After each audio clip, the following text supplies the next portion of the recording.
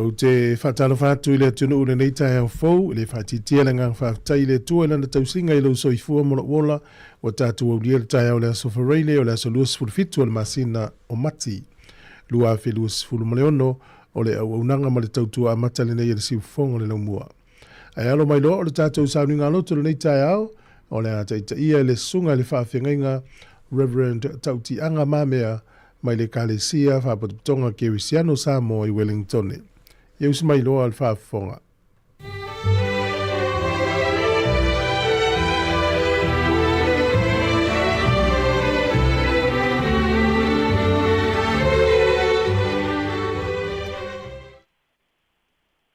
I le waka manumalo tātou o Iesu Keriso te whatalofa atu ai fōi le malei fua mai o tio tātou o tunu pele le nei tae o fō. Whamalo soi fua manuia ma le langi e mama. Whamalo tu fōi le fionga le li pule ma le paiole o whai ngā luenga. Wa le tautuaina o tio tātou o tunu le nei vai aso. I le suafa o le tamā ma le alo ma le anganga pa ia. O maia tātou tāpuai i le atua. Tula ia ina mana malama ia. A wawo mailo mana malama. Wa luai foi le pula o le li i o lunga. A wa fauta mai. E ufitia le lalo langi le pou liuli. E ufitia foi nuu i le pou nisa. Ai a fio ai le li i o lunga. Ma le pula o le li. E ali mai lea i o lunga. Se o tato talo mo le ngang pa ia. Wala failo watu nuu lo mato utua. Ina wata fata ma lama o le asufo. O le failonga o lo walofa ele mawai mo i mato uma. Ma ua te tau ma ono mea le vi inga i la ufio. Le ala leo o mato o atu le li ia i o luma le nei tae au. Se o mato fa pe taia lo walofa ma fa manuina lo suaf. Pangadea. La ngona lo mato le ato toa. Mato wala wai la o fio nganga pa ia fio mai. Se ia e sa unia o mato loto. Ma whapa ia ina le nei tapo inga lo tunu. Ina ia vi ia ai lo suaf. O mato wala watu le suafa o oie sulu mato o li faola. Amen. O le atato pese i le atua, il pese o sa unia. Jesu matuse fafetai ua whainau pule elai mano malau e malau ua sanea ua te alepo ia e a fio malo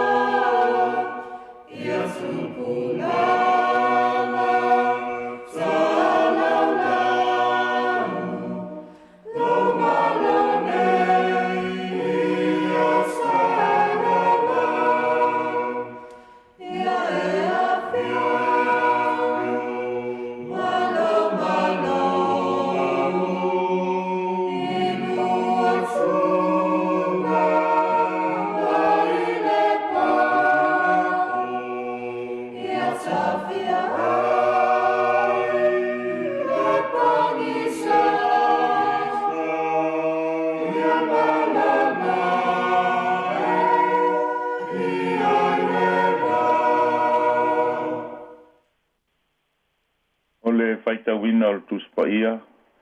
Tusi filia mo tātou nei tae au.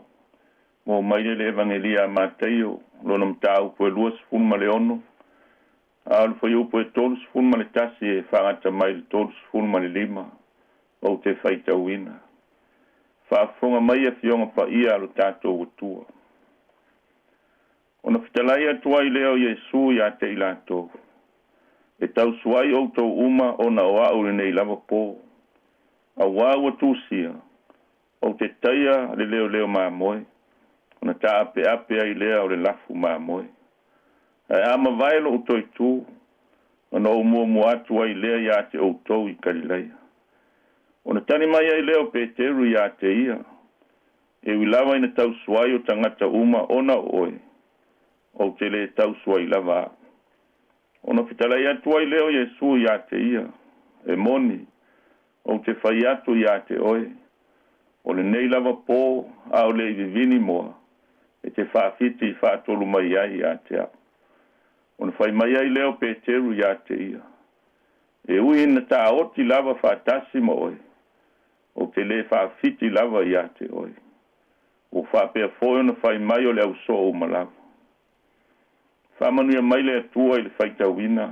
Maro tātou whanongo longo. Inisi o anawhia pa ia. Ma ia tu mau ia te ia. Lona vi inga e whamavau. O nei mawhauwhaunga whaleanganga mo I tātou nei aso. I le suafa o le tamā ma le alo ma le anganga pa ia. Maua le matua mai tu sa whaita wina. Ma tai o lona matau po e luas fulma le ono. Al foi upo e todos fultasi ma le todos fulma le lua e whapea. Ona whetalai atu leo Yesu ia te ilatou. E tau suai o tau uma ona o au le nei pō. A wāua tūsia. O te teia le leo māmoe. Ona tā ape ai leo lafu māmoe. Ai ama vaelo o toi tū. Ona o mua atu ai lea ia te o tau I Kalileia. O le manatu au tū. O le nei aso I le whasinonga le tūswaita waso. Lafu māmoe mata vifefe. Lafu māmoe mata vifefe. O lo whaua u pēle tala māteio. I mea na tutupu I vai asu pa ia. Po le anga I atu o Yesu I ona pōpua ngā.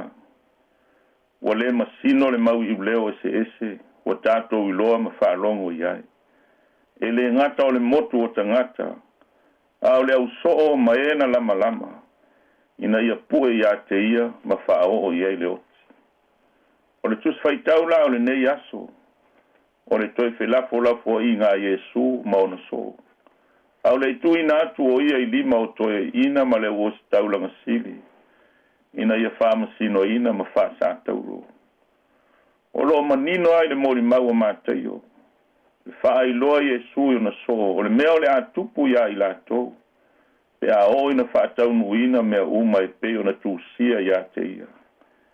E le ngata o le atau suai I lato. Wa o le a whaata pe a pe ina. O le whailonga no lato mata fefe. Ma le ma whai ona ti ngā whaatasi ma ia. E taina tali pe teru ma whape atu. E wilawa ina tau suai tangata uma. O te le tau suai lava. O le tali le tangata wa manatu. Na te mawhai ona tau soa whaatasi ti ngā o le li. Ma na ia le lo tele o pe teru. Ai pe ana mawhai ona whaatino. Pe tai ese ale whaalele, ese le whaatino. Le alafta laile ia o Yesu ma whape atu.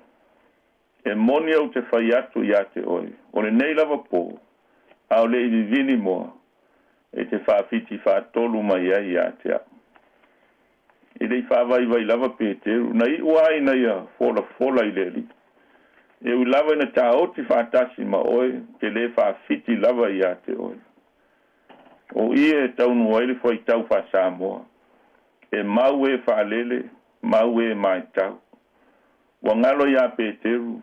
O ana upu. E toi whaamasino ina I lava ia. E leilo foi e Peteru e les tangata le finau ia. Ia o Yesu. O le atua. Na te sila fia mea uma. E o ai le loto o le tangata. e pei o le ao i lana sila whanga pa ia. E le teitei la whetalai e su ia te ia. Wa lewa ona ia sila fia mea o le atu tupu ia i lato. O le a pei lato o le lafu maa moi wa whata pe a peina. Pe a taia o ia i le maa losi o le fili. O le whailonga o lato le tu mau ma le whatua tua i titi. Pei tai o Yesu ana whetalai. A ma vaelo utoi tu o na mua atua i le ia te outou i karilai. O upo e tau mai ai, o lo i ai le whamo e moe i tala atu o le oti. O le ale a whamo e moe. O le whaia ina ma le manu malo. O le whiau foi lea mo i tātou, lea tunu pele i nei tai au. Ao sauni atu i whiau, ma whamo e moe nga uma o le nei asu. Sāmoa ai, ia mau pea le tō vai, ma whātua tua i le ri. Tu sa lava pe tau whāma tau mai le oti, aua tātou te le whewhe ai. Aua tātou te whāwai vai ai. Aua nei a vea, ma mea e tupu ai lo tātou māsaru salo, ma le whātua tua i titi. A ia whai ma mea su ai o tātou iwi, ma atiri ai lo tātou whātua tua i le ri. O ato patofonga e o mai. Aua nei a vea ma mea tātou te whawhiti ai le ri. Mana tua uku whamawhana whana le perfeta o Isaia, ilona nua o iai le tāwhianga. E te leilo ea, e te lei whalongo ai ea, o le atua o le mawau, e le vai o ia. E le tinga aina foi, e le masue ina lona mawhau whau. Na te awatua le malosi e o vai. Au e o le aise malosi, na te whatupu tele ina iai le malosi. E vai matinga aina tama mātua. O taure lea foi e pāu lava i lātou. Au e whātaritali i leri. E toi whāfowina lo lātou malosi. Lātou te sia e apa au e peio a eto. Lātou te whemo ei a e le vai. Lātou te sawa vali a e le tinga aina. I oe Sāmoa ai.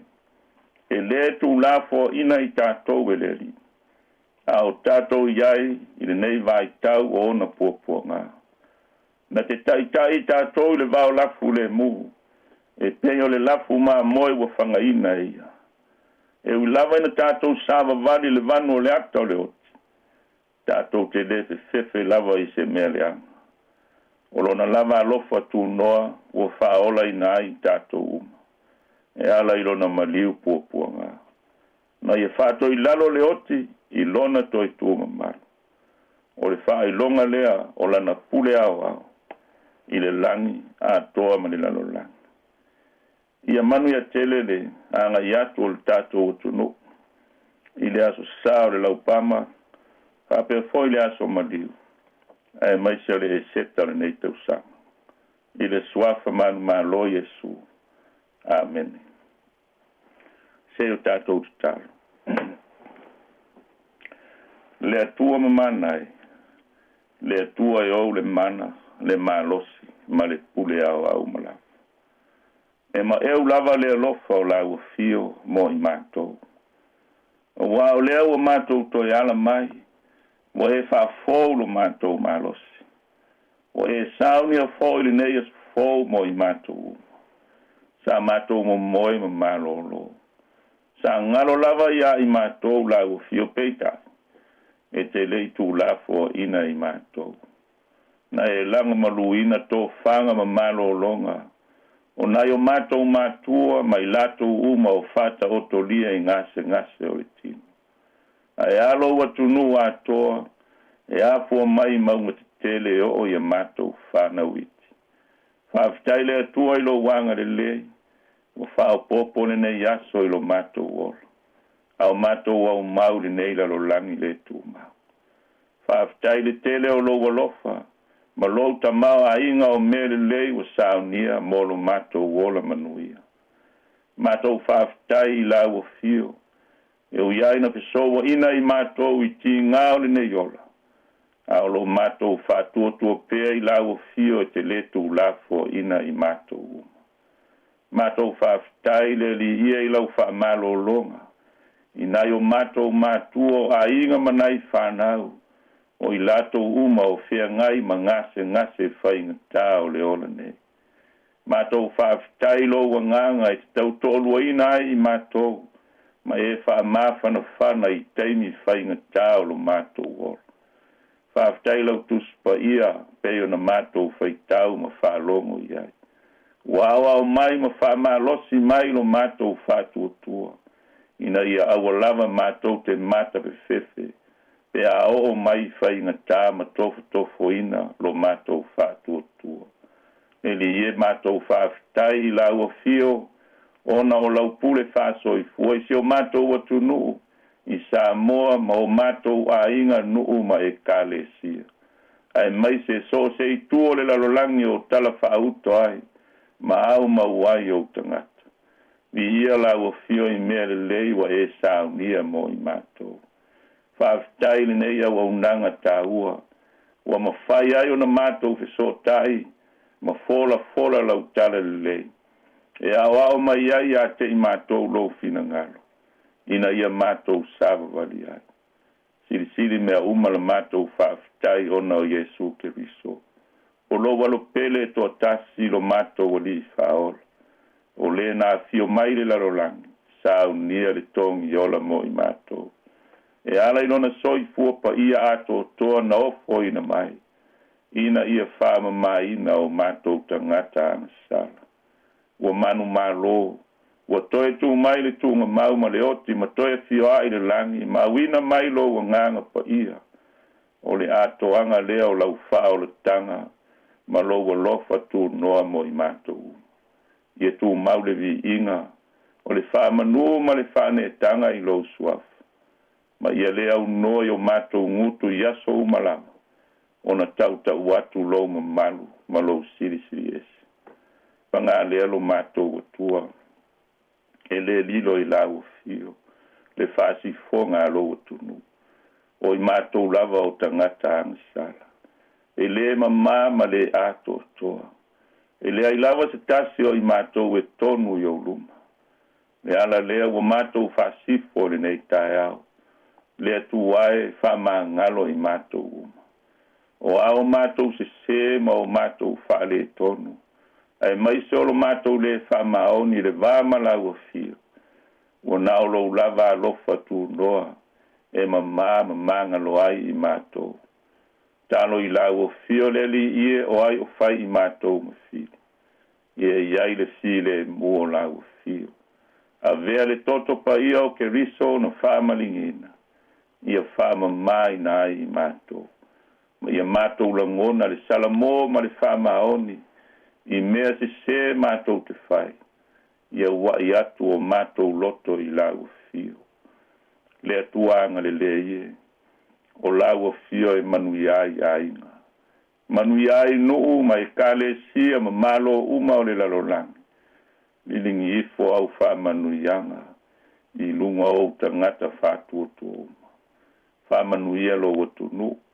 Le ala fai fe au mga luenga o le nei aso. Tiote ma faiwa. So se matata. Mātou te talo ia malu. Ma saunga le mo I lato uma.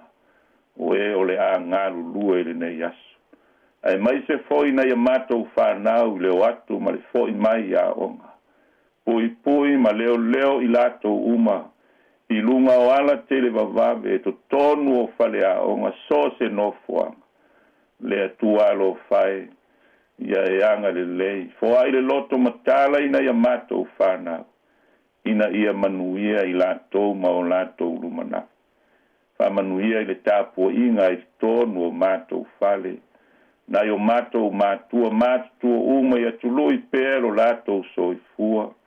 Ia iai lo wanga le lei mo I latou wha manuia. O mai ma maftianga o ngase o le tino. Wa nao lau o fio lava le fo mai sili. O lou mana e malo lo ai I lato uma. E le ngata I to tonu o fale mai so se no fuanga o ai o tausiai na I matua. E o lava I o lato fale. Anga le lau o fio ina I mato whana witi whai lele ma pepe. e o lava I tina maitanga. Mātou te tālo le atua whamanuia e kālesia kerisiano uma. Lau au whai ngā luenga o le tala le lei, ma e o ngā lua ia whātupu tele ina le whātua tua o tangata. Mātou te tālo mō le file e mua le lalolangi. O nao lau o fio le atua. Ia susulu atu lau mana malama I loto po ngisa. O e wa tausili le pule, ina ia lato loa lau o fio ma lau tala le le. Lavea ina e o sawa ina. Alofa ngia I lato uma wa ala mai whaanoa noanga. Le atua alo whae wha maise, wha mawhana whana lo nganga mo I lato uma. Mātou talo mosi o mātou watu no pele I Sāmoa. Le li ie wa e sila fia mea uma. Ia watu lo file mu ia I lato. Talo ina ia manuia o taitai, o e wa e to tofi e taitai lo watu no. Fa manuia ati na e maso se tau mawhainga le leuma. Ina manuia ai o tangata.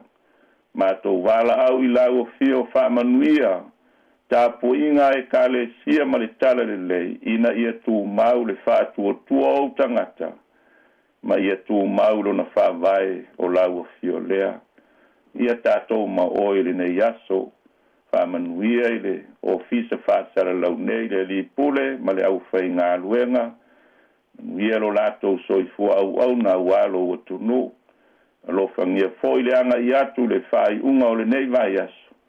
Ia leo ina I mātou uma I loa lofa tu noa. O au fionga pa ia, wha malama mo I mātou, e lou lava anganga. O mātou te talo ia maritele o mātou mana. O le mātou o lenga tama, ia whaia pēa lou lava fina ngalo. O mātou wala watu ma le whātu o tua le suafu pele o Yesu lo mātou wali whaola. Ia tu mau o mātou lunga o manei, ma lau whanau le lalolangi atoa. Le manuia, ma le file mo lau o fio le atua le tamā. Le lofa tu no Yesu ke riso lo mātou wali I ma lo mātou whaola. Ma le mafutanga e le ma vai, ma lou lava anganga pa ia nei. Ma aso uma e o oi whamavau lava. Amen.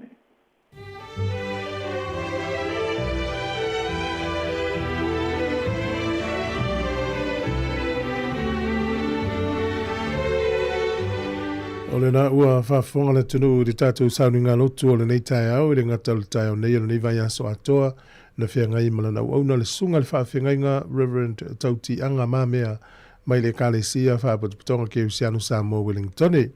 I o le nganga lavo le whaafitai whai ele uleo msui o lau whaafonga I mai se le whionga le ripule ma lau whenga luenga nei mole tuai le whaafitai tele ma whaamalo atu. Whaafitai mo le tāpenanga o le nei aso ma le nei vai aso ua mawhai o na fola ina ma laulawina le fionga le tua tō matawina I whina ngalo le atunu. Ia o le mātu talo I whaamarui atu le tua anga leile whale tua ma nofu alo le ngata ilea o le tāpua inga le e kālesia. Maruia le whaiunga le vaiaso ia ma tāpua inga o le aspa ia o le tua o momua. O le teimi le ua luas fuma le ono minute u te enele fitua mai alewe inga o le tua mai le aonga sa le whakasa Wellingtone ia ona whafonga lea I le tātou porkalame o le ata o le tai au. Talofa lava. Sāmoa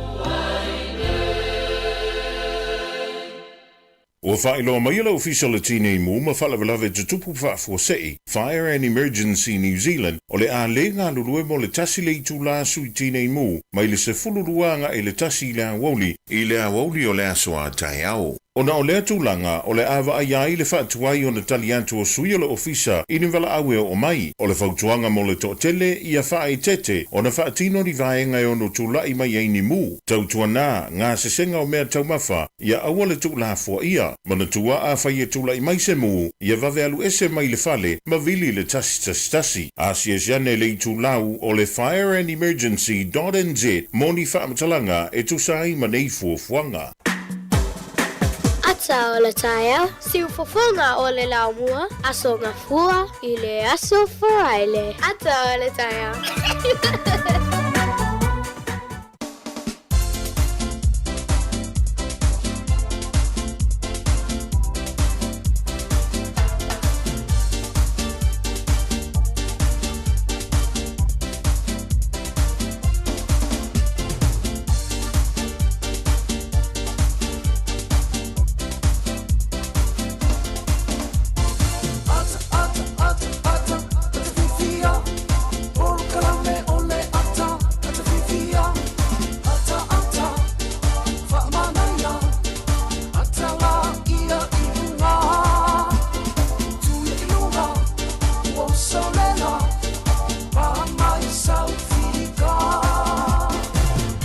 Te porkana mele ate o le tai au, i au fie le ua manga lua to lua mele sunga le of the sun, i to fasi le la isimona se mutafa, i tato porkana mele le tai au, i te ofa pere tunu po oile a tamata le vau mate nga lua atu. Ia paula vau suinga le olanga, tato anga ia tulu vai asu pa ia, ua pa ia o mai fo i male nei vai asu. Lorba malo si le lai. Ia, tau fai wha maro le tai au. Maro a fua ai lau o maua le alo whamaleanga leo te pau laki. Maro le soi fua manuele o sunga leo. Afutai, manuia mai le. Ia, e se al manuia o le atua e whasoa mai pe a tātou i soma.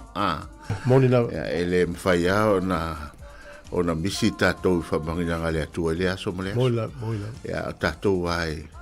O le ia hoi teimi tātou tangsai. Ia, ai malo, e si foi o tau mai ni tai au le foi mo lunga le ino le masina i so i foi lau le ni tai au. Ia, e me se foi o le vava ai atu i lau fonga fia ni tai au pe i se meo. O aluan le vai aso i fia. E pe ole, vanga leo so i fuanga a vapeta te whanonoa ia o nā whaina leo le so i fua maraloina.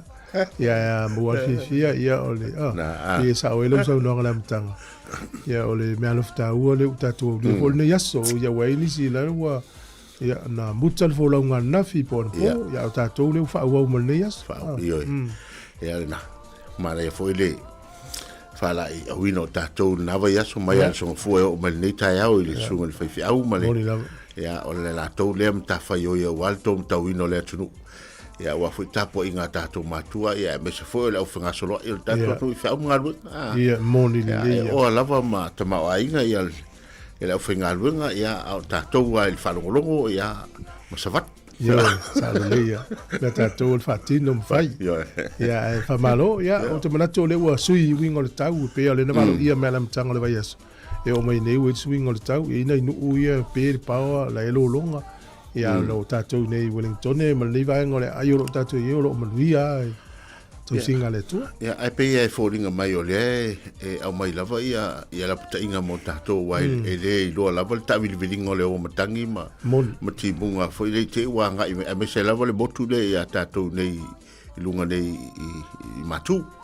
Ia ai le lava o na tātou tāpen pena wale fo i vai atu i winga le tau. Ia so le o le lava wa matana sau le il tau maruru ia mo la vo sau maria il tau maruru ia tatu ia e mane foi mata tu foi le ia vai nga umo o fa foi fale ma tu no pena ma tu tatu Wellington e to nga tau na te ia o to fa tau men sevilla ele ia le foi to file mu ni tau moni ia le foi vai tu fa foi tatu official fenga solo ayo o tavole afia wa foi le nga solo to le tulu. Ja, e ui la vai e mo toi mta vale le po ele. E mo ta vale le. Ai sa. O fa lo to e sei di no ta vale le fa pe talo fa a wone i ne foi se e tau fia tu lu matu o le la no tu lo mo tu po fele nga ye ya e folinga mai o lai nga isa o ton ta vale tau sia ele o se fala lave ya o nga tu ai sometimes ai mita tu no fo nai lo vai ya tu lo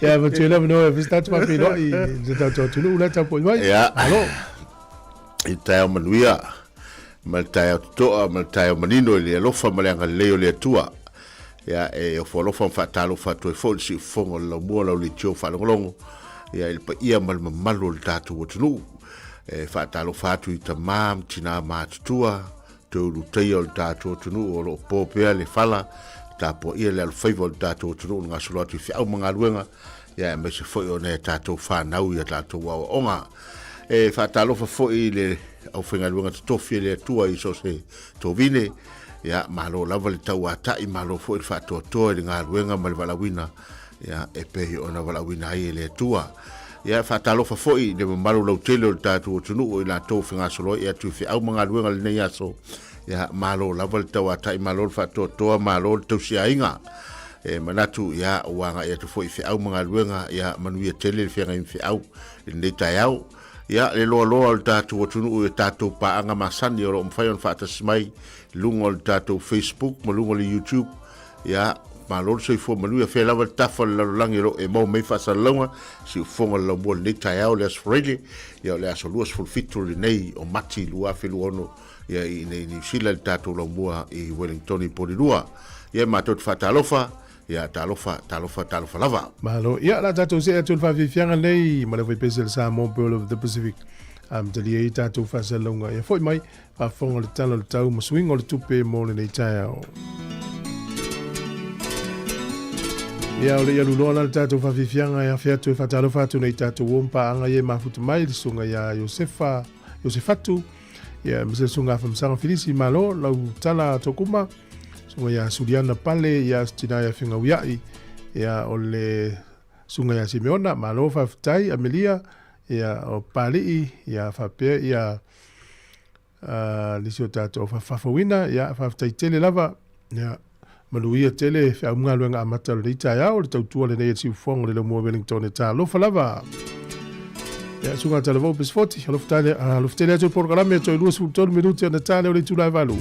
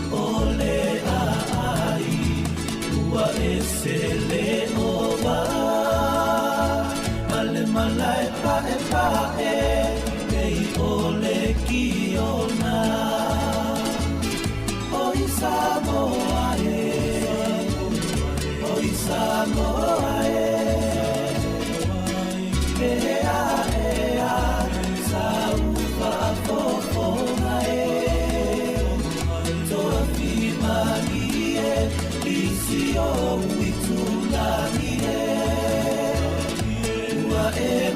masani le ai ni sami oi Sāmoa oi Sāmoa ea saufa fofo toa pimani isi o uitulani ua masani le ai ni sami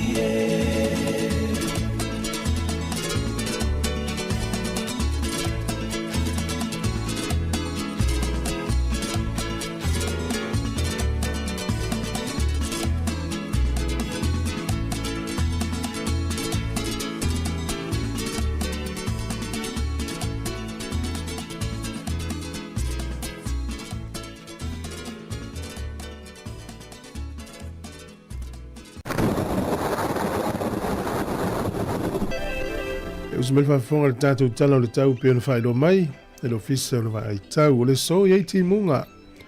O le aso atai au, i ina i timu na matalen kilia ma vai le matale la whasolo atu i le auli.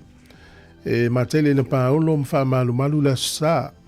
O le aso fua o le ei timunga o le aso lua, toi fo i mai winga langi le lei o le tau. Ka piti e timunga le sofa pe nā taranaki, Waiwa Rapa Hawke's Bay Tambo ma Marlborough. Ai o le nuule o mana watu ia e langi le lei le aso le nei. Mala losi lewa savili whanganui ma o tau i whanganui o atu le se lau 2 kilomita le tūlana mala losi savili. O le mala ulu le einu unei o lo whamawina a mata mali sifuru tolu whasolo ilunga sifuru male ono, mali sifuru fitu, ia mali sifuru male valu. O le ea mawhanwhana o lo ia sifuru iwa whasolo ilunga lua sifuru male wha. Au kilani le so, ia o le e. Pe furinga wha malu malu, ia eva ia le mata le lani si o taimi. O le motu i saute o lo whaelo mai, ma tele ina ti munga le tele o vaenga o le motu i saute se vana ngākala e stete e va ia le mate le laini si o taimi. O le malu urua le ea le motu i saute sifuru tolu anga ilunga sifuru ono, ea mawhanawhana ilunga sifuru tasi fa solo ilunga lua sifuru ma le lua. O le o telenga o le atunu nei asa o le ma tele ina ti munga le tele o vaenga o le atunu. O a pia e whait ti ilia le so lua sifuru valu fuo le vela lufu lima le ea mawhanawhana. O le angoto i fole lai le so Wellington e lua sifuru wha minute te ele fitu. Na nei le fiafi e oso ele la tai au le af o le fitu i le tai au a tai au. Fua le malulu i Wellington e manutua oi se fulu anga ilunga sifuru wha. Male se fulu male lima o le ea mawhanawhana sifuru fitu anga i atulunga lua sifuru male lua. O le mawai le tūlanga o le tai i le so Wellington e pe le tai i le toi sifuru minute i le fitu. Nei le tai au la o pe tai Wellington e sua le tai, toi 5 minute e tasi le au auli no toi pe le o le tai, i le te au le fitu na nei le fiafi. O poli lua pe le tai nei le toi 25 minute i le se furu ma le lua i le au auli, sua le tai i le toi 5 minute i le ono le fiafi, o le toi pe le o le tai i le te la titi o le sifuru lua na nei le vai luanga o le pou. Ia o le talana o le tau ma le tala o le tai mo le silifia, ia malo lava le ngā lulu e malo tau atai. Ia mona tau e lafo la tau se eleni i Sāmoa. Ia toi whawhita i atu lo tau wanga le leina i ainga o i Sāmoa. Tasi talan usila, maua lau tala Australia, valus fulma le lua sene. Tu se le istala maua ana o sene. Tasi talan usila, maua usene Amerika e 5 sifuru ono. Ia tasi talan usila, maua lau tala fiti tala lua wha sene. O le tupe Sāmoa le utala wha sifuru iwa sene i le so.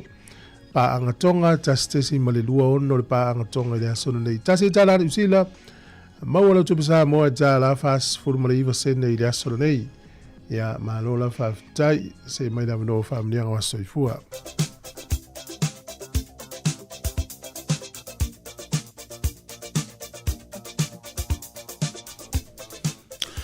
Ia ole whamanianga fwole nei o le aso whanau o aso whanau po le aso i fua o le tātou watunu o i lava ua ma le i fua mai le nei tai au fau le o la fau ma le malos fau ia e lo aso soifua ia manuia tele lava ia o tō aso soifua ia ile nei foi tai au ma le nei aso aua foi nei ngalo tātou imeli le aso whanau at samoacapitalradio.co.nz ia e lafo mai e sau wha manuianga.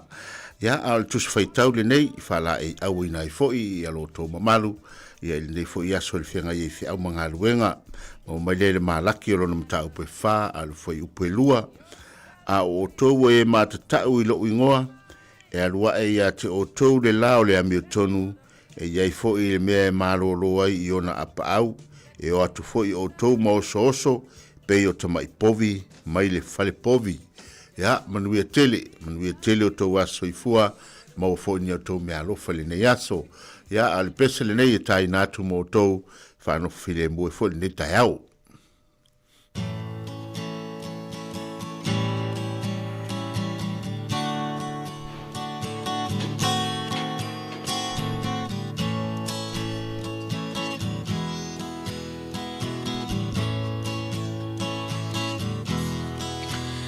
Ia vi ia lea tua ua ulia loa so soifua ia manu ia loa so whanau whamanu ia lea tua ia vi ia lea tua ua ulia loa so soifua ia manu ia loa so whanau whamanu ia lea tua ia avea ne Yesu matau tai o la umalanga ao fesoa ina lolanga o Yesu le tai tai ala ia avea ne Yesu matau tai o la umalanga ao fesoa ina lolanga o Yesu le tai tai ala a fesoa ina lolanga o Yesu le tai tai ala.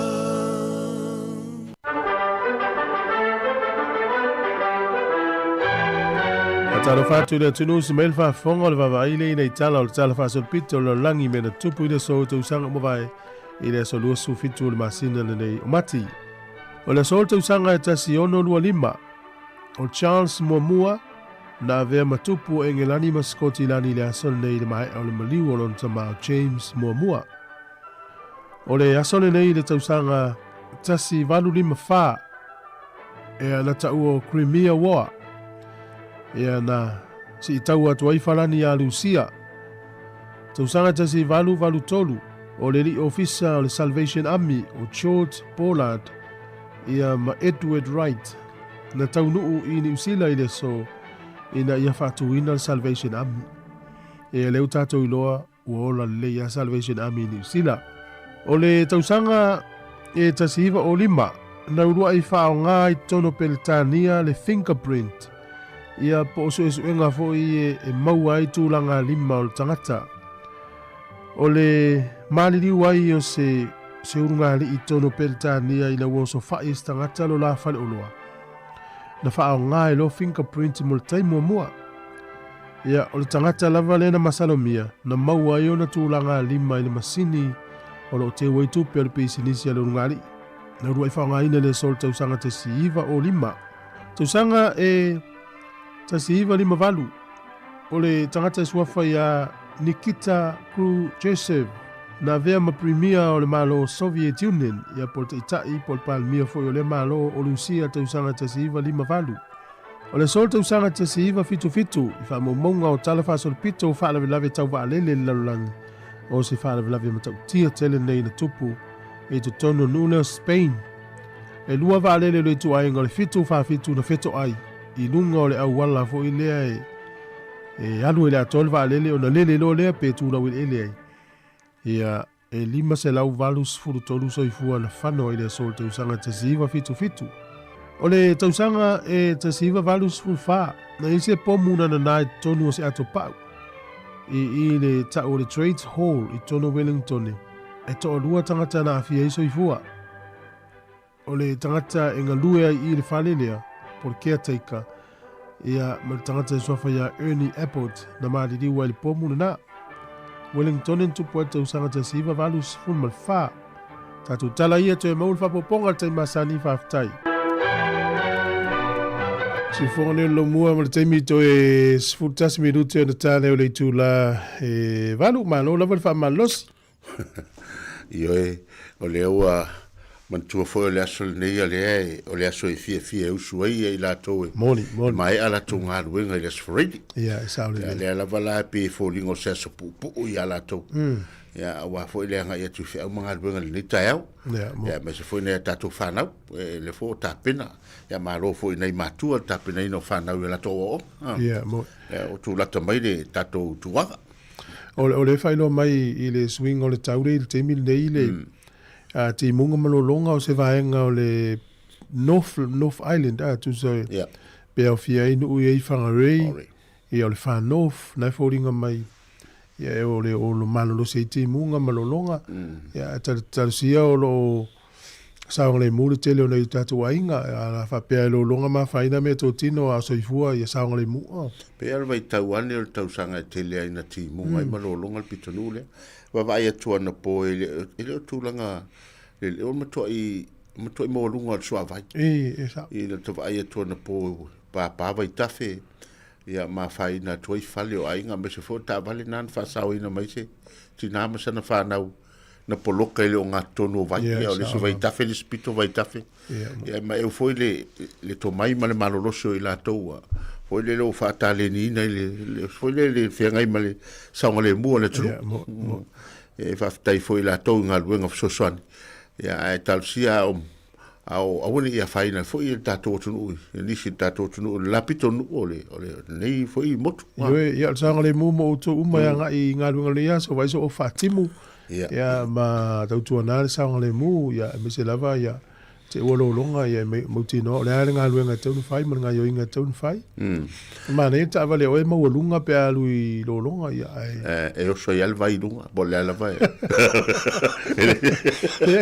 pe a fu stava le light lo le stava le light e light mo la lalo e a le lei pensini ia ai le lo longa a ta vale e mo lunga e tau tal pensini ia nga lai lo longa pe lo sa toi titia o le te me tu e ta vale o le ni pensin la o lo pe o malo le tane la e tu lo alu le se ti e tu le ya pe ai pe folinga mai e le tu langa foi le o lo longa ia ya pe folinga mai o nai la pata ia al pitonu le na le pitonu na ina ia o le pe o fa la pata inga la ia a woni ni yo fa ia no fo pe fa ia pe folinga mai le te vai to telefone fale la faina ia e talsia pe ona ia le taiau ia e fa malo finga solo il tato no paua le foi e usume le taiau tato pitonu le i casta ia na e finga ia male la wina to fale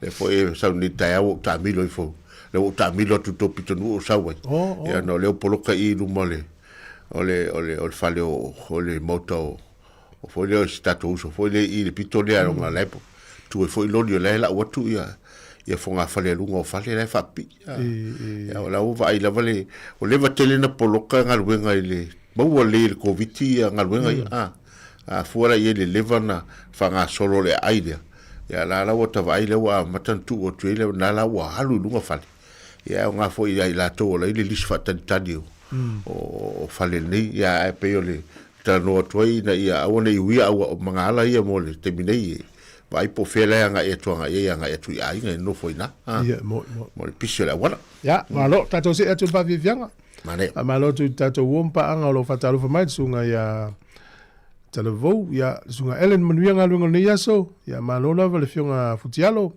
sunga sa emosiu ia fa tail ma futa mai Lucilla tinei ia li o ainga le mafuta mai Alaska ia lo ftele atu sunga sia nava ya malo lava le sunga ya manuia tele taya na ifa fifianga ya o tapena mai tatu telefou e o toyo no minuto na tania o le tula valu tu al si fonga le mo talo falava.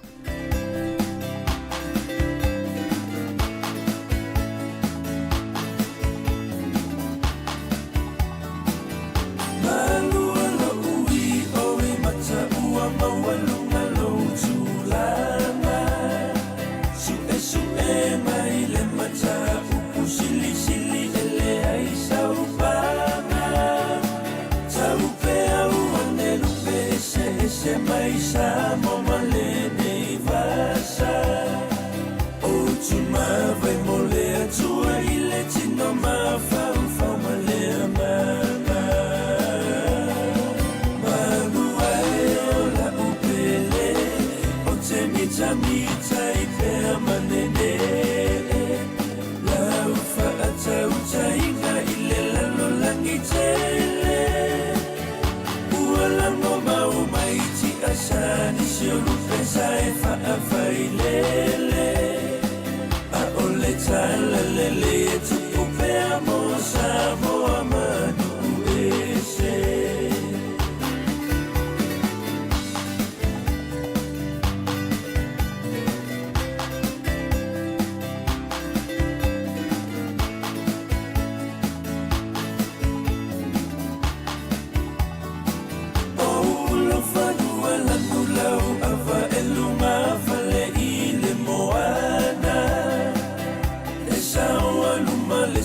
Tenari fale fono male fale mafutanga Luma luma lule yupeli fale tusi male fale misiona Le fale otina malopule mama maota o faia oma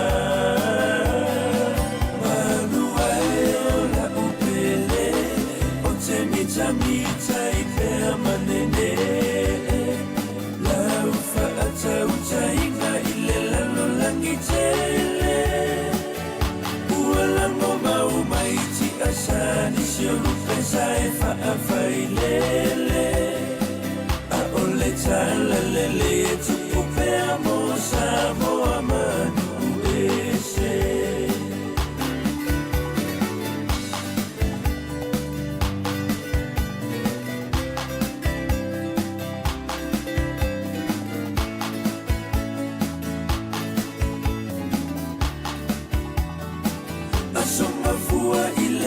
Safari le alau sulava I maluema So oa I malelo tueta pena I le nuku atoa mawasena Polokala me uma o tamata Ia tau sisi taimi a papalangi Ole fai yang mai mawalo nai na chile vasena faalangi-langi Malua e o la upele O te mita mita I pea manene Lau whaatau tainga I le lalo langi tele Ualango mau maiti asani si o lupe sae whaawhai lele A ole tala lele e tupu pea mo Sāmoa manu e se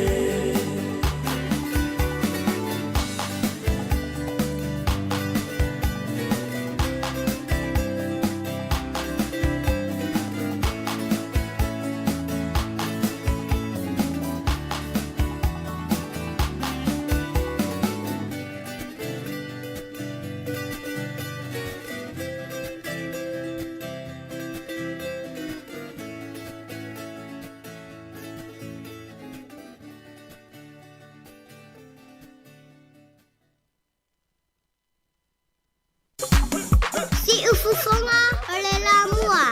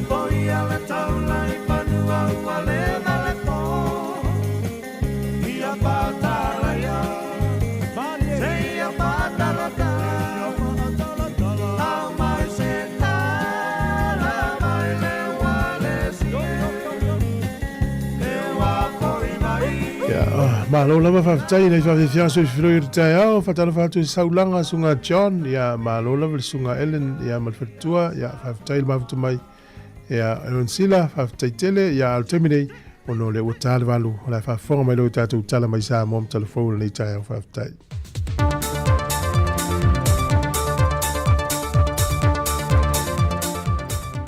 E whamalo atu le tātou atu noo, ele wholaunga le nei fo i vaiaso, ina o tātou tini tau nuu mai lona aso whareile le nei. Ala mai o le whaopoponga o tala mai Sāmoa. O tali manino mai le whiunga le teitai o le atu nuu, la au le male tōpala te Valfosi Schmidt, le mafo anga wa tāo fia le tu mawai le tuftu whainatu o le se lau lima se fulta la. E pe ona ua uma o na pāsia ma whaata oto moi tu malo umai le atu nuu. Tali le whiunga le pāri mie na ufasilingia fo i le autu stala, pe ona ua le aise se le ne wha wawi nai le nei poloketi sa a mata. Mai ai, leo ka fia se me, leo ka fia rango lako pachiti. Ko kere la fu, ango le kiki le portion na mai pe, le ko kwa lako ongo se lau, kung kwa lua portion na mai kule 1.8. Kung kwa la lava la le tupe mo na mai kule lako portion mo.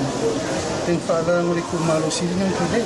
E lua vaenga o le tu ina mai o le se le ni pe o na whae noe le whionga le teitai o le atu noo.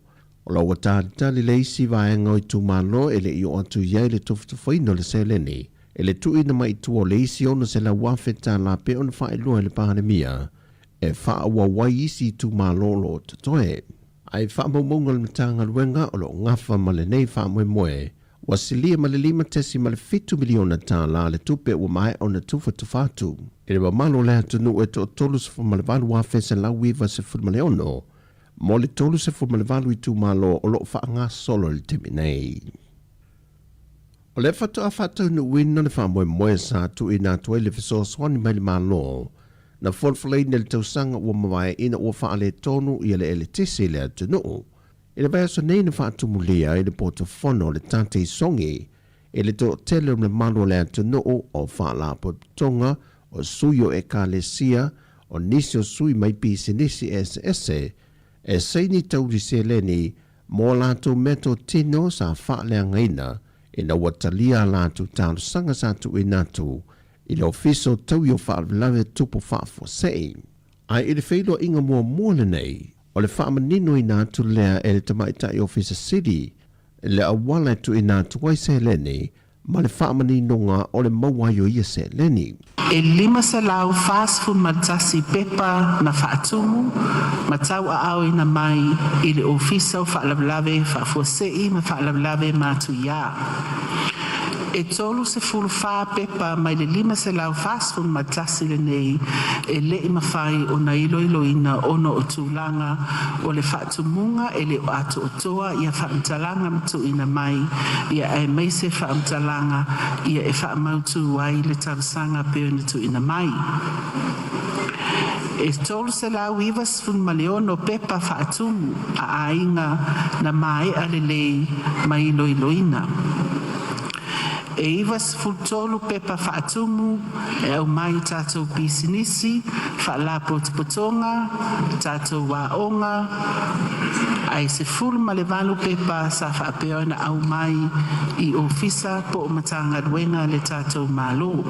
Mai na whamanino fwe le ofisa city o le whaala potopotonga, o vaenga nei loiloina ma o whaamawina mo le tu inatu ia taui, mo aseta ua whaale angaina, e le o le tawi ato e mawhai o na maua, e na o se fesoswani e mawhai o na tuin atu. A pea na mailau tausanga e se fulu wafi, ia se tau au whai o ni mea tō tino po ni aseta sa whaapeo na whaaleanga ina e iai vai inga e po o whaatulanga ina o lau tarusanga e tusa maa la fua na tu whaatasia le tātou komiti e ilo inai o lona winga a mai lau sfulu wafe ia e le whaapeo to e maua lau sfulu wafe tā la e iai ia mea tō tino ma aseta tala feunga tu langa iei tātou pusa aisa e mo umia, mo tausinga, ma le soifuanga o tātou ainga, mo se whaataita inga a whaapea e au mai e awhe tā la le tau o lau pusa pusa aisa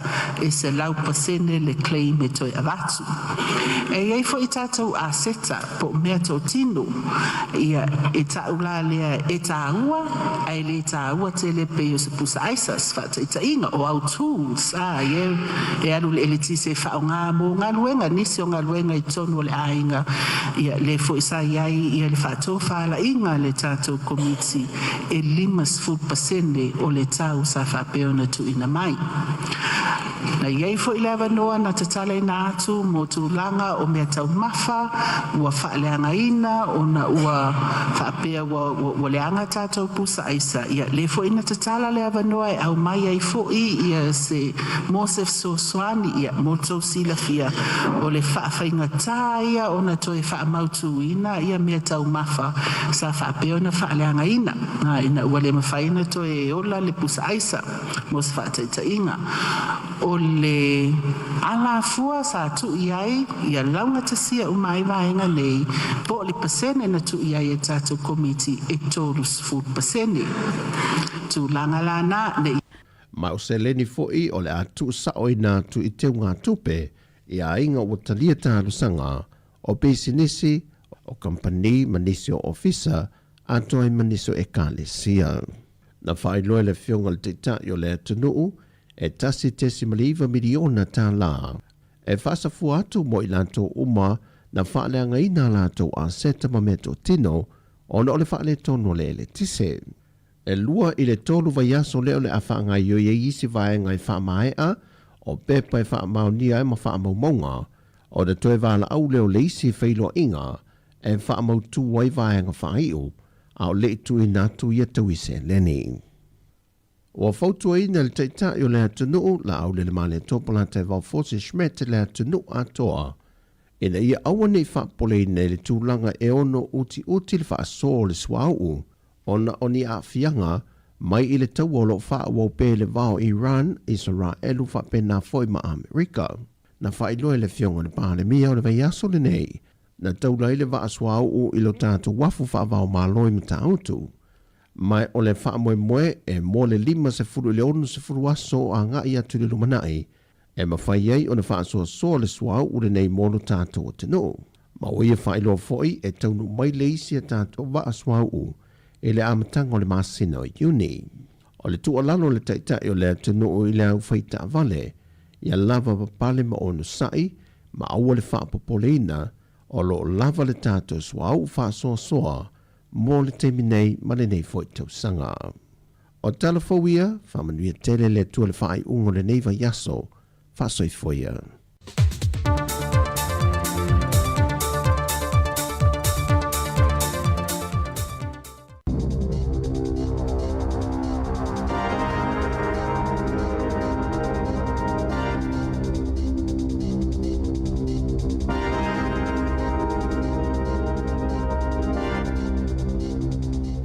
Tala falava le whapoponga mo talafou mai le siufonga lau moi Wellington e mo le nei tae au aso luas fulfito mati lua whelua ono. E o mai le tae au nei ua se e ese le pito i lungo le motu mātu mai lapata inga lanu moli o le tau. Aina to atele a inga na ave ese wha amalo si mai o la tau fale ona o le malo losi o ta whenga malolonga mai timunga mamafa. Ua motu si ele tise le tele o vaenga o le atunuu. Ai mai sei kai taia whangarei Northland, mai isi pitonu i le pito i lungo le motu i mātu. E o atu i le 5 se lautanga tanawe i se whaamalo si mai o la tau whale kai taia. Whaaliaili i poti mai le waka kotahi i le taia o nei, le tapuni ai o le awala State Highway luas 15 i Coromandel i Whitianga, ua lapata ia mātua e tau fita mai ti le whale, o nao le tele o a o ngā tapuni ai le aso. I se whaamatalanga le minista e tali atu i whaalawelawe whafua Sei Mark Mitchell, e whaape ua tele ina pasi ese le te tele ma le malolosi o timunga mai le pito i lungo le motu, ai ua whaanga solo mai i isi pito nuu. Ua motu ese isi pito nuu o nao le te tele o tāwhenga, pei ona lipotia le litio New Zealand.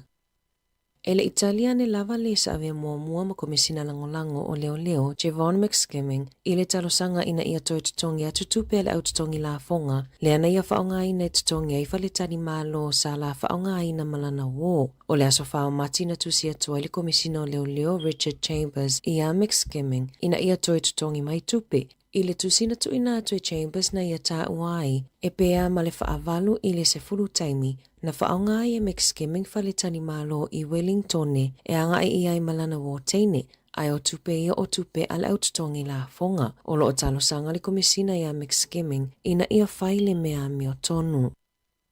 Na whaamaonia le minista o tupe Nicola Willis I sana saunoanga I le palemene ana nafi, o le alea I se suinga I le tau o le penisini, I le folasanga le malo o lo ufuafua mo le aso. E le mawhaiona wawe maua se tali I se suinga I se taimilata mai. Ai langa tataona tuina mai le malo ni whaamatalanga. E winga I taiala o le a lato whaonga aina. E ilo aini suinga I ni vaenga o le lato tali mai I fesili. E winga I le suau. Whaataitainga e mawhaiona lato whailoa mai le au whainga o le suau. O lo ile atunu I le taimi nei. O ka mupani ia o lo awina mai sua au I tutono le atunuu. Ua whaatula fonoina I tataona lato umia ina le sapalai o le tiso. Mo le lei titi fo ma le luas fultasi aso. O lona winga, e mawhaiona whaasalaina I le whaitau miliona tā la, pe a le mulimulita ia tula fono, pe ona saunoa Willis. Na saunoa le minista langolango le malo sianga wha Letizia New Zealand, Shane Jones. O ia fo le ato o lua ma Willis e whaia le folasanga I le aso e winga I le suau, e whaapea e le aise mafua anga e tatawai o na mawhau le malo, I le lava o le suau I lunga le Samia o lo awina mai I totono New Zealand. E le o se tūlanga e tataona whaate ia I New Zealand I le whaatala noa I Korea I Saute, le e maua mai le 5% o ana suau umama, pe e tataona te upea suau I totono le atunuu, pe awina atu I fafo. O lo tutu ai fo I Korea I Saute pui lo lato atunuu, pe ona saunoa Jones. O lo tama whaile malo ina ia whaatoa tangata, ma whaamauti noa I tangata New Zealand, o le ai pea ma lava le suau I totono le atunuu. Ua whaasila le fuafuanga I tapunia I le au nanga a le staff I pitone I le luafe luafitu, pe ona lipotia le litio New Zealand, na longoina e Sinead Pusha o le e anaina le staff, I le au whaingaluenga na nafi, le tapunia ai o le au nanga I pitone, ai o le a avela lato au nanga lo mitusi I kala estete, e tolu se furunga luenga o le a whaamuta, na tā ua e Pusha, na whaatawina maile no fuanga I pitone maile 9 media a au se tālia, ini tangata fau e anaina I a Novema. Saunoa Pusha e le imai a le lisi, ma oni nai vai aso o iluma o le a whaiai whaatala noanga ma tangata whainga luenga e to tolu se fulu I pitone, e wa ai pe mawani awa noa whainga luenga I le lala fau I kalai estete. Ua whaalia le wainga whaupu whai ale act, e le taunu le fuafuanga ale malo e whaasai o na whaiani tau whaupopo pe a totongi ni whaataunga po oni au nanga I cards e na o na tālawa I lungon masini po o card wha ai tālafu po o contactless and credit card payments. Peitai, na saunoa Scott Simpson, le minista mo mata uputau I bisinisi matangata whaatau, o loo whaau au pea o na tāpena, na folasia le minista le tulafono I le tausanga taluai, e whaasai o na toi aini tau whaopopo po surcharges, pe a whaau ngāia cards I totono whale o loa, ma e le tatau na whaasala tangata whaatau I awala o loo filifili e totongi ai a lato whaataunga, ua whaamoemoe e a matau na whaamamaluina I le masina o me. Ai ua whaalia le taitai o le act David Sāmoa, e le langolangoina le atula fono o na ele anga I le tamau ainga na saunoa Sāmoa a whai e totongi la e whale o loa tauia o le ao lato si ai matau o loa, ma o le ao o I tangata e whaonga tino I tupe po o le FPOS e totongi ai whaataunga o le a le mawhai fo'i o na o lato alofia I a tau whaopopo. E aini tangata whaingaluenga a le soifua maloloina e whaapea na maua o lato whaonga ina le ChatGPT ma le Gemini o au nanga ale AI po le poto whaafolingo masini e tusi ai ala to whaamaumaunga whaafo mai ma o sea mionga I mawhaiona tula ai aloa I ai lumo le komiti e iloiloina whaatino ngā tangata lulue I le soifua maloloina na maua I le reitio New Zealand se pepa o whaamatalanga I le vai aso nei ma se pule sinia I le au whaingaluenga uma I le soifua maloloina o le mawhauwhau ma addiction services I le tuma lo o Rotorua o loo whamanatua ia I lātou ina ia awan I whaonga ina au nanga ia e pe o le ChatGPT, Claude, Po o le Gemini, ia lātou au nanga o whaonganga o ia mea whaingaluenga mo au nanga whaafomai e matua whaasaina lava ona o le popolenga i le puipuinga o whaamaumaunga patino. E le mawhai foe ona whaatanga le whaonganga o ia mea whaingaluenga e tusi whaataita ia lātou whaamaumaunga. Ona to e tusi lea, tu salava pesa le ita uina i le ingo le tangatanga sengase e ana ia whaamaumaunga. Ua sauni le ministawa o ngai whaailoa au ili ilinga e winga i le whaangasolonga o suinga i le NCEA i kolisi. O lea whaasilasilanga o se whaamaoninga o se lafu whaatua le malo, e ave e se aiwa ai ngata itasi umalawa po o levels o le NCEA a o vaava ai e suilea whainga i se polo kalame fou. Na saunoa Erica Stanford o whaatalanoanga mo lea whaangasolonga fou, o lo o whaia i le taimi nei mo le isi ono vai aso, ina ia mawhai ona whaia i aiso latou finangalo. O ni suinga pito lata mai ia, ua luluina i le polo kalame ma le kuri kalama o ngā New Zealand. E to o tele tamaiti lea o ngai waikato na whetangisi, ina ua loka lea o ngai le tai awa na nafi, o no se whaalawelawe na manu ai se whaia o nga i le piriota lona lua, ma loka ai e leo se tamaiti tia o nga, i le umawhai ona whaailoa lona ingoa, na loka lea o nga atua kau college, pe au le se fulu i le tai awa na nafi, ma tāpuni ai le awala i Buckland Road, pe ona iai i li boti, e pe a ma le fase fulu minute o loka lea o nga, mana taunu ua tuai ta awa le fale mai ma leo i se taimi muli ane. E le ima whaiona whaailoa whalawa i tele mai e lea o ngani whaamatalanga e winga i lea whaalawelawe. Tala fōwia mai le si ufofonga le lau mua mo le niwa aenga o le tae ao.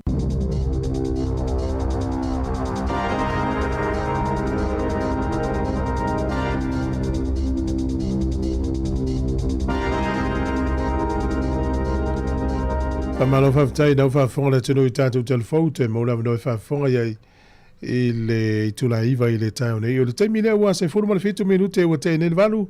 Ia whafonga mai le whafifianga o le tae au. Whatalo whatu Rachel o lo whatu tasi mo oe. Whapea ia tiresa ene. Ia le sunga ia Sikara. Ia whaftai. Ia mese Reverend Mamea whaftai tele lava sunga saulanga malo. Whafifianga ma le penino te whau. Sur fitu minute le o te nene valu tautua si ufonga le lomua.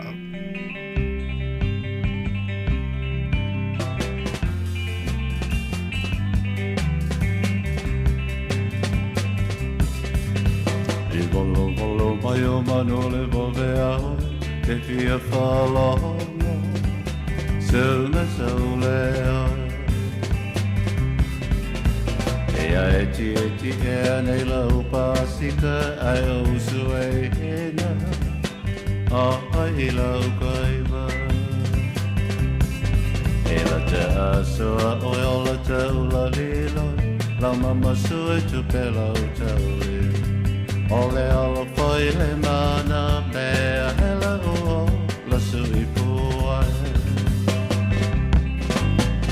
Tuai moana Tuai moana Tuai moana Tuai moana tatu hatala Ea ea Vai vai a salu Betuai moana, betuai manu Sau mia lau pele, sau masina i kuwai malu Sei nua le amoi, i te mao le nua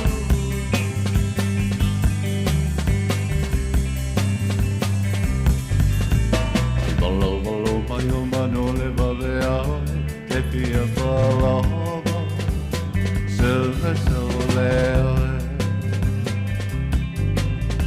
Ia eti e nei lau pasika ai o sua e hena Ai i lau kaima E la te asoa oi o la taula hiloia Lau mama sua tu pe lau taule O le ala whai le mana mea hela o wasu i puae Tua i moana, tua i moana Tua i moana, tua i moana tatu matana Ea ea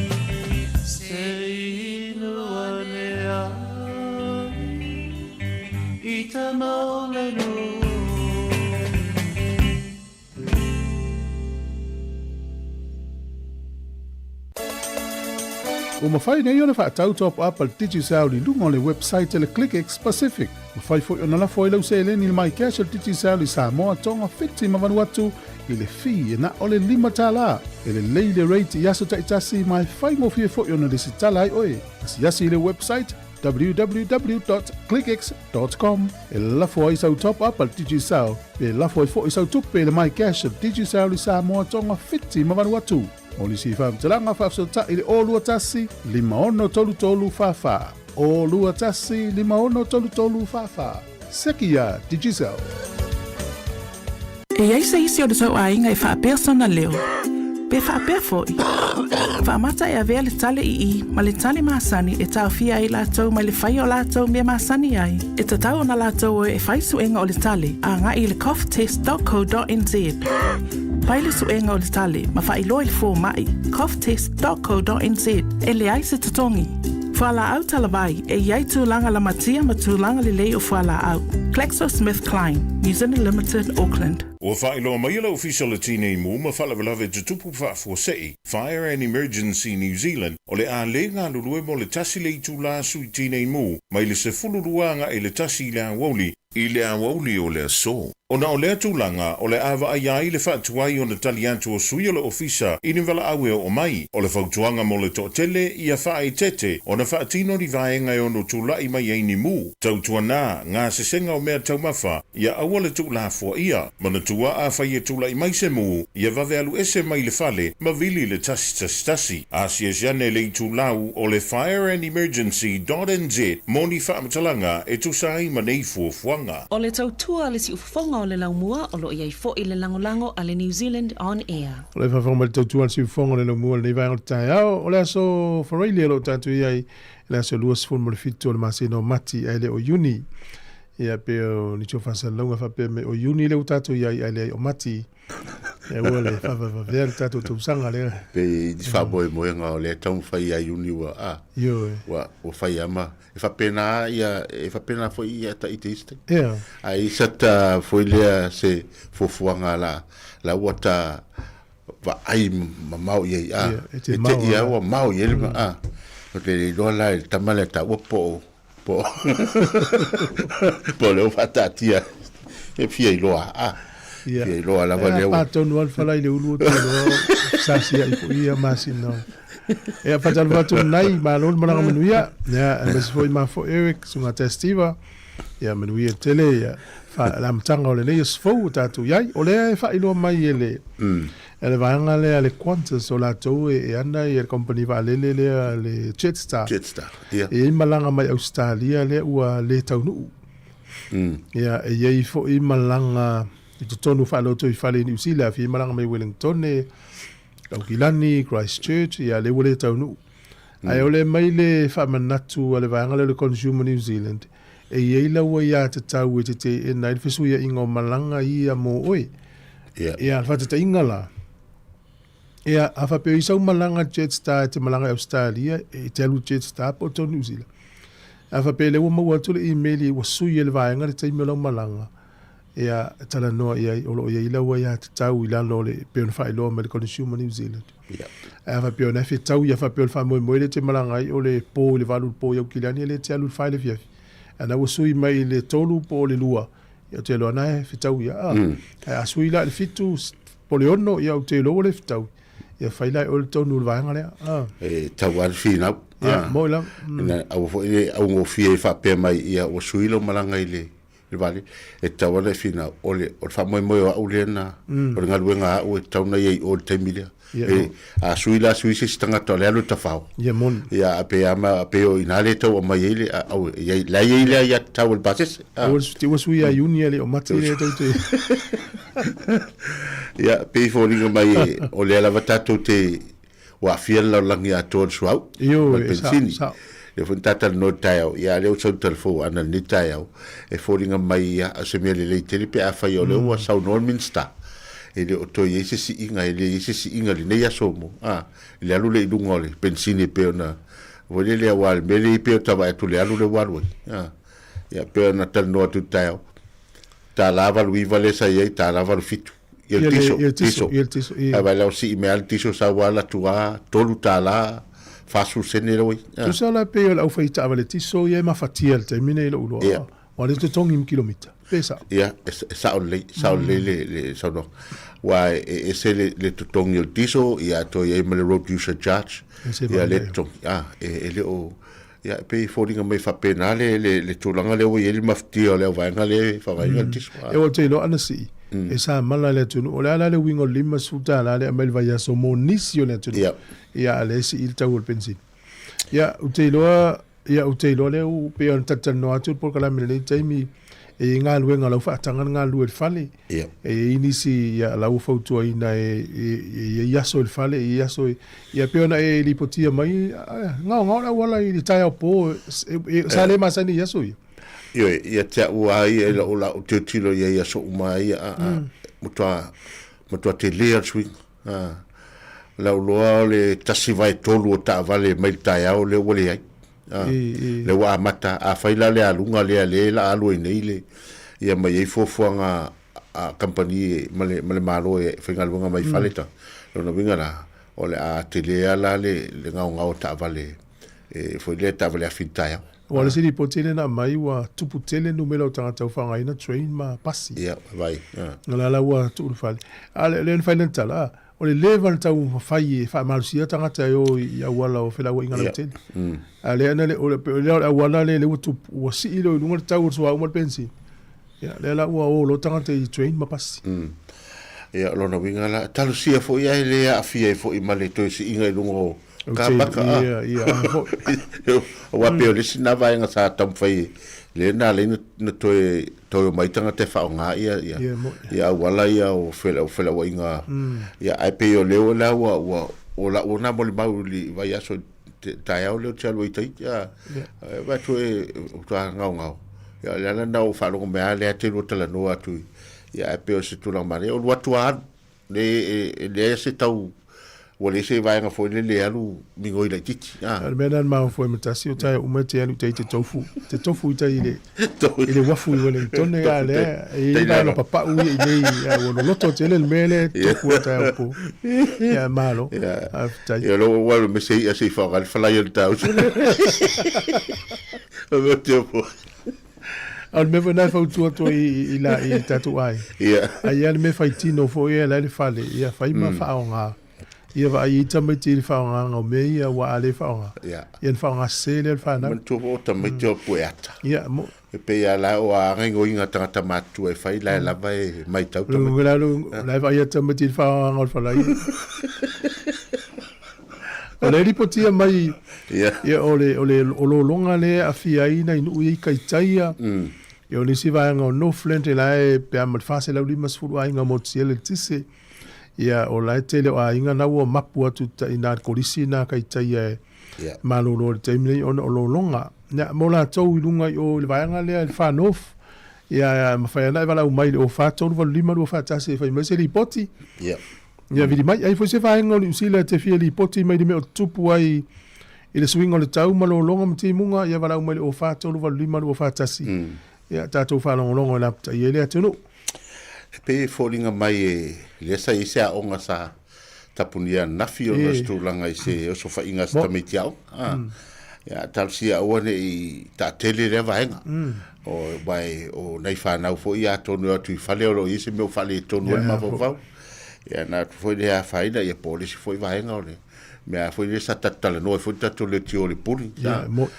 le tau foi le tau fa fe ye ma pe tau mama ina ni sfana eu no so le mo natu to miti e tal sia one ya ui na le fai mai el telefone ni ta o le na fai nel fai aonga ya e te tonu ya ele tupu ine ya tatou na vai e pa o le bea ya mata i tu pe tatou fana one vai le ato i o tamiti mani me foi le ni me fai ngaluenga po ani tono lato.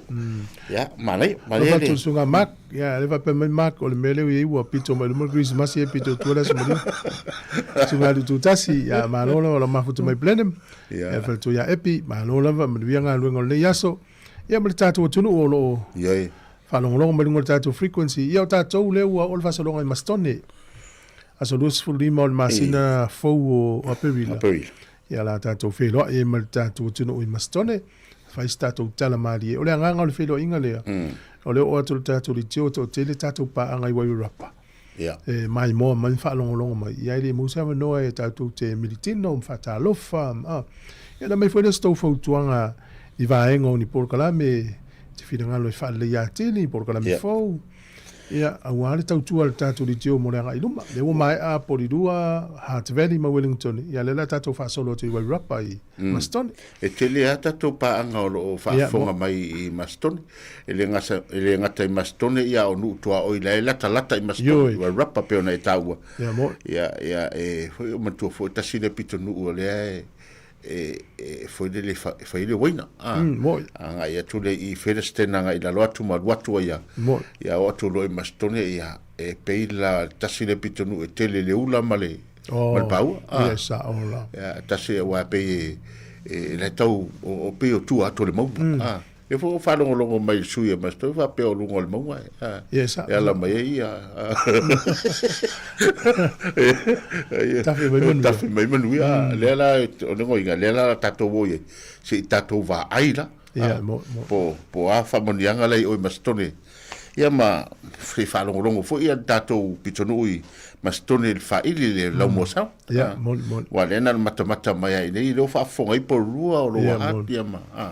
La wale tafsiri le stina pe ma fai ona pukle fa ili mo ni fa poiponga ya la no fa tutala o le ala ya ai tom fa intava no tato avnoma musta usole po le temta te u fale tono fai mon ya lo fa tu sunga iria mano ya fa tu mareta ma du te le ta o se tu tato fa fiango le ta to luas fu 20 minuti lo to le ta le tu la e iva tu al si fong le mo.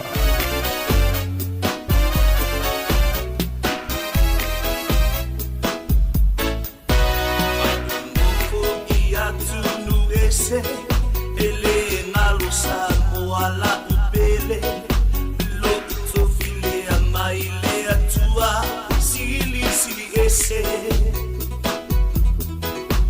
Tumanga fa a keri siano awai fa a vai oile te talo e mana tua pe a Sāmoa ele ngalo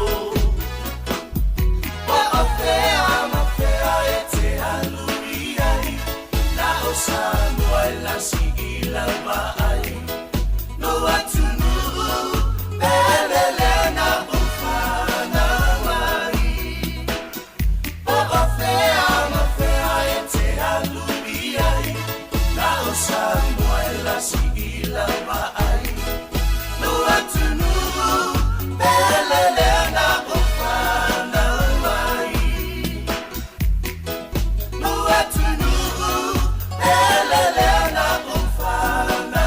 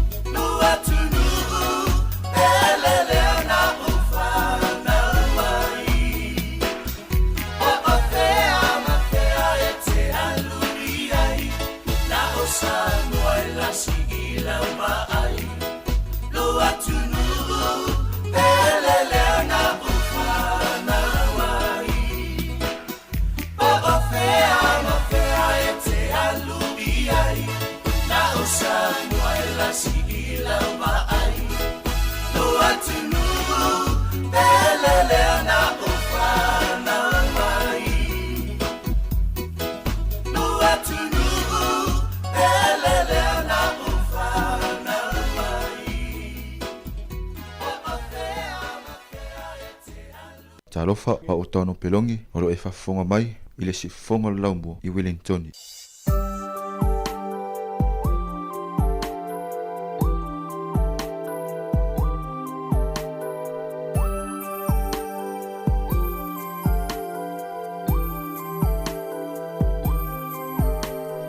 No for mama fau fau leo le tau lau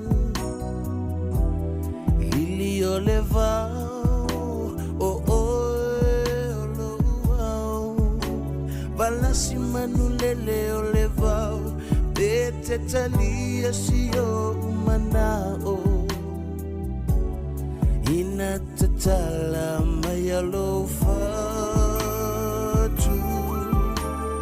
na oya mai lasi o te papa si ulangi o te fola fetalai pe atafa fesangai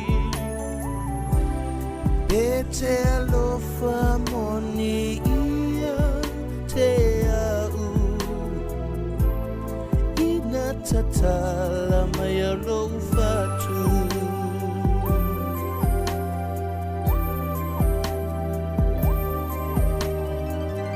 No, ile ufi, ai fe ile papa. E tau mao, tau sala. Afai wa e musu, sau se I fai mai. Longo e tino le masia.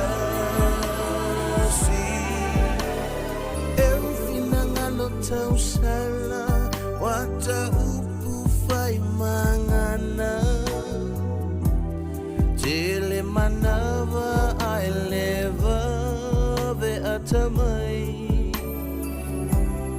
I fai pea ia tali tawane ai fai va utamani io le fetalai.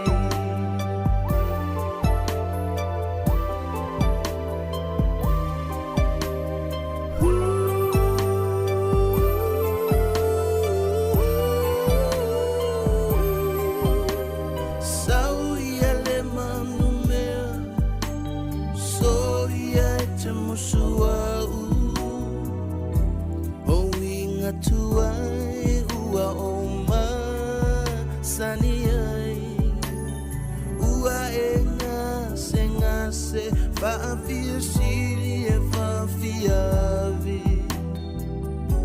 Olo umana ole atoa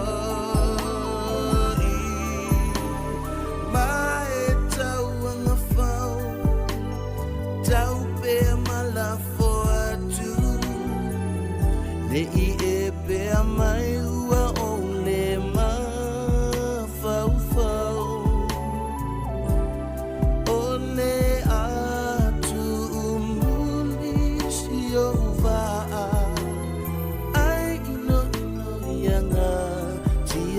for lava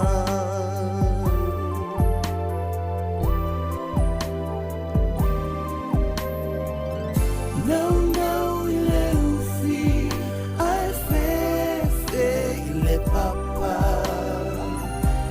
e tau mao tau sala afai wa emusu sau se fai mai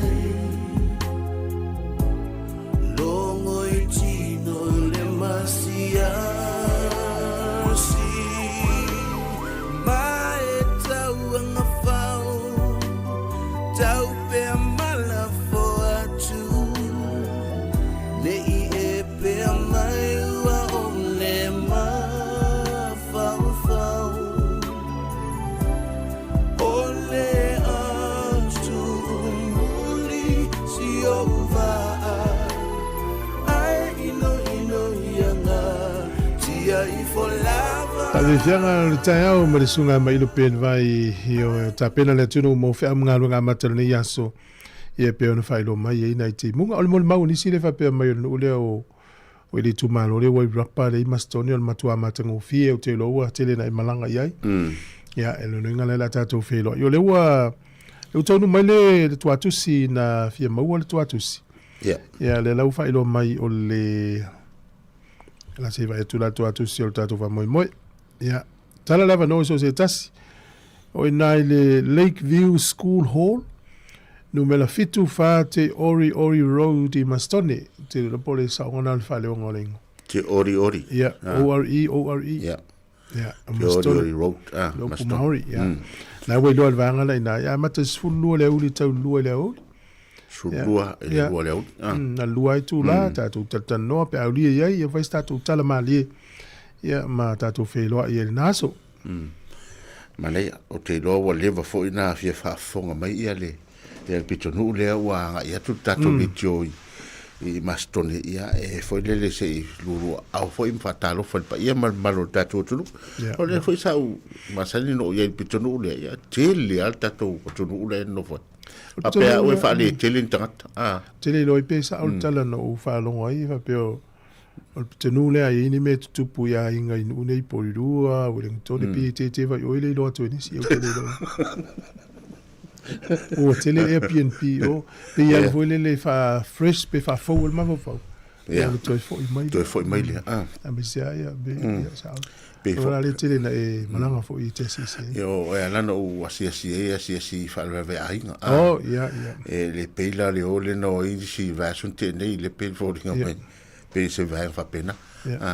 E fo le ia fa I fo se la ngono pena e fo le ona ole man tu foi le pitonu le e va pia pila wala alu e alu nga ye ai a olola ni tonu ila o ka se te leo le lo le ia sa ole le fa penala lo no vinga la e pay falling fa pena e foi ni me tu fa pena no o sola bola wala sola le e ta tato awala mo me wala o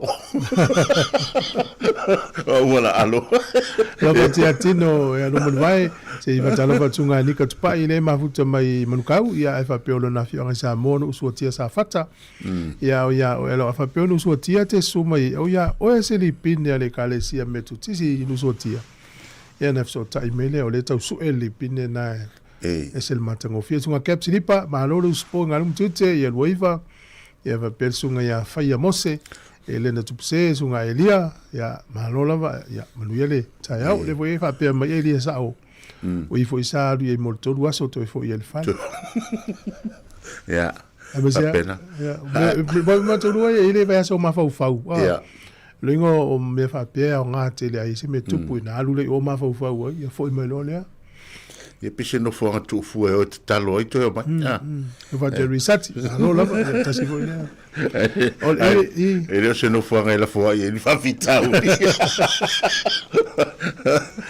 o le fai no mai ele o nanga le staff e la to fale le principe lo lomi e la to pepa ma fam talanga newspaper I Wellington folingo mai le tapuni I fede Wellington ia le folingo mai wa fi tant fenga luenga la tolus furunga luenga o le afia o le la tapuni ia ale o le alu o le vai e mal tapuni o nga luenga le vai tau fai nei tangata ia o le turanga male ale na le vai tau e tele o le lava wa e halu dunga tau soi fuanga ia ai fai titianga luenga ia o lo luenga le la tau au mo le fenga ma o le malo ia le fa tu peina wa pe na le asenga luenga sa lo penfit ia ai a fo ia o le lava ala langa tele tangata ile o lava penfit foi le o no soi fu ai tatu ai ngai nei al fengta foi no mo fengta foi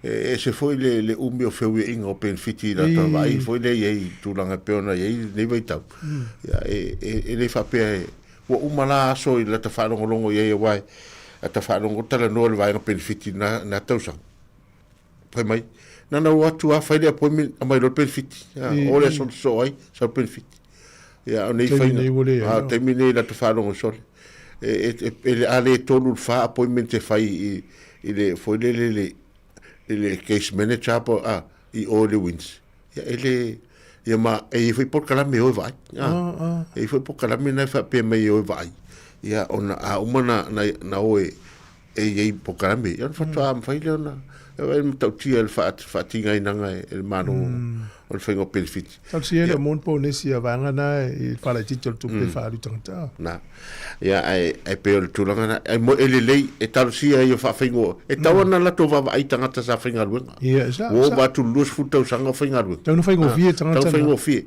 na watu whaimai o e lato. Au lato ia e vane fo ia te whapea maini si a meo, au lauri, au lato ia lele e le whainga ruenga na sau ai le whainga ruenga. Ia wai le whapena o tātou Pasifika le o foi I tangata Asia. No mai ia mai loa o lau ano fo mau mai loa le no fo ma. Ma fai ia la to pisini si fo le I tua ai le. Ele ngi te. Alo va te atone ia ma lo lava fa tai ia sunga vaunga tas moringi. Ia. Swa te wila ia sunga sa ulanga fa pe o pitone il fale le e msalo la le silfia. Sunga la pepe ma yogilani ia sunga research ma lo lava. Ia o fai mose le mafuta mai New South Wales. Ya nisi e mafuta mai falfinga luenga ya gilani ya karanga timpa sunga tone tamoe ya manuia lo fatu to finga luenga e foi le fo sauni le o pepe ta po ila na au e pe po fiti e o ese la le pepe le ya esa la to mo mai gilani o le si le tala le fie fa so atu ta nei o lo fa ilo mai e fa le tupe le pela ESP o lo la pata I mai pe le atu o la tova ai mamao I mene o tau whaavale le aru I lalo aru I lunga. O le ala la pita ia pel tātou tunu. Am ia tātou le wha o ngal tātou ngana Sāmoa e longo le tunu. Ia māta ala le leile au tau whaavalea. Anafi foi le na latu talfou a Savelina ia stasi na ngaula na tolu sumon tupu wafi. Ola. Io. Ia e se le matautia toi a so uma ngau e tupe e sa weli poti tupe tangata ngau. Mata la o ava ngai o talonga ia fai no auto favalea le vele la fa mai lo tupe ti posi mai I te mo el familia ngale tu nga me va pena awai vai del Facebook o tatala no fo vai ngale e tele ai no fo mo va ai mo mata o mantu foi mo meu life insurance a tiro le Facebook o tele o le mol fa la wilona I o no ofisile fa pe o feo fa o I lalo I le tasi senele I mean o I lalo tala va lui vai aso io I si fa tala le fortnight ia le tupete tongi e fa la life insurance ta te no fa pe e fa feo na ona fa le cover ai fa mai lo se la limis fu wa fe cover nga I lunga limis la of alla titi ni tamai tupe o fa pe o nei tupe o nei vai nga uma e ali tele o le ava ko ese la to o le fa mai ia tasina vai nga mata I tu ni tato sa ili le lipo po fe tonu po fe sa o nei ia wala wo mai ai fa me company New Zealand company Australia company New Zealand ai le em fa na no fo mai o Nigeria ma fa mai la fa salo o te no le sile me o sao le tau fa valea me vole le o le ma fa na to expectialo officer ia le la o fa sala ve ia ne tamase I lungo le laina ia ta I lungo pinga fo tai ia o tato le tau fa nga fa tainga la fa pela le life insurance o le fa na to ia officer o se insurance le we fa online ia le la o mau lo mala no tangata ni o mai fa se solo tangata ia mga witu pel tote ia wale ata te masani tele o company ia sa tato wo fa ia life insurance ia la tele a fa mai ia e tolsu riva ta la le masina fa te tainga la ta telo la ia o fa so o wa pe ama tu ama o si e no le pe a mai lo la to nga fa salonga fa pe sole o la le ale o ia o fa no fa tole ma to fa quali tele le auto fa valia ia mai no ngai fa fe na tala fa fe na fa tala to su senele va ile lo va yaso ale e mai le claim pa ia o na vai ia matu foi ia o ia inga matu langa uma le fengo fie na ru tu pe o lo temi foi me la o fa le claim la tal fiu tu ia no vinga a to le fu tolu masina ia o nai vai ngana o pe o lo tatal no me yo scams mo me tanto favore ia e tal sia one ia fia e tamale ta o te pole la Italian tupe ole meto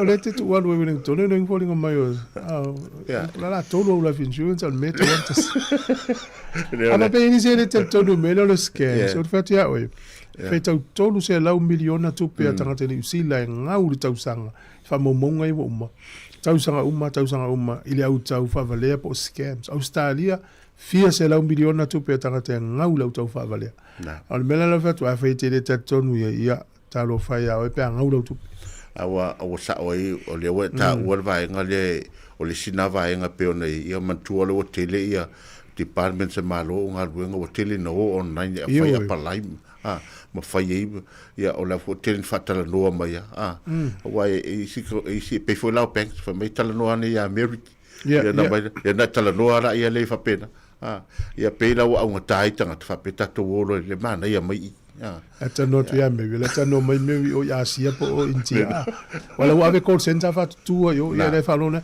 tipti how much tipti 10 tipti dollar ya alo fa tu ya tezen ya va persunga ya o meres isa ko paisa le mafuta mai siero ya me le sa o malo si Hawks so lima sia va ya malo la fa tai ya manuiha le ngasoro ingo ngaluenga mo fe au le va et fo ifafo ya Maria fenga solo ia ne ole atunu o tato nei polua ya ife au manga luenga masan ile tamaititi ya onga le universite le potai le Victoria levan fa fi naunga ma le study link mana le study link to eva tul fase la ufata stala fase la ufata stala tamaititi le metamao ele o se o to vela le ta u le fase la ufata si le o langa o tamao ngale bien o le tata fa ia ita metia no foi Wellington ma o university o vela no foi fale ma sa o university o le tata metia ma i ma o New Zealand ma le Pacifica ma lalang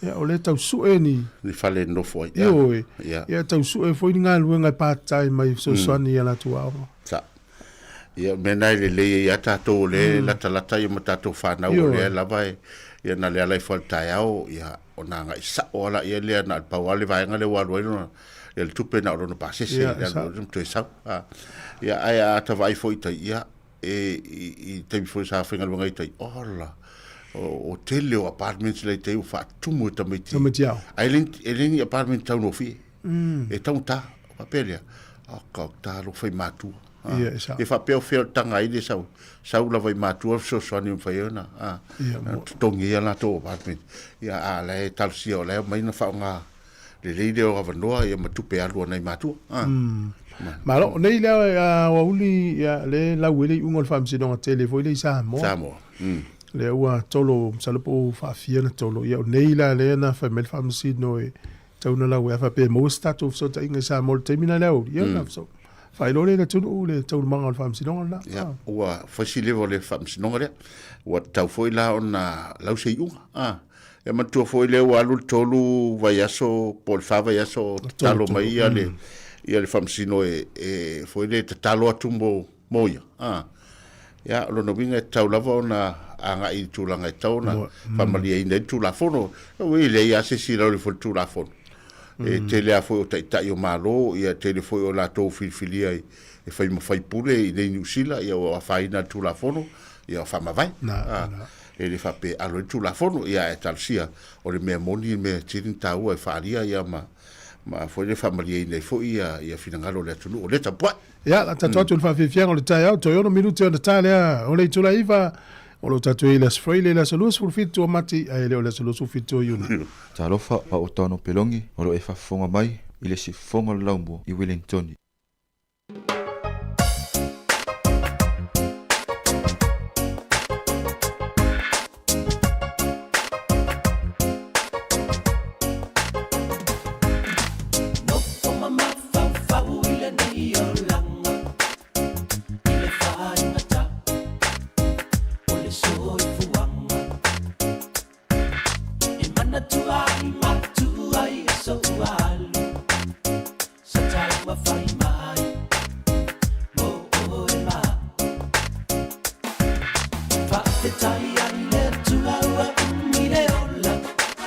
Why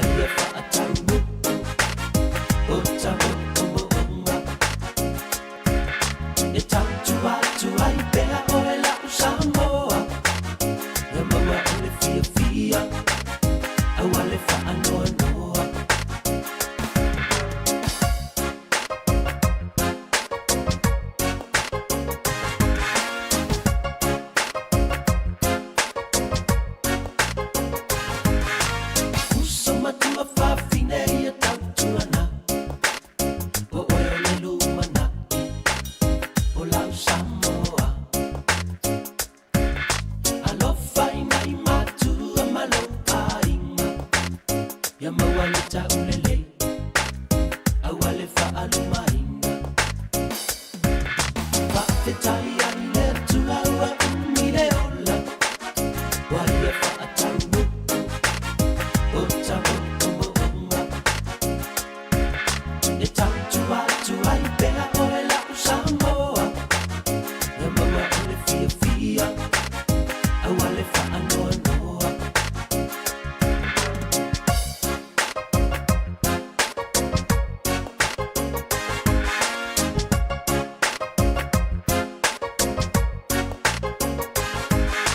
Sāmoa lo'u atunu upele I lo'u anganga Se I toe liuli Pea lau tanga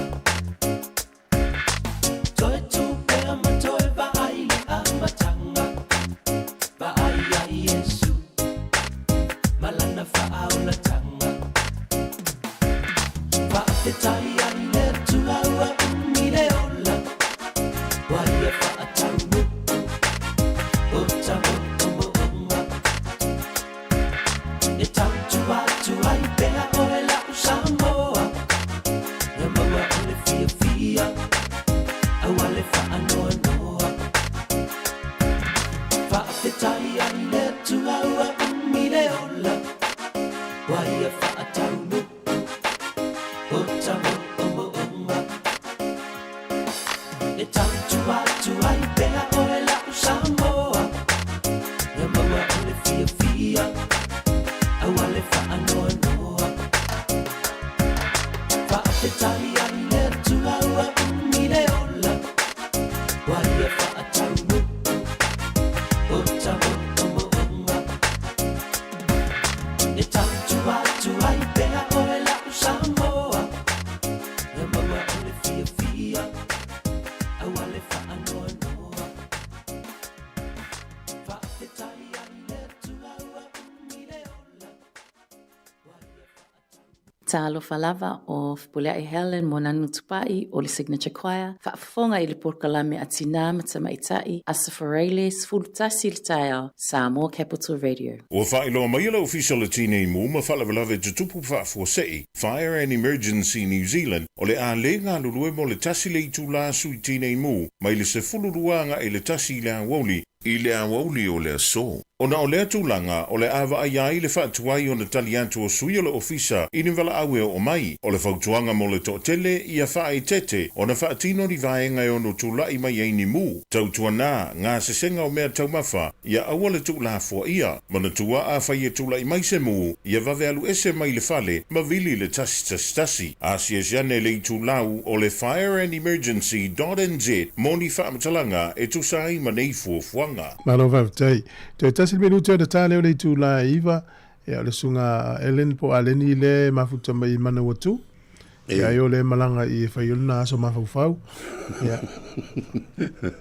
Ya, whapena ai ia se mea e whale tonu le ainga ia eleleia na ai se no fuanga foi le sauloto e mafau. Mau e foi mafau le ia toi foi mai la ia lea ia te men fale tonu te mo fia wa la tato vese le pulo le teva no ata ulo le teva pe ise me wa faina le lava pe o le aso le la ya lu I manu tu pe lo na so mafau ia on toi foi mai foi le o toi le me uma sa tupulai mai o te lo e wa ese foi me le o ye lo fai tau tangata pe folinga mai o le o tele foi so sila fia le vai ya fe o lo te vai so uma ele leiva e gale leo e mafau ia pe lo sunga e mafau o Sāmoa e ia le hota leiva a vonga mai tatu tala mai Sāmoa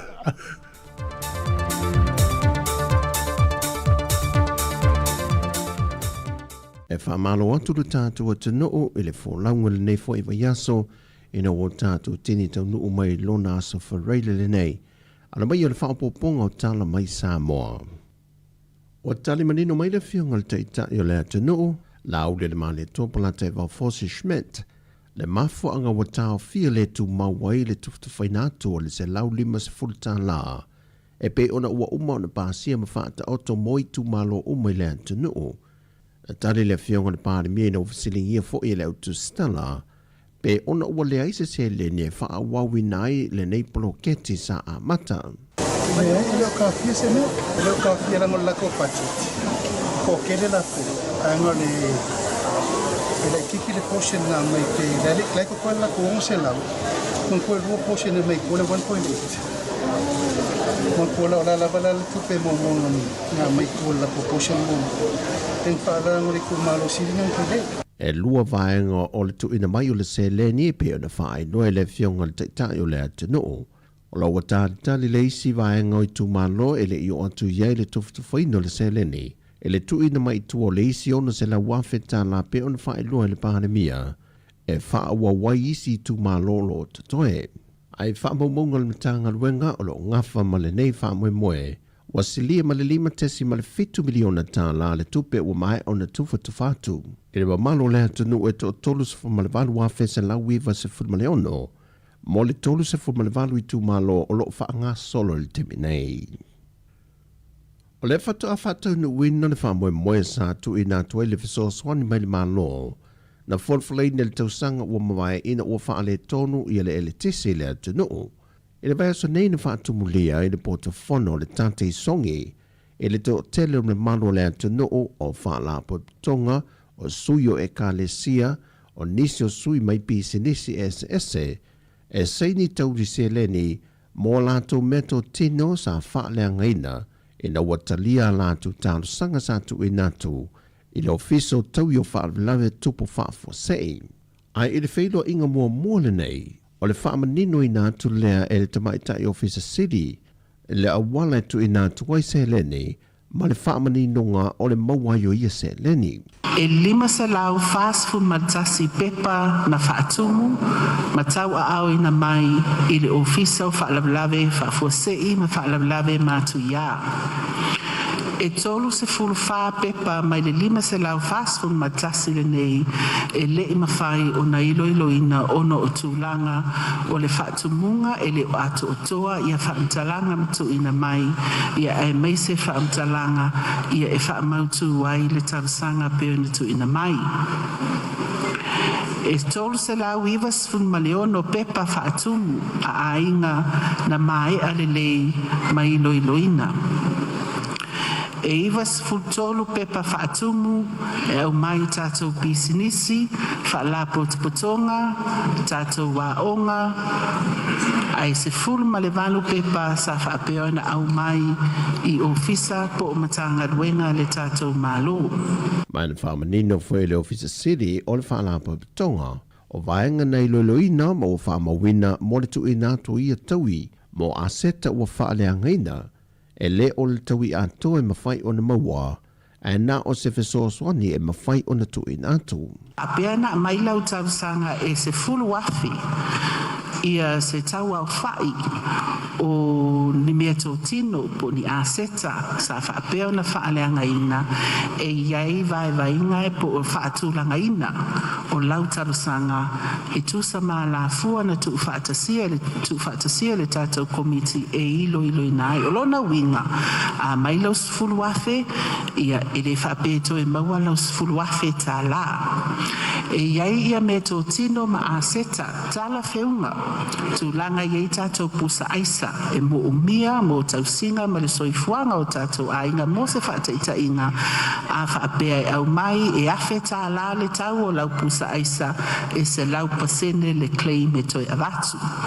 E iei fo i tātou a seta po mea tō tino ia e tāu la lea e tāua ai le tāua te le peo se pusa aisa se whaataita inga o au tools e alu le elitise whaonga mo ngā luenga nisi o ngā luenga i tonu o le ainga ia le fo isa iai ia le whaato whaala inga le tātou komiti e 5% o le tau sa whapeona tu ina mai. Na iei fo i lewa noa na tatale na atu mo tūlanga o mea tau mafa, ua whaaleanga ina, o na ua whaapea ua leanga tātou pusa aisa. Ia le fo ina tatala lewa noa e au mai ai fo ia se Mosef Soswani ia mo tau sila fia o le whaafeinga tā ia o na toi whaamautu ina ia mea tau mafa sa whaapea o na whaaleanga ina. Ina ua le mawhaina toi e ola le pusa aisa mo se whaataita inga. O le ala fua sa tu iai ia launga tasia umai vaenga nei po le pasene na tu iai e tātou komiti e tōrus 4%. Tu langa lana ne Ma o se leni fo'i o le atu sa oina tu i teu ngā tupe i a inga o talia tālusanga o businesi o company manisi o ofisa a toi manisi o e kālesia. Na whailoa le whionga le teita i o le atunuu e tasi tesi maliva miliona tā la. E whasafu atu mo i lanto uma na whaaleanga ina lanto a seta mameto tino o le whaale tono le tise. E lua i le tolu vai aso leo le a whaanga i o ye isi vaenga i wha maea o pepa i wha maunia e ma wha maumonga o le toe wala au leo le isi whailo inga e wha mautu wai vaenga wha iu a o le tu i natu i atau i se leni. O fautu ina le teita i o le atunuu la au le male topola te vau fosi shmete le atunuu atoa. Ina ia awane i whapole ina le tūlanga e ono uti le whaaso le swau. Ona oni a fianga mai i le tau o lo wha wau pe le vau Iran Israelu wha pena foi ma Amerika. Na wha ilo le fionga le pāle mia o le vai aso le nei. Na tau lai le wa aswau i lo tātu wafu wha vau maloi mta autu. Mai o le wha moe e mo le 5 le onu se furu aso a ngā ia tu le lumanai. E ma whai ei o le wha aso le swau u le nei mono tātu o tino. Ma o ia wha ilo foi e taunu mai le isi a tātu wa aswau e le amatanga o le masina o iuni. O le tua lalo le taitai o le atunu o i le au whaita vale, ia lava papale ma onu sai, ma aua le whaapopoleina, o lo lava le tātou swa au wha soa mo le teminei ma le nei whaitau sanga. O talafauia, whamanuia tele le tua le whaai ungo le neiva yaso, wha soifoia.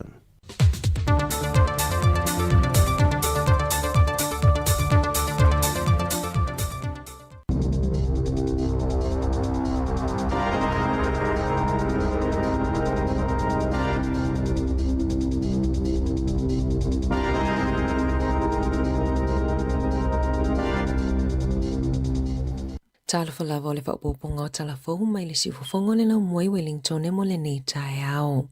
O se isi fuafuanga le malo i polo kalame fau po o suinga i le NCEA o le awha a malosia i talavou i le wasenga se fulutasi o na avele mata upo le whaasayanisi bei o le matematika ma le ingilisi. O lo o lango ina inisi o whaia o ngā whaasayanisi le a fuafuanga ma whaapea o le a benefiti talavou i le wasenga se fulutasi pe afa amalosia o na latou avea le science e mawhaiai o na fesoasoani i le suenga o a latou ngaluenga i le lumanai i le teknolosi ma le whaasayanisi i whaamaumaunga a le matanga luenga o a onga o lo whaalia i le toatele o tamaiti wasenga se fulutasi o lo tau aveina le whaasayanisi i le taimi nei e ono se fului waafe se lau ma le walu talavou i le wasenga se fulutasi i totono New Zealand atoa i le luafe lua 5 ma o le whaase fulu 5 afe 5 se lau na ave le whaasayanisi. Tolu afe whaase lau lua ono na ave le fisiki po le physics, lua afe whaase lau ma le wha na ave le chemistry, ma le tolu afe 5 se lau ma le fitu,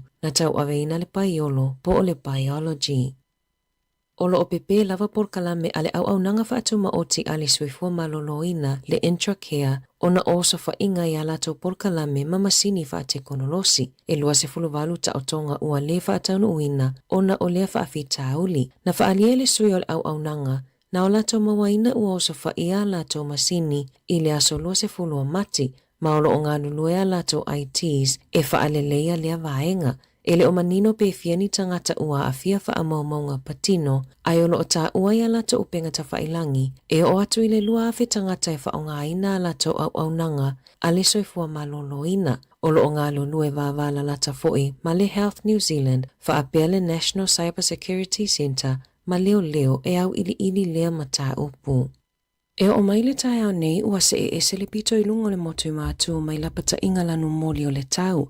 Aina toa tele a inga na ave ese wha malo si mai o la tau fale, ona o le malo losi o ta whenga malolonga mai timunga mamafa. Ua motu si ele tisi le tele o vaenga o le atunuu, ai mai sei kai taia whangarei Northland, mai si pitonu I le pito I lungo le motu mātu. E o atu I le 5 se lautangata na ave ese wha malo si mai o la tau fale kai taia. Whaalieli poti mai le waka kotahi I le tai au nei, le tapuni ai o le awala State Highway 25 I Coromandel I Whitianga, ua lapata ia mātua e tau fita mai te le whale, ona o le tele o a o ngā tapuni ai le aso. I se whaamatalanga le minista e tali atu I whaalavelave whafua Sei Mark Mitchell, e whaape ua tele ina pasi ese, le te tele ma le malolosi o timunga, mai le pito I lungo le motu, ai ua whaanga solo mai I si pito nuu, ua motu ese I si pito nuu ona o le te tele o tāwhenga, pei ona lipotia le liti o New Zealand.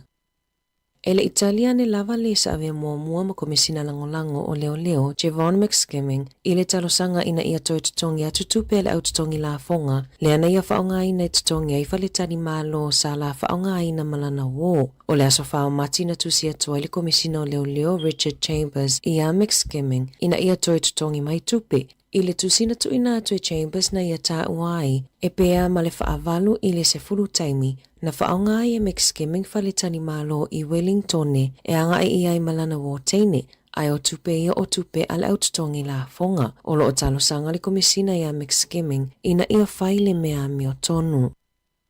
Na whaamaoni le minista o tupe Nicola Willis I sana saunoanga I le palemene ana nafi, o le alea I se suinga I le tau o le penisini, I le folasanga le malo o lo fuafua mo le aso. E le mawhaiona wawe maua se tali I se suinga I se taimilata mai. Ai alanga tataona tuina mai le malo ni whaamatalanga. E winga I taiala o le a lato whaonga aina. E ilo aini suinga I ni vaenga o le lato tali mai I fesili. E winga I le suau. Whaataitainga e mawhaiona lato whailoa mai le au whainga o le suau. O loo I le atunuu I le taimi nei. O kamupani ia o lo awina mai suau I tutono le atunuu. Ua whaatula fonoina e tataona lato umia ina le sapalai o le tiso. Mo le lei titi fo ma le luas fultasi aso. O lona winga e mawhaiona whaasalaina I le whaitau miliona tā la pe a le mulimulita ia tula fono pei ona saunoa Willis. Na saunoa le minista langolango le malo si anga wha Letisia New Zealand, Shane Jones.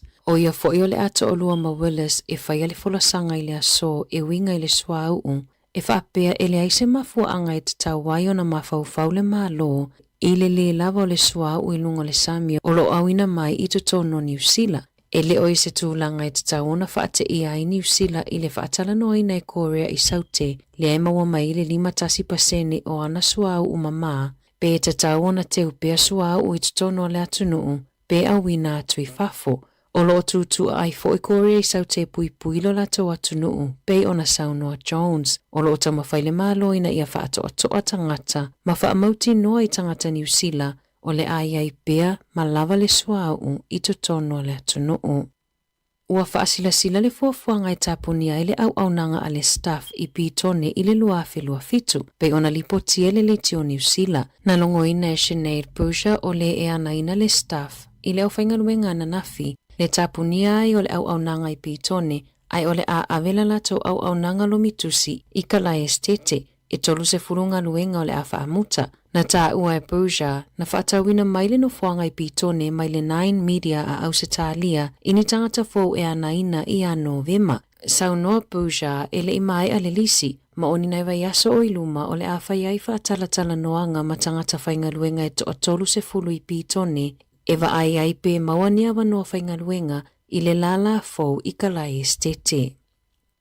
Ua whaalia le wainga whaupu whai ale act, e le taunu le fuafuanga ale malo e whaasa ai ona whaiani tau whaupopo pe ato tongi ni whaataunga po oni au nanga I cards e na ona tāla wailungon masini po o card wha ai tālafu po o contactless and credit card payments. Peitai, na saunoa Scott Simpson, le minista mo mata upu tau I pisinisi matangata whaatau, o loo whaau wau pea o na tāpena, na folasia le minista le tula fono I le tau sangataluai, e whaasai o na toi aini tau whaopopo po surcharges, Pe a whaonga ia cards I totono whale o loa, ma e le tatau na whaasala tangata whaatau I awala o loo filifili e totongi ai a lato whaataunga, ua whaamoemoe e a matauna whaamamaluina I le masina o me. Ai ua whaaliele taitai o le Act David Sāmoa, e le langolangoina le atula fono o na eleanga I le tamau a inga na saunoa Sāmoa a whai e totongi la e whale o loa tauia o le ao lato si ai matau o loa, ma o le ao o I tangata e whaonga tino I tupe po o le FPOS e totongi ai whaataunga o le a le mawhai fo'i o na o lato alofia I a tau whao popo. E aini tangata whaingaruenga a le soifua maloloina e whaapea na maua o lato whaonga ina le ChatGPT ma le Gemini o au nanga ale AI po le poto whaafolingo masini e tusi ai ala to whaamaumaunga whaafo mai ma o sea mionga mawhaiona tula ai aloa ia I lumo le komiti e iloiloina whaatino ngā tanga lulue I le soifua maloloina na maua I le reitio New Zealand se pepa o whaamatalanga I le vai aso nei ma se pule sinia I le au whaingaluenga uma I le soifua maloloina o le mawhauwhau ma Addiction Services I le tuma lo o Rotorua o loo whamanatua ia I lātou ina ia awan I whaonga ina au nanga ia e pe o le ChatGPT, Claude, po o le Gemini ia lātou au nanga o whaonga o ia mea whaingaluenga mo au nanga whaafo mai e matua whaasaina lava ona o le popolenga I le puipuinga o whaamaumaunga patino e le mawhai fo'i ona whaatanga le whaonganga o ia mea whaingaluenga e tusi whaataita ia lātou whaamaumaunga ona to e tusi lea tu salava pesa le ita uina I le ingo le tangatanga sengase e ana ia whaamaumaunga. Ua sauni le ministawa o ngai whaailoa au ilinga e winga I le whaangasolonga o suinga I le NCEA I kolisi. O lea whaasilasilanga o se whaamaoninga o se lafu whaatu o le malo, e ave e se aiva ai ngata itasi umalava po o levels o le NCEA a o vaava ai e suile a whainga I se polo kalame fou. Na saunoa Erica Stanford o whaatalanoanga mo lea whaangasolonga fou, o lo o whaia I le taimi nei mo le isi ono vai aso, ina ia mawhaiona whaia I aiso lato finangalo. O ni suinga pito lata mai ia, ua luluina I le polo kalame ma le kuri kalama o ngā New Zealand. E to o tele tamaitile a ongai waikato na whetangisi, ina ua loka lea onga I le tai awana nafi, o no se whaalawelawe na manu ai se whaia onga I le piriota lona lua, ma loka ai e leo se tamaititi a onga, I le umawhaiona whaailoa lona ingoa, na loka lea onga atua kau college, pe au le se fulu I le tai awana nafi, ma tāpuni ai le awala I Buckland Road, pe ona iai I li boti, e pe a ma le whase fulu minute o loka lea onga, mana taunu ua tuaita awa le fale mai ma leo I se taimi muli ane, e le ima whaiona whailoa whalawa I tele mai e lea o ngani whaamatalanga e winga I lea whaalawelawe. O le afiafia na nei le 5 minute te ele fitu e taa aloa I le awa le moana Pasifika ma le Highlanders I Aukilani, o le te ala ititi o le afo le whai le asoa tae ao, e taa aloa I le Hurricanes ma le Reds I Wellingtone. O le awa le Hurricanes ua whailoa mai ua iai Xavier Numia, Asafo Aumua, Tyrell Lomax, Caleb Delaney, Warner Dians, Devan Flanders, Duplessis Kirifi o le kapiteni, Peter Lakai, Cam Roygard, Ruben Love, Fehi Fineanga Nofo, Jody Barrett o Lacey kapiteni, Billy Proctor, Baylan Sullivan, ma Josh Morby. O lau whaaleo ua iai Vernon Bazin, Siale Lawaki, Basilio Tosi, Isaiah Walker Liawere, Braden Yose, Ereatara Nari, Lucas Cashmore, ma John Rover, o le Fijian Jua ma le Blues e alo I le te o le fitu I le afiafio las to onai I Eden Park I Aukilani, o Perth e alo I le Western Force ma le Chiefs, I le te ala ititi o le afoliva I le afiafio o le aso to onai lava. Tala fōia mai le si ufofonga o le lau mua mo le niva aenga o le tae ao.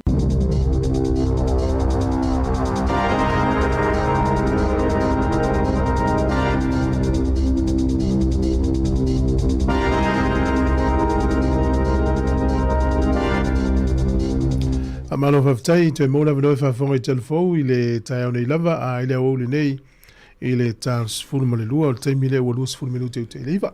E nei talo ta longa nai te fia pai atu ei? Ia, o le ua whaalongolongo, le fua sawa ia tatou telefou le tai au ia ana le wina mai o tatou fo I le Super Rugby le alu nei, tatou pe ona yele moana Pasifika ma Highlanders le poana nei, le te al fitu. A le pe fōlinga mai ia o tatou au le Hurricanes, na ta alo le e toe lusu 5 minuti le 5 tae au. Ia ale pe foringa mai o leo toe saini le Hurricanes le tama matua foi le tatou Brett Shield. Le foi naru taalo le Hurricanes o naru foi le Engelani. Ia le lau toe sau leo taalo mo terminate. Ia leo toe fa mau o toe fa popolan kon karate mo le lua filo fitu. Ia lona winga la. Ia lana leva ia lava le malo sia taalo tamale. Ia pe ona iai tano tatou Hurricanes. Ia le talonga fo talonga mana ia o talonga ia Australia Brumbies ma Waratahs ia le talona nei pe mai ia talonga le Almana Pasifika ia on talolo la ia pe ona ia le Blues ma le Fiji Drua nai talo tai o te fitu ia ile Stone ia ma fa pe fo ile ia le All Force ma le le Sifi ia tamisanga fitu le wat tamisanga fitu ia na tu la mai tatu au lunga te po terminate. Ia o talonga fo ia le NRL o pona nei le talo le Warriors ma le le Tigers fai talonga le Augilani le Vanu po fena le Sfuru talo le Broncos ma le Dolphins ia o Bulldogs ma le Knights talo le Lima Panthers ma le Eagles ia le Afrofitu le Fiafi o le si tala le ua le pitia mai ua pasia lo ia nei le Olimpika lalulanga e le vaenga o tamaita e le mawhainto e tau vase i le category po le vaenga o tamaita to le Olimpika le na umatu le na fusu e le fusu le vaenga o tamaita le na pili au roe le la ua pasia le termine e le to e tau vase i le talonga tamaita i lo le Olimpika ana ia whainga lea le vaenga lea le ta ua le ia na umamla mai tato walanga mantua foi na ia talonga pe le Oceania talonga si le na si ele li New Zealand le na si ele li New Zealand tauna pine aulo ia le tato tama ten Sāmoa ia ai pe tai le na na pili fai unga na io na le lava na tau al pine le pine aulo le ia i la tau ia ia tau ia o fia no va tni tai au o lo sau va pe le la fato a fe le o le tau vanga le la tau va lava ia tamai tai ni tupa tamai tai o li ile tupa oli la ili tupa oli tau vai pe fa malo stele ia ele ngale alwe foi le ta alo ma wala se amalo se amalo lo sina fai le tua sa lo sui tangata ia o mela na lewa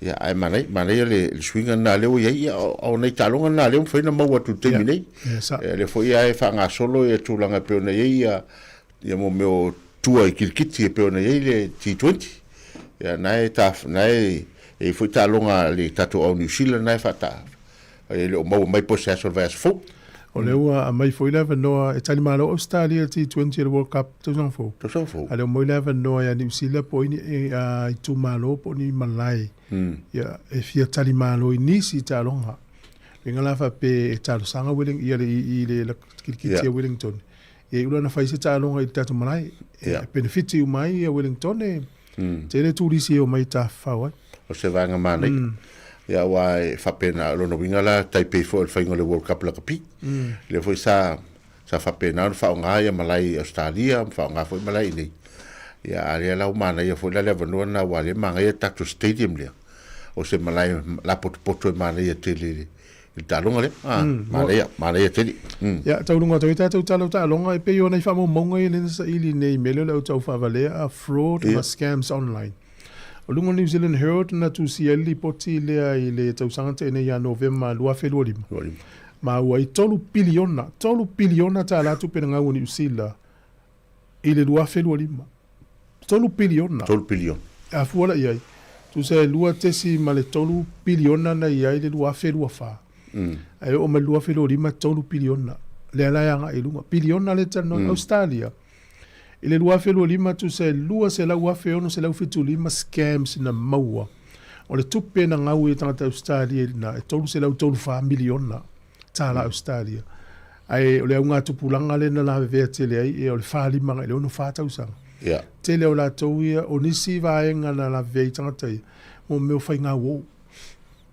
Fa lima le ono fa pe o le tina Australia lau ua fa io ia po tangata foi le ua lau maliu to lua tolo ia po lau ia lau fa ua tu tangata online ai leilo o le tau fa valea la sau e fa melo le tangata le lisi tu o computer ia o ule fia failo o passport e la tu tatu failo ai fia maua la se wafe fa il passport tong il passe se mana utau ia la tu los furu wafe Fa so fu was fu afe. Tu nga mela fa bena. Moni tala wai a tava ai sa ye foi documentary sa sa fa matala ma ye tala ya matutua na tina wa faina. Ya matutua foi na to ino. Ya to su enga la voni pa. Ya le na va mo ini. Sa vali la lo shopping center fa tau. Ola fengo fia pa isi si o tau so san pa. Fa tau sa uta fa uta le fa savali. Savali. Ne va ile le to sina to la to ye pe na si pe alona ye pe te alo te aveloli wa le sina tala mai America. E to sina le tu pale ai me aveloli tata ya aveloli ya le so le sina aveloli. E yo no mo lungo lot ya. Na.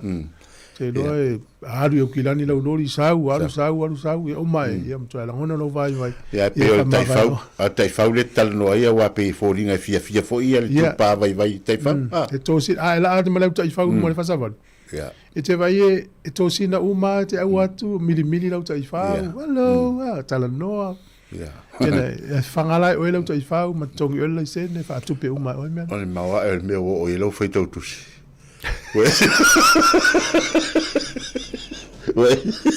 mo non tsa mo aveloli male tai fau fa savali le manuia ya avelolo fa so ma fau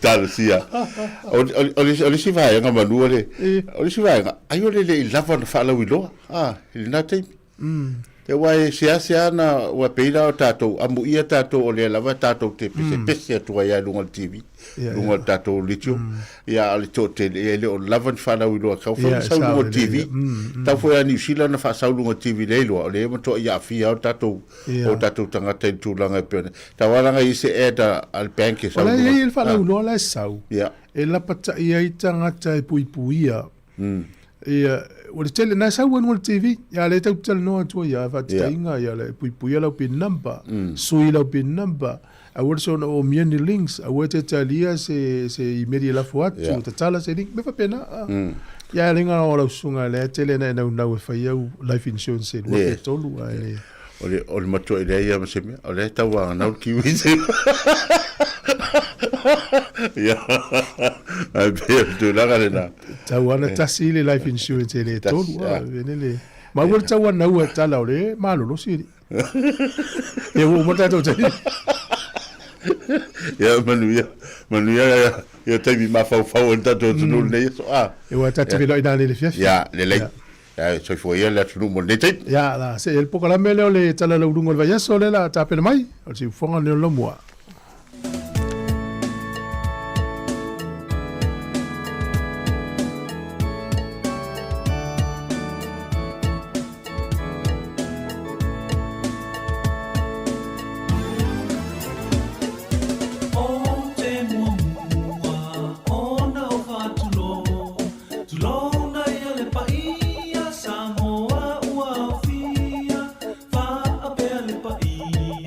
Wow,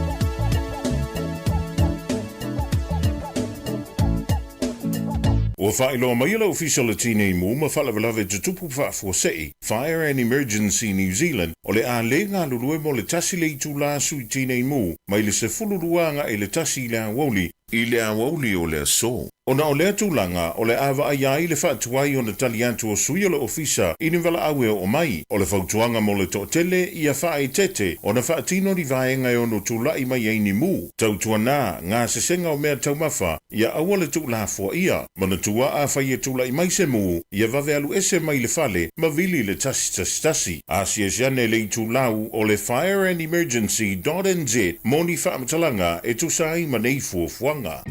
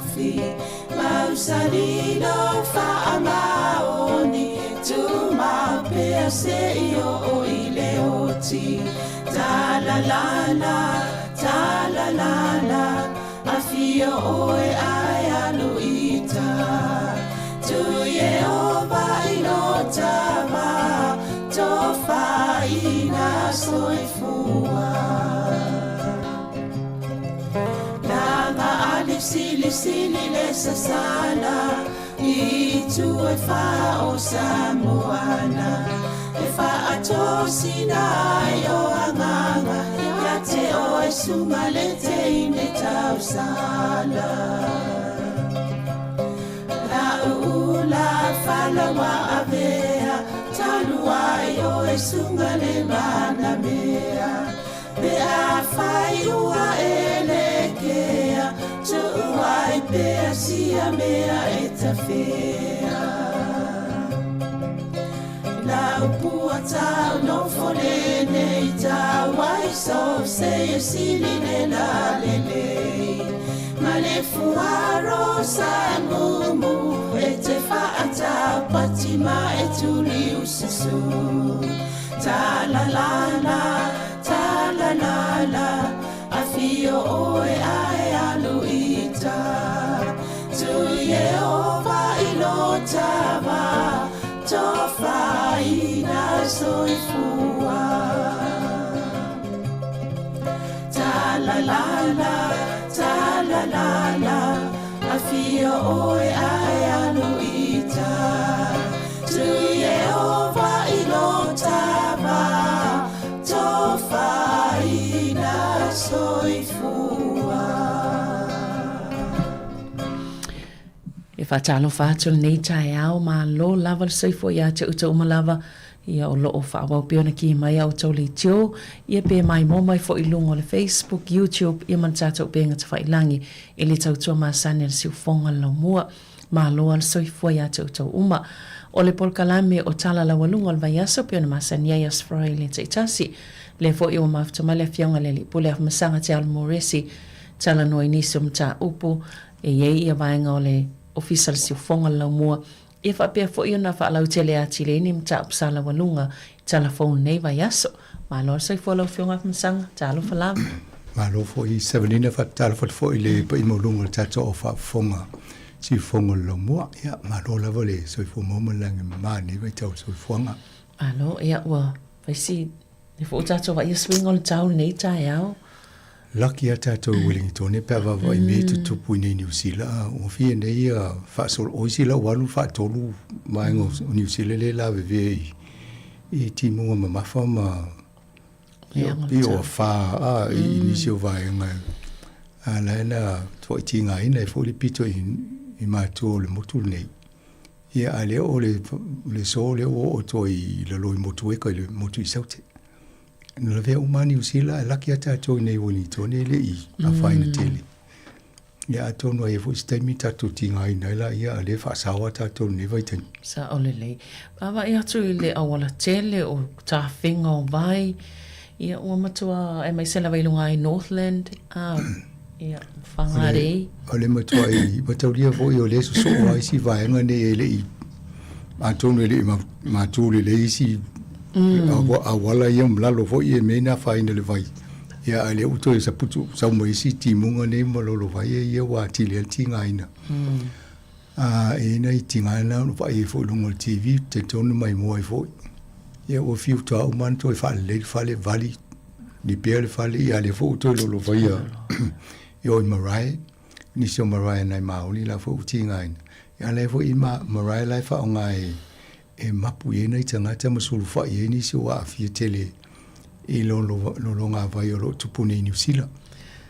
Pawal me nei tangata na ole toi o sifi e selo mala no e fainga ta tele nei fa se fai mo fa pena a fa peo nei fa tole no fuanga na e o fela la sifi ia e de fa ta o tule ia Malaysia tulanga le wo ia o te lo ia fo ni so fa fonga mai o lo ni so afia wale to e mafai ona mon insurance insure o fale la ia wala wo lo na tinga ina me fa pene ia elai o lungale sa e fo te mitata noi o lai fai fina unga malpule nga no o kilani inisia no fonga ia fa pe o le tauto e fa woni fale ia ai o le leifo le fatu penga ina ia sifi se ina ainga na atono ia tauna apatole malo mo fai se tuenga so swani fo le ia mo la to umai olo o mawe no fui I vaenga ia fai tail e saungale mo mo lumanai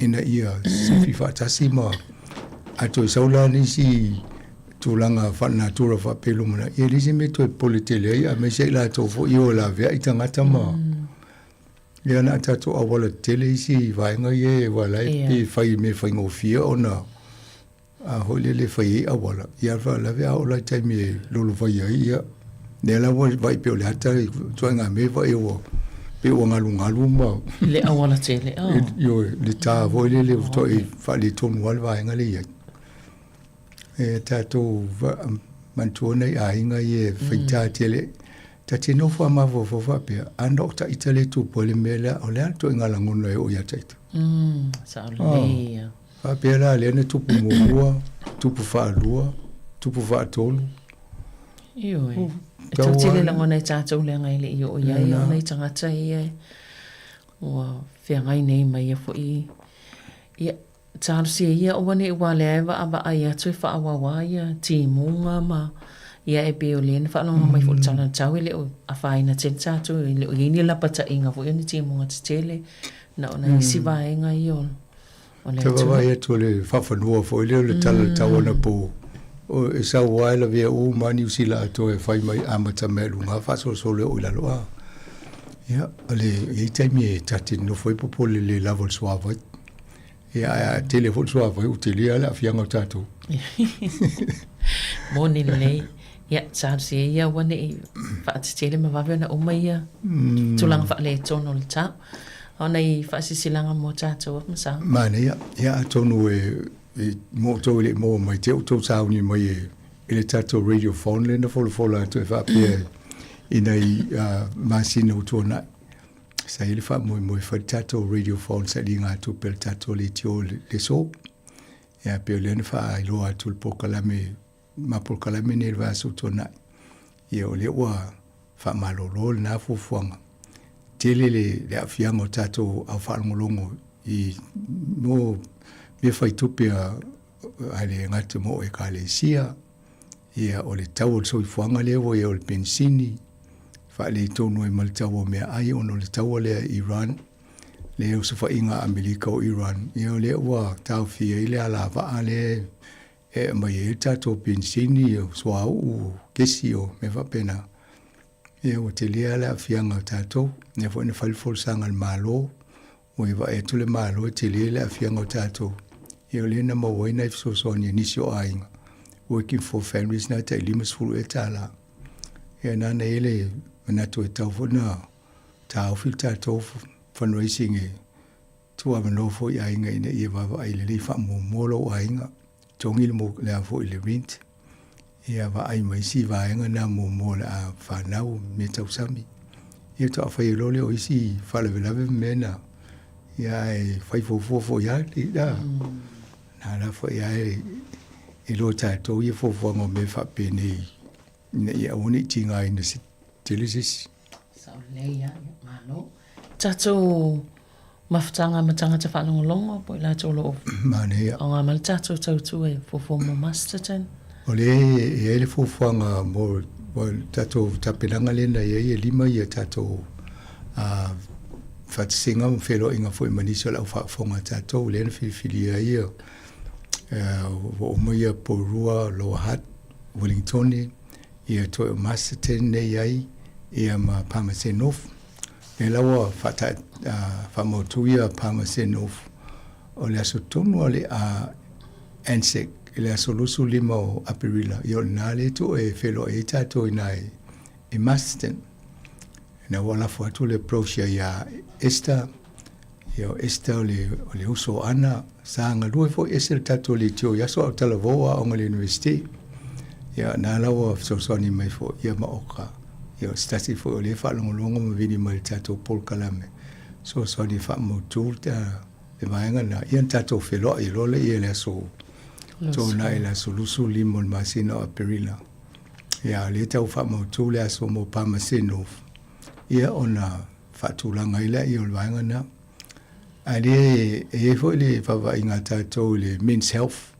se le temi o masina ne o masino aperila yo isi vaenga yo tomu fainga le va ele tato office tu sai male so ni tato tulanga so fo maloloina e temi no fa lo atu le fo fanga le e pe vaenga na lo va ele tato le tioi e awala me fa ye ona mau o me tato fa mtalanga ona fai ele lo fai uma talafia ngai awai o tato no mai nei se ni malo ia afa pe ngase ia ole tau lau fa moi pe o mena le fang o tua ma long pueli le malo le tu langa ia ia ona tam fainga I tato va ai I tato so fo malo loina ia ma o ngalo fa na ia walu mana i New Zealand. Ia na foi o na tele mo mo email mai a holona i tatou programa o soi fo manoloina. Ia masanga nei toi fa manatu mai pia ia toi pui o le fulu o le COVID. Ia mai si ma le pui nga mai matonga fitinga mo le scabies so inga fa mai ese ai man tu le fo ia i popo le ngai le mai le o le meningococcal. Ia o lea wa tele pe o na o lea ma pipisi wa ma tafo ina pipisi e mai se lava ina i tupulanga tala vau no ngau vaenga o mana nei whaupopo atu ai inai na fo i whaamanatu o le soifua malolo ina nei vai tau sa ole sina vaenga sa te lea le fianga yo New Zealand i le amtanga o tato po kalame soifua malolo ina i tele fo i tato whalau loa na whaia ma po kalame ma soifua malolo ina ole ai fa mana tu fa mole tala no lo fo mai me fai o a ni tui pui o nga mo fana ina ia fa mana tu mai la to ia ole fu tam folta to le tio e va tu va nga ia mo to lo le stale tato Pacific Health Services ai po rural Hutt Valley ia ma nisi o nuto o yo lo mo tato fa salong tala no ia fo mai la to wa ia si va nga yo lo fai fu e tupulanga talavu ia mai la to ia mai tu mau ia mai la to lungo lon so limita usanga ia ma nai la to mo mai tanga ia sa o na sa bali ia o vainga na ia na lo le failo tu pui se la le pui lo to fitia e to sala mo e muli u tele ala fianga o ai va pe te o mai o le ni aso mai ia la le se tu pe mo lo to o le si vainga na fianga e tau tato no fouta e ma fau fo le lumna e oi malo ainga. Ia me se ama o lo leva noa e vai fo mai va ai lo wai o le si foi fa fi tauli le ye wa fi fa tali tai me e mo se va no fo ma. Moni le ya o tolanga na lo ye ne yo e tau abilia tu ne fa mai pe lo va so tolu va so. A sola.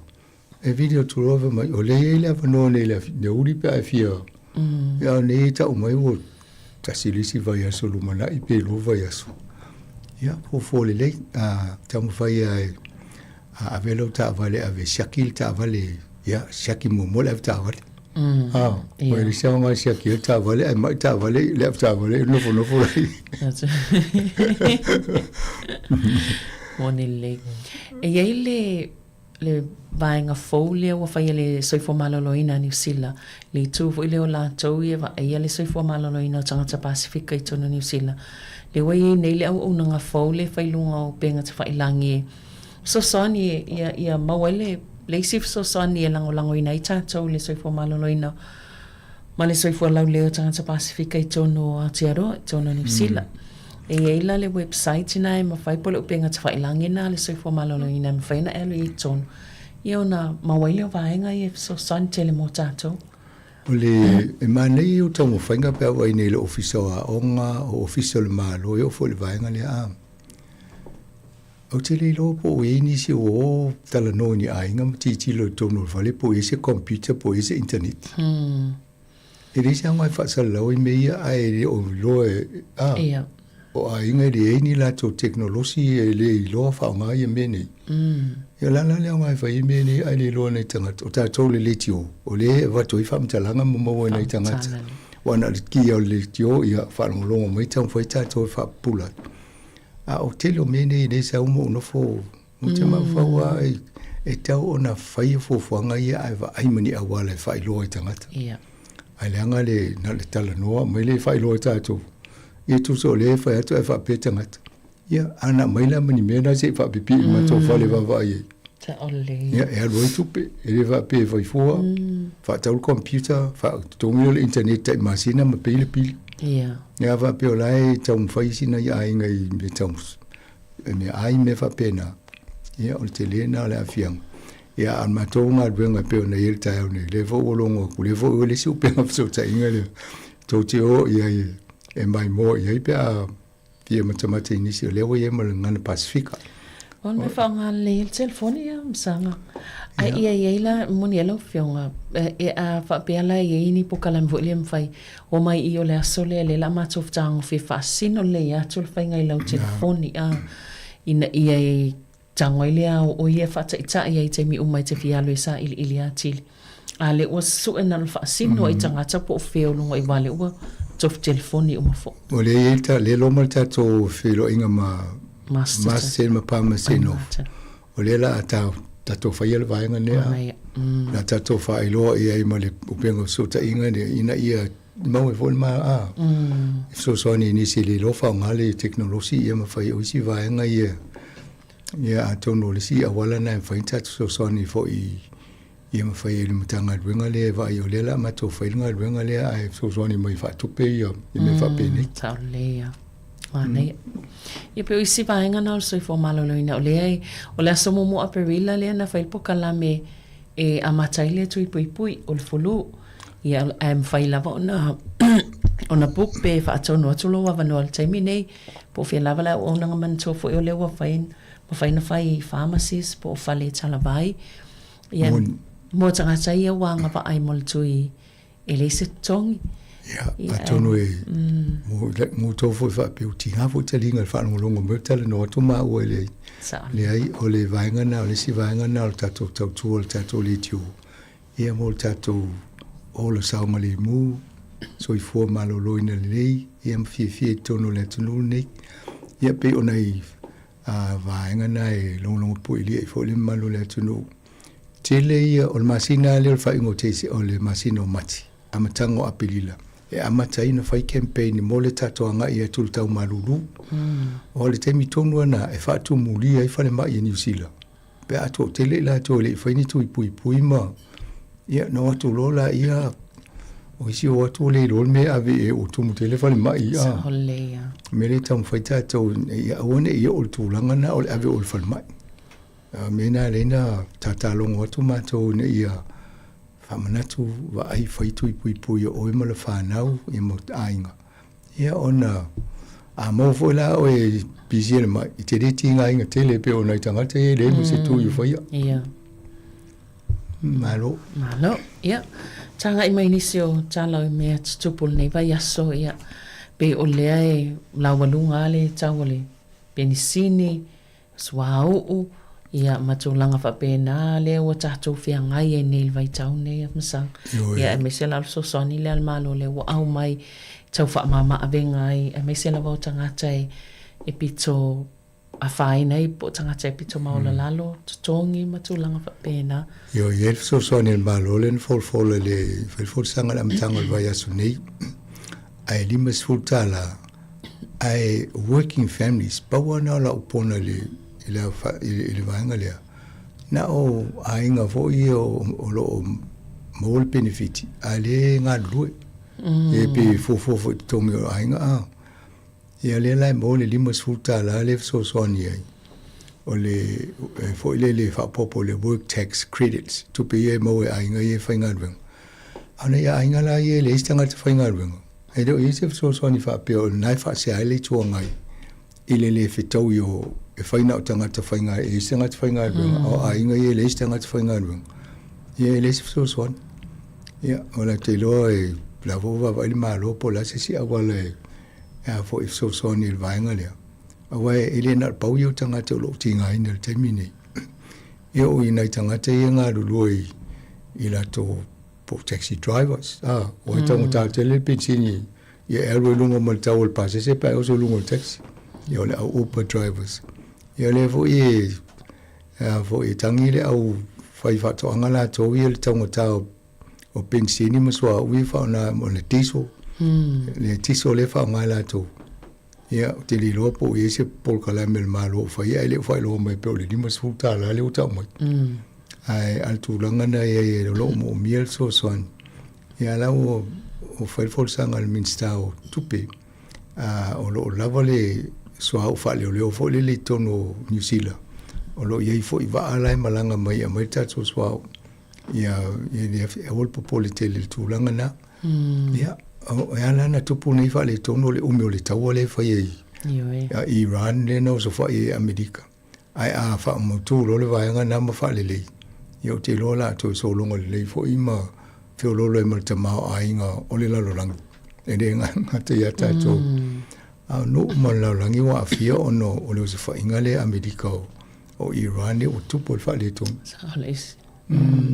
ta wa te le te mai mai no o le a la o mai le swa o le o ma tu ai vai le a fianga le o ai longa nga ese sina ma fa ni me fa pion tu bui ta o le ya le o ai ya Iran fa pe ya o mai la fa si ma to ala ma to fa le nga va ya la o so ina ya watu o male la lo langi va e pulu bisa il mele ta o le a to no na le va fa ai mai ya tu so so ni ta fiele misa le ma le tele le ya le fo la mo watu e pe o le tele o tatu so u sa mo South Korea ko le sauti ia e ui mai le te lo tato vai mai le tato so il vai no le la tu por fa le tonu termine al polenga fo ila onai pe o le va ia tu ia ko ve sauti e u ina tu avatu umar swa o le e fa mo mo tonu lava yo lo na tu no la fa mo ti lo le oni sila pa fa le fa mo e lana ai la ve mal le swa ule po le fio le fa ngai lungo vale le ya lo no vinga la a fa pe fa ti tiere mai o to nga swa ule pe fa ngai lungo vale le po le to nga pensini le fa ngai vale ya ona le wa mata na fa ti tiere numero o si malanga ata to fa penale ya fo le chet star ya mo si vale le compagnia stadia mo ono le tau leo e leo sanga le muia lungo ono uia fele le vale e ale si me o le tanga te fi o el termine ono le sanga le mu ia to e tau tau o pensini le o si lungo man passes e o te le ala la fianga ia mutato wala to te sel me oni pele tisi lakini usila o lo i tele tato hydropower le mo me vai fa ngale vai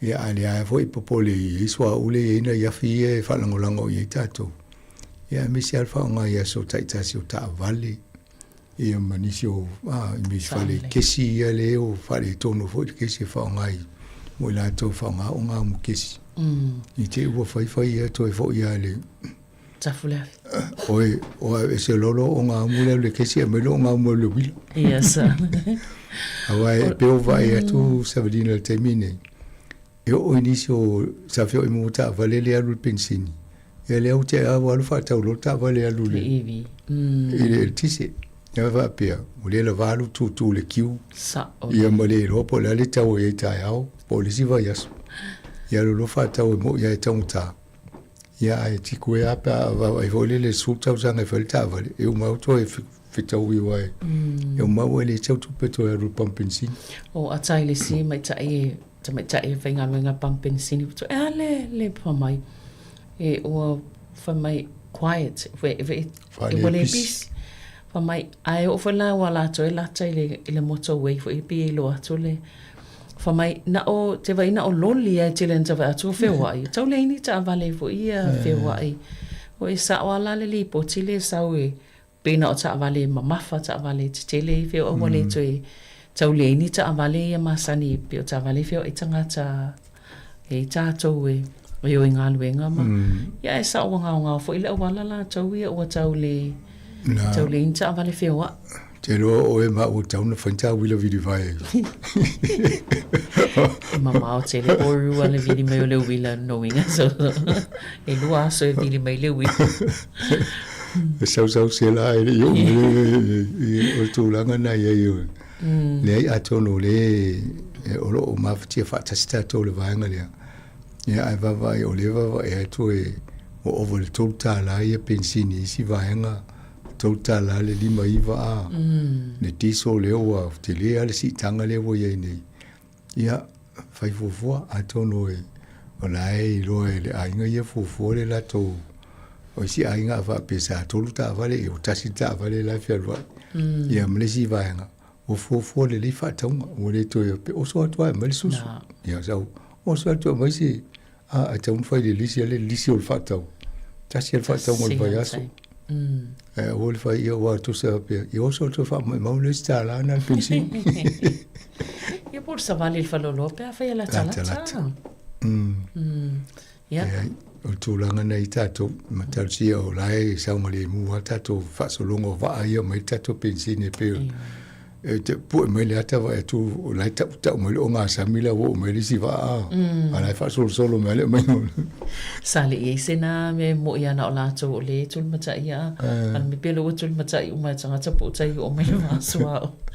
Ti tātou le whentu e whiwa. Awul popole tātou i le mai ngol soau. Ai popole tātou le tau soau le aluduka.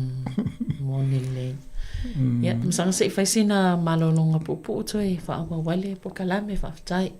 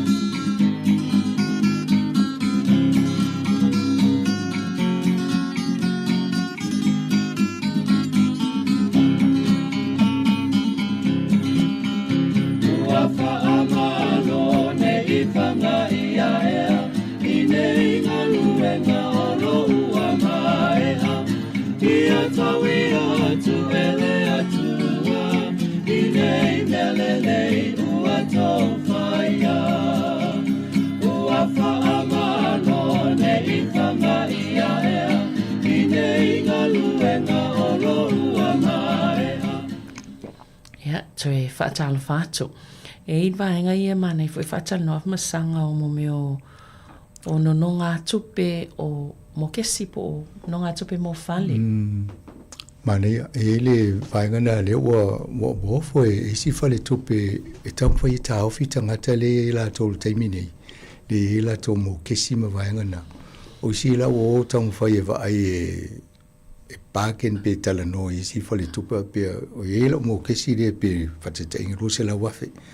O le tau so si whale tupe vai pe mana ia se se avo se pasene tului ia ona tau walai tau vai fale tupe ia hau mal to te lo tanga te mo kesi wa ia nga mo la to business ale lo wa ini fale tupe e fai mo le cashback a pe e te no foi nei ia to e mola wai ava pe o le o matiu o te mi o mai le nga le umile na e fai lo mo kesi te mini o se va pe ia fa fo le lo tau sanga pe tol tau sanga e o lo tau sanga e le va vai pe isi si fa le tu pe si le tu le pasene pe mo la lo se pasene slui mo ia na ave le lo tu o le lo tau fa le vanga no fo ni e va tu se tu pe le mo o si la le o ave le tasi te si ma le lima pasene o le fa ingole o le mo kesi o le cashback le ta o la to le cashback e so soni atonu mo le fa fonga ta to vai talta no mta fa pe va ilo fa tu pe a pe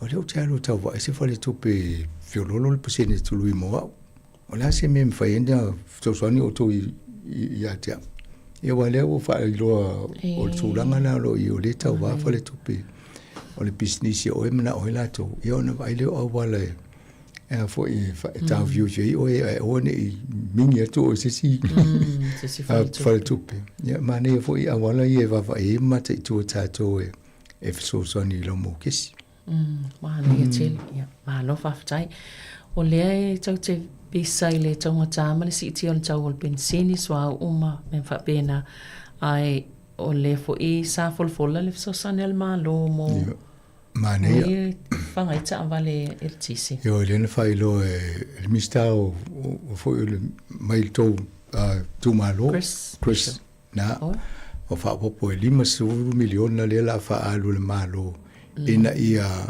fa do ina ile fa io o palaka vo e la tu sulu e ile ma fa fanga ile ma o la ta vale le alu le tisi ia o le la o fol ia tonu le vai mal tu langa fanga tale ia mo pensin ia ala vo in fanga tal fa tau ta vale le si o le se me alu pala kai pa o te mi fel vo ia le la tam fa popo ia mai e so ni la to fo i maule na mai e te tau ona fa tele le fa yo o me fa pia i New Zealand ina ia fanga o fi tangata le fa tau ta vale mo tu ile me fanga ile ma o ta vale e mane fo so ni ana le tupu le vaenga le tau le ele nga yo e fai si vaenga ia nga vo me tupu ia o fai ele o le si nga o le na polo misi vai ia le o to langa mai le la o te mil palota bi mane o te mi ane la te palota fai o mai me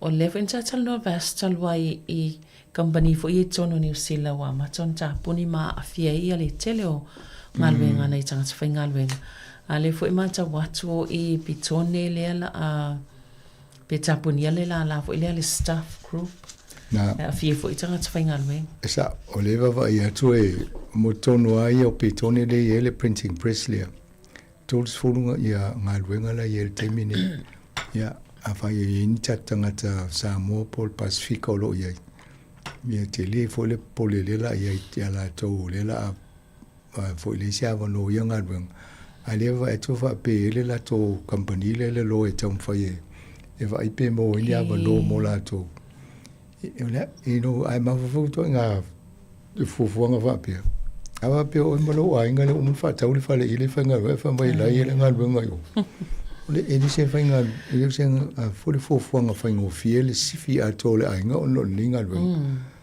ya to no la na mai la to se mau fa pe to na fa no fi le mo ele ya ele fa ngo fie mo ai nga le yo a ongal fa na ia ava pe o le nga la onga tamiti nei le first 15 la ta lo tamiti o ina fi ole ile lo tele yo pa nga fo ye o le fio wai ia a o kala stete ia la tele ma mau kilani ma Sāmoa ti le tong tal pa se pe to fia lui asa o vaenga na le va i pele te fa tu pula I o numero o fo yo la to le vo sa tala no a tu vai aso le ia McCain Foods le ta o to tele yo ta to le la I Hastings yo le vaenga I un tapunia la to o le fo ta punia la to fa fa ngal venga nai fa ye fo Ia, ai le vea i Hastings Dunedin au kilani makala I state te levo ia I Watis. Mona to lo o whainga ruenga I le teminei. E le o fia wai. E le o lo po lale me tuku pia mo nei ngā ruenga. Te pia ona moli mau ina I nisi fo ina interview lungo o TV taluai. O isi o leo ngā tupulanga o lato au a inga le na whainga ruenga I tonu ngā ruenga nei ai mai tausanga. Ia, o wate si ana wha vai ma le tasi iwa tōru whai Hawke's Bay. Ma whaula lo inga tō telo nisi o a inga. Whainga ruenga mai le ngā ri o whanau, o whasolo mai alai. Al tūlanga na o le whalawelawe le watupu. E le moli o la tō fo I mau o tele o isi mei o tau o loa tau ngō fie le a mai tia I mai nei New Zealand. A fie ro le o tau tato o loa wai tau ta. O le lai fo I whaitio ina fo ia o saina le tele na mai isi la tō o loa ia mo tau ngō fie tele. Ia mai whiaftau o novo lolios company le na le tu aisa o la to o lo tuaina watu I whale lo wa fo le o tele o lo ia mai whafu. Ia le ma whai lona toi te o la toni pusa aisa tipi lo I lalo ma oka ia mana mia mai whai whatoanga. Ia nei whai whatoanga la ia na ta pena lele le maumanga ma whai a le o le taulia ne o whamai le aina losful pasene ne mo mia o vaenga ia ona o tumu pusa aisa o lese me te waia pia mai whaia te lea la le a fianga e lena o tangate ngā lulu e te tonu whale o loia o I company ne whawaia o I o loia ai la vea ma le whai whatoanga la vea I maloli e la ua ia o te lea le a fianga o pia wawa e le to te leo isangate ia a fia I le whai unga whapea ia te lelo le mālopo ani la to fufuanga I me whapea nei e le ma nau tātou e whaile whatawa inga sa loto. Masaina, mai tele I tātou e a waila le to inga whitale o mawai tangata whainga luenga New Zealand. Awai, au nofo ne mo tanga mo mawhawhau o le whaila si tia le tau pito I maulalo New Zealand, lusu tolu fie tāla le o la o ye. Ai a fofua lai le leipai saina. O ista ngata lai whal pui lai tatu whaitau I semi o lai o whai ngā rurua I whaingo ngā rurua. Ie leo peia. Ie na mai lo leo loa nai tau ngō fia mau o loa tātou a fo ie le tusa le tau le na whai ei mal tau I nei New Zealand. O te masau salo a tau no le si vaenga le tau na vai to e malo I whaingo me whapene. Ma ne ele mai e o fo tangata whatau. Fia te le tātou e whatau le o loa tau ngō fia. Ai tato vaila le afianga tangata ia o ato no isi o tangata o ainga nera lusinga luenga o no mana o tato I me tau no fia mai saina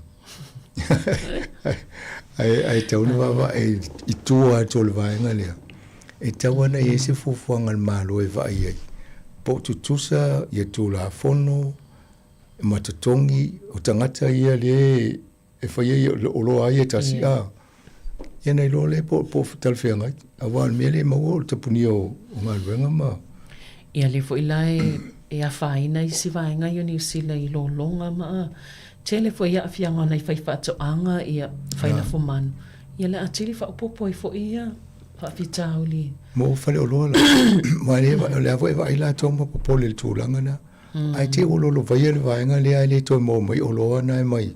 Ia o te rilo ai o le sis fultau sanga tato I fo I sile le ia I whatoanga. Lo inga lai vai la tō po whela mai ia. Ia o loa ia le teimini. A tōnu teimina o ngā ia me ia mai saina tango fie walai.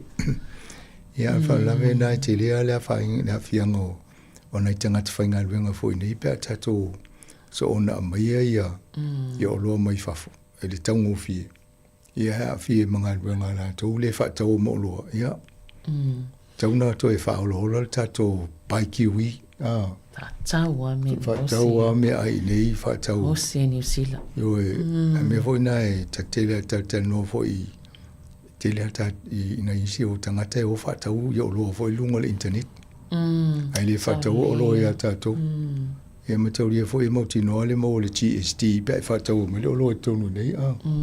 E mo I le o amatana claim le GST o lo e whatau mo lunga le internet. Ia si mea lau te vai lai sao e. Ia ma le tupe atoa, le la mo le polo fitia nu una le ma ia o loa ia. Ai le se tupe ni. Ia lo inga tata ma a inga la alu lalo ai le alu lunga. Ia alu lunga ta ma a inga wisi. Pe o mea nei e te tauna whaailoa pe o tātou tangata ia mālamala mātili ai ia whianga o vaenga te tasi o māne e le whaapea na o whai whaatoanga ma o te leo vaenga e a whia ai. A tonu mo tātou awa pia, le la o lo whaaru lau, lose lau tā la lea, o ia benefiti i lose lau, mo benefiti ta i te le whaataua a oi le tangata i tua, a te po un company e benefiti. Ia benefiti le malo le mo langa TST. Ia toi benefiti am tātou wa TST na. Ia mo le peiwa i mo la fonga wetong. Le mai toi whatu pe tātou whale mai a onga ma. Ia o mena le o le mena le ia wha alo tātou tupe ni. E toi au ngai a tātou. A tātou la ave whatau mai me mai wafu. Ia o le whala vilave na te alu online. Ia ave Amazon. Pe ave Temu, ia o saina. Pe ave Alipapa, o saina. Ia ono le, ese o le tau, tau fiele leini, ia ai. E tau ona no fone le official o le consumer ma le malo whapea. O lea ese me tau ia tua ina ia tā ofi, tupe tā tau le alu le Temu, mai si kampania. Ia o laita te ro le tali o le mena o le oloa tau ngofi. O si fo o loa lai sa lungo le Temu o le mānai e vai nei lungo le online o le mānai e o fōringa ma le teknolosi. Ia o tango fia na ai taunu vai nei. O nā le awala me whai e on tātou whai e le tua ngā ngā ruenga leo.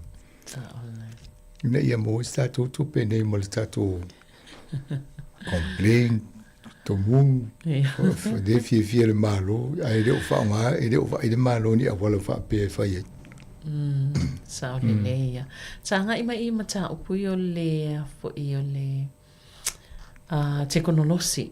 Ia. Ona o leawa tātou matawina i peo telefo in tātou wawa i atua o paea pe misi fo i nei tangata ai o soi fuanga luenga.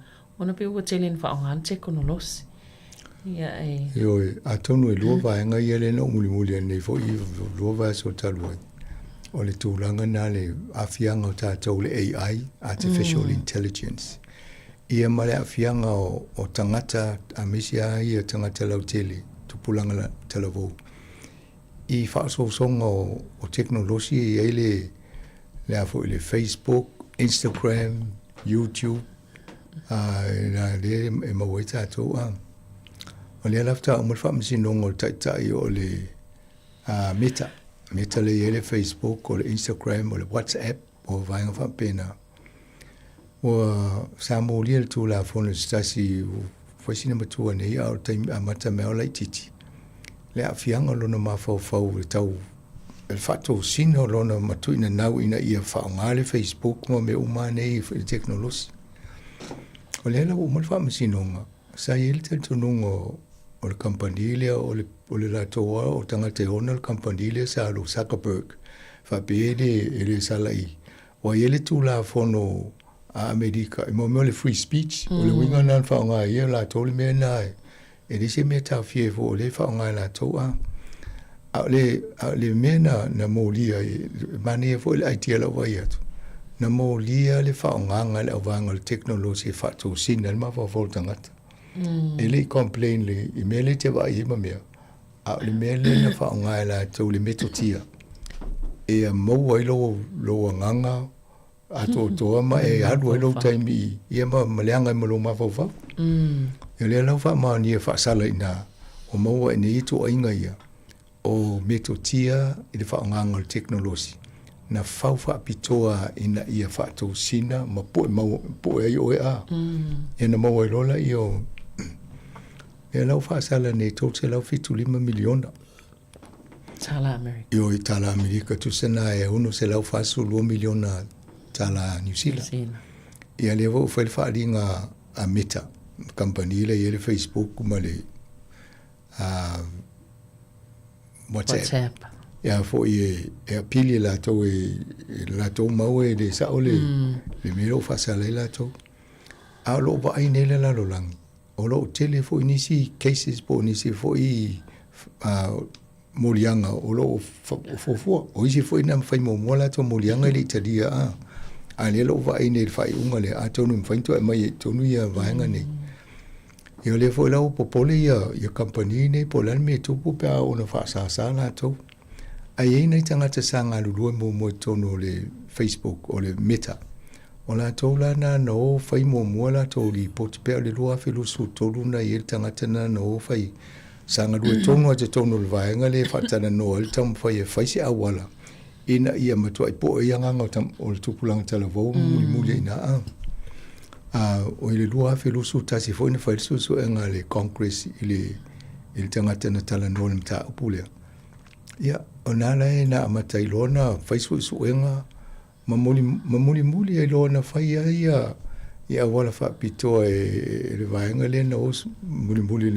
fo le malo io le fa mauni e lo ili fa msinonga le fai nei mamuli e lo atonu o te no fo ma fa ia tatanga le fa no longo e tato mai na to fa ngale Facebook mani pa fa ia lo fasi to se fie tu la le aso po le vai aso e te fa nga e aloi o matamata zo na les salvo lo lima matamata zo vai tau no Facebook o isi wole to fai tau ni tu si vole le ni si o mai so ni ia na pa wale fai tau fai tala I va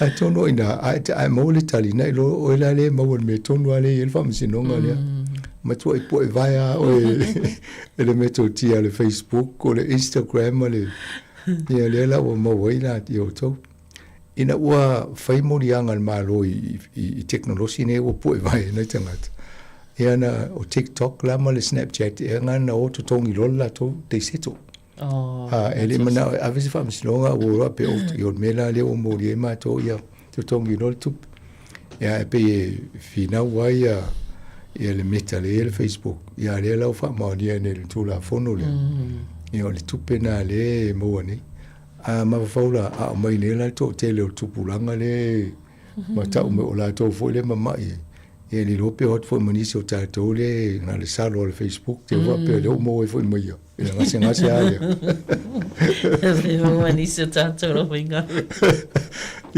e te ia la ia o mo va se tupe ni si le tinga ina ai pe o le vaenga na al fa nganga o le teknologi o le la wa mo mawina le afianga o tato ile tai o to I mo le nganga o to telo o nei tangata so I fa nganga le teknologi ta mai lona ile na la mai tele tata no po kalame wa matana fa ilo fo I ma mo lo o me fainga e ma lo ese la o le abu mai le mo ma o company tele tangata mo nga luenga vaia e le to inga luenga la so ele AI ia nga luenga le ia nei o le fo umana tata va ai nei fia fera fo tangata la o lay off o le Microsoft e company le fa ye technology ia fa pena le Meta fa pena Amazon ia company te tele ia o le Google fa te tele fa ngal venga le va I mo meu o technology ne to no fa la to fa ye singa venga ina fa ye tanga so fu o le si la no fo ne mo va pe tato MST ne wale MST to no fa fu ngal ta penanga ia ma fa nga malo o la tato ngal venga le fa fu mo le tele o tanga te la va ya mulumna ia atonu ele se so tal no nam ta ku le tele lo fo inu tele nei po la to fu ngale fai afa pe o le la fa o le o amatana va I le to le tulanga le ma fa ya tanga eloina to tele o tanga tele la so ne si singal venga ale mo la le singal venga e fie mo se tupe ta pe o benefit ya mo ni sila ye mo ia la kita to New Zealand le benefit na isi no afa pe le se benefit e o le lon me la o nei tangata a fo I fa inga venga wa le maua a fo inisio o vai o tangata nei o isi no la o lo li te tele fo I le to se afta vat lo no winga la na tangata a lo li fo I mo lusi fo le fo singa venga E lo inga na tu le avaloli nam titi lo tu fio e lori ai le se e le to ise sia lo tu. E le nga te na lo va ai fai foi mo meu robot se fai nga wenga. Tono company e fai mo meu ta vale foi. E ngau se ta vale. E sa te lo fai nga wenga. E vai ni na mo sin ya te fai nga yo so no va pi. To le titi e tanga fai nga wenga la ye. O le tele la na fa nga ngole ai la wo o io i to mai vole le fai ona fa o masini fai nga ia ho i fatel malo lenta no vole stemi ala tu fale nga e sa una masini a malo ia no ina vai a vo o ma fa folo io fatto anga sanga io o fai masini vo e tele te vai tanga fai nga luenga e tau mo meo fu la au tele vo ia mata nei le YouTube ma le fai ngo meo fatto anga ia tele buena le bato ale loli ma le masini atu ale ia tau uma atu a fo lea o lea ia ba malusi fo nga luenga tanga tai mfaiona ole to mai fa nei ona pona le le si tu ai le e fa le tonu le si tu e te tau ona va ai to malo umalalang po la se tu langa e tau ona fa fo le pui e on tanga ta soifua afa pe fa mai ol polinga luenga na leo ta fao ta polo fa isi mea ala mawal tu pe ol tanga ta no winga e tauna vai polo fiti company umale e masini fa pe nei ai ave fa ta fio tona los full percent a mele was full percent to polo fiti ol tanga soifua na ia te ia fia le to polisenga no ia te tonua e ia tanga te de fia no fo mena fa sana ngalwe ia tonu ia mai e le role masini saufa pe alu to mo le fa itu I pe to mo le o e na te va vai lo to ana pe mane to isia mana ia fo a tonu vai ngana e tauna va vai il tato fo I fa nga malo I nei ia a misia le official le MSC tauna amata fa tupu mana tu la to va pe ole va e to tele tanga te uno vai lu mana ide ai ole ala si ta penanga ta to malo you know fa nga yo lo le yo o mi sta ma tanga te ye mai ho fo mai palota ma mai di IT fa ye me ya na sa ole se ta so fa tali palota le la fa po ani po di se fa la go mai va fa se ta so va vai na a tono si tono na si di pa to so si tan no I fa la le to fu fa no fa le ya ma tanga te ye vai ia o vai o for so fo malo loina ia le fa tonu isi tanga isi tu malo tanga tfinga wenga o wale fa nga ina le ai to se ia me ola to mama o le fa le tonu fa le bla vai nga le te fa nga lo ia to mai fa pia tu so le o fa nga lo ma fo fo I ai le fa nga lo e ma fo fo e e fa I tu singa ia ta le am sanga ia on all time le mai ai na isi vai nga ia to na to fa mai ai le po kalami o le vai aso ia on all vai aso fo le o le aso maliu ia pe fu po la so to fa ta no po kalami po mai pe na masani sto sa po le stofi ia le ia fa ta mo po kalami fa ta tele lava ia ai mai se fo le malo la fa fonga mai ta so po kalami na o tala la walunga mo le nei fo vai aso e te mo fa po ponga fo I le mai aso ia ai manuia lava ia le fai unga nei vai aso ia te uma malo so I fo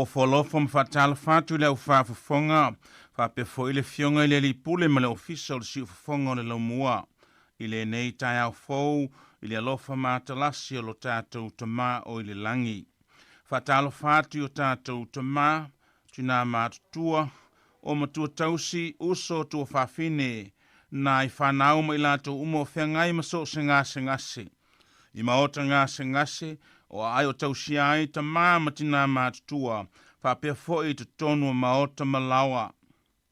Ma lole loto te tele, o le ono sai ma le taliti ngā. Ma lole whātua tua ma le moli mau i le lii, au whenga iai ma mawhitianga. Whatalo whātu le mamalu i lato umai masani o na whaafafonga ma awai mai i le nei polo kalame. O le si ufafonga lava le nei o le lau mua i Wellingtone, i asaforeile te itasi, o le asia singa i maota ngase. Ai alo mai loa, o le atatu tapo i atu i le atua. Le ali ie lo o atua e matua sili lava oe, e ofu oe i le vi inga ma le matango fie, o lo e pulu i le malama pe o se ie pulu. O le ali i lava, o lo tātou fesoa soani, ma lo tātou talita. Tātou te talo. E moni lava ma whamaoni au a fionga pa ia lo mātou atua. O e lava e te la e le vi inga o le mātango fie ma le whaanetanga. E te pulu foi i le malama. O le malama e whaatonu whalau ai la mātou malanga o whainei. E mai se teimi a whea i mātou i ti ngā mai ma whanoa noanga.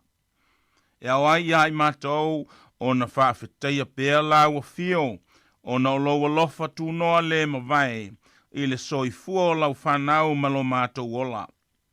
Whaafetai lo mātou atua, i loa lofa whaasoa lea, e ala i le poto ma le malosi, o lo e whaau penga i nai pēr li i matama i ta i fo mai, o lau whanau o lo ngālu lue so o se whale mai, o ai o tausi ai ta māmatina mātutua, o te tonu a inga, i nai whanau ma au a inga, i le tausi o matua tausi, whapea foi so se ofisa o le soifua maloloina, a wale whaataunu ina o lātou tiute.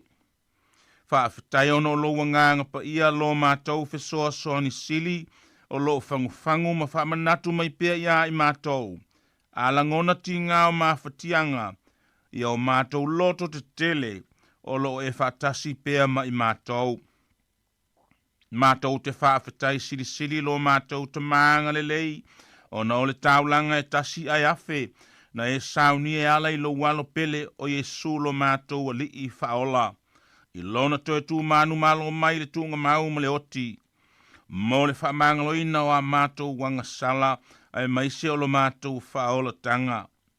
A fio mai a lo nganga pa ia, e te tau to olua ina lo mātou vai whale nganga. Ina ia mawhai o na mātou a watu le vi inga e te tau malo mamalu. I lo suafa Yesu o mātou wole ma te talo atu e nei. Amene. O le vi inga o le atua ua saunia. Oh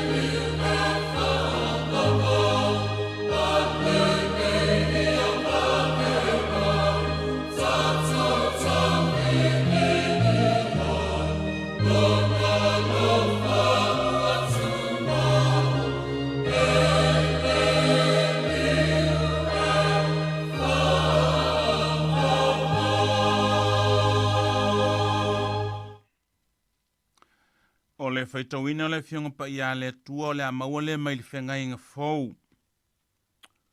O le tusi e Paulo le kalesia Roma. Roma lona mata upu e sefulu ai au te whaitawina le whaupu e 5 e o atu le whaupu e sefulu ma le tolu.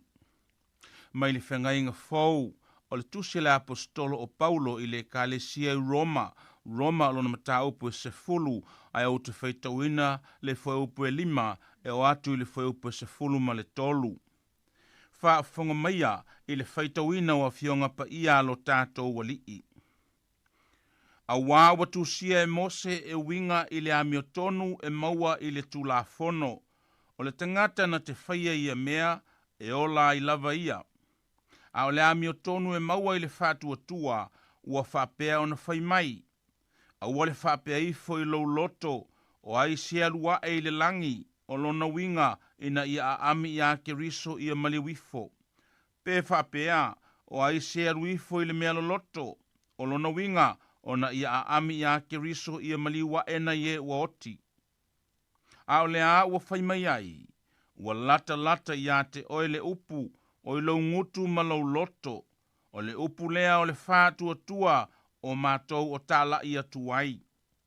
A whai e te tautino i lau ngutu i lea lii o Yesu ma whātua tua i lau loto, ua toe whātuina mai o ia e lea tua na ye ua oti, e whaola ina ai oe. A wā o le loto e whātua tuai, e o mai ai le amiotonu, a o le ngutu e tautino ai, e o mai ai le ola. A wā ua whape mai le tusi, e le māse tasi e whātua tua i a te ia. A wā e le ese le iutaia ma le e leni. A wā o le ali e tō tasi o tangata uma, e whaula i lo nā lofa i a te ilatou uma o e wāla a watu i a te ia. A wā e whaolaina i lātou uma o e wāla au i le suafa o le alii. Whamanuia mai le atua i lo tātou whaitau ma whaalongolongo i ana fionga pa ia, ma ia tu maua tu pe ia te ia lona lava vi inga. O nei mātai ao se i o i le whaavavau lava. Amene. Tātou tālo. Ia maliela vai lau whaafonga le atuai upo lo ungotu, ma mawhauwhaunga o mātou loto, oelo mātou malua papa, malo mātou talita, malo mātou whaolatanga. Amene.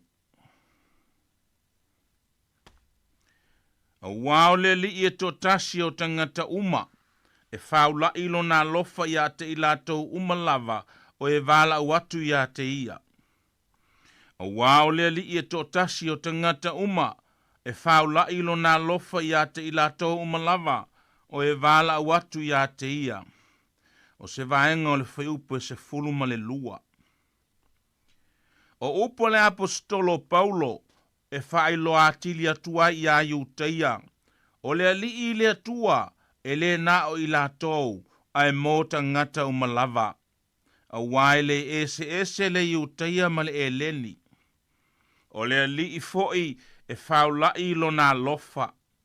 O ai e wala au atu i a te ia, na te le tali tuali maina lava se mana o lana whanau. Taluai ona o le mau whakerosiano a iuteia, e tau lai ma muli tai le tulafono. O le talitonunga atoa o le iuteia, o lo ta oto i le tulafono, mai manatu i latou, o i nā foi o lo iai le whaolaina. Whai mai i latou, o le amia tonu e maua i le tulafono. O se whateita inga, o tulafono ia, o le aso sapati. Whai mai e whaavasenga, pe whaatapula ale mamao e savali ai le iutaia i le aso sā. E le ta tau na kukaina ni tau mafa i le aso sā. Masalo e pe o tātou i Sāmoa i aso ia, a o ula i titi, e tāpena uma whaapusa i le taia o pō, a wane i ei se asu i taimi o sauni ngā lotu. E o mai lava i ona pō nei, o lo i ei tangata i utaia, e le mawhai o na lātou tape ina se afi i le aso sā. Amana o e tape se afi, o na sā ili mai lea o se tangata o nu e se tape ina. e le whaingofie le ola I tulafono ia. Ia Paulo lava ia, a tonu e le whaingatā o na whaatino, ai o lona atunga lunga, o le ola I le tulafono, e le o le ala tonu lea, e maua ai le whesota inga moni, ma le mafutanga vāvala lata ma le atua, ai maise o le whaola ina. O loo tau mo whaila le apostolo, e ta tai ese I uteia mai le sai tia lea I le tulafono. Ona e leo I tonu e maua ai le amio tonu I le atua. O la Paulo, o le unga o le tulafono o ke riso lea. O le unga o le tulafono o ke riso lea. O ke riso foi la, e a fua mai ai le amio tonu I e whaatua tua. Whaafofonga foi le moli maua Paulo. O wawa le I loa I la tau le amio tonu mai le atua. Ma ua sa ili e whaatu la tau lava amio tonu. Ua la tau le usi ta iai I le amio tonu mai le atua. O wao le unga o le tulafono o ke riso lea. E o mai ai le amio tonu Ie whaatua tua o malava. E tasi lava le manao o le loto o le apostolo malana tatalo I le atua ia whaolaina le nuu o le atua. Le au soe o le manao lava le nei o loto malau tatalo I le atua mo Israelu ia whaolaina I latou. O le whaolaina e ala ia ke riso ai le o le tulafono. O le fasili, o whea tātou te sā ili ai le keriso lea. E le tau sā ili ai le langi, e le tau sā ili ai le mea loto, o lo maua lava ia te oe maa le upu, le keriso lea. O I lo fufonga mo lo ngutu, o lo I o tātou loto, e peo na moli mau Paulo. A wale whape ifo I lo loto, o ai searua e le langi, o lona winga ina ia aami ia ke riso ia mali wifo, pe whapea. O ai searuifo I le mea loto, o lona winga, o na ia aami ia ke riso ia mali wa e na ye woti. A o le awa whaimai ai, ua lata ia te oele upu, o I lo ngutu ma lo loto. Iau soe ma le au whaafufonga I le nei tae ao.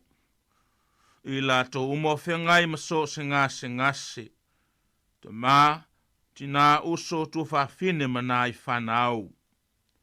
O ke riso lava le upu. O lona lava suafa. E mawai le whaalotu te lenga, ma le whaasiringa malosi, mai so se ti ngā o whengai ai. Tā te le tausa ili, po whea maua iai le ke riso lea. O lo lata mai pea ia te oe maau. O lo I lo fufonga mo lo ngutu, ma o tā loto. O wao le loto e whaatua tuai, a o le ngutu e tau tino ai. E o mai ai le ola. I oe leo soe. O ke riso lava. O lo whao lai, lo na tamau ainga, o le alofa. Mo so se tasi, o whea ngai ma puapua ngā ma ti ngā o le ola nei. E wala watu ia te ia. E peo lana whetalainga. Ia e wala o mai ia te au. O na o talia tuai lea ia te oe. E wala o mai o ia te au. O na o talia tuai lea ia te ia. O au. O te ia te ia I le puapua ngā. E le suafa o le atua, le tama, le alo o ma le nganga pa ia. Amene. Se o tātou te talo. Lo mātou wa tuanga le ie. Le foma isili, ma le ali ia o whamanuianga o malava. Wa mātou wala u atu, mo lau whanau o whengai ma so se ngase. O le tino, o le mafaufau ma le agaga. Whapulupuluina i lātou i lau alofa whamalolo. O i lātou o i maota ngase, o ai o tau sia ai ta māmatina mātutua. O te tonu o le malu o mātou fale, ma so se vaenga o whata o tori ai i lātou. Lango maluina o lātou tautonga tinga, e le mana o loa nganga pa ia. Mātou te tatalo mo i lātou o e longo noa, o e pipili, i lātou wa pola lātou va ai ma e ngungu, alofa mafua i atu ia i lātou le fia ma lo file mu. Whamanuia la wa fio i a li i matamai ta i fo mai. O i lātou uma o whaatino ina so se au nanga. Wale manuia o lau whanau pua ngatia. Whapea nā i whanau ma au ainga, au whenga iai ma le tausia o matua tausi. Fuai pea ia i lātou le poto, le malosi le tino, ai mai seilia nganga, o wale whaataunu ina o lātou tiute ma ngā ruenga le lei ma lava. Whamanuia i whai lele ma pepe fau, whapea tina ma i tanga, alofangia i lātou o ile ai o to ese. Wha malo sia e loa nganga pa ia o lātou wola toi fuata ina. Ai mai se taimi e lui tau wailo lātou whātua tua. E le sio manga o iai. Wha manuia nai o lātou ainga ma whanau a o whaia le whaiva o le asi. Wha manuia fo i lātou umalava o ngā lulua i tonu o whalepui i so o se mata ngā luenga. Mātou te tatalo ma manatua le lalolangi ma le whenga iai o le toa tele ma pua ngā. O e fia ai, fia inu, mate laina, le aini fale no nofo ai, o wha mai pepesi, o taua ma whewaiwaya inga. Alofa oelo mātou o tua o manuia, ma fua i atu ia i lātou lou tamau a inga, ma lou file mū. Whamanuia i tai o malo uma o le lalangi. Whapea Sāmoa ma atunu uma o le Pasifika ma New Zealand nei. Anga le lei mafua i atu ia i lātou le tamau ainga o le atamai ina ia pule ma le tonu ma le alofa. O wale manuia o tangata lautele ma lo lātou lumanai. Whamanuia la wafio i e kalesia kerisia no umalava i le lalolangi. A mata maiona whaaululunga se ia o le au tāpuai ma la lātou au nanga. Ia tupu ola lo fina ngalo ma lau tala lelei. Wha mawhana lo wanganga pa ia, ia i lātou uma o whengai ma whanoa noanga. Ona o mawhutanga mō tu sia e ala i le maliu ma le oti. Whamanuia nā i whanau ia o onga, ma i lātou uma o whengai ma ngā luenga. O te tonu o ofisa, o fale whai ngā luenga, o e ngā lulue i lungo o wala, o whātoanga, o le manawa o le ele, o ave pasi, ave no foafi, o ave taavale la upasese, o vaa i lunga o le sami, o lunga o valele i le ea, o taavale faa o ngā ainga. Pui ma leo le soi fua lau whanau lo mātou o tua alofa. O ai o lo fia maua lau soani, pa iatu iai le mana o lo wanganga pa ia. O lo file mo, ma lo alofa lo mātou o tua. Whamanuia le fionga i le li pule, ma le ofisa o le siufafonga o le lau mua. Fo iatu iai la tau lo sosia o le poto, o le malosi le tino, ai wha sili na pea le soifua whale nganga, a wao lātou tiute wha taunuina.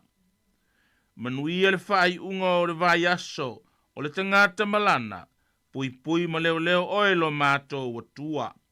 O la mātou te talo le nā lea tuai, ia whaia iai lo lava fina ngalo, ai leo mātou loto, e ala iai e sulo mātou whaola. Amene. O le vinga o le tua ua saunia.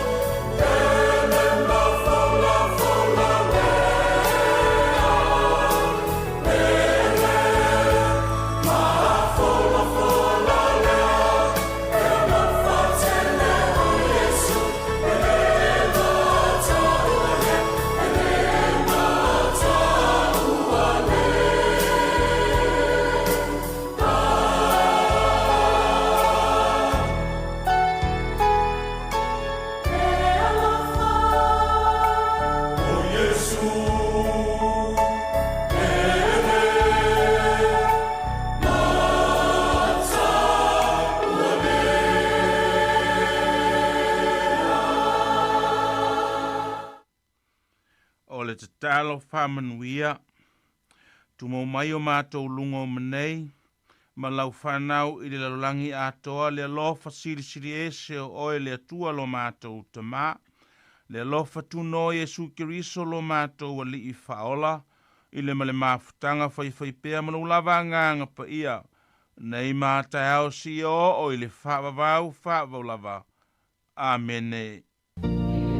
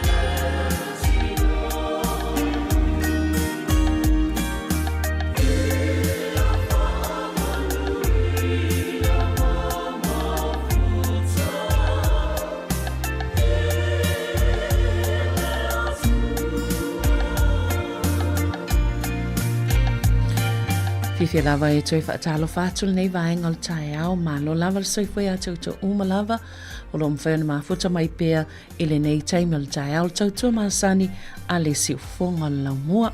O le taime le nei o le po kalame pēr na maasani ai, o le ina i laua tina mata mai tai, taltanoa toi fo i pol kalame, a me se o ni mata upo, e whaatatau I le tō pao tina mata mai tai. Tai o nei ia le fo I ua ma whaatasi atu ma le uso ia ana wha solo I whaawau tala noanga I nisi o vaenga tā ua lava pi lava o na sila fia whaamatala ai ia le sootanga le vao le matua po matua fo I ma whana witi ia me se fo I o le nofo ma le mawhtanga I tono le ainga ia awala e pesosoani Pei lava na whaalia le amatanga o le tātou pol kalame ne whaatalanoanga nei. E le whapeo o wala ia le uwhai atu e tāpena ai ma whaatonu ai whanau e mai se fo I tūlanga whapea. An o nisi meto tia I whaopopo e meto tia ua lava masila fia iai ia o tātou tangata I le wāwhea loa I mal whanau.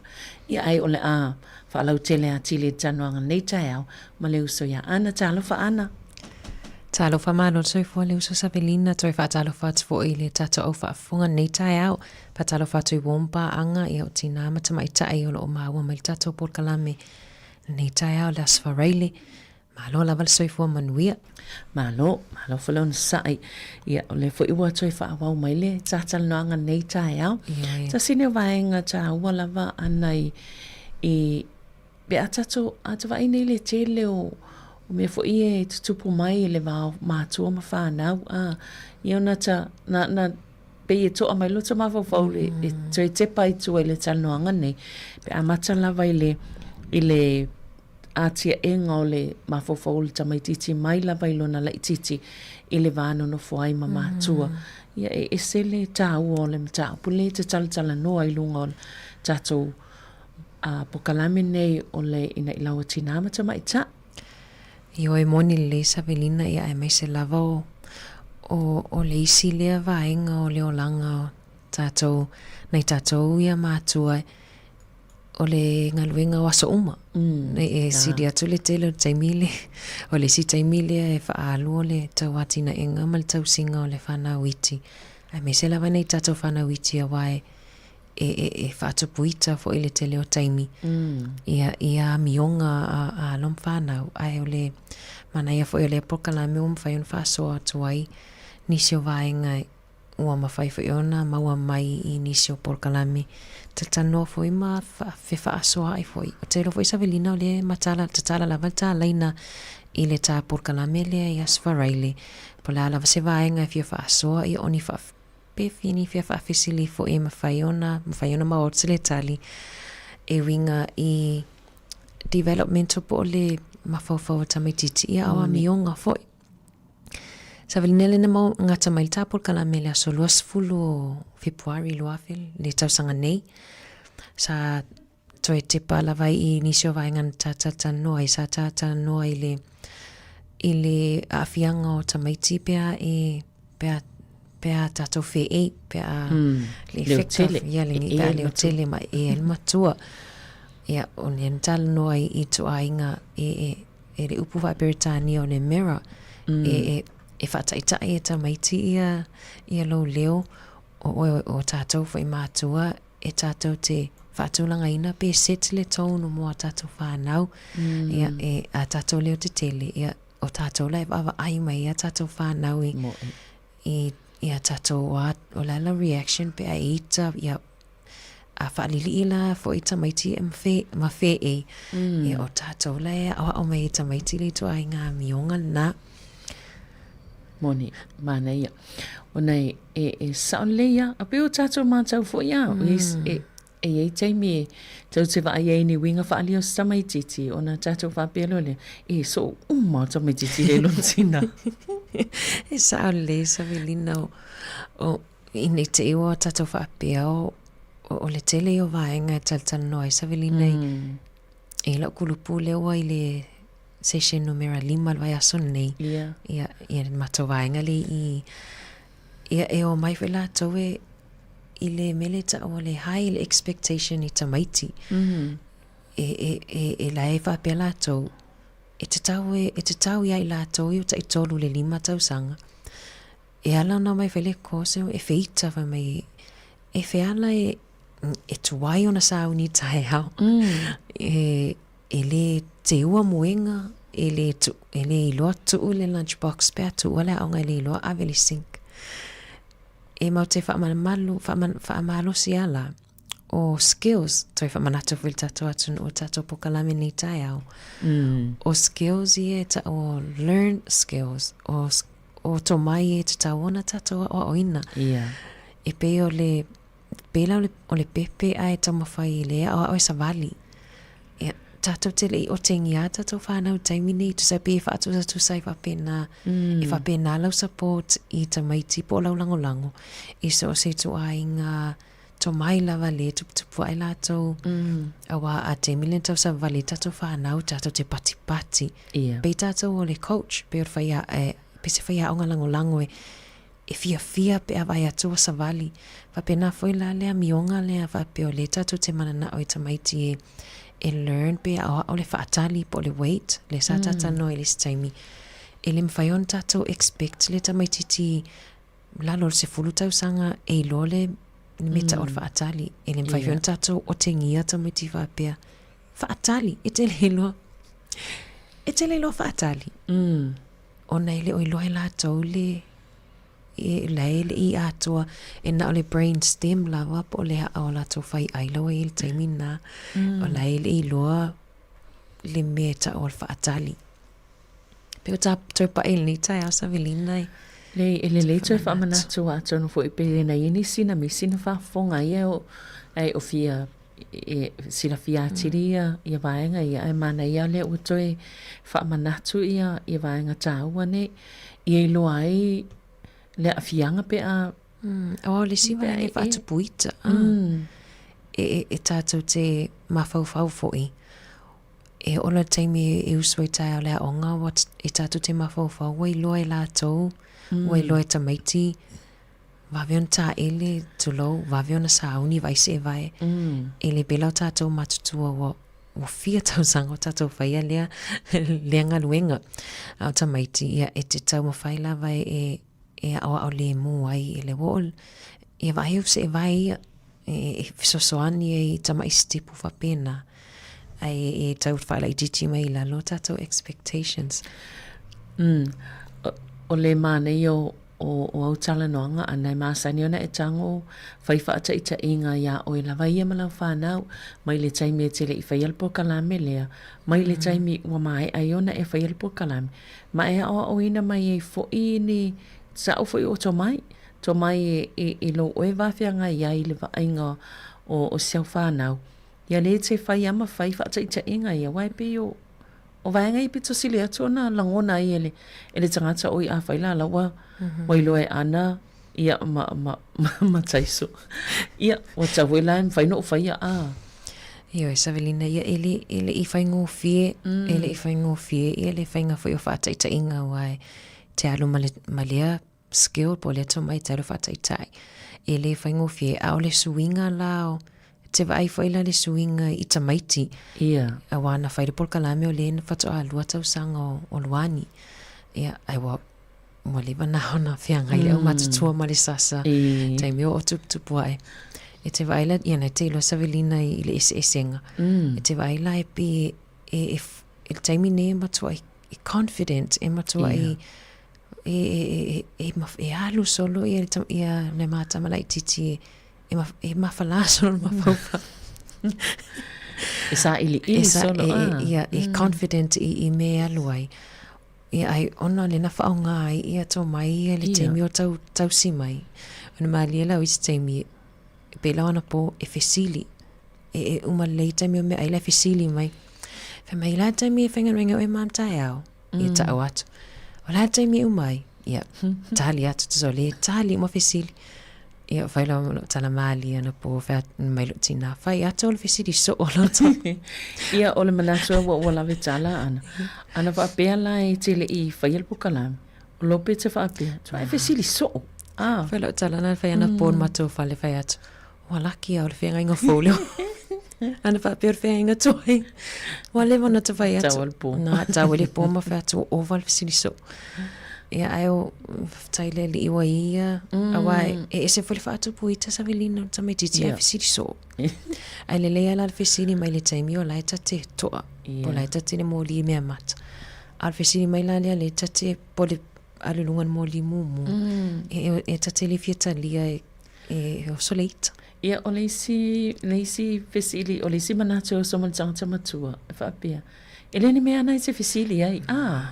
Wai be o tele ana o manatu o whaata i te fisili matama. E leni mea ana i te fisili ai. Fisili mai se mea o ngā ia o ero. I la wā o ngā ma. Ai, o le fo i o te a o ngā tua. Ia o mo whaanongo longo i tō mai wa e whaasoa ai. Ma leisi mea. Ia se i o lal tala i le o ngā sāwai. O le e se le vasenga le alua i aluani le se tatal no i aluan. O le tewa atu i lau popole vo i le ai te ua wa alua le fisili. I ufa matala e aluani mea i alfa ia o ngā le. Te ua wha matala o matu e mea matu ai. E lofo i le tamaititi le tangata e na te trust. Tangata e fia i o tamaititi le tangata e fia ta alo mai ia. O tata noba le o le mta upu mua na o le ta porkala mele a solto e wha malo singa o le play. Po o le ta alo. E fia e tamaiti fia ta alonga. O na o le tele o to mai mo le whanau e awa o mai ta alonga. A wha pevoila o le waiting po le whaatali le te mana au e awa au. E awa o mai le ta alonga e whaini ta alonga fo ile a pe o pele. E whiona whaile pele ia ona oi nai awa o mai ta maiti le ia to mai. E whiona whapea tasi whaatali oe waiting for your turn. Whaatali oe se whaile turn a mari. Ia nai waila ia oi nai awa o mai ai lima whaiona tato whapea. Whaatali e whangatai ana tali ele ta maititi wai le lon me ta o whaatali. Ai Savelina, o le tā polkalame ne aso le atata noa i le isito ai ngā ta alo o le schematic play. Ea se masu se wha Sāmoa le tā upu lea. O te lo le isito ai ngā ta alo lea e te le ina anoi pe whaatupuita i a tātou mātutua. Ai me se la le o le whaateta ingo e ese umalai to ai ngā schematic play. E i tamaiti e fia lava pe se me masani le tongi o le polo i lalo skip i le stepu. O se me foi le e fiu le matua e whai atu. O te lo atu lo tongi i waworo polo na. Ai tongi. E pe se meo lai tamo whai e testa le ma awa o le whai ngore o le mele tongi ia maua po le ale mele mana o ia. Ia o le o tāpa e ona o le sivaenga le te leina sasa il whanau e mafua ai ona tātou fiu e whai isi tamaiti e awale o soso nunga na fua e ile tamaiti ti Savelina e mawhai ona tā ofi e mawhai ona e whai atu e whai tamaiti ti e pese urge fo ile pe e mana e tama whai lava e whai e ile mea lai testi lo na whai ai e te fiu e te whai e aru ese ma le no fua. O le isi tamaititi e fiu e whai e ai lava na la palapala e le ta vale ta vale mai le sipito. Ta vale le sipito. E a peo so puna.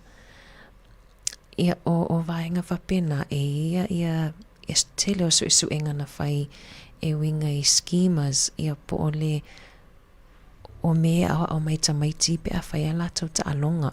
Pe e meitaua, ni tamaiti e meitaua fo ila pepe ma tamaiti le inunga na ne pushchair, pram. E i tamaiti e fiule matua e tuuilunga se toi fo ila lai ta aloai. A lai ta angoa le tamaiti ti tongi la lot foloa. Tongi. E fiu o vaenga whape e se whaatupuita. Ia, mone.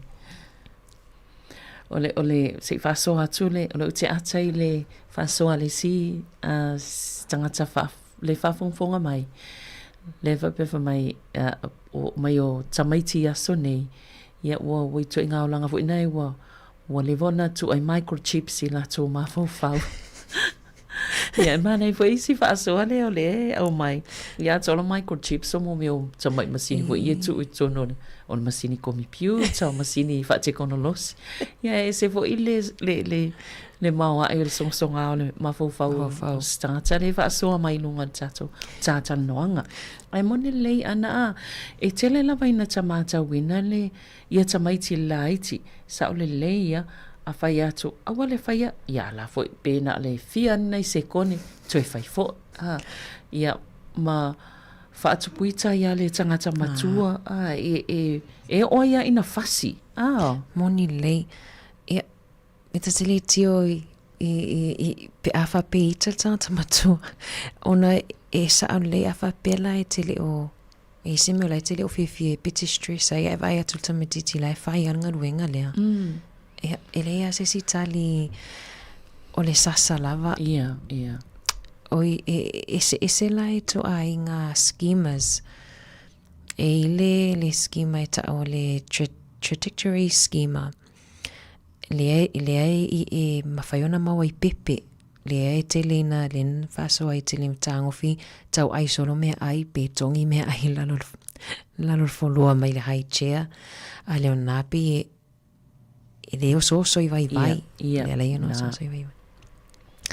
O le transporting schema le te leina o e tamaiti fweli e umana wha aputuputu i lea ia toys ia e o whati iti e nunga o lato ta avale a e toso ave wha aputu le spito e fia e whai wha aputunga e avea ai o le isi schema e ta o le enclosing schema e te leina o e tamaiti i tutongo tingi pusa le o pe o foi fai se fort foi lea no foi lalo pe fai cushions ai whapupuna e tonu pe la lafi ai ia o i situ ai ngā schemas nā o le rotational schema e o vaenga lea le fifita me tio e whata avale pau e whata avale pe vili se ta me tio le fiu e whai ato ala e pa o al vilingo le ipu e pe ta alo vede lungo twist e whata amilo i se mea ia o le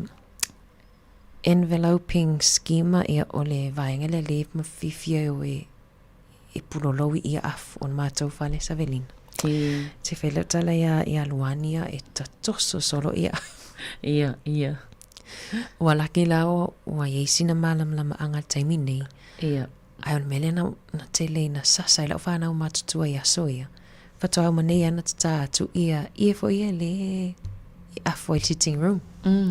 Whatu au man tata atu awai atu o e ono noa i le sino foa no ele sino foa ai pulolo wai le la watelen fa yeluani taimine e toso solo mato e na le fa i mapulo wai pe fa tawela sana tusi ale mela le ai o le wa va ai winga fa ali ai o lo tamala ititi ale wa mala malama ile to inga ile to inga tangata le ia e tu sai mau ia fo ia o onga ma me to tia fo ia wa ea o oina. Moni le savelina e ta te nofo a mota ma fau ai. E ta te nofo fo i mota mai taua. E tala ia la ia lau ta matua. E fai mai ia au fai mai. E le i fa pena. E na sasa ma ua ia so ia. E fa malama ia i le porka la mema. Ma vaenga fo i wa mawhai ona o ina nei taimi. I le tamaiti sa velina e fia e whaalaina ia ta avale. Ia pe whaalaina ni poloka. O le situ ai na schema na ta o le connecting schema. E tamaiti whaalaina e fiula tau whale ta pena toys. E sa wa whaalaina solo ia poloka. Ia o i situ ai ngā schemas o le orientation schema le fia e fia lava e whawhao ia ni objects. Ia pe alu fo ia e la au ai whaau e lau le ulu ai whaau ai pe whaau lau le ulu. O vaenga o mai esa velina wata au ina ni whape o le vaenga tonu ale e telen whaatupuita ia tata. Ia, moi. Ma le vaenga fo i le fe mai ave toys na e te ua pae solo le whale. Ia. Ia awai sa lea tina e fiwita pena whale ala e te leina tora tu wota vai ta avale. Tu le vai ta mai mea laiti fo i. E be ano vai atu, o leo ngala vaenga ia, o leo wa e a oa uina, a leo e wa ai ai winga wha alia o le tamaititi. Pe o le moa uia ta ua o le pokalame nei, pe ma nei i ulunga li ai li i maua tamaiti. Pe e whana nau mai tamaiti ala wai loani nei meto tia. E tali atu ai i winga wha alia ia, po lea fo le meta una whai I tamaiti pe a whapea o winga ia le la awa aia ia o la fo le tali e tauna whai pe a whapea o winga ia le tamaiti ti le la whaali al taimi nei a taunta te fo I mai to e wha lau tele leo le vaenga le na tano ana ai si tasi pese ia e whawae ia le tapu kalame nei tae au whaftai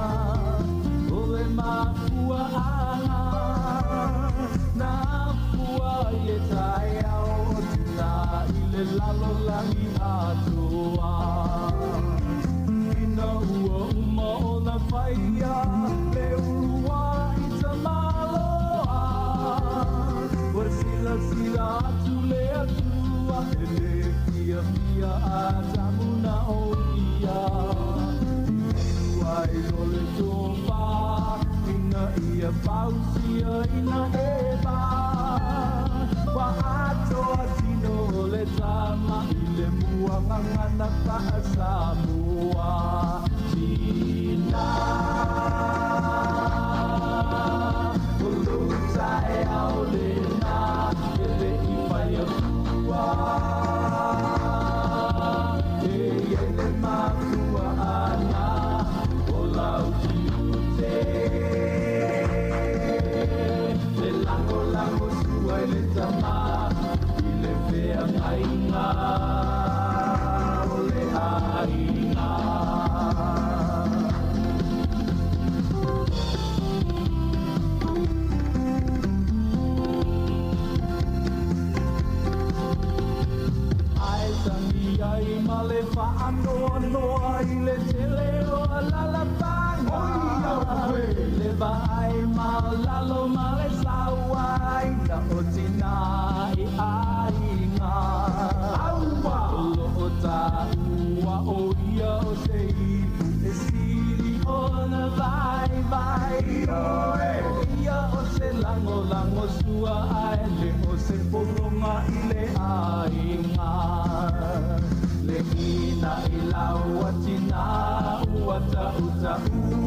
Sāmoa Olo tu sia setina lele Sililo na tawi penina Ole ingalo le tama Oia ole ulu ole aina Osia ulango lango sua E tau laua I se mafutana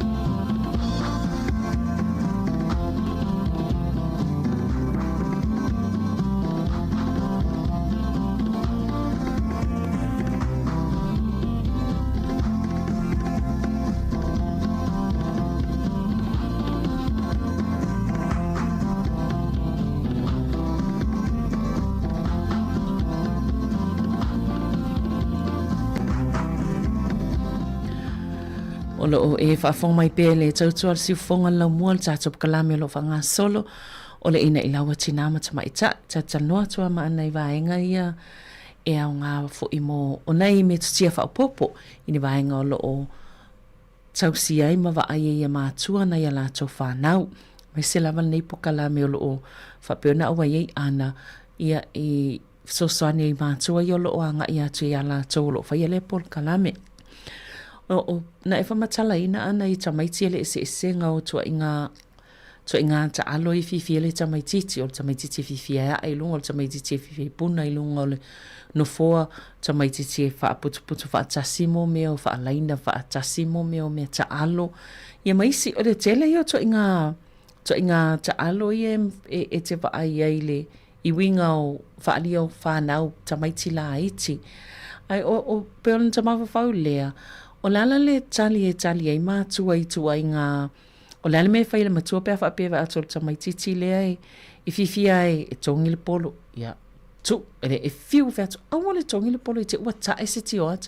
Ia, e tu e whai fo, po tamaititi fo ia e lunga.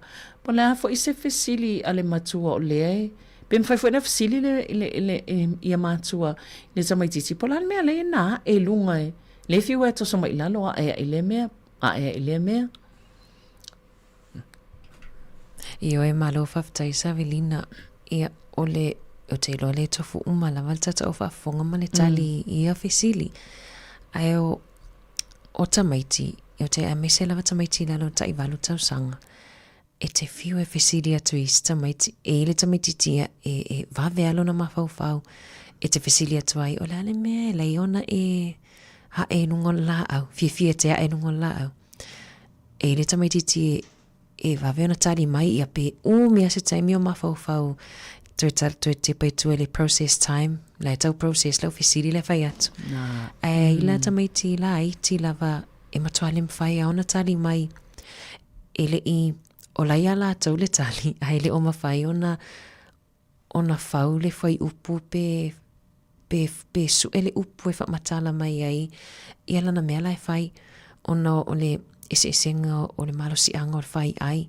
Ia, mantua sa velino tātou. Matutua a tātou e whaise meo lai tātou iloa le whai ama le iloa le. E alan tātou e tālau la pisina ia. Mamal whanua. E tātou te iloa lava mafuang. A tamaiti.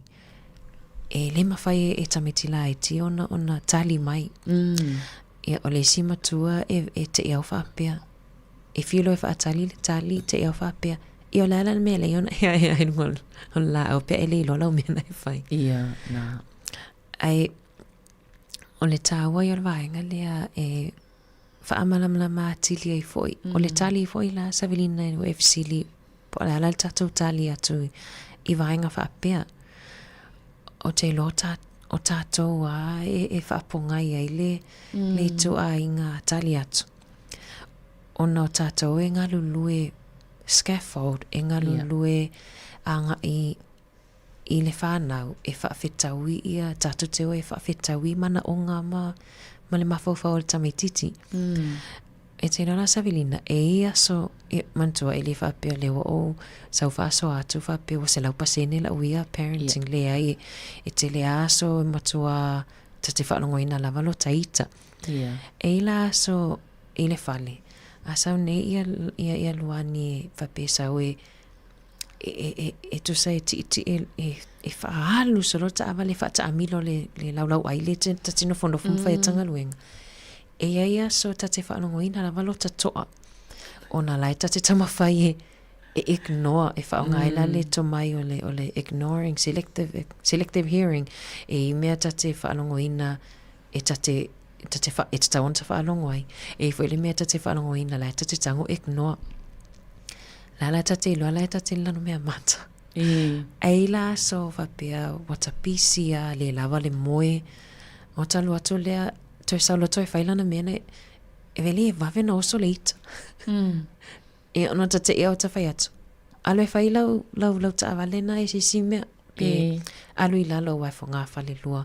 Alo i lalo e whai lau ta awalena ona le whai lau nganuenga. Ai whaingatai ona e whaingatai ona o whai atu. Tu ul mea na o tinga talinga. Ona le o ta malama i le whaangalua ina o le whai ahi o tamaititi. Tuso o le tali atu nā tātou e awhape o ti ngā te le lo ulu i le mea le whai le tamaititi. E tāua lo waru ese mai. Lo waru ese mai ma le mea le whai ringa luenga tamaititi lea. Ta whaonga ia luani e whai mawhaata i ta inga nei ta e whai ngofio na malama. Malisi me wala i leo no man wani le whai ati a ia whata i ta inga. E pe o se whaamatalanga i whai ngofia i ona momoli atu le wha malmanga le te saunoa i ei ana. Wai pe o le mele na e te papa e te lea ta maiti sau te papa i whapena e pela ho ta wei ta wa o ta wa o nga sa wai pe o le tele na o le tau te va ai fo ina ista mai te ese ia e al te me lefa ia tu alle sona ese alla langi le te va tu le mata solo ta mai te wa pe por me um tu ati nga ta ningon ta mai te il fa ia o nga le tu ale ia e te tau fo ia nga fo I mo le fa ia o nga e lo ai fo I winga va ia o ta mai te le fa ali e tono e o la so Io isa only I tamaiti le sa tata no I le whaingo fio na nofo I lalo o tātou matutua ma tātou a whapeo tamaiti e te fio e whai atu e tamaititi e pu ale taimi e mawhai I tamaiti le leia e whai na nofo I lalo whaalongolongo umi le tāla lai whai a o le toa tele o tamaiti la I te peila o tamaiti le lau wasenga savelina ia e le leia lai le tele o activities e tu iai e whaanga ioi o lato mawhau ai a whapea nei e umi antala noa whai a o ngā ai le whai se tala tamaititi matua le langona e tamaititi isi tatou ta ai mana ia la no mai tauina fo ila sa ila wasenga savelina vai atu le tele o tau oti ngā pepa ia na whai malau student ia whamatamata le ata nan fa matamata o le atol pamsan o le sal palema ia wa fo ila ta tele ona sa o le lei o ana pena o le pe tasi pe lo minu tele te tau tala vatu ia wa mata na fa sanga I fo pulta mai tis o pe ia o pota va ai atu ai winga fa ia zo mai tis ele fiel me le vai atu ia na ole mana ia la wangara lui ai la ia la wasenga man malisi wasenga le iluani ia ia tu le wa matona ai mai tu ia kuisi ia amu ia foi tatou I nei atu no savelina le wai foi nei o onga te mana tua so ia tatou I tatou foi a onga sai Sāmoa ma onga la vai a onga tulanga luama ia e fe lua I foi a onga male vase umi Ia, pole la au umia fo ile e no foi tua e au atu I luma. I te whaalongo. No foi lalo. E a mata mai ale valu tae a ona e whai a onga I tamaiti. I a meise alale awal pisa ma no foi lalo. Pe upuana e loe. Te mi o tatou a onga. Ia e tatele tioi I nganuenga nei whai a onga ona ele I ni ia a onga mania to mai. O ina fo I whatatau ia mionga whanau. Savelina o tatano ni ia mionga ia e lea onga lau whanau. Na mau fo inisio li poti mai le pulea onga vai aso nei. E tamaiti I wasenga lima. E leno no fo tono wasenga a whaatu I whaia onga e pi e lau wawale mai ai. Matua I e struggle lava lea onga e tau ngā lulueanga I a mionga tamaitia. Ia walenga whatia fo e whaia onga I a mionga. Tu so tamaitia I a souma e leno nofo tonu potua onga. Ia o lailai wa whaiona alua I le isi tamaita e o le mātou vaenga le kili vainat pokalame. O lai alu e mawhaiona tala noa ma whaasoa fo inisio tau mai I whaia onga. Ia, mana ia. E me se e le whaingofi e fo I pia whaalongo atu a e pi e lafo me se upu ma mawhai I whaia onga e le pe le tadia ngofi e. Ai wa mawhawhawala I tina o tamaiti ia. Masani la wana o ai e te vai ia ta ia ona I tangata Maori sa velina. Tua nei lea onga, e pau ai o upu e te whaanonga whawhine. I nei tina ia. E lafo I tamaiti. I mantua I nei tangata I e pe e mapua I si upu I e upu sae. E lim whai on tātou talai. Ona mai wala wha aso amal po lea onga whai atu. E mirror, e taule upu le watu. Po le ale toma whai o tātou I lea onga e fofo whawhitau li ona I whanau ia.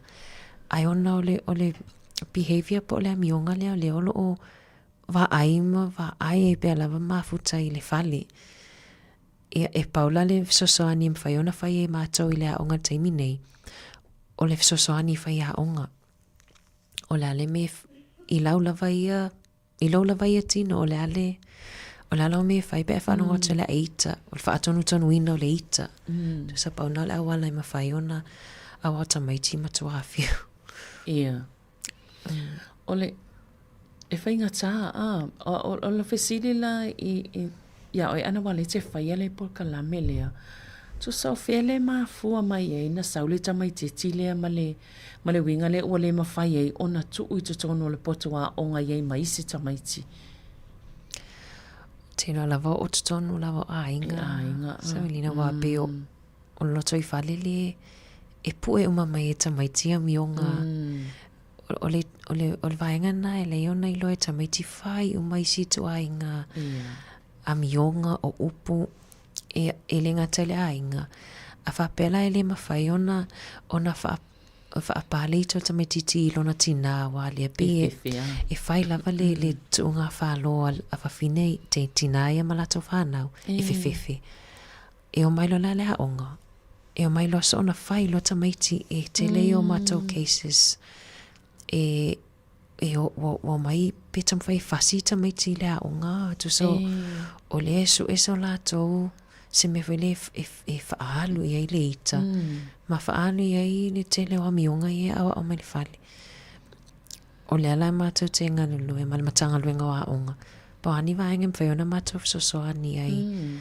ia o le peo le pāpui le na e le mawhaiona mātou so ani e ngata I lea onga e le mwhaiona whaalawa I te lea tuitua ia na ofa fo I la lea wanoa I nei mātua ia pifia o mai e o mai join mai le polkalame ai le fio o mai talo fai e le fai ngofia ole whawhitau li ala I to tonu I le tama iso si o manga I le ainga a le ua a watu I to tonu le a onga ia le ua a vea nei ma whawhitau li a o tau e tau fufo ia ona ole le I le leina whaafoi mai nei vaenga ia mai le amatanga po le tono le ainga e ito mai o mawhaiona whaasoa in amata veaso ne on tatanoa I mwhaia onga e mawhaiona ona lena mai tau a ita tamaiti ia le vaenga I le au tamaiti ia e vaia whaia onga e o atu whai ai o la me te whapena tu so la e le oia I la tau le isi tu ainga tō mai mwhaiona wha o ngā le validation len tatanoa I le si vai taimi e a tili ai la ona pe se mai a fo I le toso atu mai e pela le to mai na le olo whanga solina o I nei whaia onga wha o ngā le validation pe e oi whataitai awa e le o work le me le whai taimi nei o le o la ita mai maftangi se le watu whai atu ai o la me te whapena ai whai so o pe tau di te se o te ngia wale mawhai ona whailwa senga o lo whaalave lave o tau ia tate alo whai nei whaia onga o lala o whataitai e o e whapehi tame titi o nā lo atu le whai Savelina, that's so tricky e tate alo e meet le energy o tame titi le e langona ta o le emotion coaching mali o le validation na o le o kurupu le vasta lo ai Savelina e whataitai le kurupu le mātou tenga lua I mātua e la se tasi o runga ali I na amata mai awale o session 5 na amata mai le polkalame e o mai a le vai asta luai o lai fai mai e le I work e le I mase strategy wo work atu o lai fataitai le validation pea ai o mai vai aso nei. O le pe o vai aso mua nei wa atu. Ele I tai ona amata to to sus minute amata fasing. A pe wa va mai te le wa ngai. Ai o atu fo pe wa lights up falling o wa le se stress na o mai vai aso o mane. Ai o atu tala mua fe mai. It was very powerful. Ole. Pe o upulen whaonga mai. O ka se powerful o le metotia le na o whaonga i le vai aso le na o last week. I on whamatala no leo la tau whanau o la whanau fe mai o le mene le alina pe se mai e toso taku wale o le feita tamaiti. Ai pe whaafito ai e la tau i lona fo ita le elu atu whai atu. O ova te lo whaali I o whiwa whai atu e o te ngia. A eina o atu whai mai na aina tango le tamaiti ti matua tongi le ulo. O le misa. O atau whai whatangi siloa. Whai mai lola o le taimi tono a lea e o e whataitai. O maua le taimi e wha. Ia, o lo whataitai whai mai na o atua whai atu. This is very tricky. I see you're feeling so sad to sort of down with matala. Whai mai pe wa te I le tali mai atamaiti. Whai mai whafua se iana umatai atamaiti matua. Alo whai mai ala ua. What happened? O le whatu. O le ane whatu. O le pisi. O le whatu. Tamai te me I mawhai atu au. Tuso lo whatu. O le ane whatu. O le whai mai, what happened? Lai whai matua. Whai mai lola ua li lopulata. Li lopulata. O le lopulata si tali. Whai mai, ia, whaawau lava leo na whaile validation sa velina ma whai atu iai. Mala o te mai mate mala malama whaingata ia pe a tongi nei le sile. Ia wha mai a mata mai lai na whataitai ma whataitai pia mai le aso lulu o vai aso talua ie o mai le aso lulu vai aso nei. Wa pela wha mai wa whaingo fie ia lato bedtimes taimi e o I tamiti mo moe whaingo fie lato drop off times taimi e o I mo moli tamiti a onga. A ole moli maulu na wa whai mai e matua I pese magic. Whai atu lo iai a matau lo le matau session vai atu nei whai atu I matua uma. Ti whasanga I lau panga nai te lo so.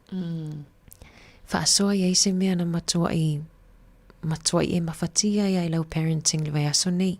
Whaasoa se mea na matua I e tricky lau parenting. Au te mana o I lau panga e tango o e validate le tātana e whaasona ne vele na lo failo te whaalongo atu. Ua tangi le lelis whawhine ai whatoa whaalongo le o ia ai validate tu esis. Yeah, o lai whai mai a lai validate tu wape. Oh, Savelina, that sounds really tricky. And you must have felt very frustrated I le teimi. Ne vele e whai mai la tau. Ona I le maasani I la tau I le validate. E o whai lai la tau taito o lua. Ia, e tati wha mai e o ato e masi problem whapea. Walo nei aso tinga halo tau ulu ngā ruenga. E whaasanga me tamalo whapea. E tu ia nā ngā ruenga. E tu se, e le oi, to le tama whai fofolo ta whaafita auli. Ai pe o se isi me to tia ta ua la wana Savelina a manatua ma tama whai wha maasani. E tatau ia au whaafonga. O te lo foi, e te le lo foi se suinga he tonu. Me se tau singo na ia num whana. Ia, mana ia. Wai pe ole ole pukalami ole te tili vaina, tau te tili vaina ile. Ngangana whaperetani a ai elis taimi e lela e tapena ana. Ai meni nei. Whata te inga Sāmoa fo ilai upu pia whape I tata wai te le fo I ona isi mātua. Ai mai se fo ilana I grandparents po nai mātua o mātua ta mai ti mantua. I ele taimi o le mātua ta mai ti tu ui nai mātua o mātua. I tutupulo leo ni winga whape o ta mai ti. I ailo fo inai mātua o mātua le e a fo I. Poani nei upu se I whata I ta I fo I. Pea whisanga I mawhanau nei a mātua e tau se lātou. Moni le ia o te lo o isi upu whaingo fie e mawhai ona pia whapela wa tangi mai tamititi Sau mai lea o ngai whapea, na ai e tasi la o lunch. Whapea ras whataita inga tu lau whai tasi. Whanua noa lau ai e tasi la o lunch o te le ai neas. E mwhai ona tali atu whapea. O isi taimi Savelina, tu sala whapea linia o tala e whaia. E meta o sympathetic noises. E mwhai whapea,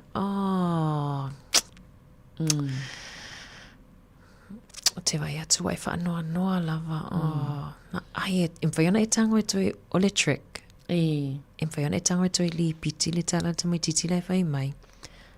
Ai I se leo e matua I maalu lava. Tua ngaua I ale leo. E mwhai ona sa tami te wapea na ai e tasi lau lunch. Ia, e mwhai ona e toi tali atu. I'm sorry na ai e tasi lau lunch. No, na e fia ai lea o ngai na wa ai e tasi lau lunch. Ai pe ole trick nada te wha o ngai na ea sa Savelina ole e wai fiu e su e upu. E toi li pi. Ape watai tasi la olo le lea ape na e mwhai apea. Watai tasi la olo le. E matu ai e matu ai e whai lava se leo fo ile te iloa e se la tani me tame titi pe whai atu whapena ma le tali mai pe whape atu. E au e ilai. Ia, sa o le leia. Wa o to inga talina. E la se meo oe mafoi. O ta e lo ulu na. Po le hasela ngona o tamai titi pe ata whai atu. Le tele o iloa wa le se tala na lafo atu foi. Na le lafo atu i le tamai titi ai. Ai po la ngona tono si tamai titi ne so. O e lai. O ta e lo ulu. Na vai la ia e alua le na taimi. Na vai la ia alua na taimi ele sau I lanu mea mata tamai titi na. E mea se taimi o nofo pe mo na langona na ele mwhai ona whaasoe. Pe o tātou matutua. A ta sau ne o ta whai atu ia o e Savelina. E na whapea o fiu e su e lau. O fiu su e lau telefoni. E mawhai ona e whapea mai. Whahatu wai o lau telefoni di su e so. Whapea. Ai pe te whapea mai foi. Talo whai. Wa maua la. O le validation. Le lei. Mānaia. Lei. E tā hua I o vaenga I an. O nei whata I ta inga I mwhana whai e tātou. E wha mamai fo I le. Langona. Tu sa o le langona mawhatia o le.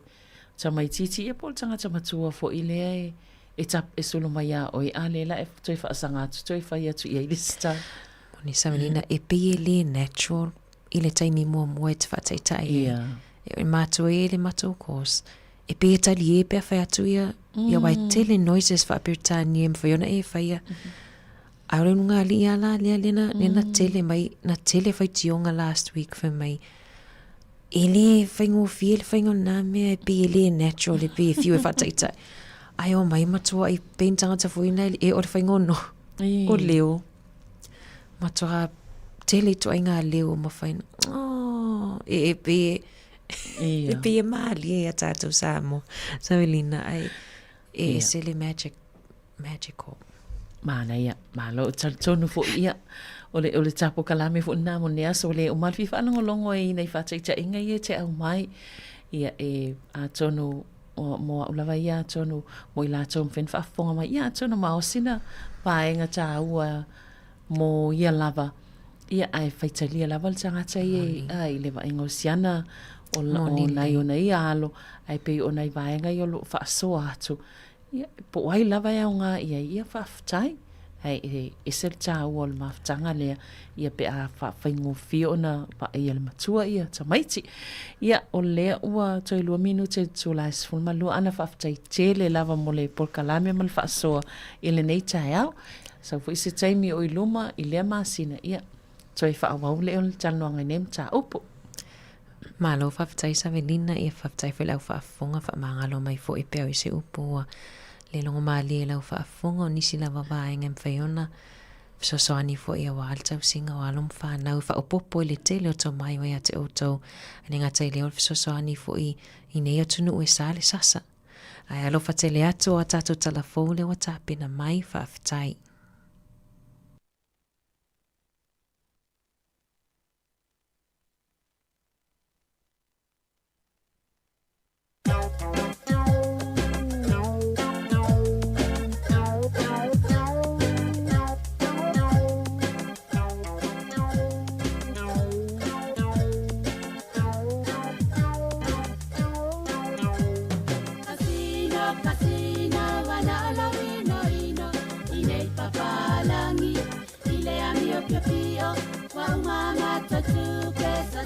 matosino na ai e tau masine le ai ninifo.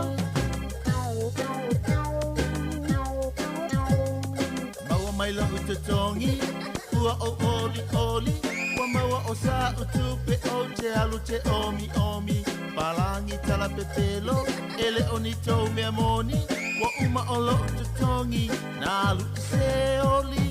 Maua mai lo utotongi, ua o oli oli, ua maua o la utupe o te alu te omi omi, palangi tala pepelo, ele oni tau mea moni, ua uma i lo utotongi, na alu se oli.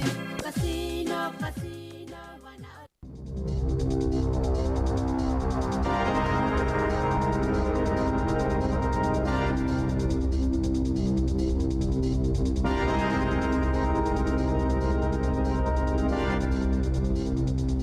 Toi whatalo whātua le whapoponga o talafou mai le si ufofonga le lau mua mo le nei vaenga o le awa uli. Ua whaali le fia o lau whaitoa whai mata upu tau i tangata whaingaruenga i le whaongale e kampani o le AI po o le poto whaafolinga o masini e ilo ai talosanga po o tusi apalai a tangata sa ili ngaruenga. O bisinisi e pei o le McDonald's ma le Woolworths o lo whaongaina le AI e ilo ai tusi talosanga a tangata e apalai atu i ngaruenga. Whaalia e hea o se tasi o le au whaitoa whae langolangoina ma losi tangata whaingaruenga e whaapea e tāua le whaongaina e bisinisi o le AI e ilo ai tuutuunga po o isi ta iala mō ngaruenga. I ta iala e pei o le iai o le laisene po o le sa o le visa a e le be a whai o lo whaonga le AI e whai ai whai unga mō tangata sa ili ngaruenga e ilo mau ili ai o latu to mai ma o latu wanga wa ai ngaruenga. Ua lipotia le ofisa wa ai tau i le aso le se e ato timunga mamafa matawhenga i le motu i saute. O lo fautua ina tangata i Bay of Plenty mo solo ngā palapala wha apea i tauranga. O ne le sone o lo ovalo ia le o atu i le 2.5 milimita o le loloto le suawai mai i timunga. O le motu i saute o lo iai i lapta inga o le moli lanu moli, mai la i titi lava noa e ono si iti ai i le lanu mumu. E tasi vai tolua si iti ai tupe mama a le warehouse i le awhatausanga, tusama le 15 miliona tā la. O le kamupania le warehouse le whaangaluea ina le no leaming, red sheds, ma le stationery, na vaaya le si iti o la lato tupe maua, i totono o maasina e ono e o maile aso mua Februari, e ui i le suinga o a lato tupe maua.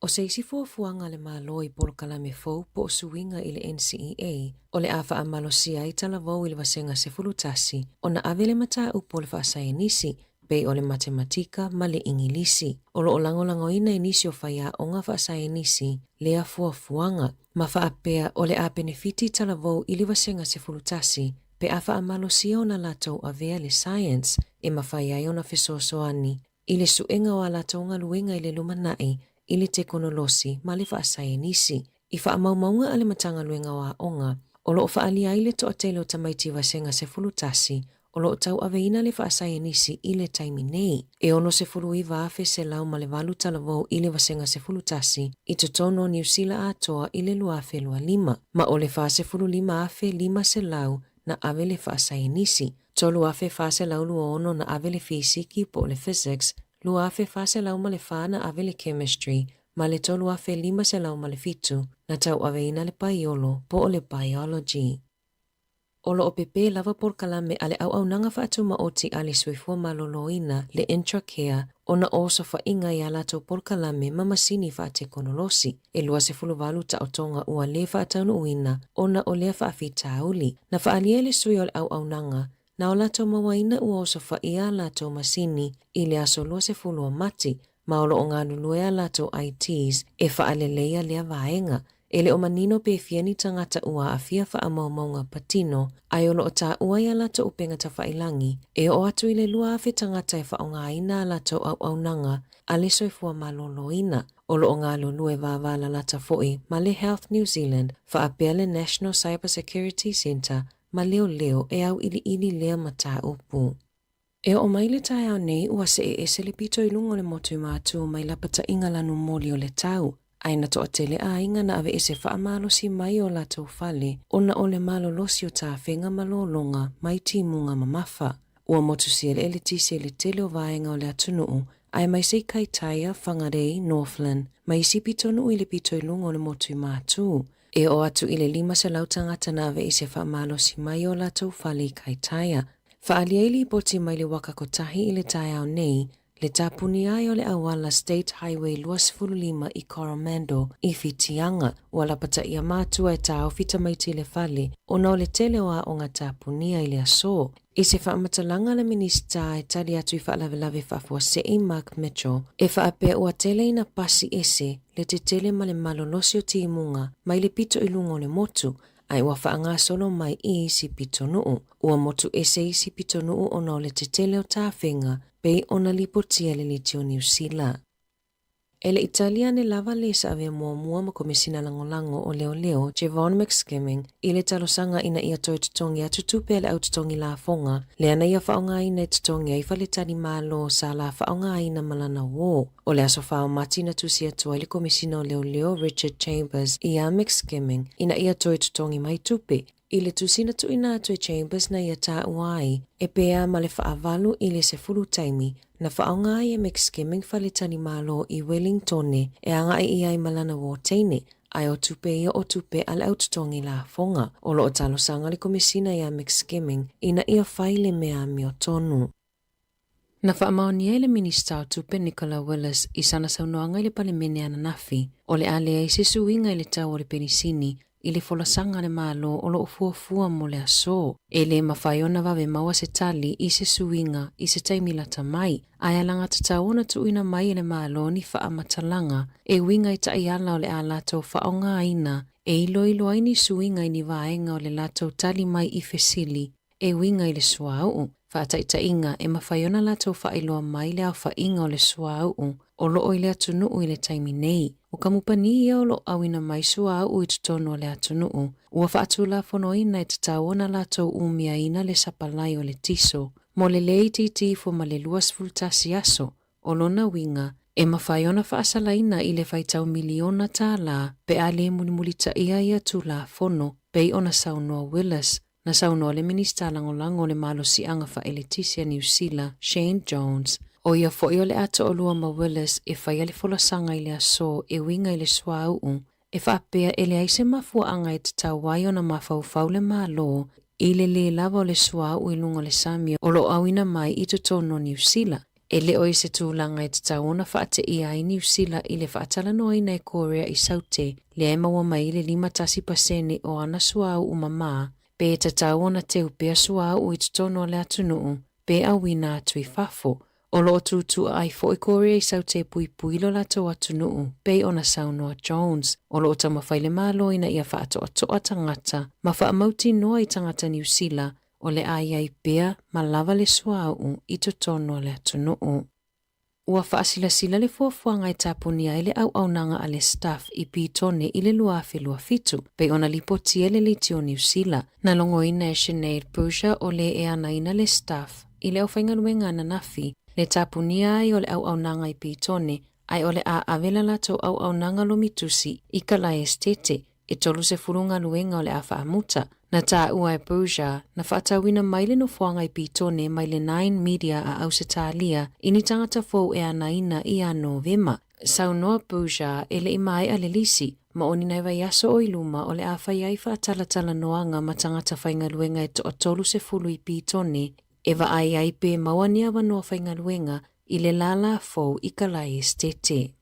I alonga, o le afiafiana nei le 5 minutete e le fitu e taa aloa i le awa le moana Pasifika ma le Highlanders i Aukilani. O le te ala ititi o le afo le whai le aso atai ao e taa aloa i le Hurricanes ma le Reds i Wellingtone. O le awa le Hurricanes ua whailoa mai ua iai Xavier Numia, Asafo Aumua, Tyra Lomax, Caleb Delaney, Warner Dians, Devan Flanders, Duplessis Kirifi o le kapiteni, Peter Lakai, Cam Roygard, Ruben Love, Fehi Finianga Nofo, Jody Barrett o Lacey Kapiteni, Billy Proctor, Baylan Sullivan, ma Josh Morby. O lau whaaleo ua iai Vernon Bazin, Siale Lawaki, Basilio Tosi, Isaiah Walker Liowere, Braden Yose, Ereatara Nari, Lucas Cashmore, ma John Rover, O le Fijian Jua ma le Blues e taaalo i le te o le fitu i le afiafio le astoonai i Eden Park i Aukilani. O Perth e taaalo i le Western Force ma le Chiefs i le te alaititi o le Afoliva i le afiafio o le asotona i lava. Talafouia mai le si ufofonga o le laumua mo le nei vaenga o le awauli.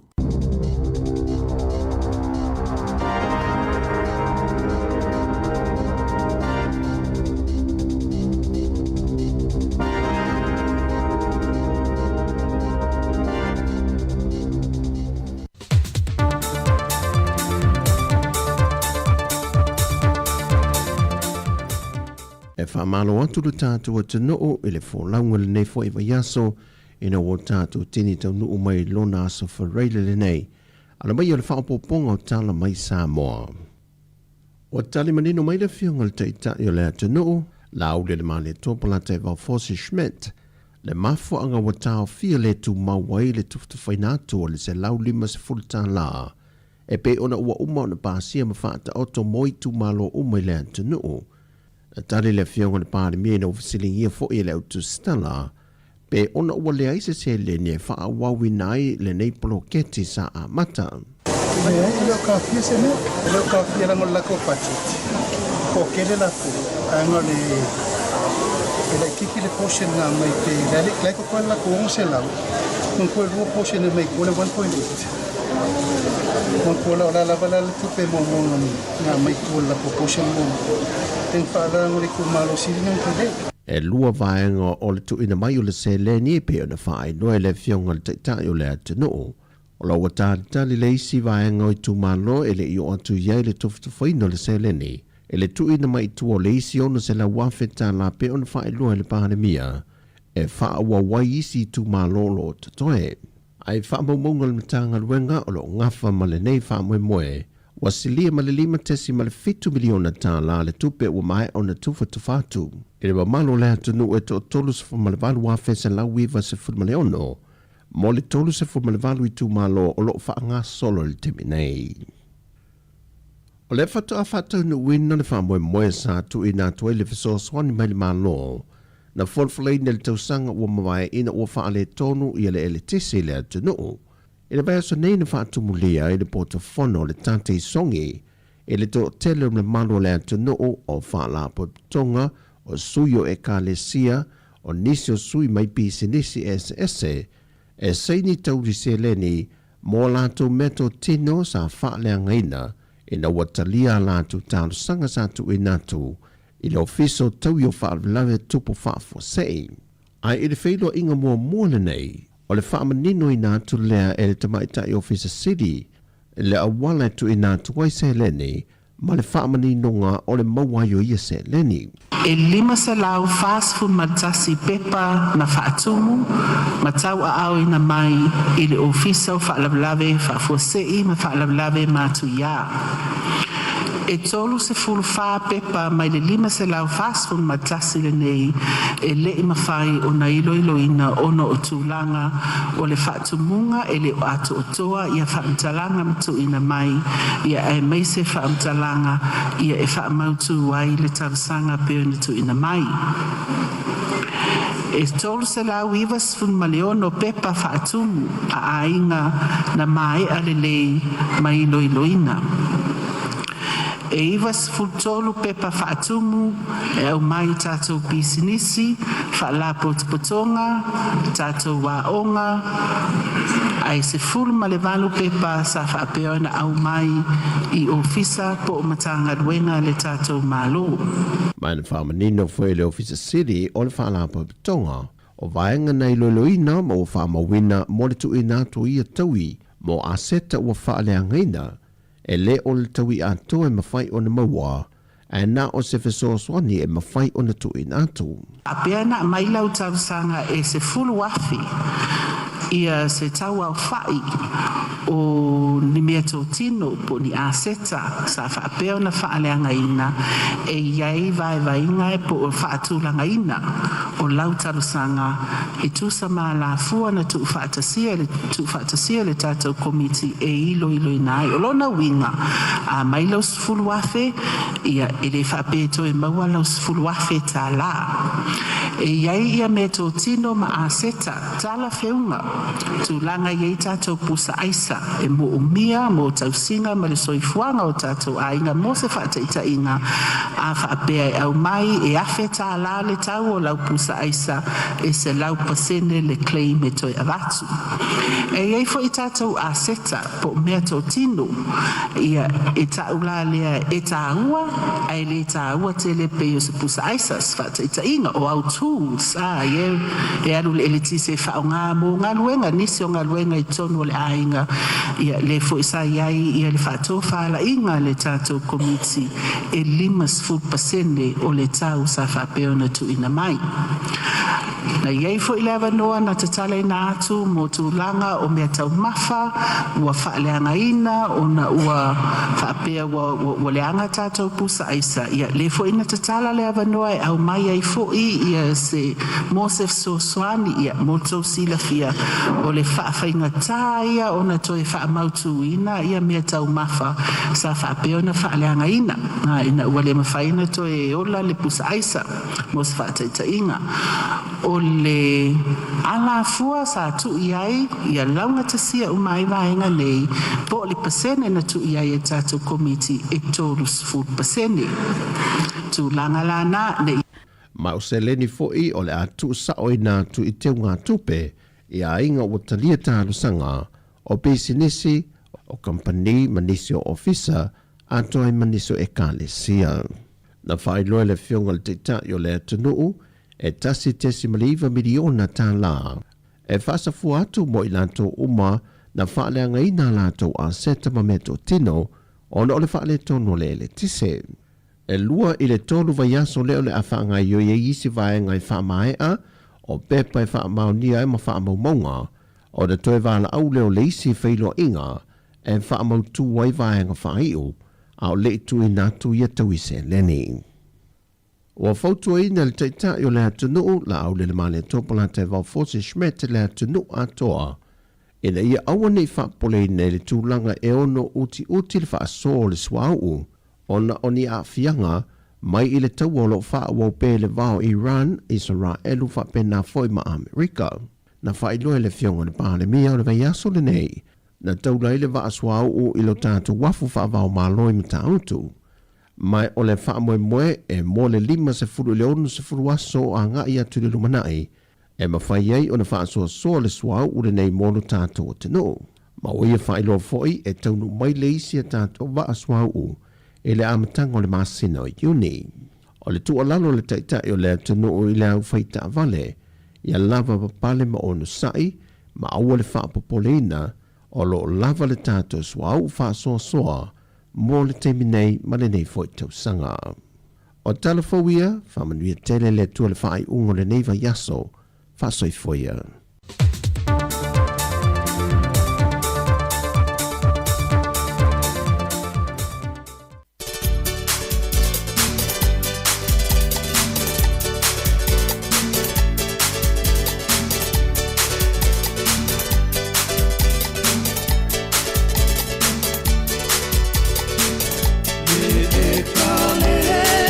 Sia, ua na suko.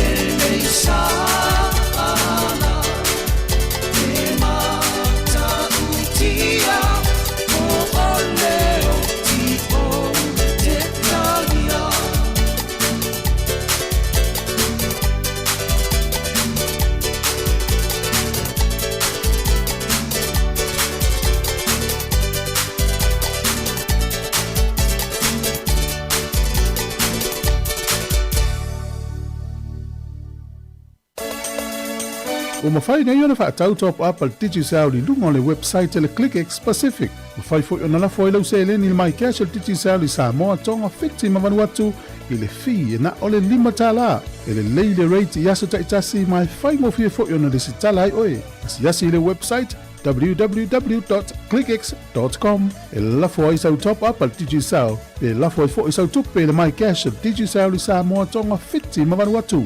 O li si whaamtalanga whaafsota i le o lua tasi, lima ono tolu tolu whawha. O lua tasi, lima ono tolu tolu whawha. Sekia, Digisel. E ai se isi o le sau ainga i whaapea sana leo. Pe whaapea foi. Whaamata e avea le tale i, ma le tane maasani e tau fia i lātou ma le whai o lātou mea maasani ai. E tatau na lātou e whaisu inga o le tale, a ngā i le coughtest.co.nz. Paile suenga o le tale, ma whailoi le fō mai, coughtest.co.nz, e le ai se tatongi. Whala au talabai, e iai tūlanga la matia ma tūlanga le leo whala au.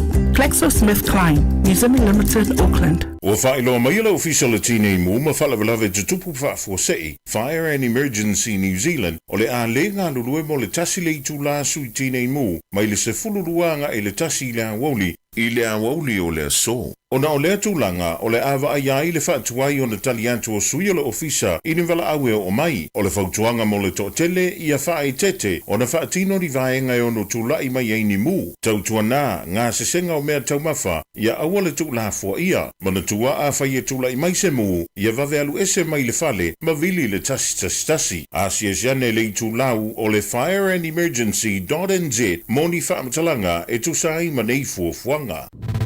Musika o malo longa matau mafutanga o leo uli si fofoka o le laumua.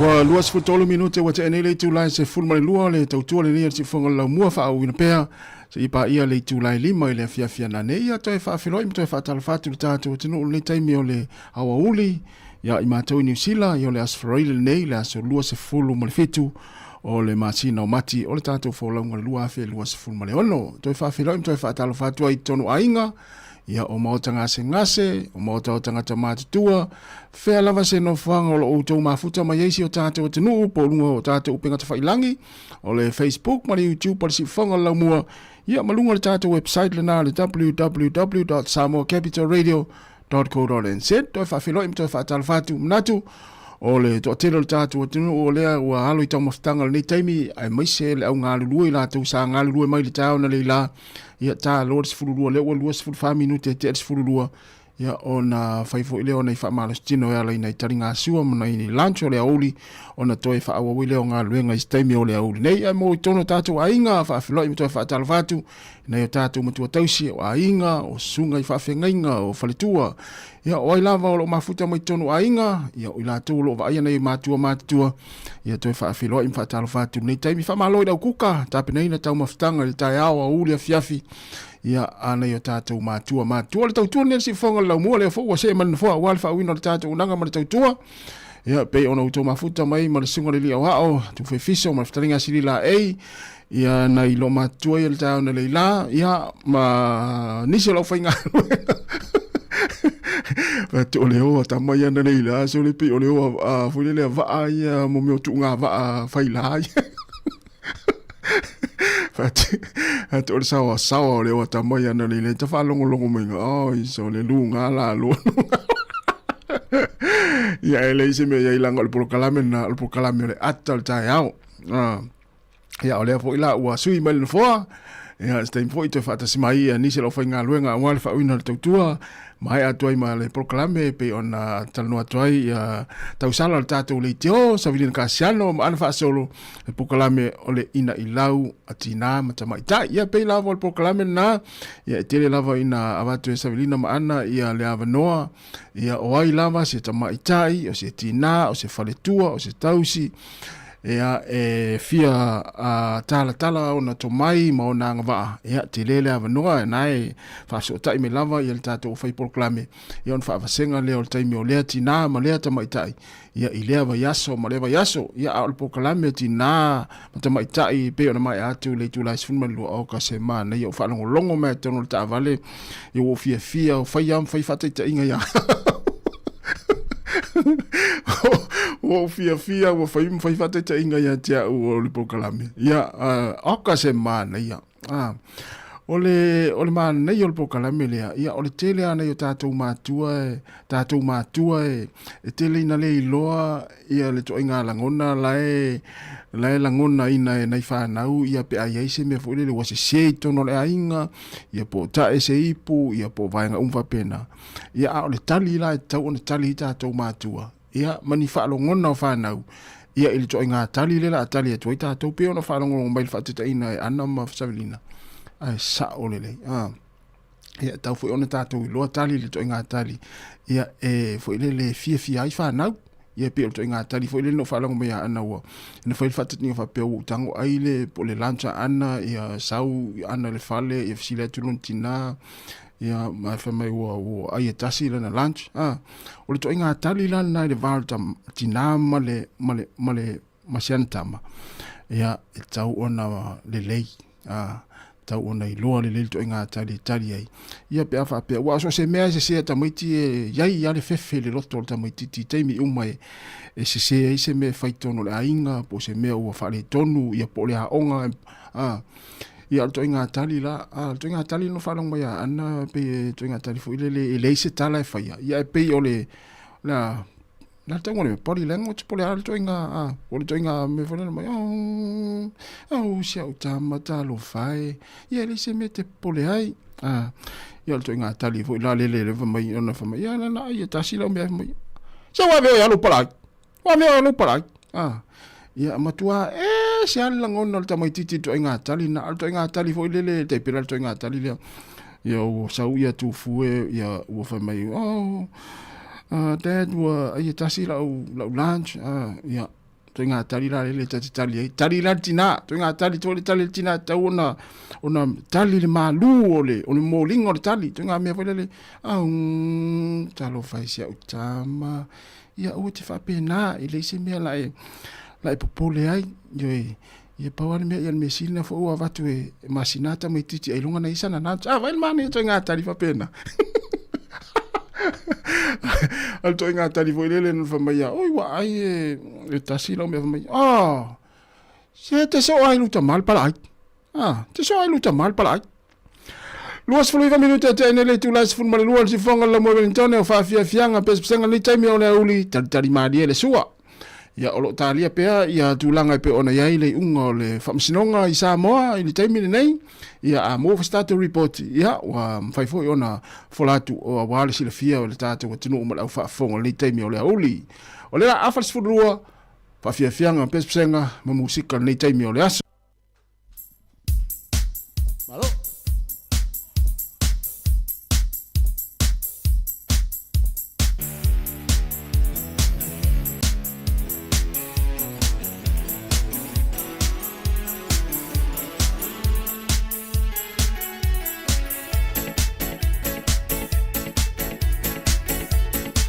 Ya ole pese mo le kuka.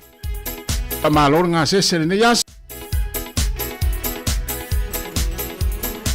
Ya te lue ai te mkuka mafulu ipu.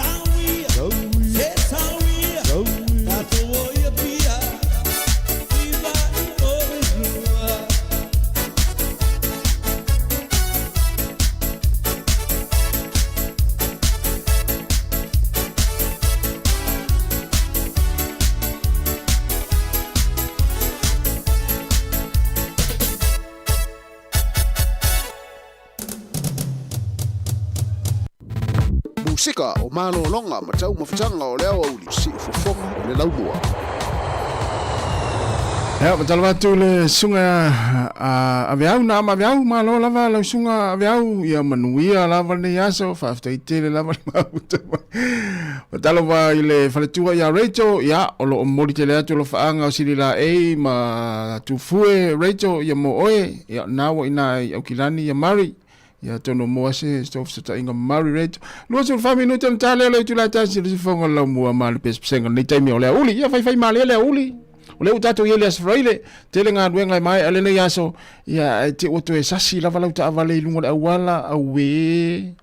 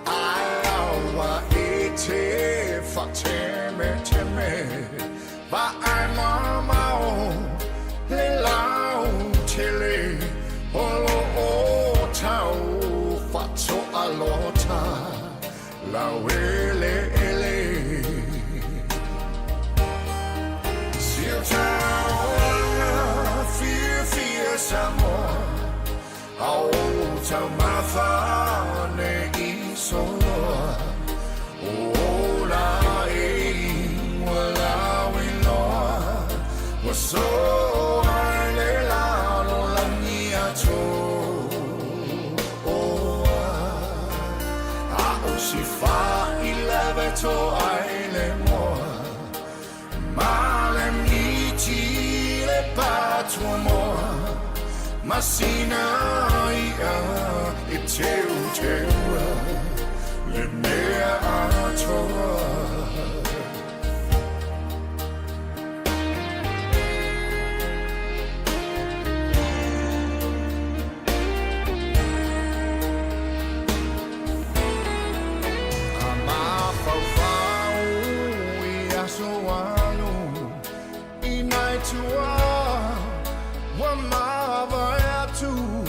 le tau mawhainga pela ea e lava singangu le whiringa ma le angofa ia Sāmoa ne i polonga va ailo whaavai o le suafa o Yehowa sia taonga fia Sāmoa o tamafa ne i soa o la e walawi loa so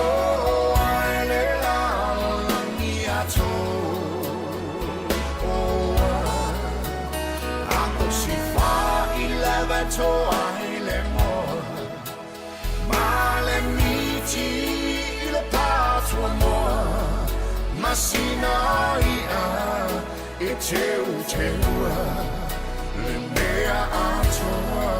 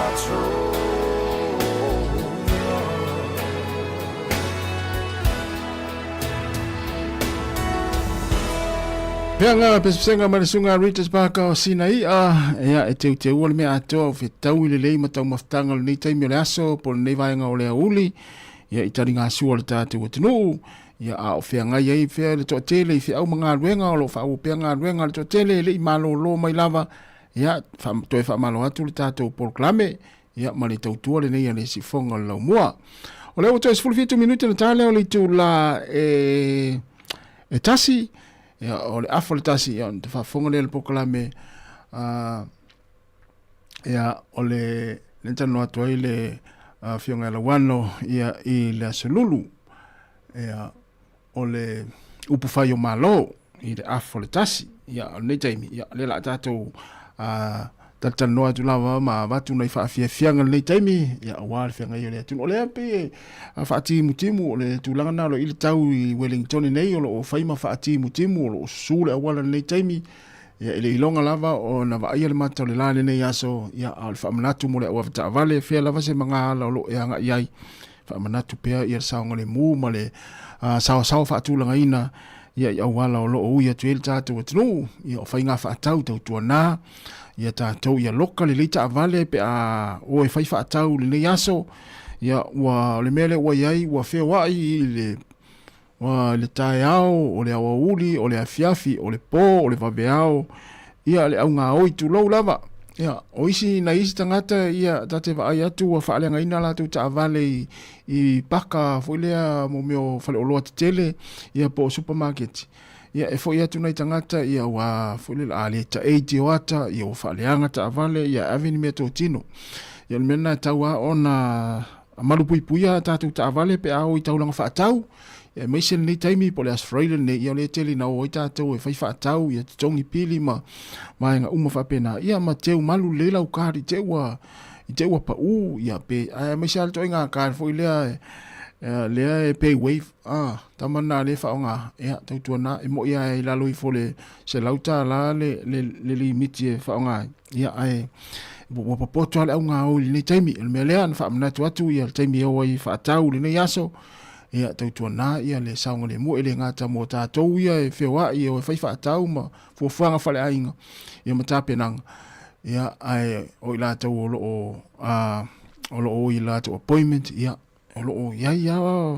tangata o loo muri isi tangata e whaaleanga mai se ata avale taunga tā fo ia pe oto inga ta avale la le tele na o so whai e au ngā oi o lewa iatu o lea ua whailo mai e le kirikiti le asosi kirikiti a Sāmoa ia le au kirikiti a Sāmoa ia mo le tau sueina o se lātou a vanoa i leipo la langi le tau sanga fau ia o le whai Australia le tanu a toitu fue ma sile la e le tau na leila ia o lea laiva iatu o lea ua saule lisi o le tātou au ia mo ta alonga e whai ina Japani ia mata mai le aso valu ia o me e o atu le aso se fulu ma le valu ninga isi ta mirisanga le a whai Japani ia mata mai le aso valu e o atu le aso se fulu valu o me o le tausanga le nei ia le la au atu ili tātou au e toe tausa ili si tātou ava noa ia mo le ipola langi i le lua se fulu ova le la a whai Australia ia ma New Zealand nei ia le la ua lau me le tātou au se ia uwa ia tua le tātou au nei o le au lane nei a Sāmoa le lato au kirikiti o Daniel Burgess ia e mai nei yafu ma tula ele o Son a kata o sala ilua ma vai vasetai sole whainga tamaititi a pia lua le ari Sam French e mai le fio anga o si umu o Caleb Jasmet tula ele o whato ia pe senga ma sapa pali whawhetai a pen mailata o sangone ma sātu ia tua ma le tino ma yama o si usenga whale apuna ma sa fotu Noah Mead tau fusi ma le whangoli ia ina o Solomon Mene Nash o le alo lea o le tamaita i o penis mene ia ma le sunga ia Dion Nash le sa ta alo le au nisila le sa wha maa vai le vaso nei ia mai le uni kirikiti a New Zealand ia le lila lea Solomon Mene Nash o Samson Sola ti avea i o fio anga o Solomon Mene Nash ia o papa sa taua o si umu ma malua fou o Son Solia e mai le fio anga o falea lupo ma vau vai Samson Sola e mai le fio anga o ti avea Ferretti Suluroto e mai le fio anga o pata falela tai ma fusi sa fata Saumani tiai e mai le fio anga o sala ilua ma sapa pari sole to lua ta mai tia pia lua le au le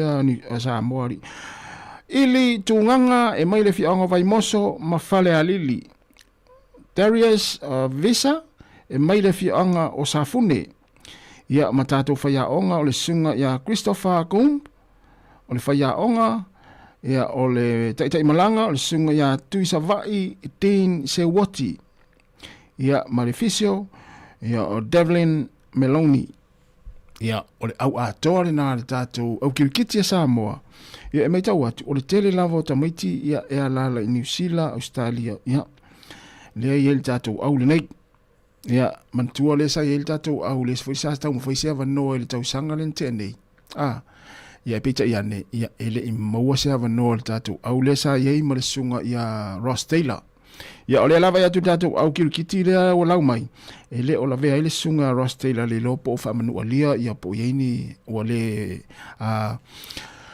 le fwilele o le vanoa ia o le tūlanga nā leo o lau mai le tātou au e pe on whailo mai ia e le asosi kirikiti a Sāmoa i le asoa nafi ia o le tātou au le nā mai atu e māneia o le tātou au ia ia o tamisanga la le la awe tu ai fa tonu ina ia pani le masina o me ia lewa mata ona lau mele tatu au ia ta pena i mole tamisanga ia wastatu vanoa i le tamisanga le kirikiti lua se fulu over e fai Australia ma New Zealand e ma nei tele ia te wa ia ma nei tele e mo se vanoa le tatu au tele i le tatu tunu tapua i New Zealand ma Australia le i le kirikiti ia na le utas 4 minuti na tale o le tulai tasi o le sifonga ne la mo Wellington fa wot fa fia fianga ni taimi o le uli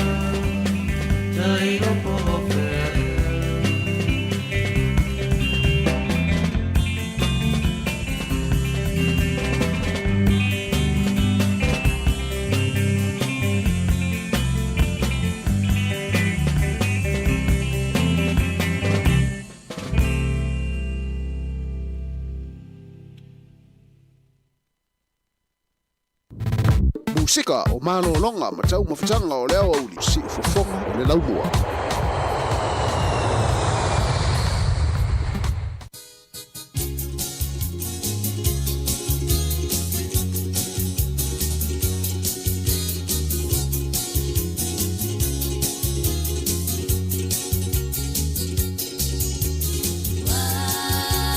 Lingo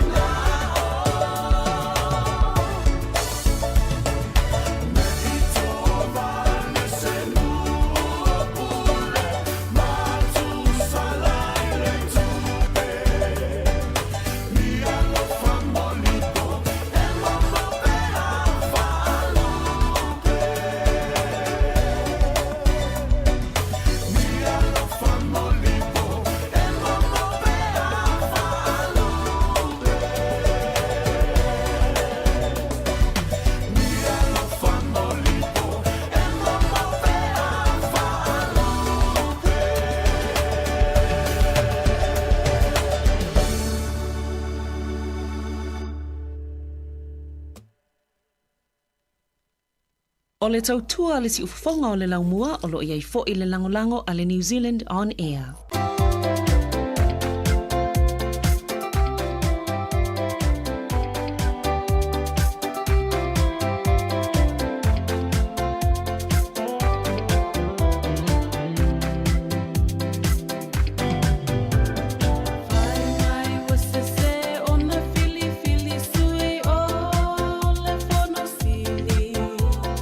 Ina ua manu malo au ala ale fi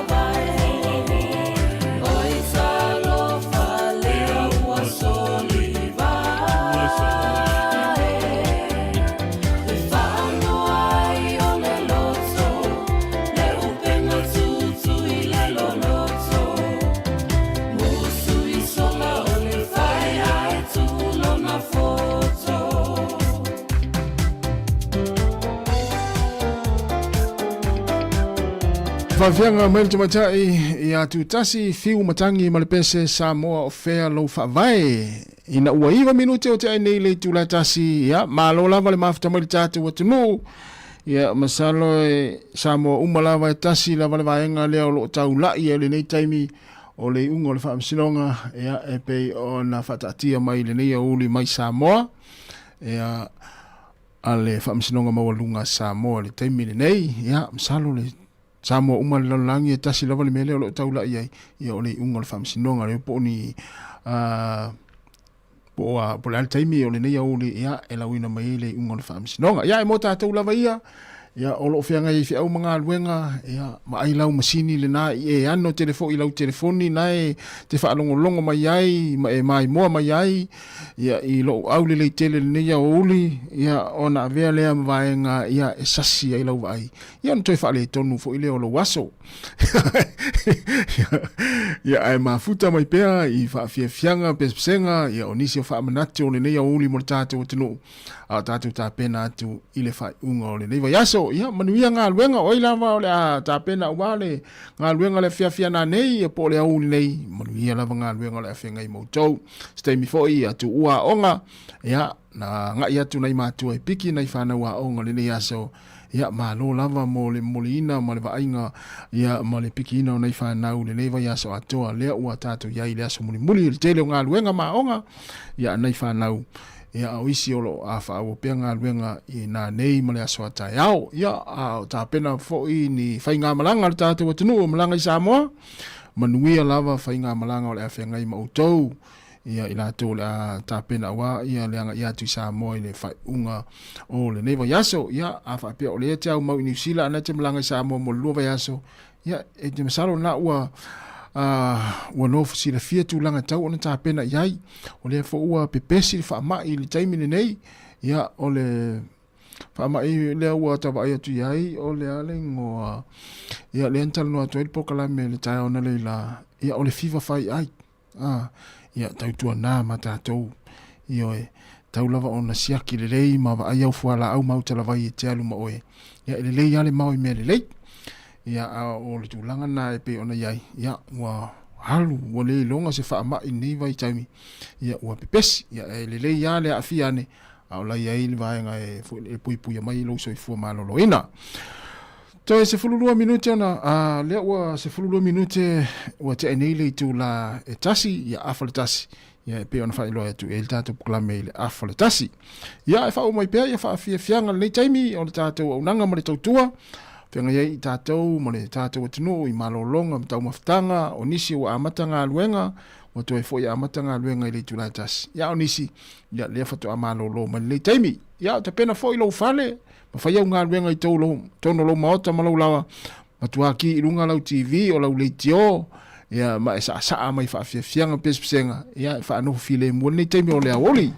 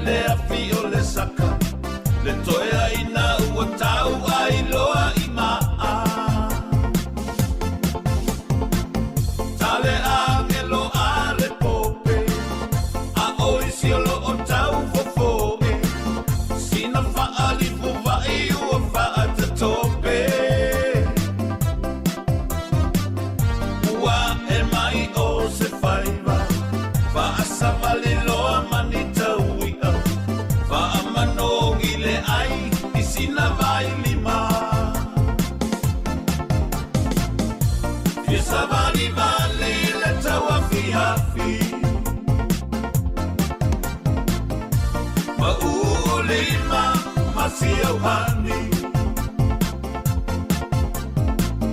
tau sangi o manu I whaamoenga I le vau maoa Vaingana I le tau a fia fiu Sāmoa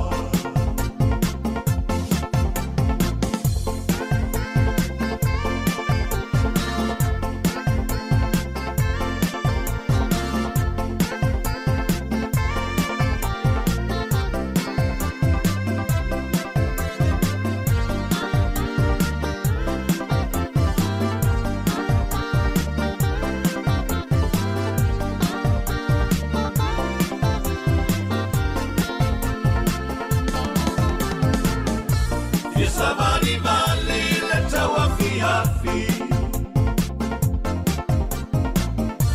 Maulima masio hani Tau sangi o manu I whaamoenga I le vau maoa Vaingana I le taua fiafi Sāmoa Vaingana I le taua fiu Sāmoa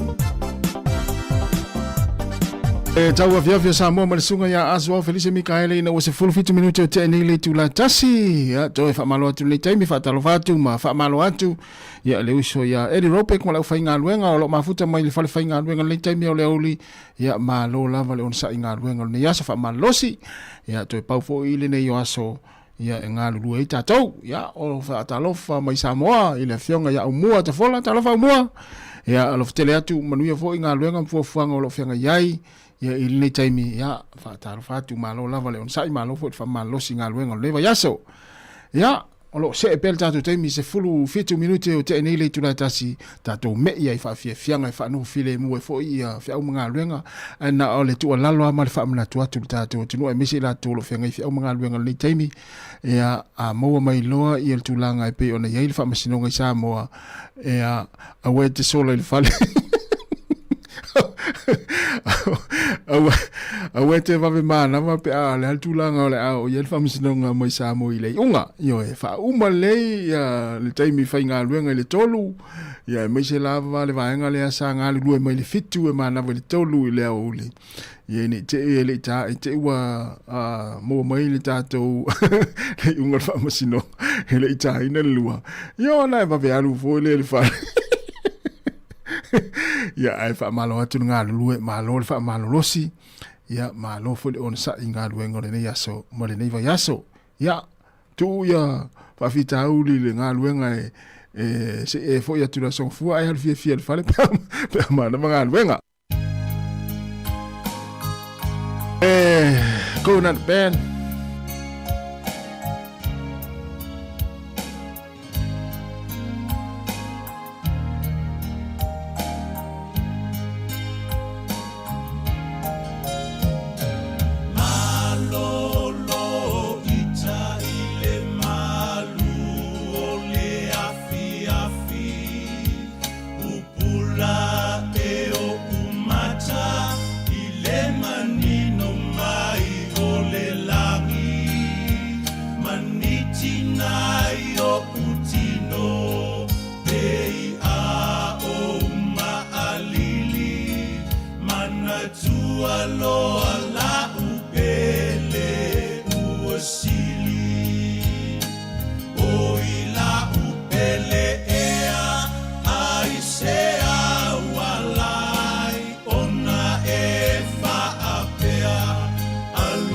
se I tau tala mai o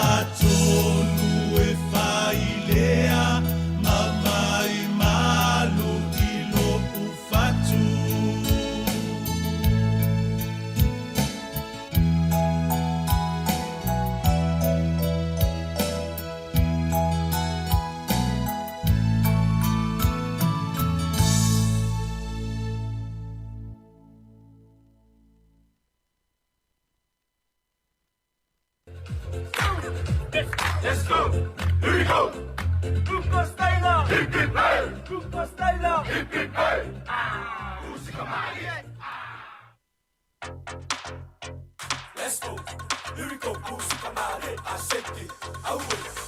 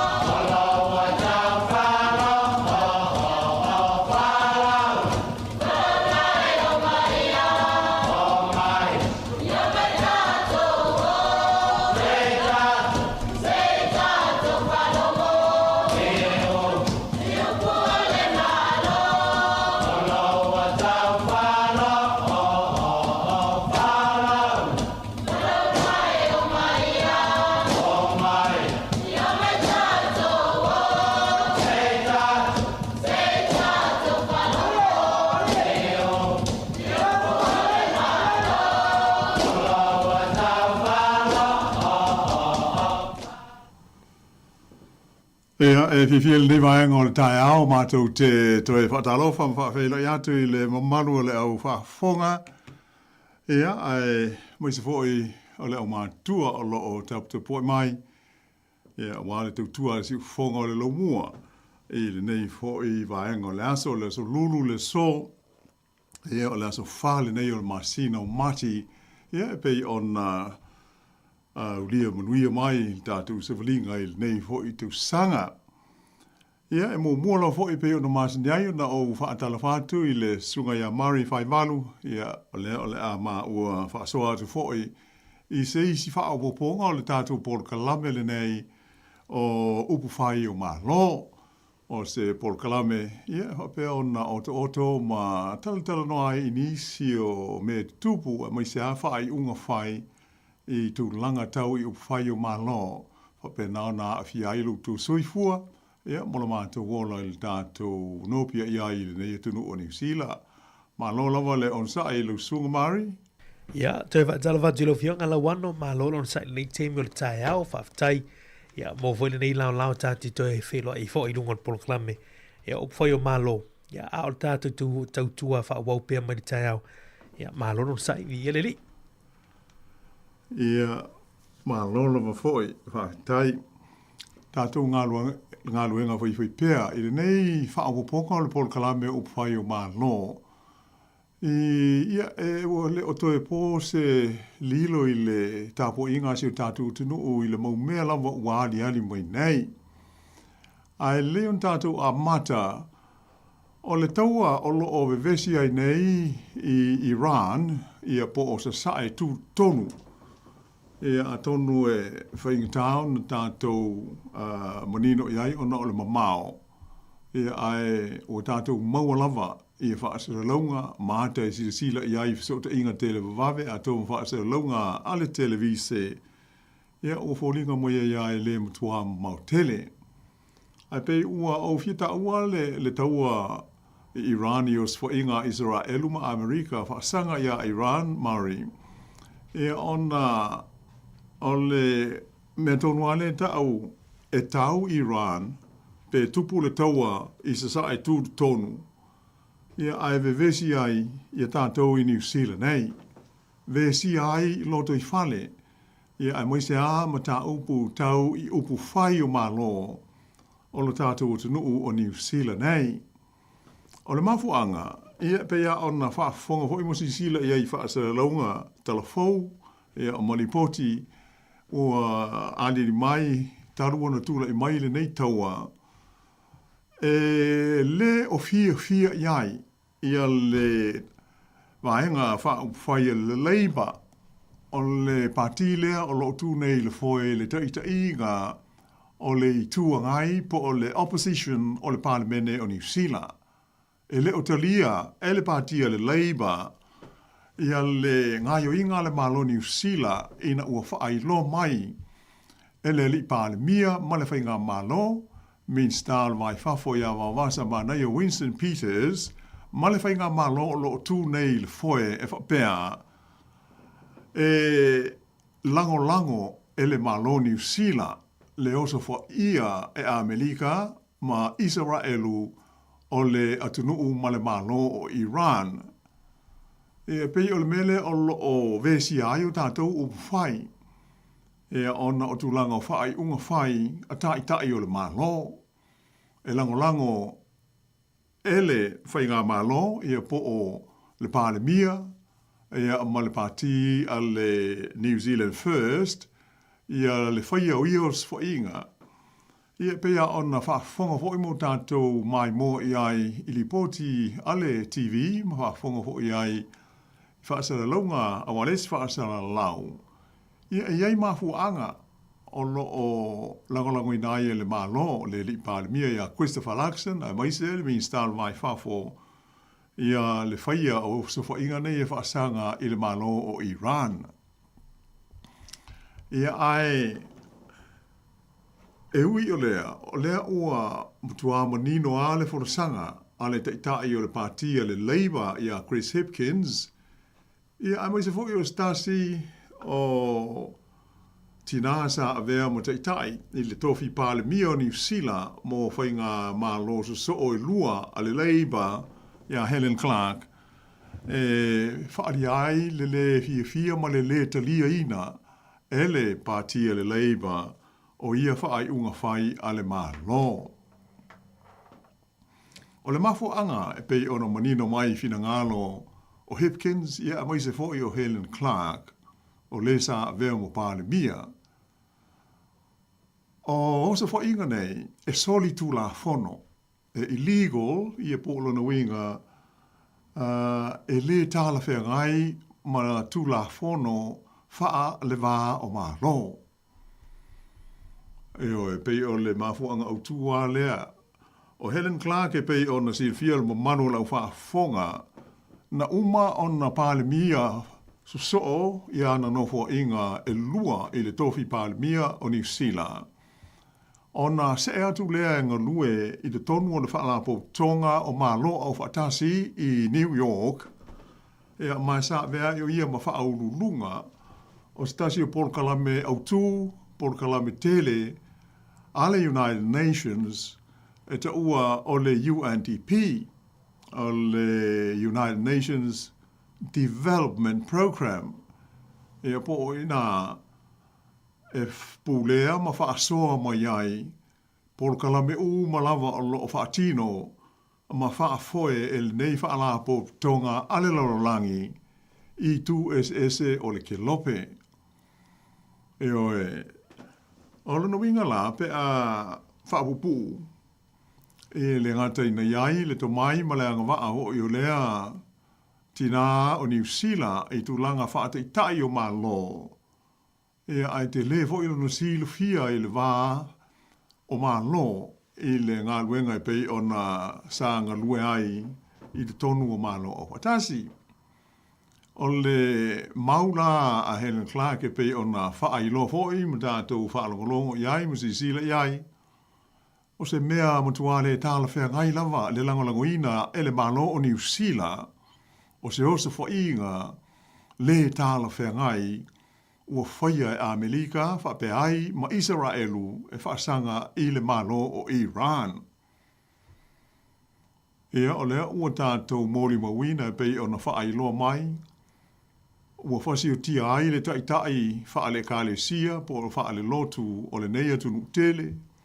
Ia ma se vaenga to tele o nisi o taitai si nia na mawai le o sfoinga le il tai au le sto nai. Le la o mafua i nei le taua.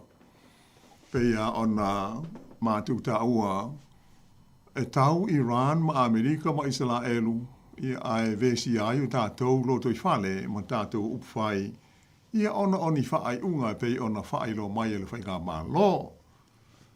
O le whina fo i lea o le taitai o le parti a le Labour i le tonu o le maota o le parlemene ia Chris Hipkins le whetaui mai le te tau i se malo e mai se a New Zealand ei e ona fia fua malango ia se whaai unga sori tu la fono whaapenei pei o le manatu lau tele lea o iai i le parti o le Labour ia ai whaapena fo i maisi parti o le itua ngai e pei o le Greens o le anganga lava lea ona e le o se mea tāla whea ngai le oso fo ia fua e le isi malo o le tasi malo.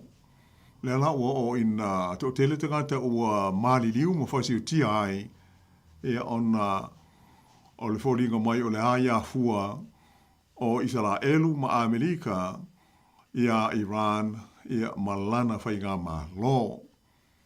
Ia ai e pe ia fo i ona tātou manino iai ia tele a whaale tonu o le nei fo i e tunu malana whainga ma lo e pe i ona tātou maua iai whaamitalanga i le tele o le mau whaale tonu ai mai se lava o awhianga ia so o mawai pe fo i ona whasiutia ai e le to tele o tangata Amerika ia i le tala whaasolupito ma le anga i mai o le mau whaafitauli i le teimi na tūla i mai ai le whainga mālole o loo iei nei o lata i le whase fulu tau sanga te luai. E pei o le talala o lunga la na o le tātou te maua li pōti. Ia ma tātou si sila fo ia i ata o lo o moia i le mea ua o ia i le vevesi. Le sa mata ua i le Paul Kalame o le ato le tae ao, mo mari le tae ao. Ia mea ua o iai ia nisi o sa whainga ale malo Iran e tali mo iai i o sa whainga nei ia Israelu ma Amerika e pei ona a mata mai le tae ao le asto nai. Le ua o a ele whaasolonga i meo ofisa hoi nei o le malo Amerika i le tonu o tunu a lapi ia e iai i nā i le whakaloa o le Gulf. Ea ona e whaali ai o lātou le fia tele i le mariwai o le lātou te tai, ia e moise o sa whainga nei. E le ngata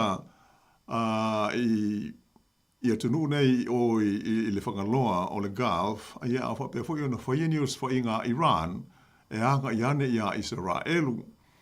Ua whaatonu ina fwoi e Iran, ia le Hezbollah, po o le whaarabo tonga fwoi le nei o tangata whaatupu whaalave lave, e whaia se o whainga whaasanga i no whanga o Israelu i le panona. La le la ua ta o moiaipe o na tātou maua fwoi, ia le ua whaia fwoi o sa whainga a Israelu e whaasanga i le Hezbollah i le tonu o le panona. Ea mai ua amata o na sosola e se ai le whaitau fia hawhe o nai tangata o loo whaamautu ai tūlanga hoi nei su whai i lea vaenga na tau i ai o swainga. Ea e fia tu ua i le panona ia ona o le tūlanga e pei o na ali eri mai nei. Ea mai o se tūlanga e pei o na mata ua foi teimi nei e lei loa se teimi e ono mauai se toa ea pe mwhai o na whai uina ia le vevesi lea ua tūlai mai nei na paula me lea ua tātou mai tau ina mari pei ua whaati tele. Moni leila o fionga la wano le mai tau mati fo ia ua whaatupula ia tūlanga o swainga ale ngata o Amerika ma Israelu. Ia ai o malo Iran la toi o le mai tau ato le sole o fono ia ia le o miti le valu sumal valu o lau whailotu ia o le malo Iran e filifili se la tau te tai fo ia po le Supreme Leader. Ai au tai e mta pure pe ona e tala noi fo fa so mai a lefu isa vem pale mia o New Zealand ia Helen Clark. O le mau Helen Clark la o fionga la wano le a mai fui tata telefo. Fa mai e longa lava New Zealand i lona lango ino tu la fono fa vao malo. Ia mana ia inga le teime o tonai. Tu sao le tala no mai i le stanza ia New Zealand i tele o mta upu. Ia i tau mta upu vai fafo ma e longa New Zealand e lala foreign policy e pe e le vave e le anga i fo i niso tūlanga ai tua mo le tūla fono. Pe la lena mai tau atu tele saunuanga. Ono le ai o tūlanga fo le fale tūla fono. O imminent threat le te upuie whaanga tele e maa fuai ona o sfaini o sfainga. Ia masi tūlanga whapena. Pe o ina le a o New Zealand la wala tau ia pea mai mo mai lau langi. O se atu nu e maa tele ele ngat ele o whapeo sfainga maa lo ele fuatasi sfainga maa lo stasi Labour i pura national. Pe ia mai a whainga maa lo o le tuale malanga New Zealand i tūlanga o le vai mai lau laki. E mo i le lei lava o le pei o le vaenga le sa wha mawhaina ma o lo wha mawhaina Helen Clark ia mai se foi Chris Hipkins ona o ele tala whea ngai o se whainga whaasanga ia Iran ua whaia ia ma le wha mai a le tūla fono po o le charter o maa lo au whaatasi lea e iai New Zealand. Ia ele ngata la ina soli tūla fono ia ai pe ona e Sāmoa o tātou i New Zealand po o le malo o New Zealand o le tūlanga e masani ai e pe e tūto tasi i lana whainga wha le vai fafo Mali le foreign policy independent e le aise se tu e au iai e whai asia na ia whaaiunga i le mea tāla whea ngai mo New Zealand pe o le mele sa wai i tausanga tele o mawai o mai nei ia alela wale ni mai ua wave au na oso laksen e whapeo mai e ioele malo New Zealand e tala whea ngai le mea ua whaia e ui ina soli tū la fono Ia peila ole tūlanga vevesi la le nā, ia ma e leo fia ia mai se aia, ia e sa ta ia pae o lo ta ia le patia le Labour la tau e pei ole ngā le, se ole toa file mu, au ole aia ina, ia o tātou lo te whale, ia ona o se whaai unga e whai mai seisi e tunu, pe tai fōlinga wha pe nālea nganga o le fia, ona o whai a whaisi vave o le pāle mia, ai mai se le mi stāle vai whafo, ia wawasa manaio in St. Peters, ia i le tūlanga, ia le o tātou ai nei il mauri poti le sa nei o tau mwhai la vai, i se whainga hoi nei pe e justify ai, ia le whai unga o whaia. Ai ole mea sile on tāua, o le o whanosia, ia manino tātou o le au pālota, i le mafuanga, a wapo ālani pe whea, ia ona tātou whapea i fo le au le ana i o ia i le malo, le pāle mia, ma le whainga malo o lo tū nei le foe, o le sa la tō langa langoina, ia o mai la se soani mai Amerika mai sa la elu le tau o le pensini lea o nei iai. Pai pe o se fesili wha nati le na i meo o mea le tupu maa afianga, consequences o le taua ia ma le vevesi e pei ona tū lai mai nei i le tonu o Iran ma sa sae tū tonu. Moni le lau whionga la wano ia la tātou mati tūpele tūlanga le. Ia wai pe moni lau saunoang. O le mai tau atu e inisio saunoang ia teitai nei oe na teitai ele malo. Pe ua whalo whisasi le mai tau me lau langi. Po whia tono atu e New Zealand tau pa pe nei. Ia whai fo i ole wa ai mai i le tātou record po le. Po teimea tūra e meni whawhitari wa peo o le tua New Zealand. Ia e misela le tauala le nei peo tātou tano i pena e saunoa. E vesi Iran ma Israelu ma malo tira Amerika ia o afianga ia le ua tātou lo umani laulangi afianga ia o le nei tau e pili nei timi ia pe o le mele sa o mai tau ina ho i se saunoanga na po a le taitai o le itua ngai a Chris Hipkins o tātou i New Zealand o se atunu o lai titi pe a whaatusa i atunu o te tele i whafo ona la o le tūlanga pe ona tātā ua mua ia le foreign policy in New Zealand ia pe e tau mwhaia e tūto tasi foile nei tau mau ese maa afianga o se vevesi ai e whaalangolango tele ia maa lola iti la e pe o tātou nei i New Zealand ma le Pasifika ma isi i tū o le ke lope i le tausia o le tūla fono pe e tapa tātou o whalangolango i le rule of law ia mo mea umalama o le manuia lau tele o tūlanga o le saonga le muma le puipuinga ia pe o le mele e whaataua e le mau o le Labour la tau le e pe ia ona iai a le au tātou toi whaalonga o tfoi o mai nei i whina ngalo tai o le pāti ia atou nu o se mea e lei e manatu le Paul Kalame tau ana tātou manino i mafu anga e whapea i se whai unga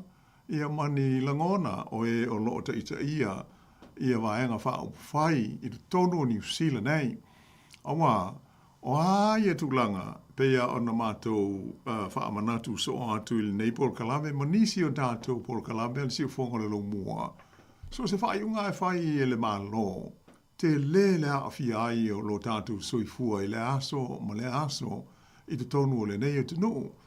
Ea mai pei o whaanau naunga na e tā ua ai le tātou talatala no pēr. Ia ma whaamanatu o wale si le fia lo tele o tu langa whapea a moise ia tau sanga ma teimi tā ua whapea nei.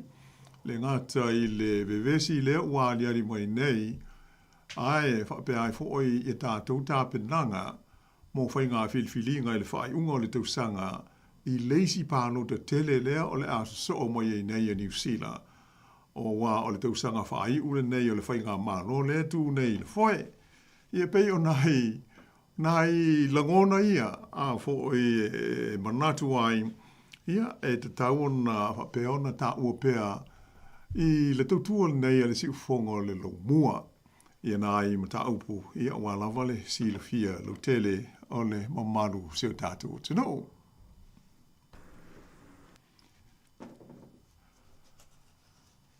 O le tasi o mata upu fia la ngā fo'i ia o mata tau whaasoa iai mari i le nei whaapoponga o le tāpol kalame. O le o atu kalunga ia pe o na whaailoa mai nei i le whaanga ina lea o le ata mai fo'i le nei whaatekonolosi e ta ua o le AI o le whaapupu lea o le teknolosi ia po o le whainga whaatino ai ia e ta ua i le ngana Peretania o le artificial intelligence ia le ua tātou whaasa o tau whai whaali liu o le me o le tau mai whaafolinga aua le ho ta ua fo inisio tātou por kalambe ua uma ia meo uma whai o na whausia i lea fo i teknolosi mari. Ai pe o ta ua le tātou por kalame o na iai pe o le ua tele ia pāti ua ngai e tau whai e whaau ngā ia le AI e whau ai a lātou whaasala launga whaatou sina o le pālota. Mali. E hoi. E pei o se mea ato nue pi ata la fonga. Ai o le reality le ia le me mo ia le tupu mari. E tele ia o whaasara launga, maata, ata video, o tātou sisira ma whai tau ia i lunga o le social media. Na whau mai le ata mai lea ma le teknolosi lea. Ta ua so o inisia tātou por kalame nisi o whaasara launga o tau tala mai ai le pālemia, ia Luxon, ia po o wawasa mana ia Winston Peters, ia po isi tangata tau ua o New Zealand. A sisila le iai o la e tau tala mai, fōlinga, iona fōlinga, ma le leo.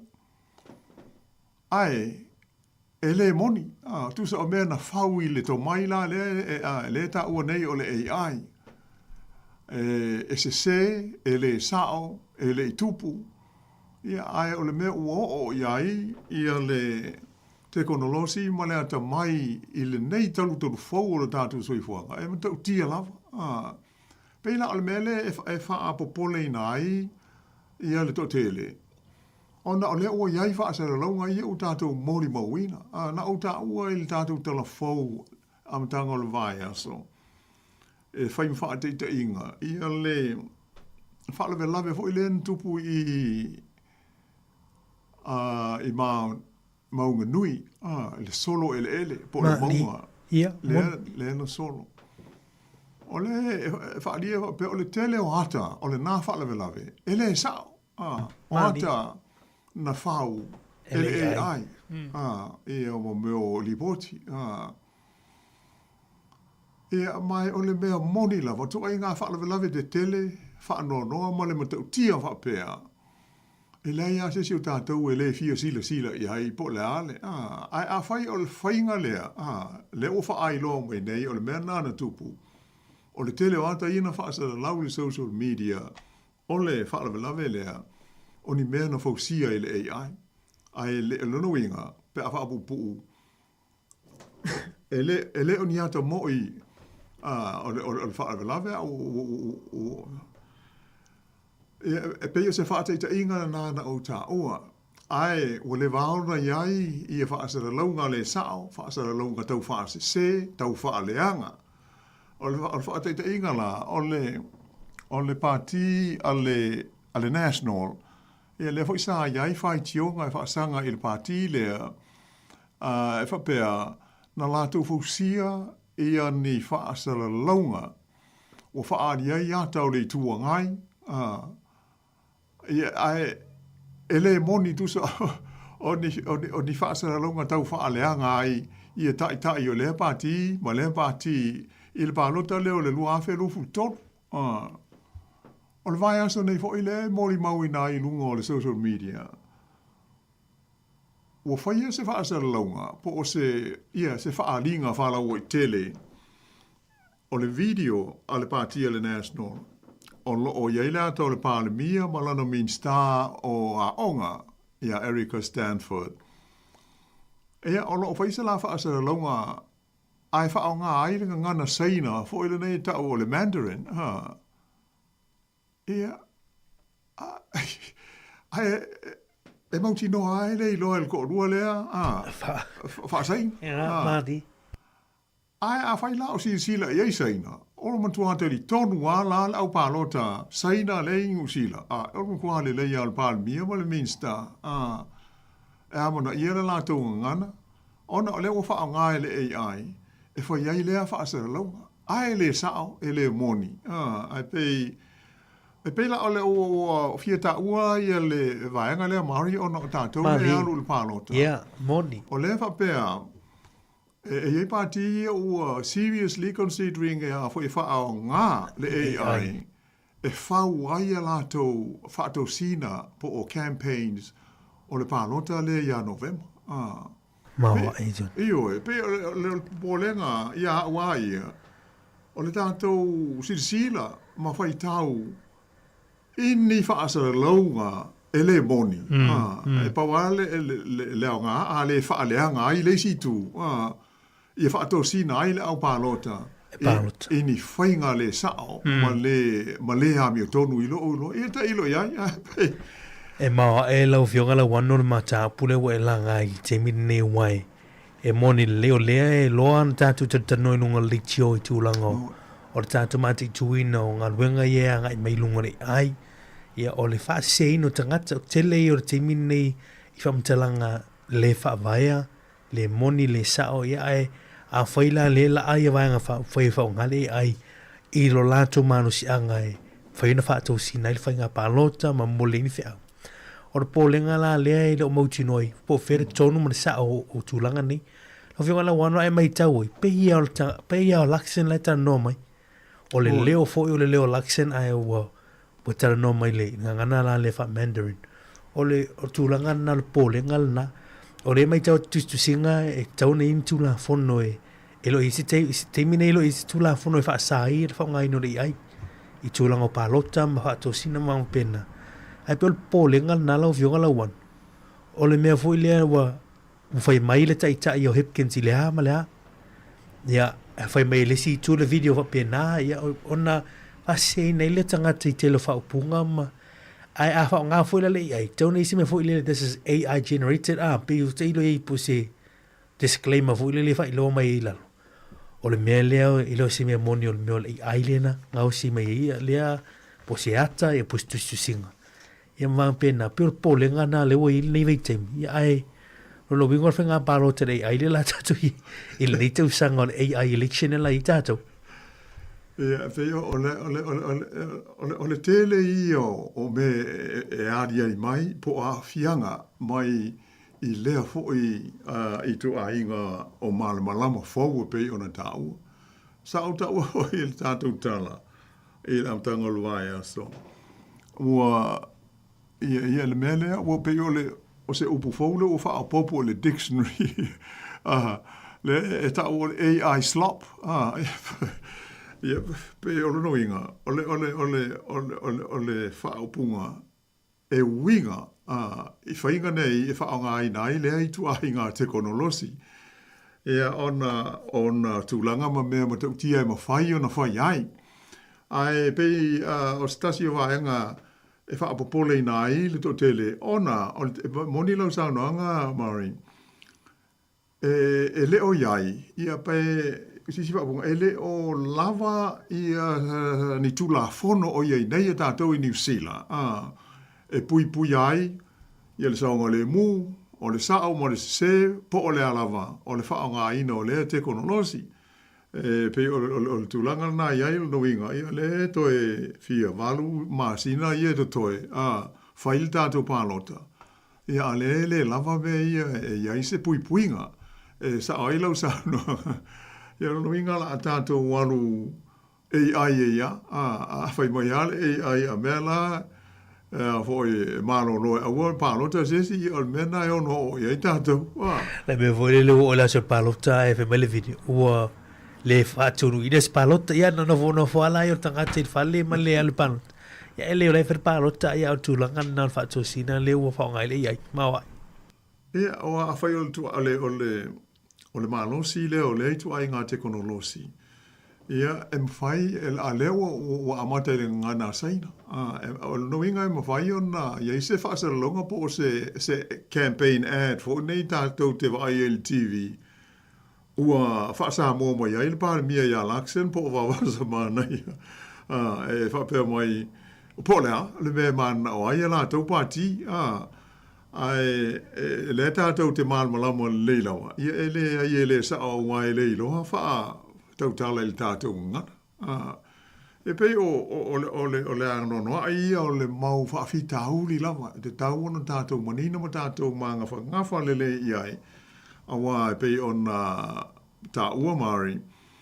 Ia a tonu e tele a tātou e si once e te sila ai whape lera saule ai e tawana pe se pe moi e tawana tato fusili pe sa o le meo e si sila ma faita wai ai atonu onisi na o me de tawana ai ia pe a fai o la fausia se tu la fono se tu langa e tawana fa ana nati ni tu la fono e fa pe ona pui ai e o pe o fai nga malo tato le nei New Zealand e pe o le mausa le ma le fia tele e rush through me o legislation mani swing o le tu la fono no vinga e tauna ia tu la fono pui ai palota e o le tulanga o le moni ma le moni o fa mtalanga fa sa la lau me uma fa pe e tauna ia uma ia vaenga ina ia tato mautinoa tato tanga ia tu i fai nga palota ia o ia se me to o manga iai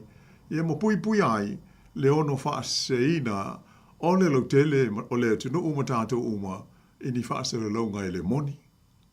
Moni le lau whionga lau wano ia la tātou mati tupea ia tūlanga o le fwoi whaonga ino le iai ia ilvei tau whainga pāloto le tu sanga wafe lua si fulu ma le ono. Le lei, o le sa tā ua fo i tā pon kalamea na le i la ia le lipoti le ale corona il fa le lave vo il nei i ramarama i Okilani ia pe o le winga i o me o le wa mai le fautuanga mai le corona i le fai ngā malo ia paule le tātou tālusia ia le afa pēna fai vave i aise fuafuanga mo le saonga le mu o le whemalanga inga i lunga o le tele i le whaamalusia lea ma le sanga wha le leia o me o pui ngala ia tasi lea vai ngā o ngā tele o le mele o le leina pui po o le i le mo le ala tele ta ua o le median barrier ia hape nauna pui ai ia i tu wala e lua sa ona oso i lesi tu le ta amale o lo alu i lesi tu pe o le tulanga na o lo fautua ma losi mai i le livoti le nei ia tau na siasi i ai le whai ngā malo ina i whapeo na pui ale saonga le mu o le malu whai mala ngai o le tātou tu no ia ai leisi na teimi puu sin koma le titi ia ona to so o tuai le tātou por kalame mar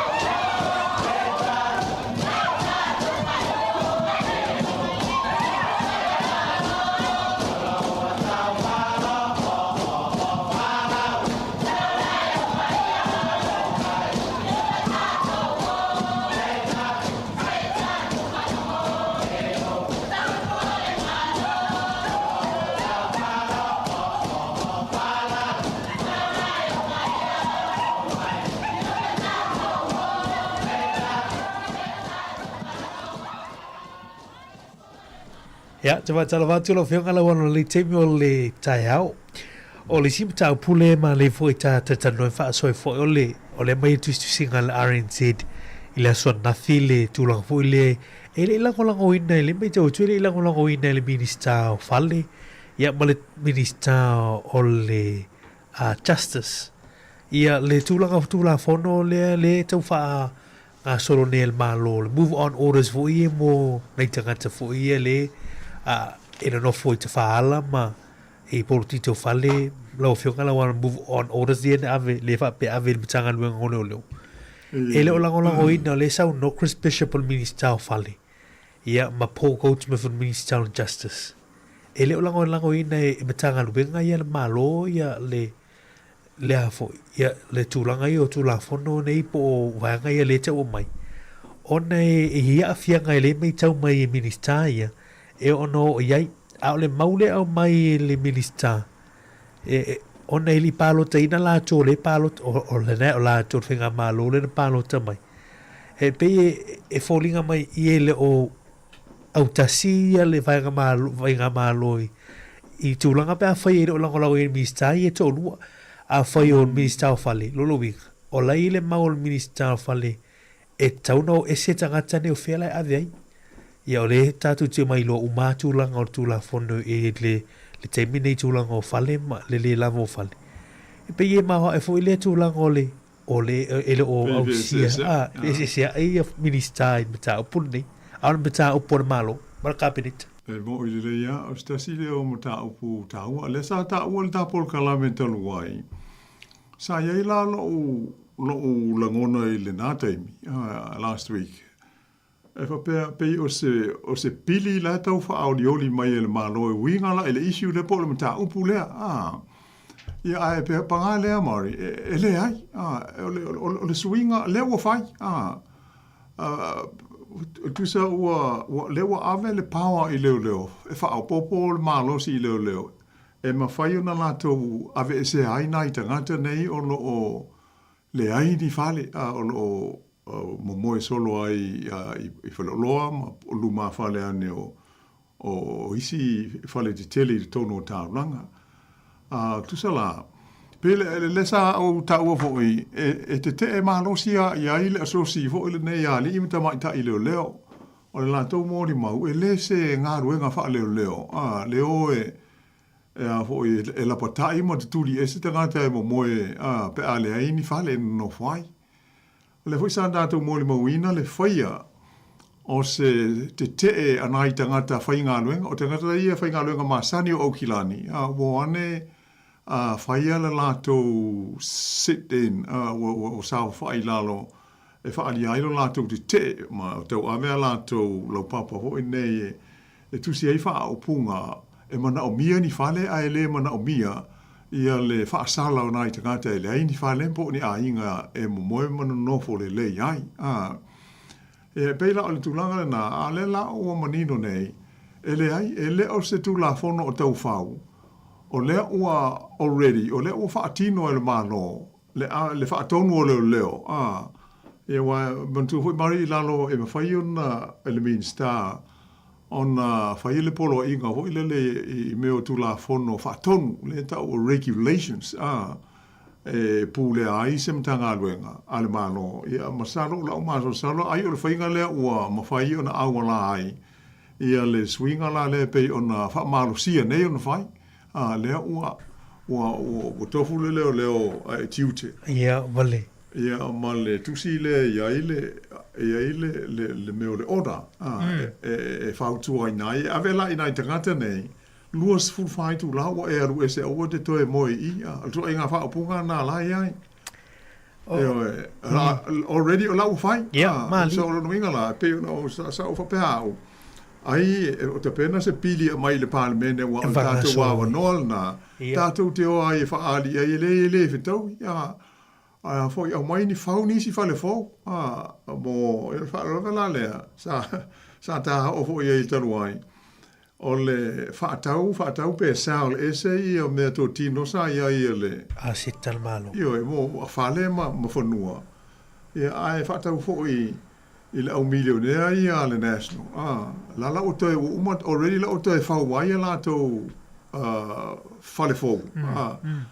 Ai le ni whale o le malo o la tau wā whale la o rent out. Private development, Ioi, ai o le lave, o whaura lai whale. Ai lei nisi no fo ai le tau mata. E le a fōtinga e tātou ia le tau o le rent. Ia ona o le mawa e tele. Pei o le anganga na i le mai tau watu i le partile al national mana whai ngā malo. E tua i la au whai businessi ma le au mau mea. Ia ai whaatua na i an tātou e peila o nai te ngata ia ua whaina nei. E luas fu whaitu la le umi. A whai pewa ua maua sau tusi.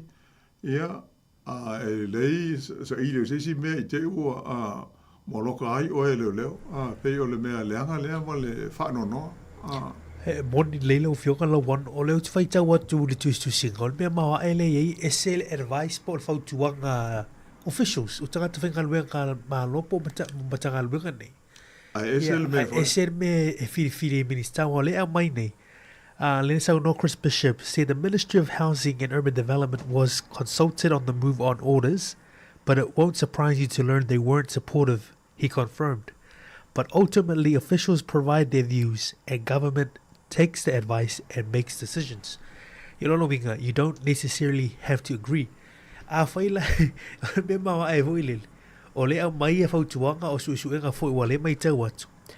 The MHUD's concern was around housing instability. Yeah, o le avatu le whautuanga o le mauala whale le lavo whale a whaila e whaia tūlanga ni. Yeah, ai o wale malo la apea e whaile tūlanga le. E peo i la tatu yo elisi tūlanga o le mene o whainga malo lo venga la wan. Moi. Po a whautuanga ea o ripoti o a umawanga tā pena e lau whainga luenga malo. Ya, o lunga i le executive le latu te whaia whiwhiwhi. Ya, mai e tau avea le maua le whainga maroro o le taimi a le man vai tau le e akai mei a. O le mea tā ua tele le ua o e tā ua e o iai. E tau ana tātou tau whai monino uma iai. Malama le iai nai tangata whainga renga le malo. O lātou e provide le free and frank advice. O le lātou ngā luenga nā lai, e to tongi ai. But, o le whai unga whai, e whai la e lau upwhai o mano, e po o political leaders, le iai minsta, whai pule. E alo inga e tau an tātou manino, po le a, ia se whai unga e whai. O le whai unga e sau mai lunga. E hawhi ai uma tātou, po le ala le matu o le whautuanga le tātou mtanga aluenga. E aua le whaia pe tā ofi. Ai awhi na ngaloa, ia le minsta i e whai. E le as tātou mea ma whai, e le whai whai tātou whai tio. Mea la, o le talia le whautuanga, e le se mea whape. Pe le lei pe le anga le whautuanga. O le whai unga whai ua, ia o le pāle mia ma le kāpeneta.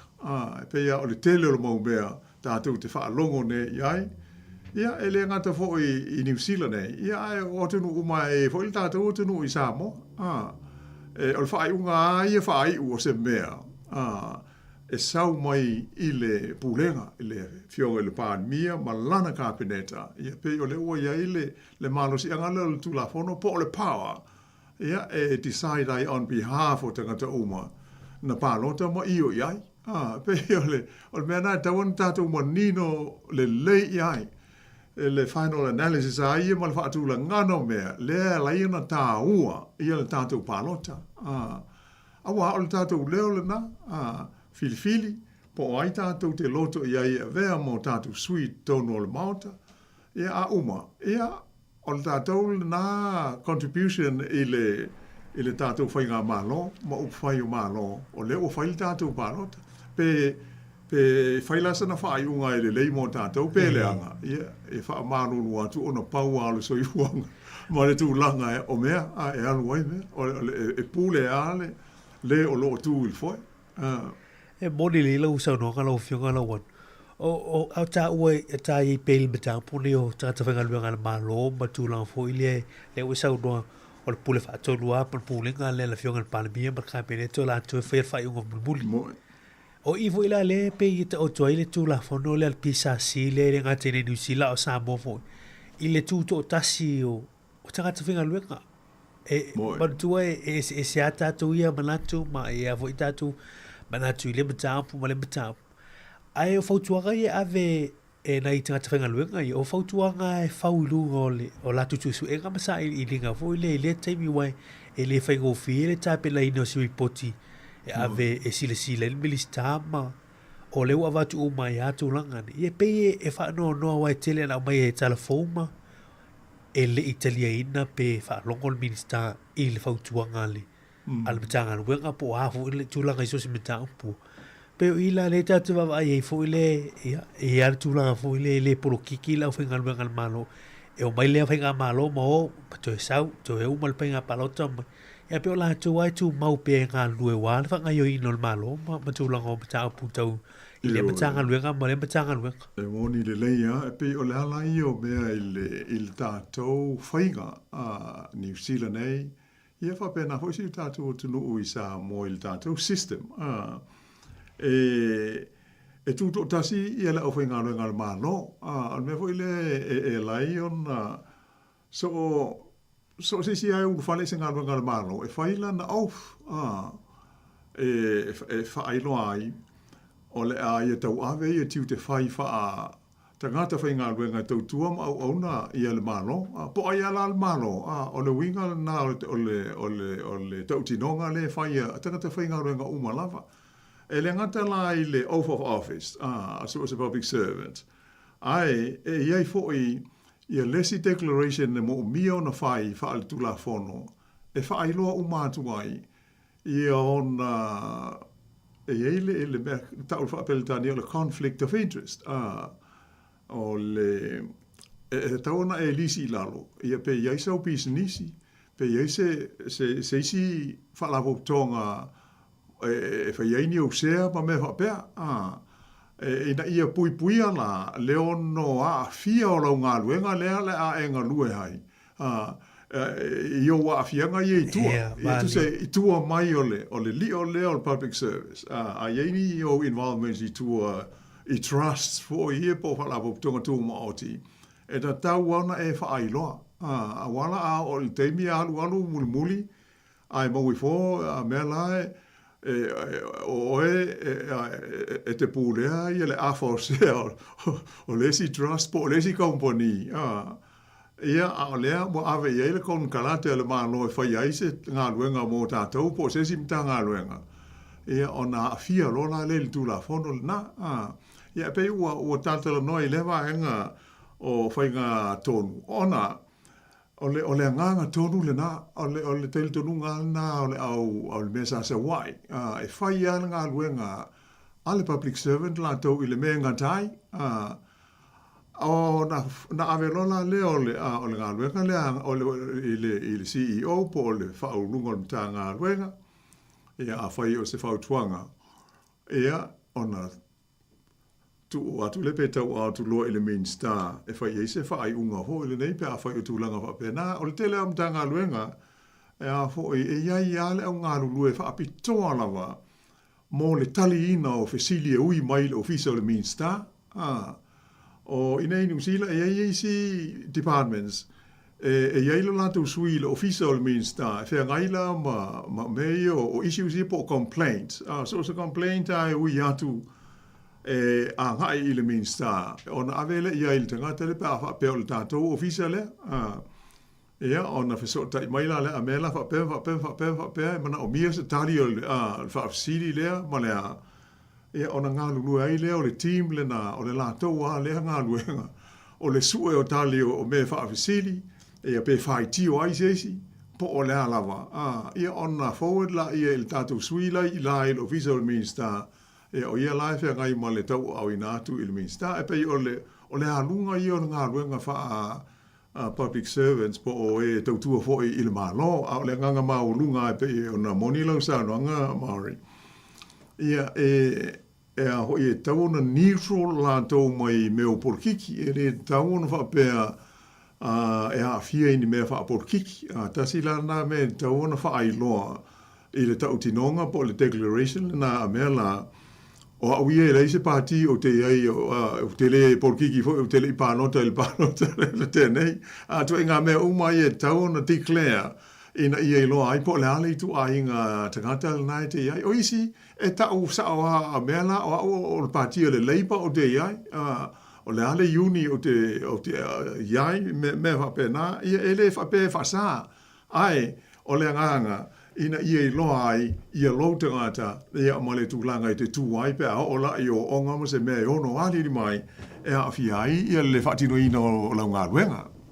Mo ne leila o whionga la wano, ia mana ia fo le utatou, tata nofu I le vaenga, ia tā wha malama fo I le antinu, ia nisi tūranga wai, e le mai loa o le tatu te ro I loa atu ngā luenga le tā pene nei te ngata whenga luenga le malo ia ma reporti ma o ma le ala o whionga la wano ia televo ia tau sanga ngā lue fo I matanga luenga le malo e tā pena o ma fautuanga ia avatu ia e buli ane o le whai unga e te oto I le pūlenga ma le whenga malo lo tu I le teimi ia beo nei sauno e tā o wai ale pālota ia I pālota al tātou tiru e wai I mwhai o na mole tuai po whele la langa wai le fe au o le upu le whanga le milistao o le justice ia Paul Smith we have been given a mandate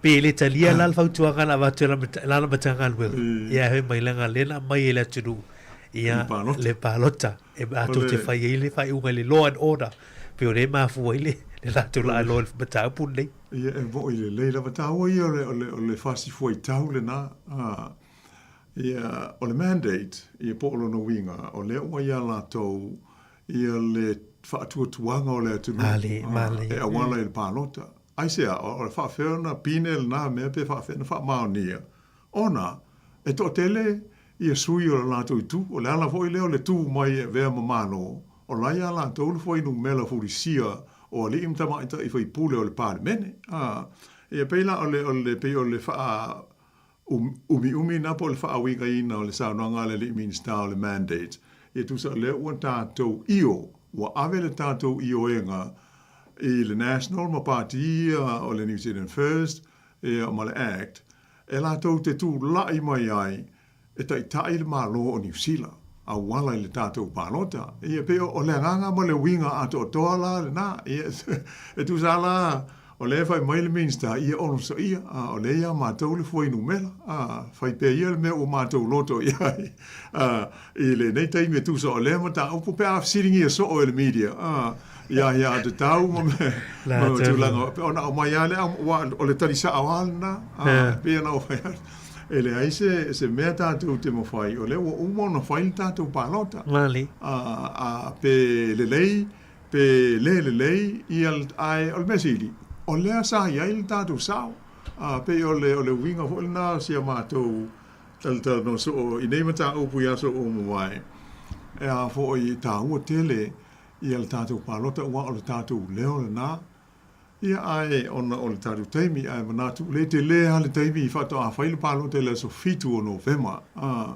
ai pe o le nganga o le porkalame a tātou ia na ona mātou whaamanatu ia whaatupu manatu ia e whai fua ia ilo whingano ia ne I o mai fo I le pālota ia ona le whai leo sau pālota ele I whai mai ala o li ina a me tā ua ai ona o le tātou teni o manatu mari ia whaapau mai ia le nei whaapoponga o whai o malo se I ulia ho I le teimi tasi I le vai aso I le lofa maleanga leo le tapa au lang ai whaaftai tele mo le mātou a wanoa whaaftai atu le whaafonga ana mo manu le tātou tunu ai whaasoi fuia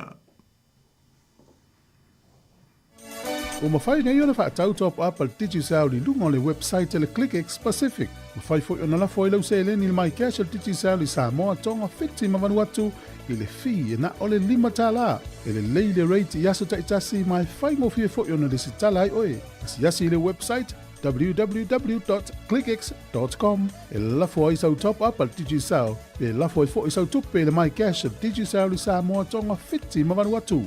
O li si whaamtalanga whaafsota I le o lua tasi, 5 tolu whawha. O lua tasi, 5 tolu whawha.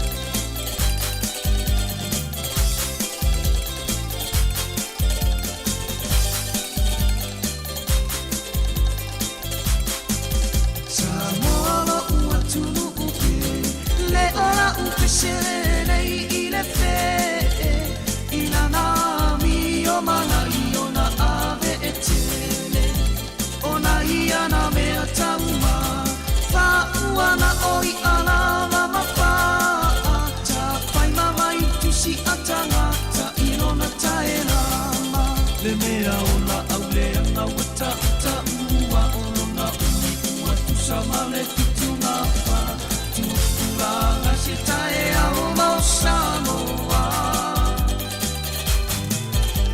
ia malama matango ina talisa pai le manu ia lena ia pai ia mawhai te alo whanilanga toe upuna whai mai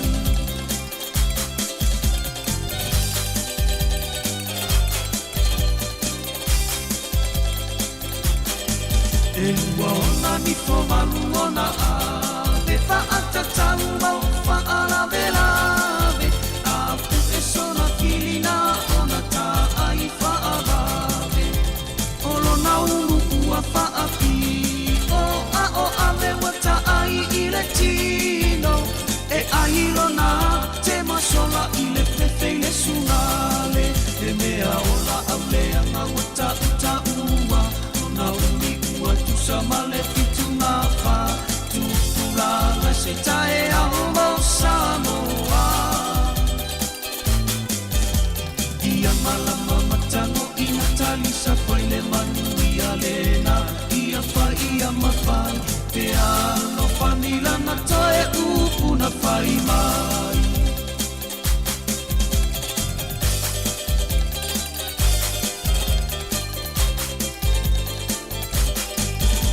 tanga ila ia na miunga mana ia na whainga ua ova e mata ata ae whaane ai se alofa e lelei i le tauma pape a palo na tae lama i le whaawhai ai pe i wapopo e loloi ai le mea ola au leanga wata ua olona umi ua tu samale fitu ngā wha tu pulanga se tae au mau Sāmoa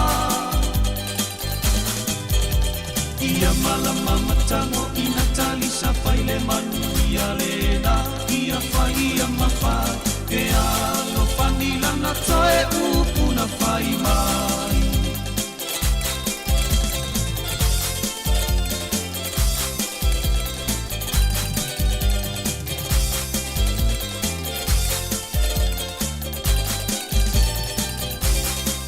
e mea ola au leanga wata ua olona umi ua tu samale fitu ngā wha tu pulanga si tae au mau Sāmoa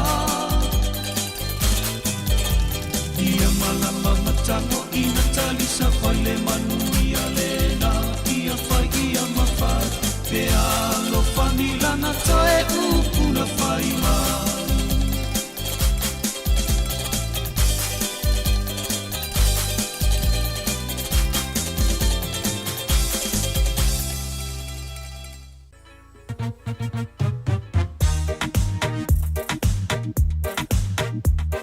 Ia le whawhome pēle tau tua le si whawala mune te meo lea wa uli ina ua toi se 5 minute o na tālo lea o le tu la tolu ia tāle tolu ia o le poklame tupulanga talavau ia nei taimi toi whaamalo atu nei taimi ma lolo fo ina ngā lulue salo na ua lata ina manava ila tau ia manava le tolu ia ai la tau le asauni wa ngā luenga le fiafi ia whamunia le tua ngā luenga le whengai mo tau le fiafi na nei tu ua o ngai le tu la tolu ia na na fam na tu pele saunga le mu ia o lo tu pe fa la lave lunga le awala ile taimi male taimi o le aso ia no tu langa o le fata mala ia o ila tu lo fa foina ta vale ia pe ia ona matu le tele taimi ia o tau sia lo sa o lunga le awala ia fa mua lo saunga le mu ia o le vo ia mai tau atu e pe ona talia vo ile tatu o tunu e mai se lava na matua e le mafai ona mai mo ia whaongainga upenga te whailangi pe ona ele Facebook mo le tātou YouTube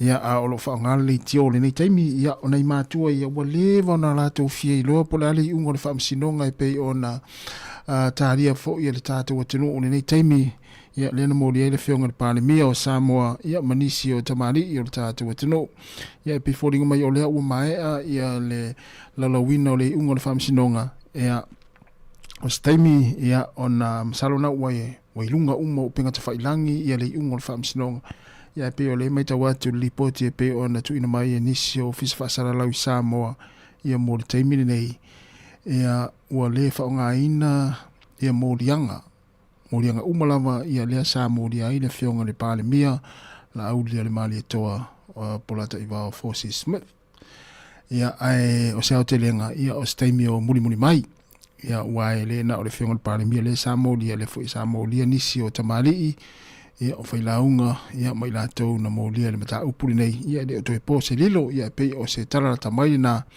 ia ua le whamao nia molianga Sāmoa ai le whionga le pāle mia ia ai o leo terenga ia manisi o loo sa fia le whaamisinonga ia o staimi muli maui ia ona whaafonga le ia i leo terenga ia ai mole sina li poti pupu atu le na ia le tūlanga i pe ona iai le unga le whaamisinonga ia lea sa nofo tapo ia ma te talifu le tātu o tunu upo le tūlanga le au iai ia pe ona whailo atu ma tūnatu ia staimi muli mai ia ona whailo leo terenga ia o lea whaiunga a le whaamisinonga.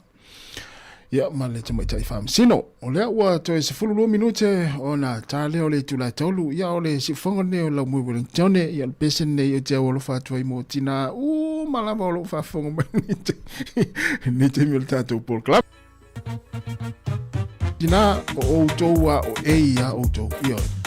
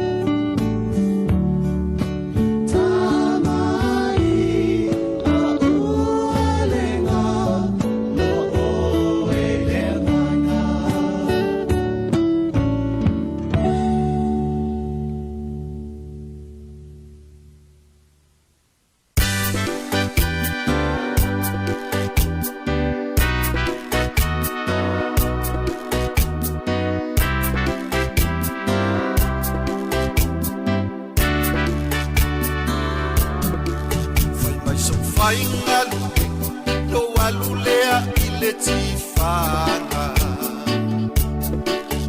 Wata memo lima ua amataloa oleata Ina ua faali tala anga e ole la lolangi Uva ayala ele malano Usava valiane Ai la tele Oa usando fuitua Ole no fona yo uluma Nano no foa ilo ila Ina ua songi ona folinga se manu o te oti Ai ile o ngato tonu ole atamali Amatai loa no tani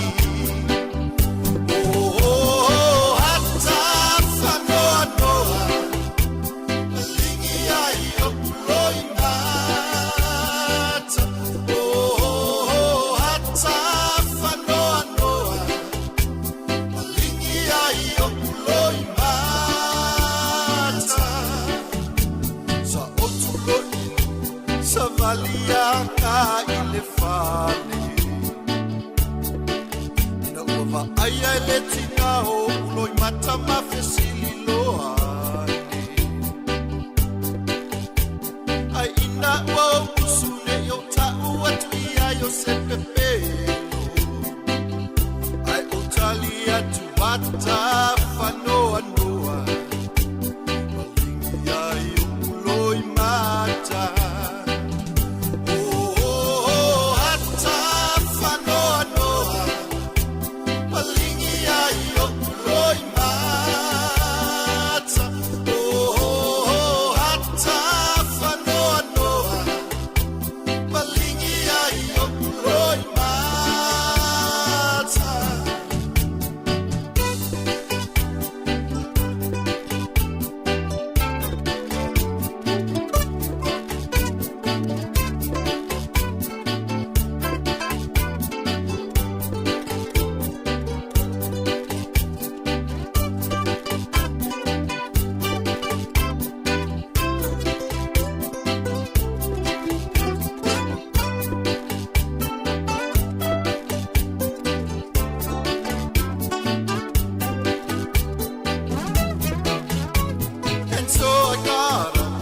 Slowly walked on home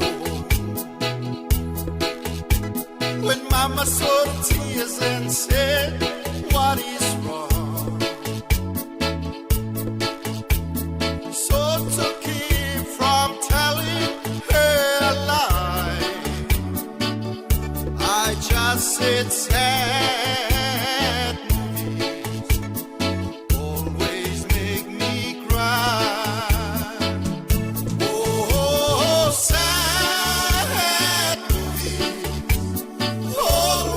Make me cry. Oh, sad movies always make me cry.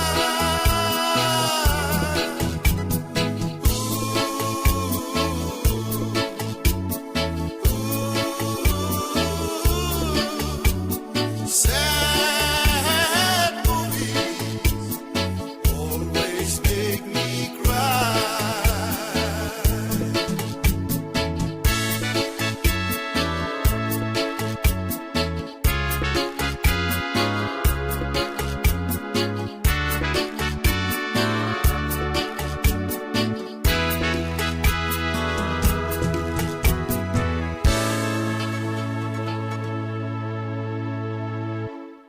Talofa lava ia ile malu la whaafonga le nei au auli o le aso wharaile, ma lo le soifua, ma lo le whaamalo si mal tawata i ngaluenga le neva i aso. O le pol kalame le nei mo le tupulanga tala vou pe ona masani i aso wharaile taitasi, ia patino mo le atina e ina, ia whapena fo il whaamalo si ino filfilinga, ia maolanga o tupulanga tala vou, ia iso se tafol ke lope o e o lo mwhaiona maua mai le nei whaasalalanga tu sao. Ia ma lo lava le whaamalosi le neva i aso. Ua ma whaatasi ai nei ma le talavou i a Jared Ngali. o ia o le taitai o Talavou for the Seventh-day Adventist region i nei New Zealand. Fia lava o mwhai o na ma whaatasi nei tūlai, whaasoa fōi i e por kalame o loo whaapea o na whaatautai e le ngata i le e kālesia sufitu ia e kālesia fōi i lalangi atua ia mo tupulanga Talavou. Talofa lava, Jared. How are you this afternoon? Ia, talofa malo sui fō moa. Malangi ma, ia, whaatalofa atu fōi de. Pa ia mamaru tātua atu no pere lo whaafonga mai fōi. Ia, tulo lava ia puri matu mui tu au mara taua. Ai ngari tairi wa funti, tama mara taua inga, inga fōi mara tu tama. Tai nani fōi motu sāma, whaisifuru ia tutuila manua. Ia, tulo na lava, ia whaatalofa atu fōi. Ia te oi, e fionga tu mai tai ia, ke sila le msem, sui sala. Tai mo nei ava no mwhai am ta whaatasi ma tano ina I fōi nisi om ta aputa aua e ala I le atina ina fōi o le ola whaaleanganga mo aunga tupulanga nei vai taimi. Haftai lava, ia haftai mo le talia ina o le wala au atu e au wai mai mo nei po kalamita aua ia mo tupulanga Talavou. If you can reintroduce yourself please to our listeners. Ia, ta alofa lava, ia mo ila tau e le o sirifia mo lo whaafonga mai. O lo nei tangata whaatau wā, lo ingo Jared. Ngali o te sau mai de ai ma lo Siler Crusader no Christchurch po no pa ia foi ia o le ata to le fata noina foi ni so results of na weekend o mavai atu ia o o tama Christchurch na o malanga mai nei Wellington po la mo New Zealand ia e ala ile sailia o se mana I manubia I le University of Victoria o lo ave ia mta po o le psychology fa be foi mta po Sāmoa ia ma le sociology ia o pe o lo tausanga muli fo ile nei o matua o lo tamai sau mai le no samatau muli fanua la lovi ia ma va o savai o lo tina o le visa le mo ia ma la lo maunga Haftai lava, thank you. I want to ask you about your upbringing and the influence that it had on your journey into becoming a leader for the Seventh-day Adventist Youth Region. How did you realize your calling in this field and what is your testimony for our listeners? Tēlo mo whawhisiri. Ia, mai lava lo lai titi, nā o una mā tua I te tono re kāresia sfitu. So I've been brought up, Seventh-day, born and raised. But I think, like, telo tamaiti, e lava le, there's a phase where you have to make the decision. Ta wana whai whiwhiringa tamaiti tia, whether they believe in God or not. So I think le sfutoro to sanga so far, na tuina tuaila wala ia mo le ngaruenga. I baptized down in Christchurch. And I wanted to serve. So my parents were active in church, and I wanted to know pore arma fuanga e now wai la loto I te tono ngaruenga. And so they always trained me to be in front of the church, like to tell lava to tamaiti when they're growing up in church, when it comes to for majority it's Sunday school. When we have porkalame tamaitia, they would put me up 6 years old, 7 years old, fa ila aunga fa asole le fe au mai le tuspaia o le sona, and I was trained up from there. When I said yes to the calling to be baptized in the church, I knew it came with responsibilities. E tofinga e whea iai matangata ua papatito I lotu. And so I became a deacon at a young age. And then I remember na fo tausanga sa ilise fai lautusi ile afo committed up Talavou. This is at the Sāmoa Addington Seventh-day Adventist Church in Christchurch. And when they gave me the question, I asked them, tele lavo rau matutu e anga va e ngaruenga. I say wo to sidi mai ya te au. I'm young. I'm a young-minded person. But I prayed about it, and I used it as an opportunity to learn and gain experience. So even though I was young and I was new to the role and being a part of doing tofinga I tono lotu, I took it on. And then I was whailau tusi for a few years. So whailau tusi. But it wasn't until I came to Wellington, I think around 2023. Na le aise au Talavou I le mātou lotuli I Wellington, Tasman, the Pālangi Church. And so I had a drive that I wanted to start something up i le mātou lotu. And our church, mo i lātou e leo Silvia, you know, a lot of these Palangi churches, e ngao lava i launga tupulanga, talavou, taluai, e re te tunua o Western families o inga Palangi. Matua lo tamititi wa tolan surutas o isuruvalu, ia e whaitalia lava tamititi me loto iai. And that's something different from our churches. So I knew if no one was going to do something, then so I took initiative. I talked to the pastor. I said I wanted to start something. Tele lavo tamiti malanga mai for university and studies. A lot of them they were 7 day. They didn't come to the church. Ono leo se otalevo. So I started that up. And then I think last year Leana. So for a few years, there were i le tato region ne Wellington. There was kind of a disconnect. Our youth didn't know many of the people I Lotue I Porirua, as well as I Loahati. And so I made a group chat with all the youth leaders Wellington here, and then I said, oh yeah, let's start something now. And I whai lor mato whono mō to plan ma fōfō ele youth rally le sa whai le masina o kusor te sanga o mawai. And the first meeting, even though I set it up, na ulewa no, ia talua yono nisi o ngas, and I had to fly down to Christchurch for that rei. Ai au fōi mai, whai mato whono, second whono. Au whai loa mai le komiti, o a ula whai ma sui o le youth rep mō Wellington. Whate ia I whairau ni tangata whapesale. E whai ola I titi. E whai whoi o au o tama Christchurch. Ai lewa man na o le vāanga le whai au masui as representative for the youth in Wellington region. Yeah, but at the same time, my dad, he's a busy man. He takes up a lot of roles. And so I thought I would say no, but just like my father, I'm a yes man. So I took on the role. Now, tonu foi masalo po se avano foi leo tu ina mai le tomo au.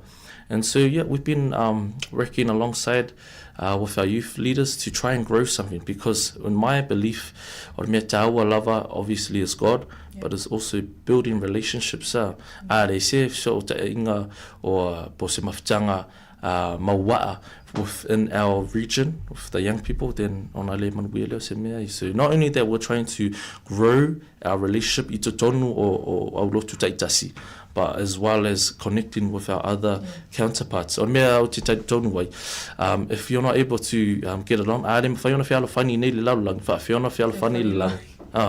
Haftai. Haftai lava Jared, ia malo lava. Ona oelo avea ma il taimine nei ila mol maua avea oe ma le taitai o Talavole region. O le aso lo manatu in ngalwenga lo e ngalwe ai nei o taitai o Talavole. How do you find your role as youth leader? Is it fulfilling? What is your experience in service for the youth? Awesome question, eh? No, it's very fulfilling. It's very rewarding.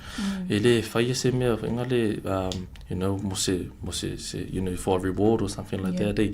But the reward that I get is not the blessing, but it's just seeing our young people come together and meet, eh?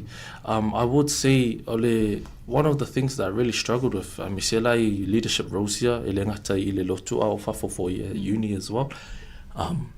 I try to live up to the expectations mai tausanga yo mawaya wa ai atu inale ua tele lava fufuanga porkalame ma nai ai na tausanga vai. And then I thought that's something I needed to do. I olote loa e au ia, because I'm studying, I didn't really have the capacity and limits. I pe ona whai atu fo I taimi o sola. I always say yes to everything, but it was hard for me to balance. So why did I find it in this role? We had a leadership camp for the church, and one of the best things that I got from it was simplicity is effective. So but see what the needs are. That's more than enough. So that's what we're looking at, is to not try to fill the calendar or try our best to do as much. Se loto yai o ele o lava fo se taimi e me whai ona spread out ai le role Whaftai. Malo whaftai. Il taimi nei, ile regional au talavo, i ngalwenga o engalwe, o whaatuptele ina whainu mera o talavo fau ile ekalesia, ma le participation au talavo ile ekalesia. Are the numbers growing? Yeah, man, I officially it's really hard to tell. Yeah. I think there's a time for ingale. I'll talk about my personal experience. So, from my generation, or friends, mato feola fatasi low Christchurch. The truth is now, my age, a lot of my friends have left for such reasons. So I think when it comes to the age lea, tamiti wa umare aonga mo fa solo atu I university mga duenga. Pe ola to pe ole age na ndewa matana na lack be ngao I tono lotu. So our aim is to cater mo ila to wila to pa mai I aonga tulanga lua and aonga mo lunga high school students and primary. And that's our focus. And so I believe it is growing with those guys, with that age group. But for my age group, there is a bit of a disconnect. And then you have the 30s and up that they will come back. I do believe though that so I think at times, especially my age, it's not easy to temptations and distractions that they face, but the tatalo that they will come back. Yeah. Can you share the vision and mission for the Adventist youth worldwide, as well as the hope and vision that you and other church leaders share in common for El Tupulanga Talavo? The mission naman va mama le kalesias fitol to if you mind. So for more le South Pacific Division, le lava ita toma mai simotu at motor Pacifica. The vision is a spirit-filled youth community. Ma nai lava the vision because ele sia nga ore fatino o porkalame fatino o porkalame but God's spirit is not there. It's not intentional. So it's really important that me umalava tatu te faya fa lango o mai le manu lang pa ia. That's the vision or the mission, to lead young people into a saving relationship with Jesus Christ and help them find their place in God's service. Ole ta ole mission there, not just our church, but any kind of Christian group. Mafo anga because on me tawa lava tawana tawa more le anga tupulanga more to talavo is to have a relationship with Christ. There's no point or the tama fai for ingale la anga you have to do this tawana tato follow to la fonoya, but the relationship is missing. It's the same as afaila if I so friend for example tarsiele o fa fonga mai uma tu afaila is so friend and I want to get to know them. I have to I love them and have that kind of relationship. But I don't actually have that relationship with them. And then the last thing is help them find their place in God's service. So sa ilio se sinufuanga mautu fuenga le po se mafutanga mawaa e mawhaiona langona I la tau le nau o re au auna mo le tō malana ngaruenga ai. So if we are able to use them and actually give them something that they're good at. For example, a whaila tamititile le tapiano, tu wai e tapiano, and then they will be feeling fulfilled to do God's work. What do you think is the greatest need of the world and the youth today? Yeah, that's a good question. We always say it's Jesus, but in a broader perspective, I feel like how do they find Jesus? And that's just going back. It's building relationships. But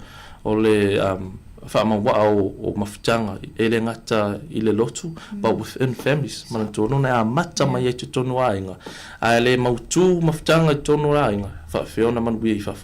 so if we're able to focus inside and then build those relationships, then on a mawaler fia I mafutanga ifafo, and then hopefully that will grow into the church, and then everyone will be able to But the main important thing is Jesus Christ.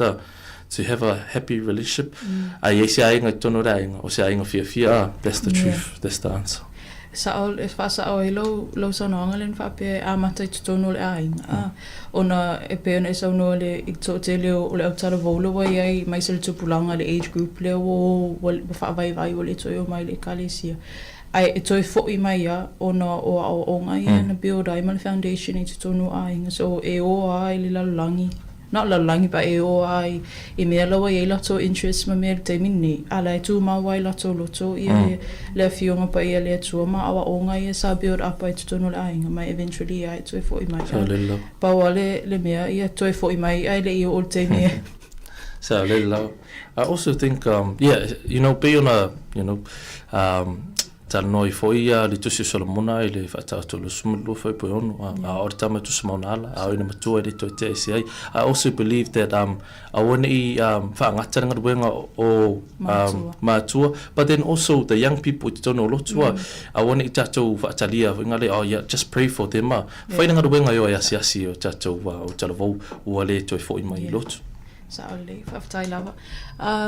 As a youth leader and from a youth perspective, what do you think is the reason why our youth are drawing away from church and spiritual teachings? Yeah,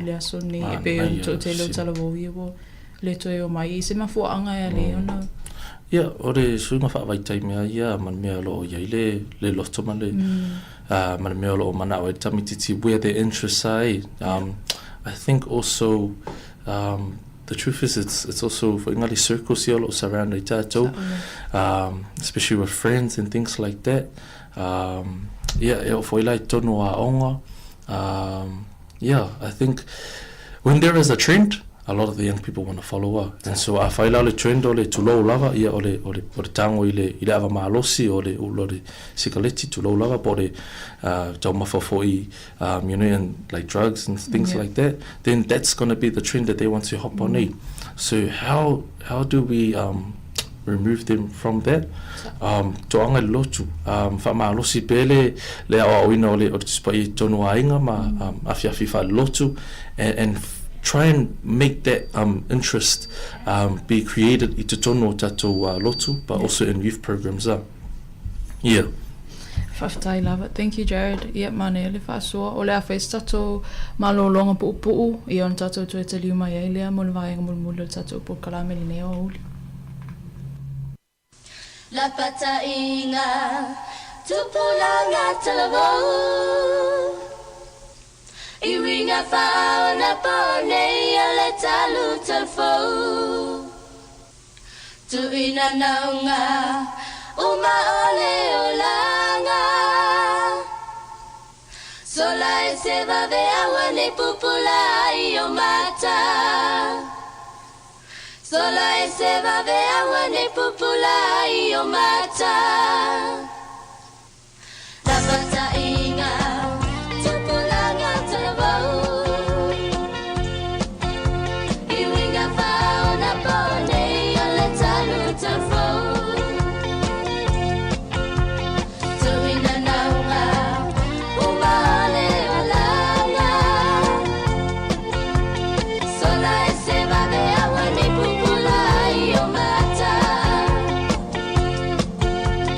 Sola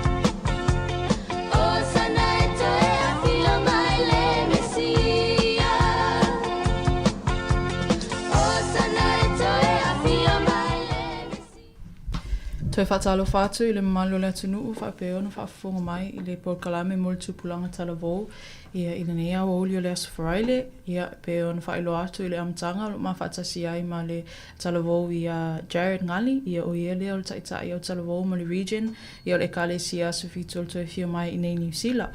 Ai le i whaawau ia le polkalame e iai ia le whaalawiloa lea mo le events. It's a free community event. Ia mo tamaita e fiel ta alonga leo football. Ia Pacifica Girls Football Festival. Ia i le asto nai aso sefulfa mati. I le afa o le iwa. I le sefulu lua i le awaoli. Ia le afatau taia i le Petone Memorial Park. Ia o mene o le iai le nei aso. Free morning of football. Music and cultural performances. E le barbecue. Free festival t-shirt for every girl at Hawaii, yeah, the Nay Festival.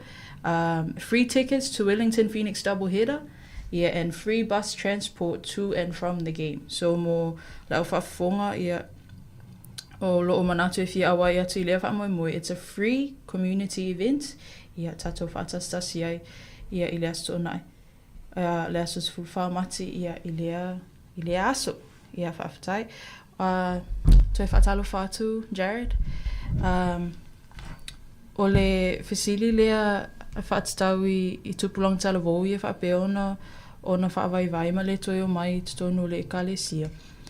Do you think that one of the reasons may be because church leaders or the church or us in common are not including them or consistently including them in church activities? Do you feel that they feel included? Good question, eh? I think, yeah, 100%. It's tono lotua, especially growing up. There's always a difficulty. Not always. Sorry.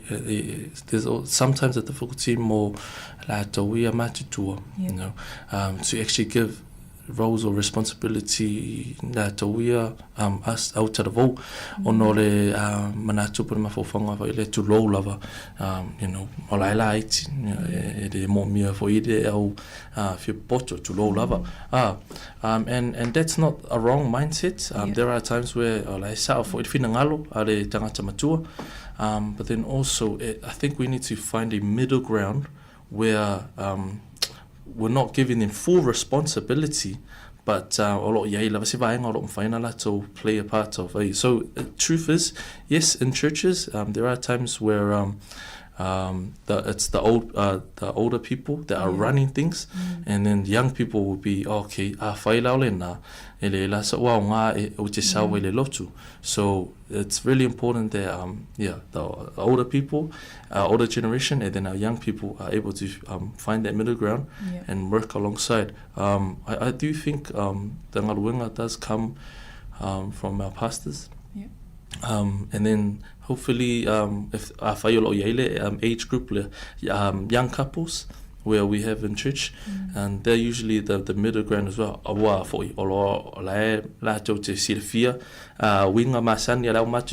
And then they can also relate to the young people well. That's just from a professional kind of look.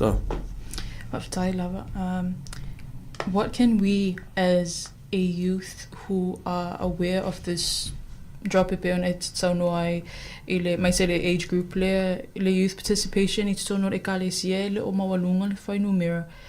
What can we as a collective do to protect and safeguard the spiritual lives of our tupulanga talavo, and how do we ensure that they remain in the word until the second coming of Jesus Christ? Otherwise e pe ona whai atu le te miu sola ile mindset le e o ato e o mai ai lo ye singa luenga tātou o whai mo I lato e tangata it's too late pe ato e le te mi ato e fo I mai ai ia awa watu ai wata puni le alofa tu noa te mi na ia ala so manatu ye tai mo le whafisili me mo mola wa pe ona o whai atu te mi o sola o le mo lato ia o le toi o mai lotu ile lotu ta wale tato o e asi I remember the story I see to my taitala vo na toi fo ile lotu. And then na maua leo whamatalang from people, oh, wow, if I see level turi toi va ia, oh, it's good to see you. I've missed you. And then in her mind was like, whaila o emisi au, asiala mena ele vidi mai pe asi mai au, wow. You know, for us as a church, we're not here to look for the righteous. We're here to look for those that are lost. So but actually go and seek others, because that's why God gives us the opportunity. In schools and things like that. I think our focus should be on them as well. You know, I believe, you know, it comes to programs and things like that. Need, interest, so I can think of music, sports, so sometimes we have to take away that tradition of being in church. Ile mato o talavo, tele na mato mafuta fatasi ile mauta arimato taitai o talavo, and so we meet at their place once a Friday or the Friday muri o masina taitasi, and so the reason why we do that is because we feel at home. Whereas at church it's a bit more formal and things like that. So needs, what are the interests of the young people, cater to that, and then implement slowly Bible studies and things like that. Whasau ina ia lau saunoanga le whape I talavoi e toi o mai te tono re kalesia. Le mentality le whape e toi o mai lo talavoi tono re kalesia e waila le judge o ngai kalavoa whape oi. Pola le meo koe sau e walewa. Ian whailola e toi ngā tarana, oi walewa tene e toi waia o e tono. Kusala o talavou le na fia sau o toi fia fo I mai. Au pe o toi atili eina na build up le barrier le wa o iema le tua I le fia sau I le ekalesia ono o le wa inga tangata. So o te loa le si mea e ono fesosoani mo talavou ia. Instead of judging them, we should celebrate that they are coming back to Jesus Christ. Ai le o fesiri whenga po la meo koe sau e o la e le o singa luenga na tatou ngā luenga na le ngang pa I o tatou ia no tatou fia pe whauna I le maule o tuspa ia heaven rejoices when one sinner comes back to Jesus Christ. So thank you for that.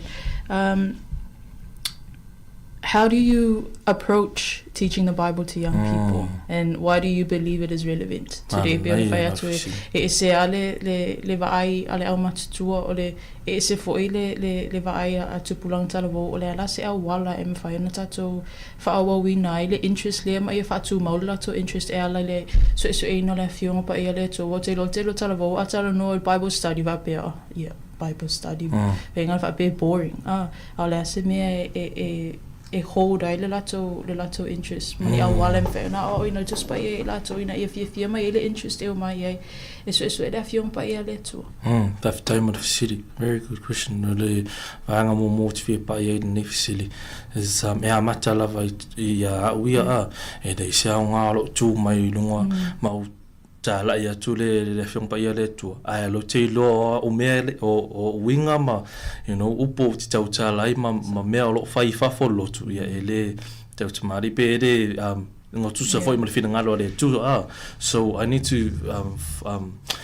look at myself first not for inga le fa sao no ngai le ma fai na fai e au ia le ngabenga I have to surrender myself and I have to change my lifestyle pe a fai ele o tonu masao ile sisilo le tu and then I will be able to do his work. So that's one. And then ole siva enga ole you know ole me moni lava ia Bible studies, reading the Bible, it's not something for ngale mafo for I want to do that you know we're always looking at our phones 24/7 so we are, like I said before, it's finding programs where it makes it fun Ele method mato te apalai I mato Bible study so olai taimi o tato pukalame fa AY and AY is Adventist youth or masani whaatino pe a mai a tato sauninga masani I sapati, and then we do in the afternoon. So either AYs, our Vespers, Friday nights, we have this method for Bible study, 30 minutes. Todos for minute, if I tune in mato Bible study, we will read a story, not a whole chapter. Lava the story tasi whaataitainga la pe le tusia Mareko. The whole book of Mark is beautiful. I think it's full limpa, it's full on chapters. So ile mtapu from verse 1 ile foi puvalu. Tasi le tala lo famatala mai ele baptisonga Yesu. If you read that and then you read it again, have someone else read it. Yeah, on famatala le si tangata. So that's 3 things. Fai tau ele si tangata. Toi fai tau ele si tangata. Toi famatala ele si tangata. Yona lava opu. And then file officially or the so ele kulupuna. First question is what is new? What surprises you? What surprises you? What do you not understand?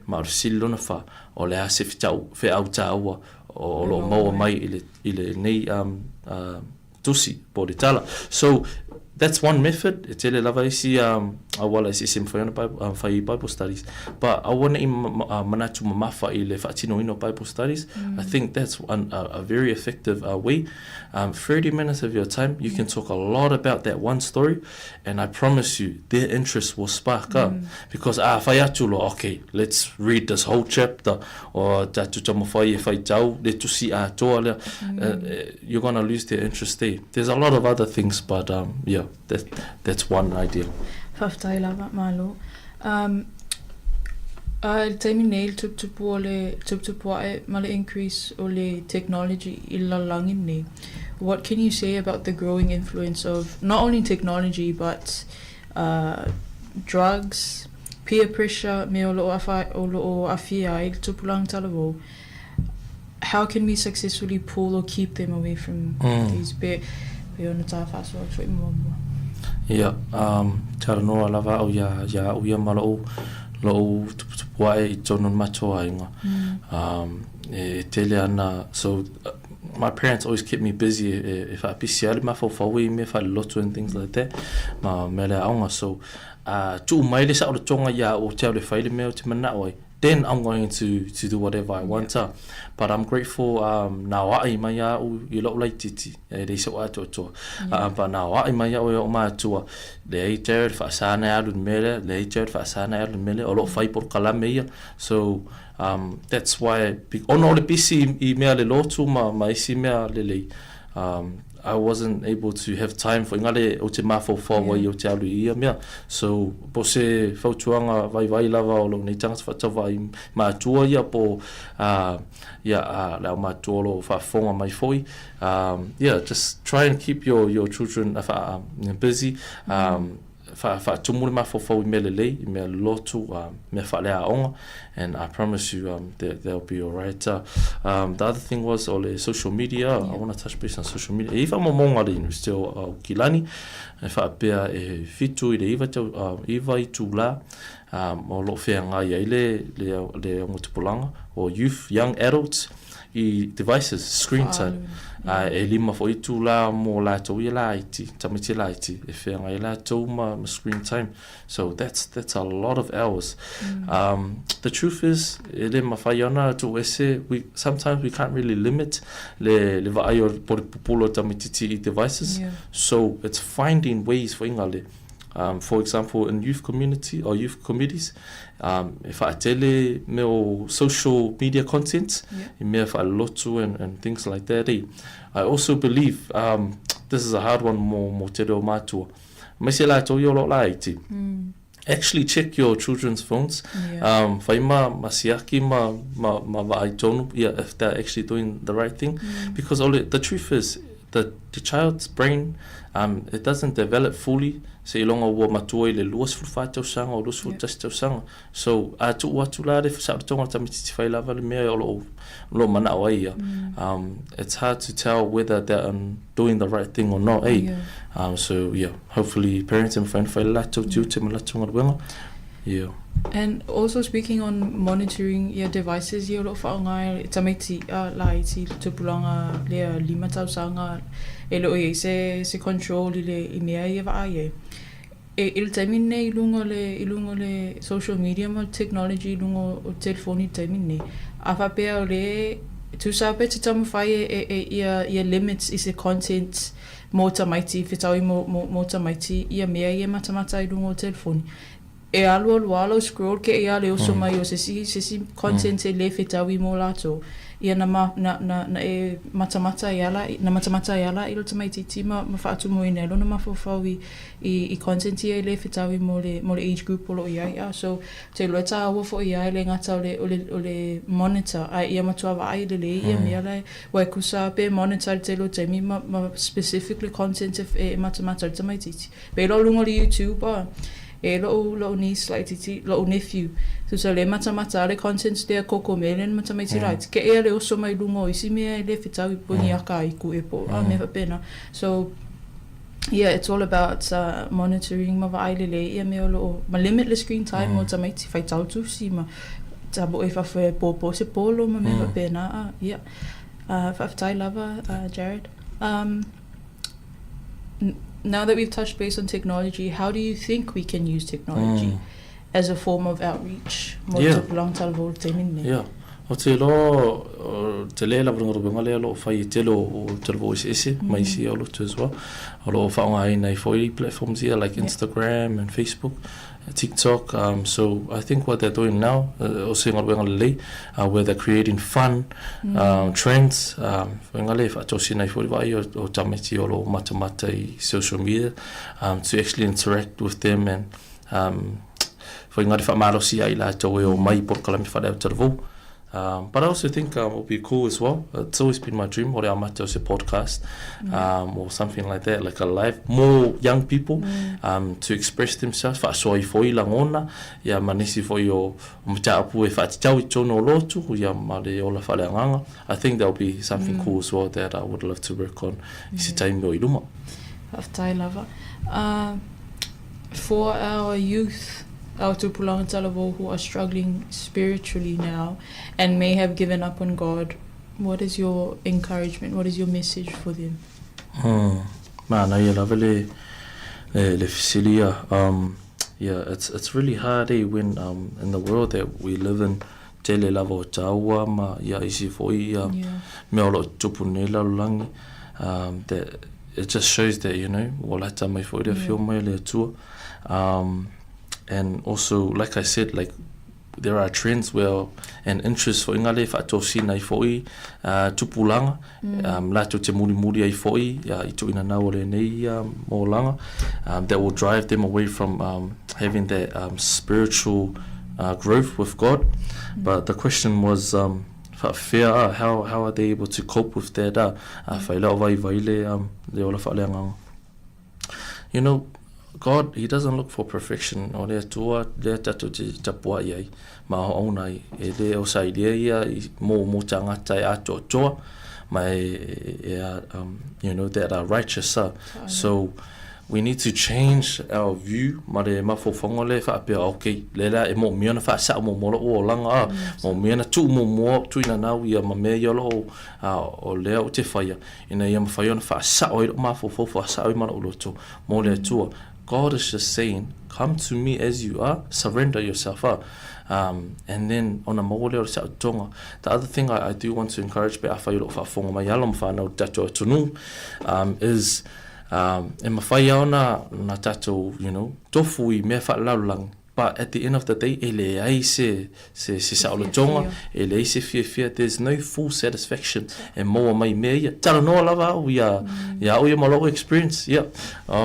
No, utofu ai fo I thought there'll be fun out there in the world, but ele ai lava se tasi peo Yesu Kirisu tatu te au nai o lo mawhaiona mau e te saolotonga o te file mu moni, male alofa moni. So if you want to find love, true love, awari sa ilia I lunga Facebook or Tinder or whatever, su e mo moa ya Yesu Kirisu e mau ele alofa moni.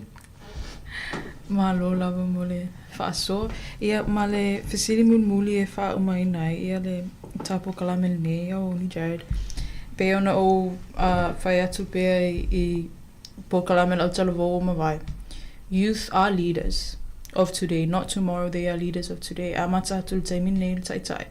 Motu pulang talavo, and they have the potential to spread the gospel to all four corners of the world and save lives for the kingdom. What do you, as a youth leader of the Seventh-day Adventist region, hope for in our youth in New Zealand and around the world? And what do you think Jesus would hope for us too as youth? Tato ngaluenga whai il te mini. Ore aunga mai wha moe mo so se sila mai se tato young people. Me mo me tusi o mātaio. Nusu walu whai pasumara iwa. Go and make disciples of all nations. Baptizing them in the name of the Father, the Son, and the Holy Spirit. Ore tamo whai lea e sa ilia nganga. More ma lo le tua, and that's our job. How do we do that? Ole whai mo fia. It's not Bible studies, or it's not just praying for them. It's befriending them. Be on whai atu. Ole mission or purpose ole youth region ale lotos fitu in Wellington is to build relationships. If we're able to master that,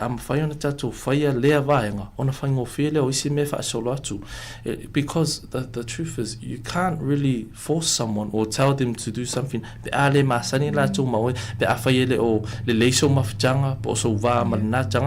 So befriend them. Then fix that up.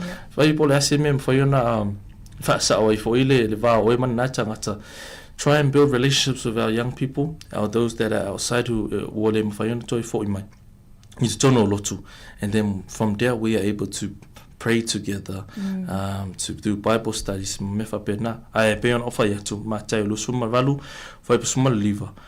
Go make disciples of all nations, baptizing them in the name of the Father, the Son, and the Holy Spirit. And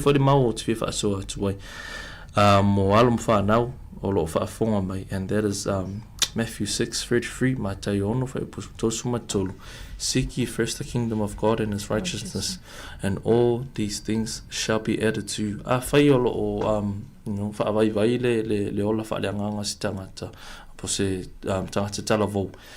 Find ways where you can sacrifice things. Sometimes the truth is, it may be friends, it may be the songs that we listen to, and maybe some other habits that we're facing. If you really want satisfaction, full satisfaction, idea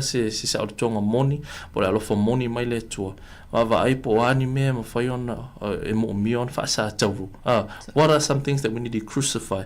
What are some things that we need to surrender to God, to watu leile to, and He will make a way for us. And in everything that we do, me umatato te whai atatalo I le atua e whai le mea lo fina ngā loia. I want I whai le mea lo mana o maloto ai lo ni tangata. Then I promise you, do your best and God will do the rest. Whaftai. E le maenga le tau o te pikina mai lau whaaso. I le mea le o lo tatalo I le atua ma whaasa tauro ia crucify ia mea ia o e lo draw away mai e o e mai le atua. So e taimi tātou te tatalo ai le atua I tatalo lea. Whamul mo le sosoani mai ina ia I sesuinga I lo olang. E lo I sesuinga. Nai whapela ia pe I se almea saawa ia e toi mafo fau saawa. You have to be willing for God to make that change in your life. E le no lo te talo I le atua sosoani mai e te oe e sila mai le atua e lo loto. I le mena mai o te lo le sima fo angana e to te le tala vo o lo iai pea I vaenga I o leo langa I leo mawhai ona escape mai ai. Ona I leo iai le loto. E leo matua I surrender le loto I le atua ina e mawhai ona whai le atua suinga. E moni, you can come as you are. It's a lia le atua so se tasi. But you have to be willing for God to make that change in your life. Whaftai lava Jared mo le whaasoa ia malpo kalame matango fia I le nea o uli. So e whaftai atu foe ia I le mamalu le au mai moa. Ia o lo whalongolongo mai le nepol kalame o te loa sile sona tāua. Le ngata mo tupulang talavou ai mo I lato uma mwhaiona maua mai le nei whaasalalong. O se whaamalo si mo I tātou le nei asu. Ia ma le nei fo I vai asu. Ia le tātou mawhatanga ma le li. Wa ailau mawhatanga ma le li. po nai le lei pe e se suinga i te tauna e whaia. Toi whamanatu atu ia le free community event mo te maitai, ia Pacifica Girls Football i le asu toa nai, asu sifulu whao mati, a mata i le afo le iwa le tae au, wha umaina le tau le sifulu lua i le awauli. Whaftai atu, ia mo le whaalongolongo mai, ia ma le whaafongfonga mai le polkalame le nei awauli. Ai mo le teimi nei, so i fua ma ia manuia. Whaftai.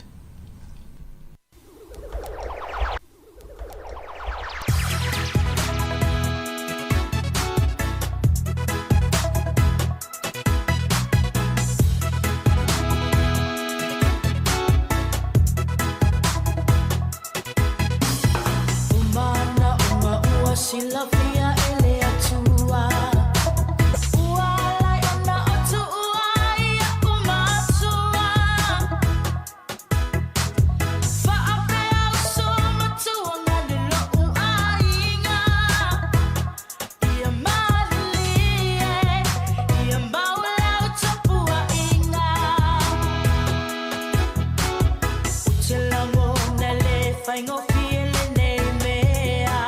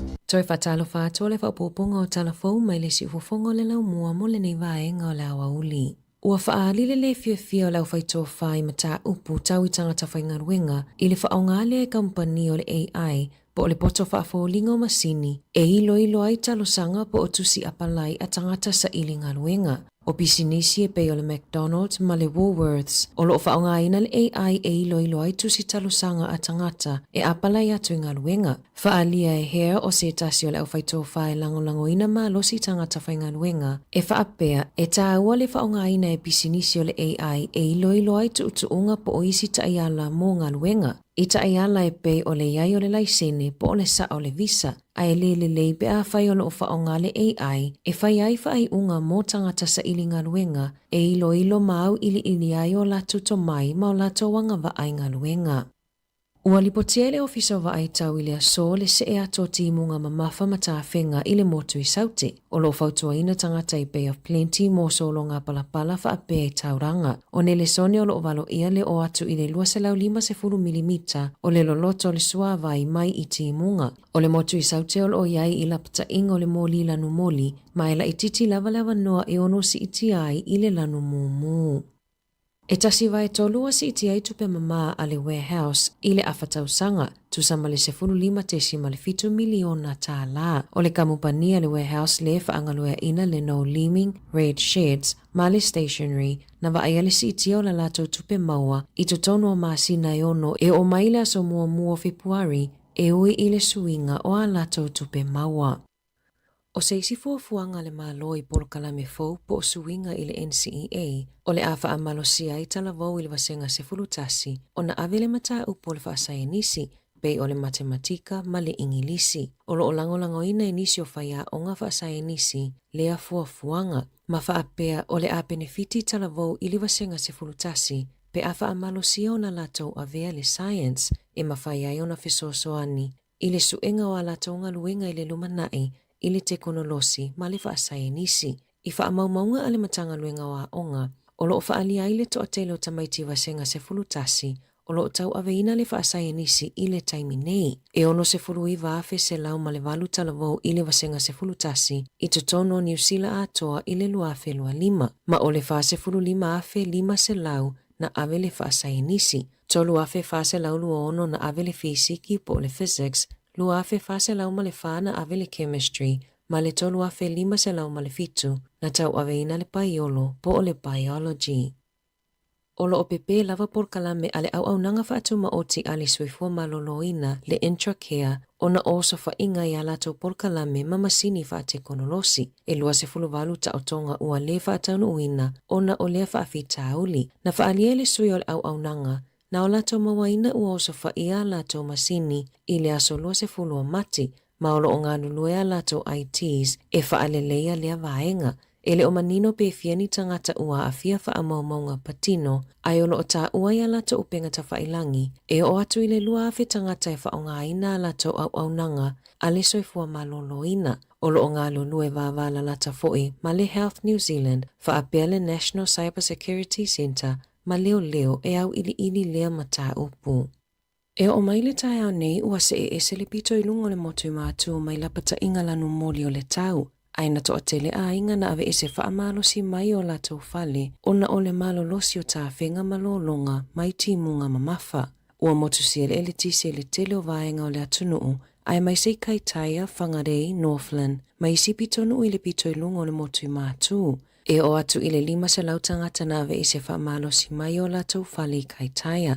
Faalieli poti mai le waka kotahi I le tae au nei, le tapuni ai o le awala State Highway 205 I Coromandel I Fitianga, ua lapata ia mātua e tau fita maiti le fale, o na o le tele o a o ngā tapuni ai le aso. I se whaamatalanga le minista e tali atu I whaalavelave whafuasei Mark Mitchell, e whaapea ua tele ina pasi ese, le te tele ma le malolosi o timunga, mai le pito I lungo le motu, ai ua whaanga solo mai I si pito nuu. Ua motu ese I si pito nuu o na o le te tele o tāwhenga, pei ona lipotia le litio New Zealand. Ele Italiane lava le sa ave mua ma komisina langolango o leo Javon McSkimming I le talosanga ina ia toi tutongi a tutupe le au tutongi la fonga, le ana ia whaonga ina tutongi a ifa le tani malo sa la whaonga ina malana wo. O le aso whao mati na tusia tua le komisina o leo Richard Chambers ia McSkimming ina ia toi tutongi mai tupe. I le tusina tu ina atu Chambers na ia tā uai, e pea ma le whaavalu I le se fulu taimi, na whaonga I McSkimming whale tani malo I Wellingtone, e anga I ai malana wo teine, ai o tupe ia o tupe ala au tutongi la fonga, o lo o talo sanga le komisina ia McSkimming, ina ia whaile mea mi o tonu. Na whaamaonia le minista o tupe Nicola Willis I sana saunoanga I le palemene ananafi, o le alea I se suinga I le tau o le penisini, I le folasanga le malo o lo ufuafua mo le aso. E le mawhaiona wawe maua se tali I se suinga I se taimilata mai. Ai alanga tataona tuina mai le malo ni whaamatalanga. E winga I taiala o le a lato whaonga aina. E ilo aini suinga I ni vaenga o le lato tali mai I fesili. E winga I le suau. Whaataitainga e mawhaiona lato whailoa mai lea whainga o le sua au o loo i lea tunuu i le taimi nei. O ka mupani ia o lo awina mai sua au i tutono o lea tunuu. Ua whaatula fonoina e tataona lato umia ina le sapalai o le tiso. Mo le lei titi fo ma le luas fultasi aso. O lona winga e mawhaiona whaasalaina i le whaitau miliona tā la pe a le mulimulita ia tula fono pei ona Saunoa Willis. Na saunoa le minista langolango le malo sianga fa Letisia New Zealand, Shane Jones. O ia fo le ato o lua ma Willis e whaia le folasanga i le aso e winga i le sua au e whaapea e le aise mafua anga e tatawai o na mafau le malo i le lava o le sua au i lunga le Samia o lo awina mai i totono New Zealand. E le o se tūlanga e tataona whaate ia i New Zealand i le whaatala noa i Korea i saute le e maua mai le 5% o ana sua au umama. Pe e tataona te upea sua au i tutono le atunuu, pe a wina atu i fafo. O lo tutu ai fo i Korea i saute pui lo lato atunuu, pe ona Saunoa Jones. O lo tama whaile malo ina ia whaato atoa tangata, ma wha amauti noa i tangata New Zealand, o le aia i pea ma lava le sua au i tutono le atunuu. Ua whaasila le fuafuanga i tapunia ele au nanga a le staff i pitone i le luafe luafitu, pe ona lipotia le litio New Zealand, na longoina e Sinead Pusha o le e anaina le staff, i le au whaingaluenga na nafi, le tapunia ai o le au nanga i pitone, ai o le a avela lato au nanga lo mitusi i kalai estete, e tolu se furunga luenga o le a whaamuta, na tā ua e Pusha, na whaatawina maile no fuanga i pitone maile 9 media a au se tālia, ini tangata fōu e anaina i a Novema. Saunoa Pusha ele i mai a le lisi, ma oni nai vai aso o iluma o le a whaiai whaatala noanga ma tangata whaingaluenga e toa tolu se fulu i pitone, e wa ai pe mawani awa noa whaingaluenga i le lala fōu i kalai estete. I ta alonga, o le afiafia na nei le 5 minutete ai le fitu e taa aloa i le awa le moana Pasifika ma le Highlanders i Aukilani. O le te alaititi o le afo le whai le aso ataiao e taa aloa i le Hurricanes ma le Reds i Wellingtone. O le awa le Hurricanes ua whaailoa mai ua iai Xavier Numia, Asafo Aumua, Tyra Lomax, Caleb Delaney, Warner Dians, Devon Flanders, Duplessis Girifi o le kapiteni, Peter Lakai, Cam Roygard, Ruben Love, Fehi Finyanga Nofo, Jody Barrett o Lacey Kapiteni, Billy Proctor, Baylan Sullivan, ma Josh Morby, o lau whaaleo ua iai Vernon Bazin, Siale Lawaki, Basilio Tosi, Isaiah Walker Liawere, Braden Yose, Ereatara Enari, Lucas Cashmore, ma John Rover, o le Fijian Jua ma le Blues e alo i le te o le fitu i le afiafio le asto o nai i Eden Park i Aukilani, o Perth e alo i le Western Force ma le Chiefs, i le te alaititi o le afoliva i le afiafio o le aso tona i lava. Tala fōia mai le si ufofonga o le lau mua mo le nei vaenga o le awauli.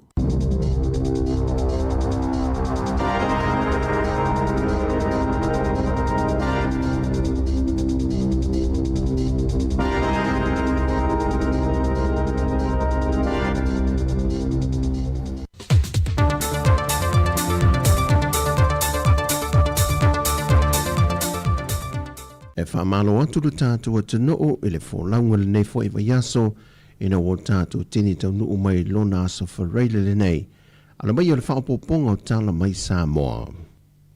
O tali manino mai le fionga le teitai o le atu noo, lau le male tōpala te vau Fosi Schmidt, le mafo anga wa tāo fia le tu mawai le tuftu whainatu o le se lau 50 la.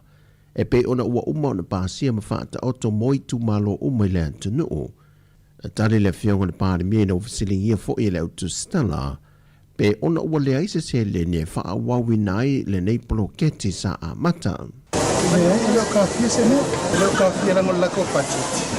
Ko kere la fu, ango le kiki le portion na mai te lalik laiko kwa la ko se lau. Kung ko ro portion mai ko le 1.8.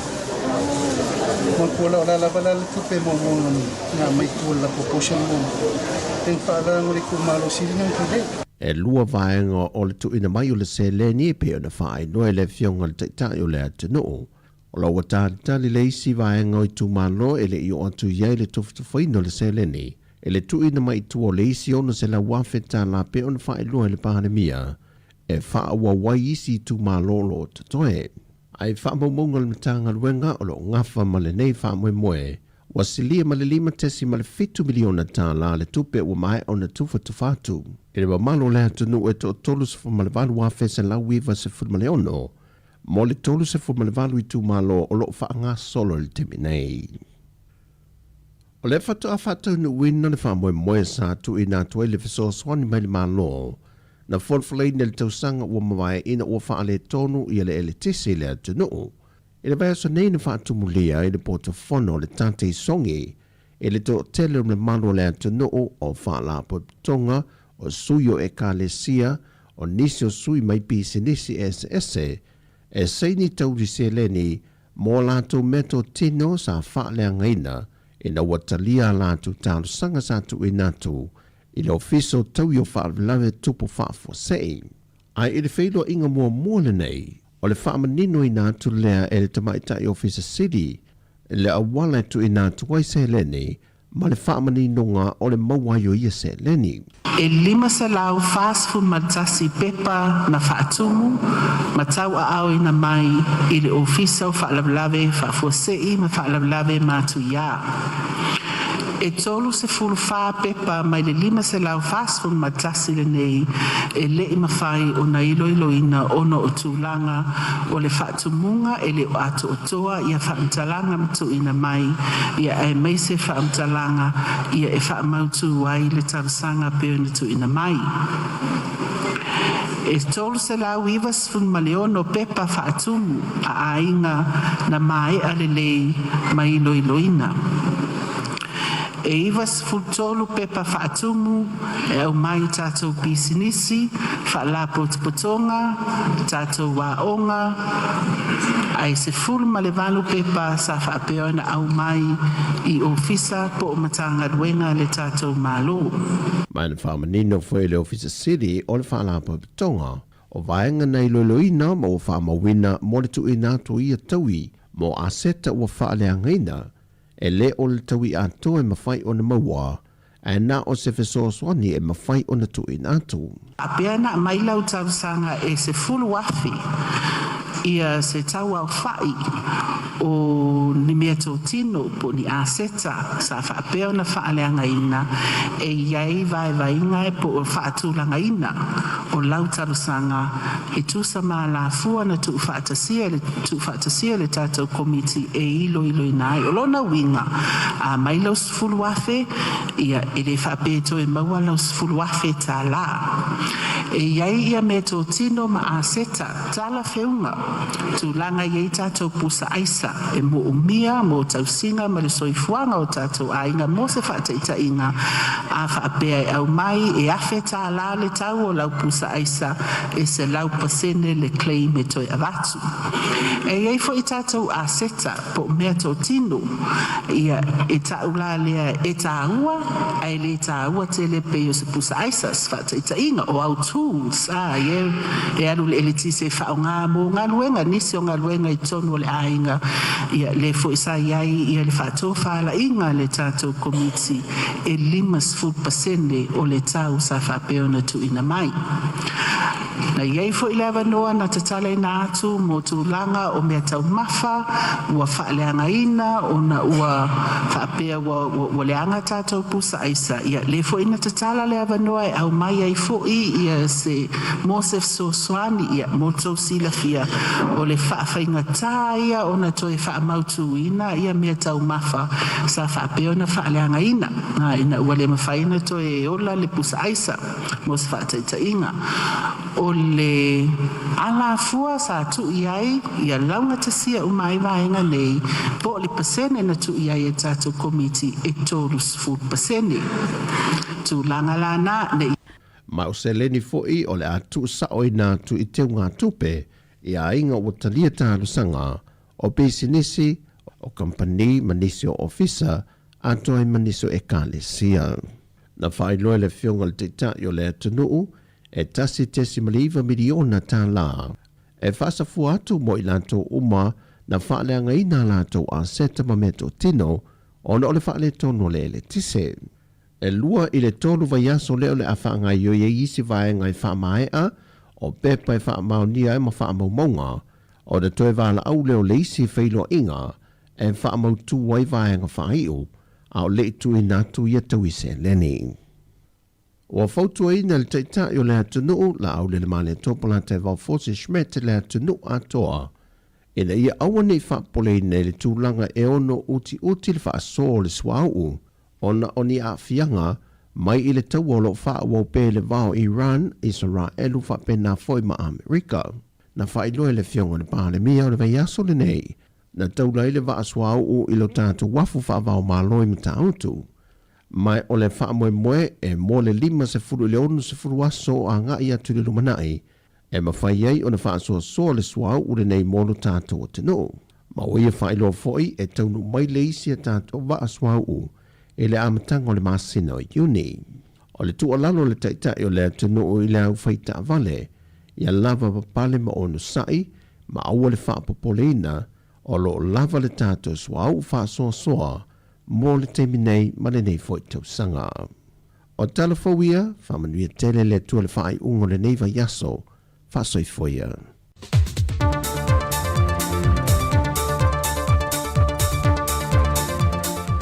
O lau whaafunga le tunu i toi whasalawino tātou talafau ma tala mai Sāmoa mo le nei yaso ma le nei vai yaso. Ia e peona saunia e na whaasolo tātou talafau. Ia o le sunga tāsia sa mai Sāmoa tala mai Sāmoa. O le ua 10 minuto te nei le tū la e wha o le ua tātou iel poklai muli le fwoi whaatini tāle 5. Ia o la tū mai leo le ua autu atua maa 5 ma le sunga le au atu fwe. Ia tātou wha maa vai le nei yaso ma le nei vai yaso. Ia fwe maa lo alfa maa lo singa luenga. Maa lo lava tasi. I fōringa mei timu le tūna te iei. A le lau fie le tū leo te iei. Ia o mai le fie. Ia mo nia whaftai. Lo lava le whamalosi o tātou pokalame le fwoi whaatini. Ia manatu lea la whaatini lo fwoi o le hae tātou whaiva o le nei fiafi. Ia e ringa tai leo le nei vai yaso. Ia sa o le nei ia whamalo fo i nei whanau ia onga le nei vai yaso. Ia mo. Ia le ngate universite whapea kolisi ma onga tūlanga lua ma ia malo ale usta i whai ia onga le nei vai yaso. Malo. Ia o vai atuni te mina sa uai ia o pia sole. O le mea tu whaftai ia o whaamaui lalo ia matusi o wofu. Wana o lunga i loma TV. Ia me kone leo le, te tango tua le so saisi ia e maulua ia e so ia o le whala uloa tato wa. Ia la whainta po ingal tato o le hurricane ti le so tai au le fia tai au. Ia ai o le au te tuli mata ia po a fea o le au mai ei se email el vaenga le hurricane ti tato li tio. E mai tātou tiki e fwile le o tu e mata fuol tātou. Wale te len tātou langlong i leva ai mai a le wāinga le ale. Matou lia i si tausanga i o te mai i ticket. Ia ringo tātou wale tātou tele o to e so tai ai. A whai tfo i wala e mata mel to tele wile le ia i tātou ofu lang whapea wui tālo whaile si fonga lau mua le lango lango le tātou au. Ia langa ole ofu le pentasi le no te ofu.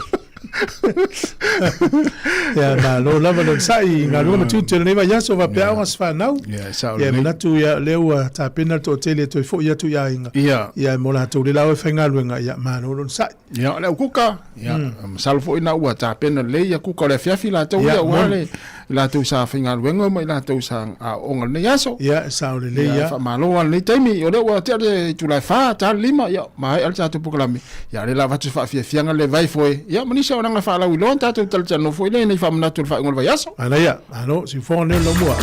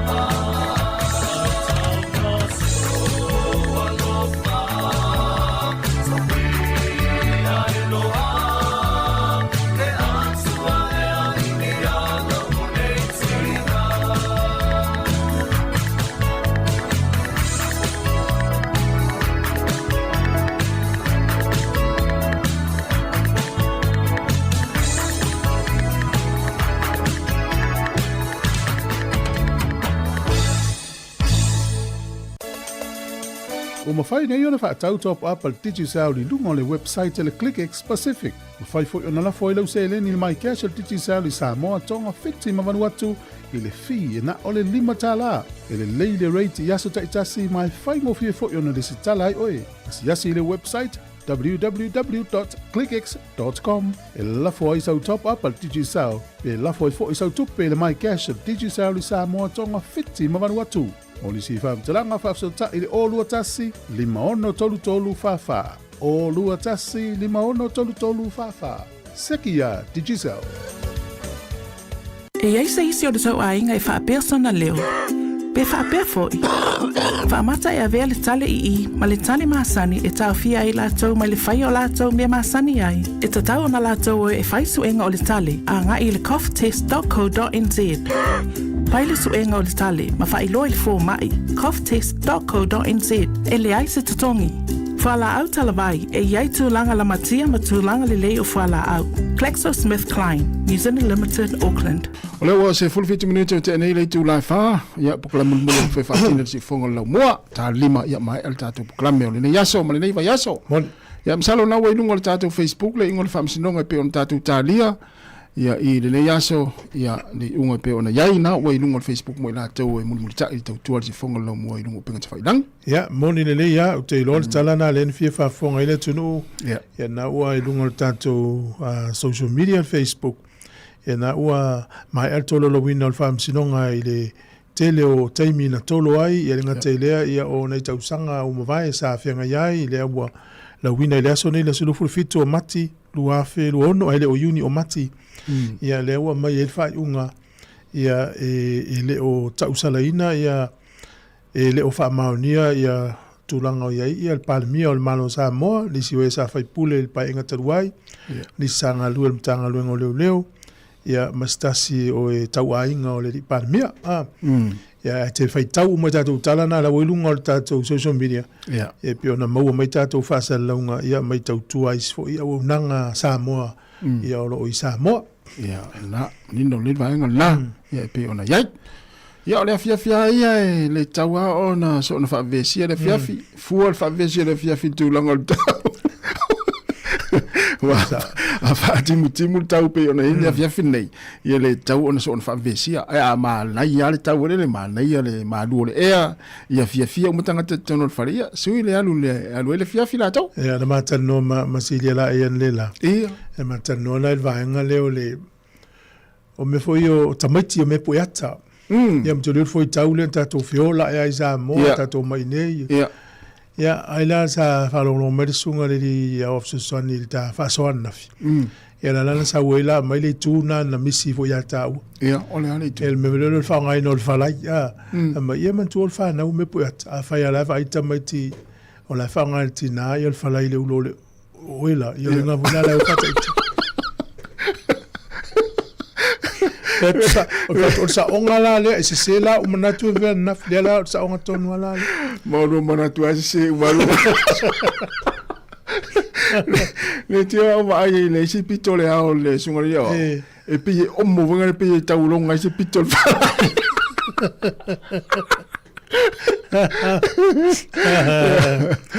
ia vai pela sku con le fiafi ia le na pela uno fale ia mafuta le o aso le le mafuta ia lava le maftanga esa o le le ma tu mfa na o fu ni tu fio ini si le fia i weekend wa tango tal pensini ia vo o le vai so fo tu fa na tu nei sese sin le vai so vai so fo le su tato tai mila sa sa mo le masina o le aperilla ia o luma mai das freile la so tolu ia la so maliu na ia malolo tua ia o ngalfa na luenga ila so tolu so fa so lima mana so no ma vetele to ia ilo luenga la so fitu ia ta maiti to ato fato ato ia ila so lus fulu tene alta me malolo ita maiti yo mana ia ita maiti la so lus fulu la so lufu lima lo tato fa me moile fa mastone ia na mo la to i mastone ia fa formai ia uni ngalo tato fa mo na tato felo ia le umautu le tu atusi ma le taimi sfululua ila oli sfululua ila oli se i vai atu tato address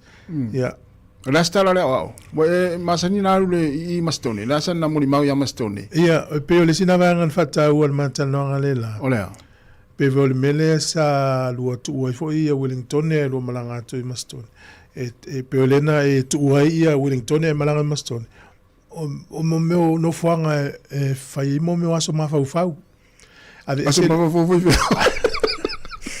ave ese le upule o le teva mitolia o e a teva e le e tu so le ua e alu ese me male ai e alu no fuanga tu fua e fai lo aso mafau e le vuela na il fai ngol vayaso o ni mea tinga na uia i tu tono le vaso le na ia le weekend e alu e mafau lo e sa le fai lo fatu e tu sa pela na sao ia pe o walana le pe o taimi nei le alu sao alu fai lo aso mafau no fuanga tu fua pe no ulai talane o Mastone e na sa le fai lo fatu e ai mo o ala ia e te fia alu lai Mastone na ua mai ana tal no mai le o to inga no fuanga le o le pokala tato letio o te lo fai tu programa letio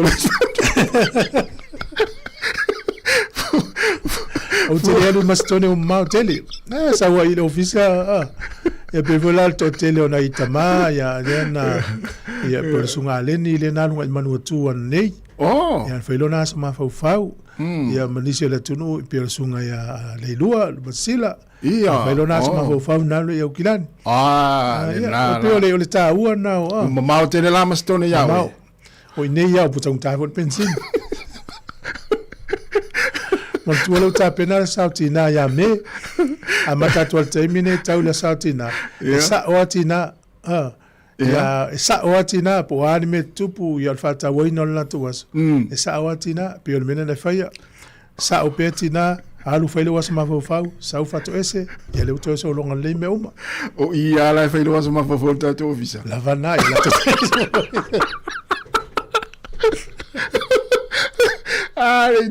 le telo te imitate le Tresle fai fama moi o Lakeview School Hall fitu fa te ori road I Mastone fitu fa te ori ia o le ngona le ore road I Mastone Lakeview School Hall ia o le sfulu lue le o di tau lue le o le stona i le surufu lima o Perila mana ia oka malvaenga ia no fai loatu tatu fa moi na ya malo ya o to nena sa ni malanga fa ngon neva yaso manuia fa nga malanga ya nan fa manatu pe fo la au o le wa ya tu fo tan longa ne fo yaso tatu ni so tatu proclame fa nga solo ya wa a fia fo inisi fa ma ile o fia fa ai se fe meta ti o le fo I fa mai ya tatu na mo tatu an sia ki fo mai ma ai ya tala vai ave pe sa ni malanga Sāmoa po so se tu no ya moni le ya tasi te lo il tangata fai mai a una failanga appointment wel fo mai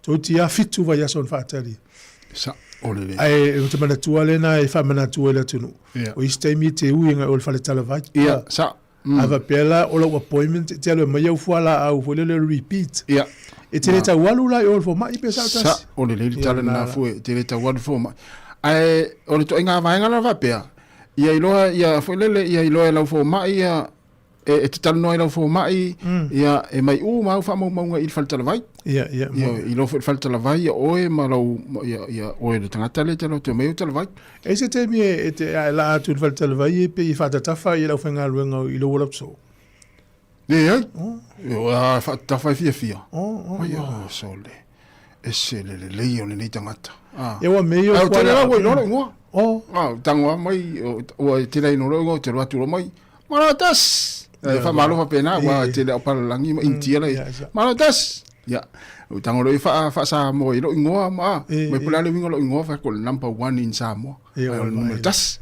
ya te le na te watu lo malo number 1 ya na awan o fanga lo fa tala vai a pe wela tu nei te la taiao ya o te lo te musu te le mala la ngona pa langi ma intia I te musu va so ele la mua fo la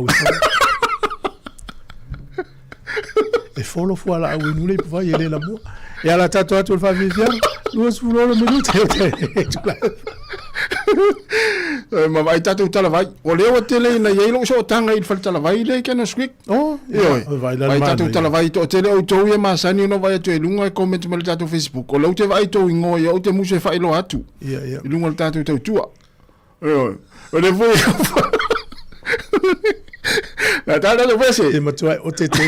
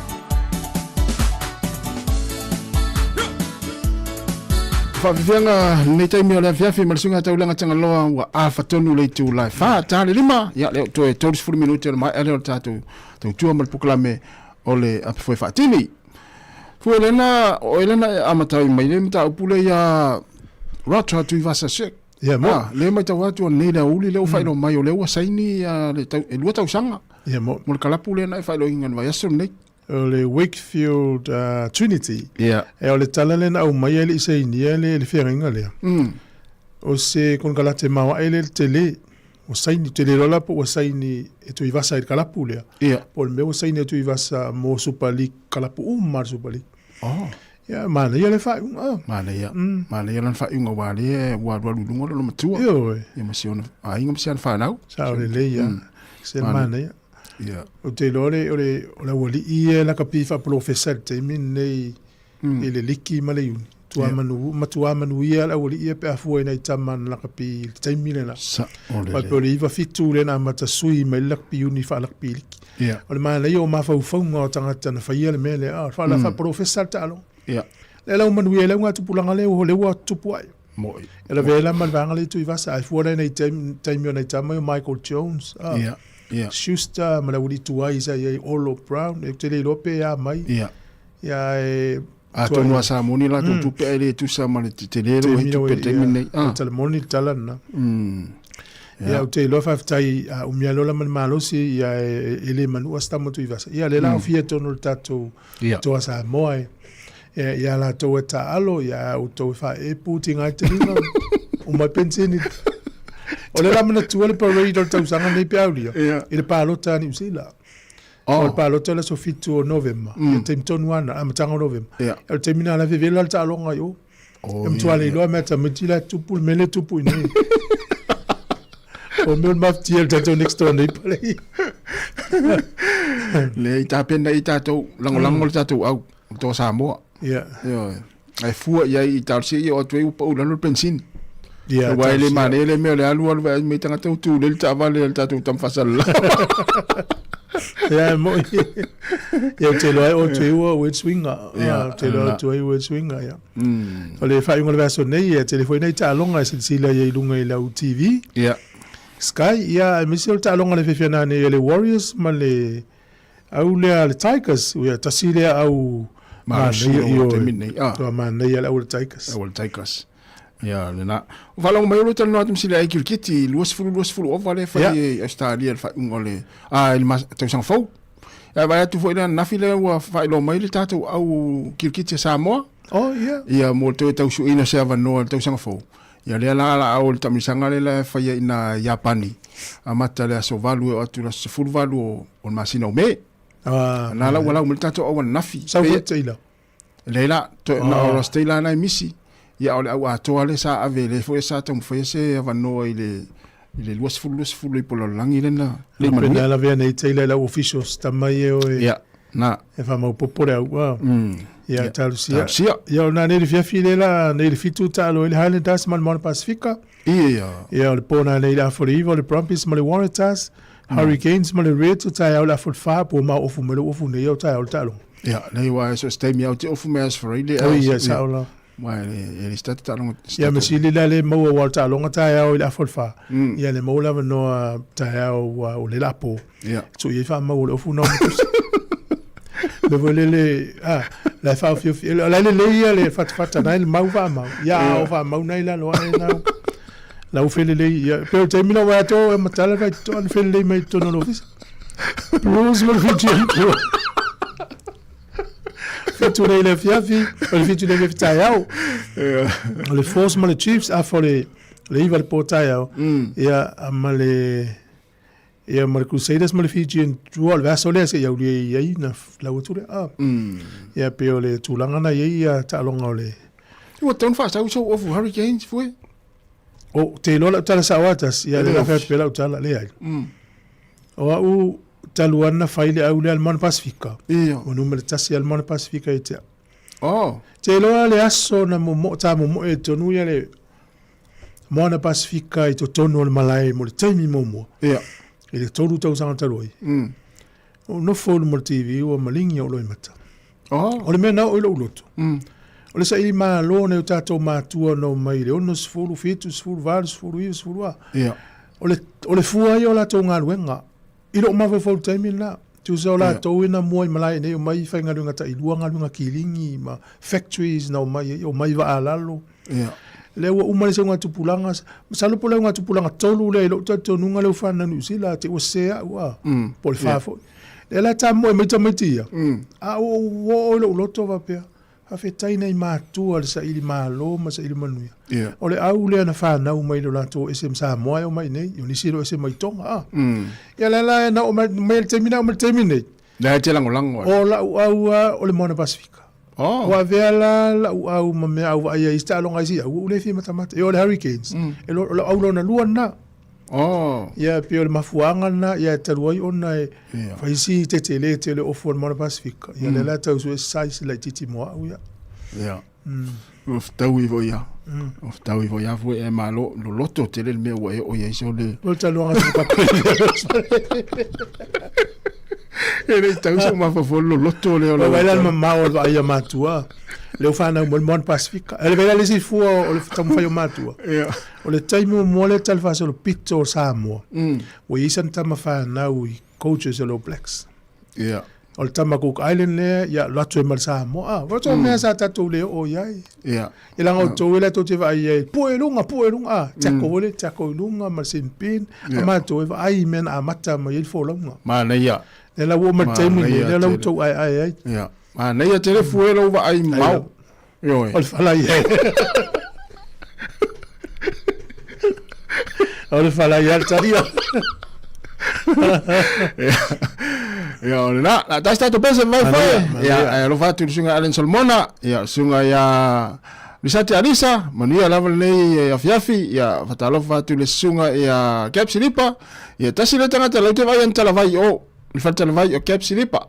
Ya, Cap, ya, vai ta la vai. Ya, ili foi ya se lo tope atati ti il fale alu. Ya, mania level nei fiafi tato tinu to luas futol minuti na talia o le tu la lima.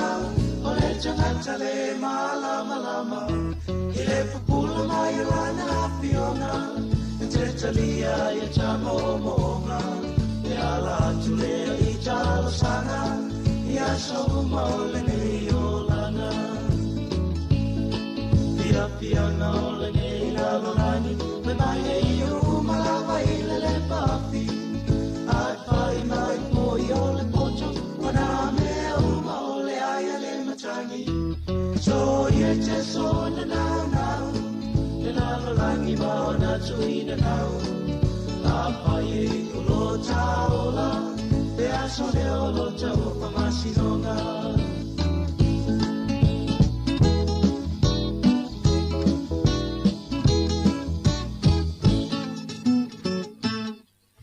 Pai whenga mai le matangi mai sa e nofo i le tau a fiafi ina uto e se fulu iwa minuti ana tā leo le tūlai lima o le kuka o le a fiafi e tau ana whai whalaini e leni stolu alu e kukama ia ma le tamato ia malulu ia ma alu le aniani ia ma mai pepa na wha manongi ai sa kaloa la ma le talo ai au whari fua pa leni le tamana le asfaleile pai le i tau mawhane te mo ia le mwheltou la wha sa me ultou whalena e tau mawhane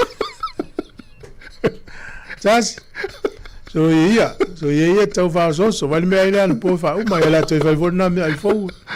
Ola sa ol vai ngala ya to ga to la ia la ia la uso por va so lente ia la maro la isa na me va vela. So ia si ne tau na sui a me ai me se tata matua. Tau na sui di kuka e tau sami matua ile. Le a fiafi ma le a fiafi. Ya alena. O le si fa inga man ia vo le na ni manatu ai fai e tu i data program. Ole vaenga leo mo meo o fuala au tau mawhamata. Yeah. Whala u fai supo le tau o fuala au ia. Ole matua fai au se pou vole. Ka pisi ole letters ia ole tamato ma le kukama. Wala la veri supo. Yeah. Ale la fai supo na mai le aswal supo tangate. E tango le wa i tu se le la ina yela supo. Ole sina fainga man na ia fo ia fai. O me ai sia tunu, e tipi le talo tu tono le supo. O pe ole mo mau na forma, i fai lo mai peta to vel forma. O tele me ai statue food po me ai yel masoa ia tato tau mafa. Al fainga la sia tunu e tip fa ni ile talo. O na avele tono le supo le na ile tele stalo, ai fai la le po na e na le kukama Tomato ma le lettuce tutto. Ma fai na wa i mai i na i supo. O le fainga na isi ya. Ya o ta fata tai o fi o tele nei fo tau sanga o ta fata tai. Em to mal ya. Ya ma na so ya to recipe ya. O na pe o fi fo ile tu no i la fo mo le avec le ni mal fala. Ya la le te fa lo pea wa to a lo te usanga pa wa lo ku kala la na vole le fa tu le ai fa me go fiu le lo fa ya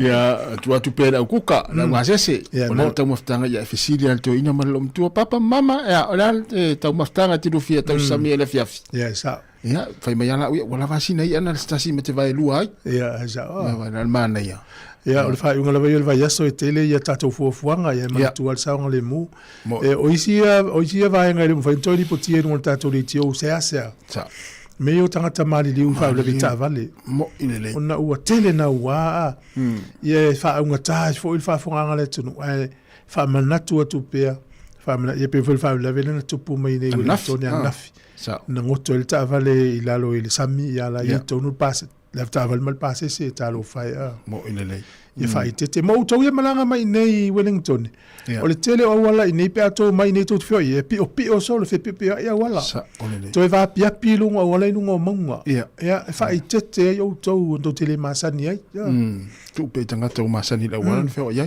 sa le ya na o mai ta fau ya o nei ai Wellington sa uma mai lo of ma fan mo of fatim e tele lo lava le maluru fa fose i pe timu fa fose e uina lales atanua yo fam la tu yo fa ingol va yaso yo les fam la tu mo le po ato pe a yo le helpline fo ile le over se la ono ta stasiono o tato tinu tele tangata wala to fa ilo mai le a ngal numero le o taule o le fale mai o tonga fiti ai le fale pe a fai mai pe a longo me tangata la lungo telefon o tangata itali me telefon ni le helpline ni usil o tangata to mai fa to e me tau so fo mana loina sa o le ai fa matala tu me le te mafti ai e fa matala mai a o e ma pe mai e va tengo o le uvili mai le utali va tu ya o ile l'alma tu lo so fo me o me so e la namba me o ma tu yo la ofisilia la le o te fu le matua le tal no me fat la so mulinga te la o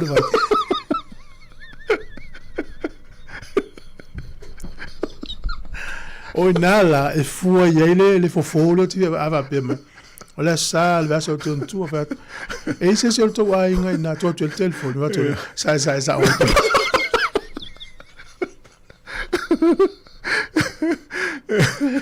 Ia vini mai ona tu pai na to fale ala sa ul fal mai mamao ia tenga mela ma pena le fio fal mai mamao ale pai para tale ta wa no ia vai la male mo mo tenga te na te fa nga ina so ia na si le fio ta to ia o to na e fole le mo se fe vai ia to fiti le fa to ta male la se fe vai ale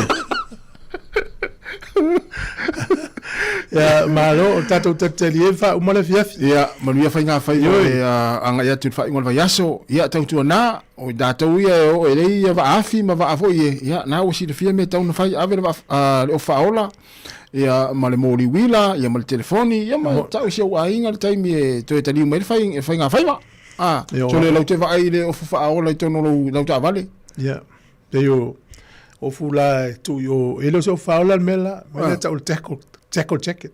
Tackle back. Call what dia. O va pesole. Sa ola sa ngala yo tanga tela tampa. Felwa ma mi o life jacket no taval. Ja, tela. Ja, me le al sa uni wa. Da mi ya tongi ya tulo. O le al life fa. Life jacket. Ya, abel bon al fa ya so la to fatsia. Ciao. E ya le anti na. E ya o yel ten fa poipo. Ai ja. E te vai pe o ya tu el poenga wata o lu morkeke tu ai. Ya a fa fo si va ngari si va ya lu mara tu le ngari. Ya o anti ten fa poipo. Ya tu eu lava noise. Tene masta manafto na o pasi lo te mina o fitus fulu ya. Pa wow. O misi. O malo te. I pa fa ya waranga lai foi si fata ita si anti ele yo le olanga va tol fa la va ponga na tamat manuel ai fo ya to fatas ya foi mai anta to programe le la tal pese la solo mal pese fa ma vai ya le la falta fa to falta to o le ngana tuli ya tu de talo ma to tu de fato ese alu ne le fale wala va na te o so na sa wala son fuari ma o te no fo umita o visa pe ata to mana ma o iste misione te al fa te passi tu no mai o le te no fo va pe talo fai o ir swinga o le fialu da inga ya o ma ni era ma fai ngol ya le pero gas fo pe dia ta ile tu no fa mangalo ya la ngal bokala mel fa fia ya o lo mai le ine ya no ata to te fia fa mangalo le si ya no ya le si ya wa o malo la ne ya fai le si o le tale si Mana ia fam natu. Ya manu era va le fai ngol vas foi. Ya tato tunu ya tato poklame na mal te tuar si fonga la mua le ngata ne ya so e meso le va ya so. Mo le atu fa aftai te la va i lau tapo inga ya o lau tatalo ya le wa i manu ya le tato onanga o le ya so mo le ne va ya so atoa. Ya fa manu lu foi la fai ngalwenga o sala se mato ngana ya fa mangalo so mato fa le tonu. Ai ya manu ya lava le fa ngol ne va ya so tato tunu i fo fuanga fa le ainga fa le kalisia. Ia tātou to e whelo i la songa fua le vaya so fau, ia ai whaamunia te le lava le atua le tātou atunuu, ia o Sāmoa o lo mwhai ona mai mo mai ni taimi, ia ma Sāmoa iso se atunuu le laulangi. To e whelo i la songa fua, ia a mele whionga li pule ma la whainga luenga si whonga lau mua mātou te whātou whawha so i fua le la tātou pese lea, ia ma whaamai atuai le tātou poklame i spese o lo muri mai.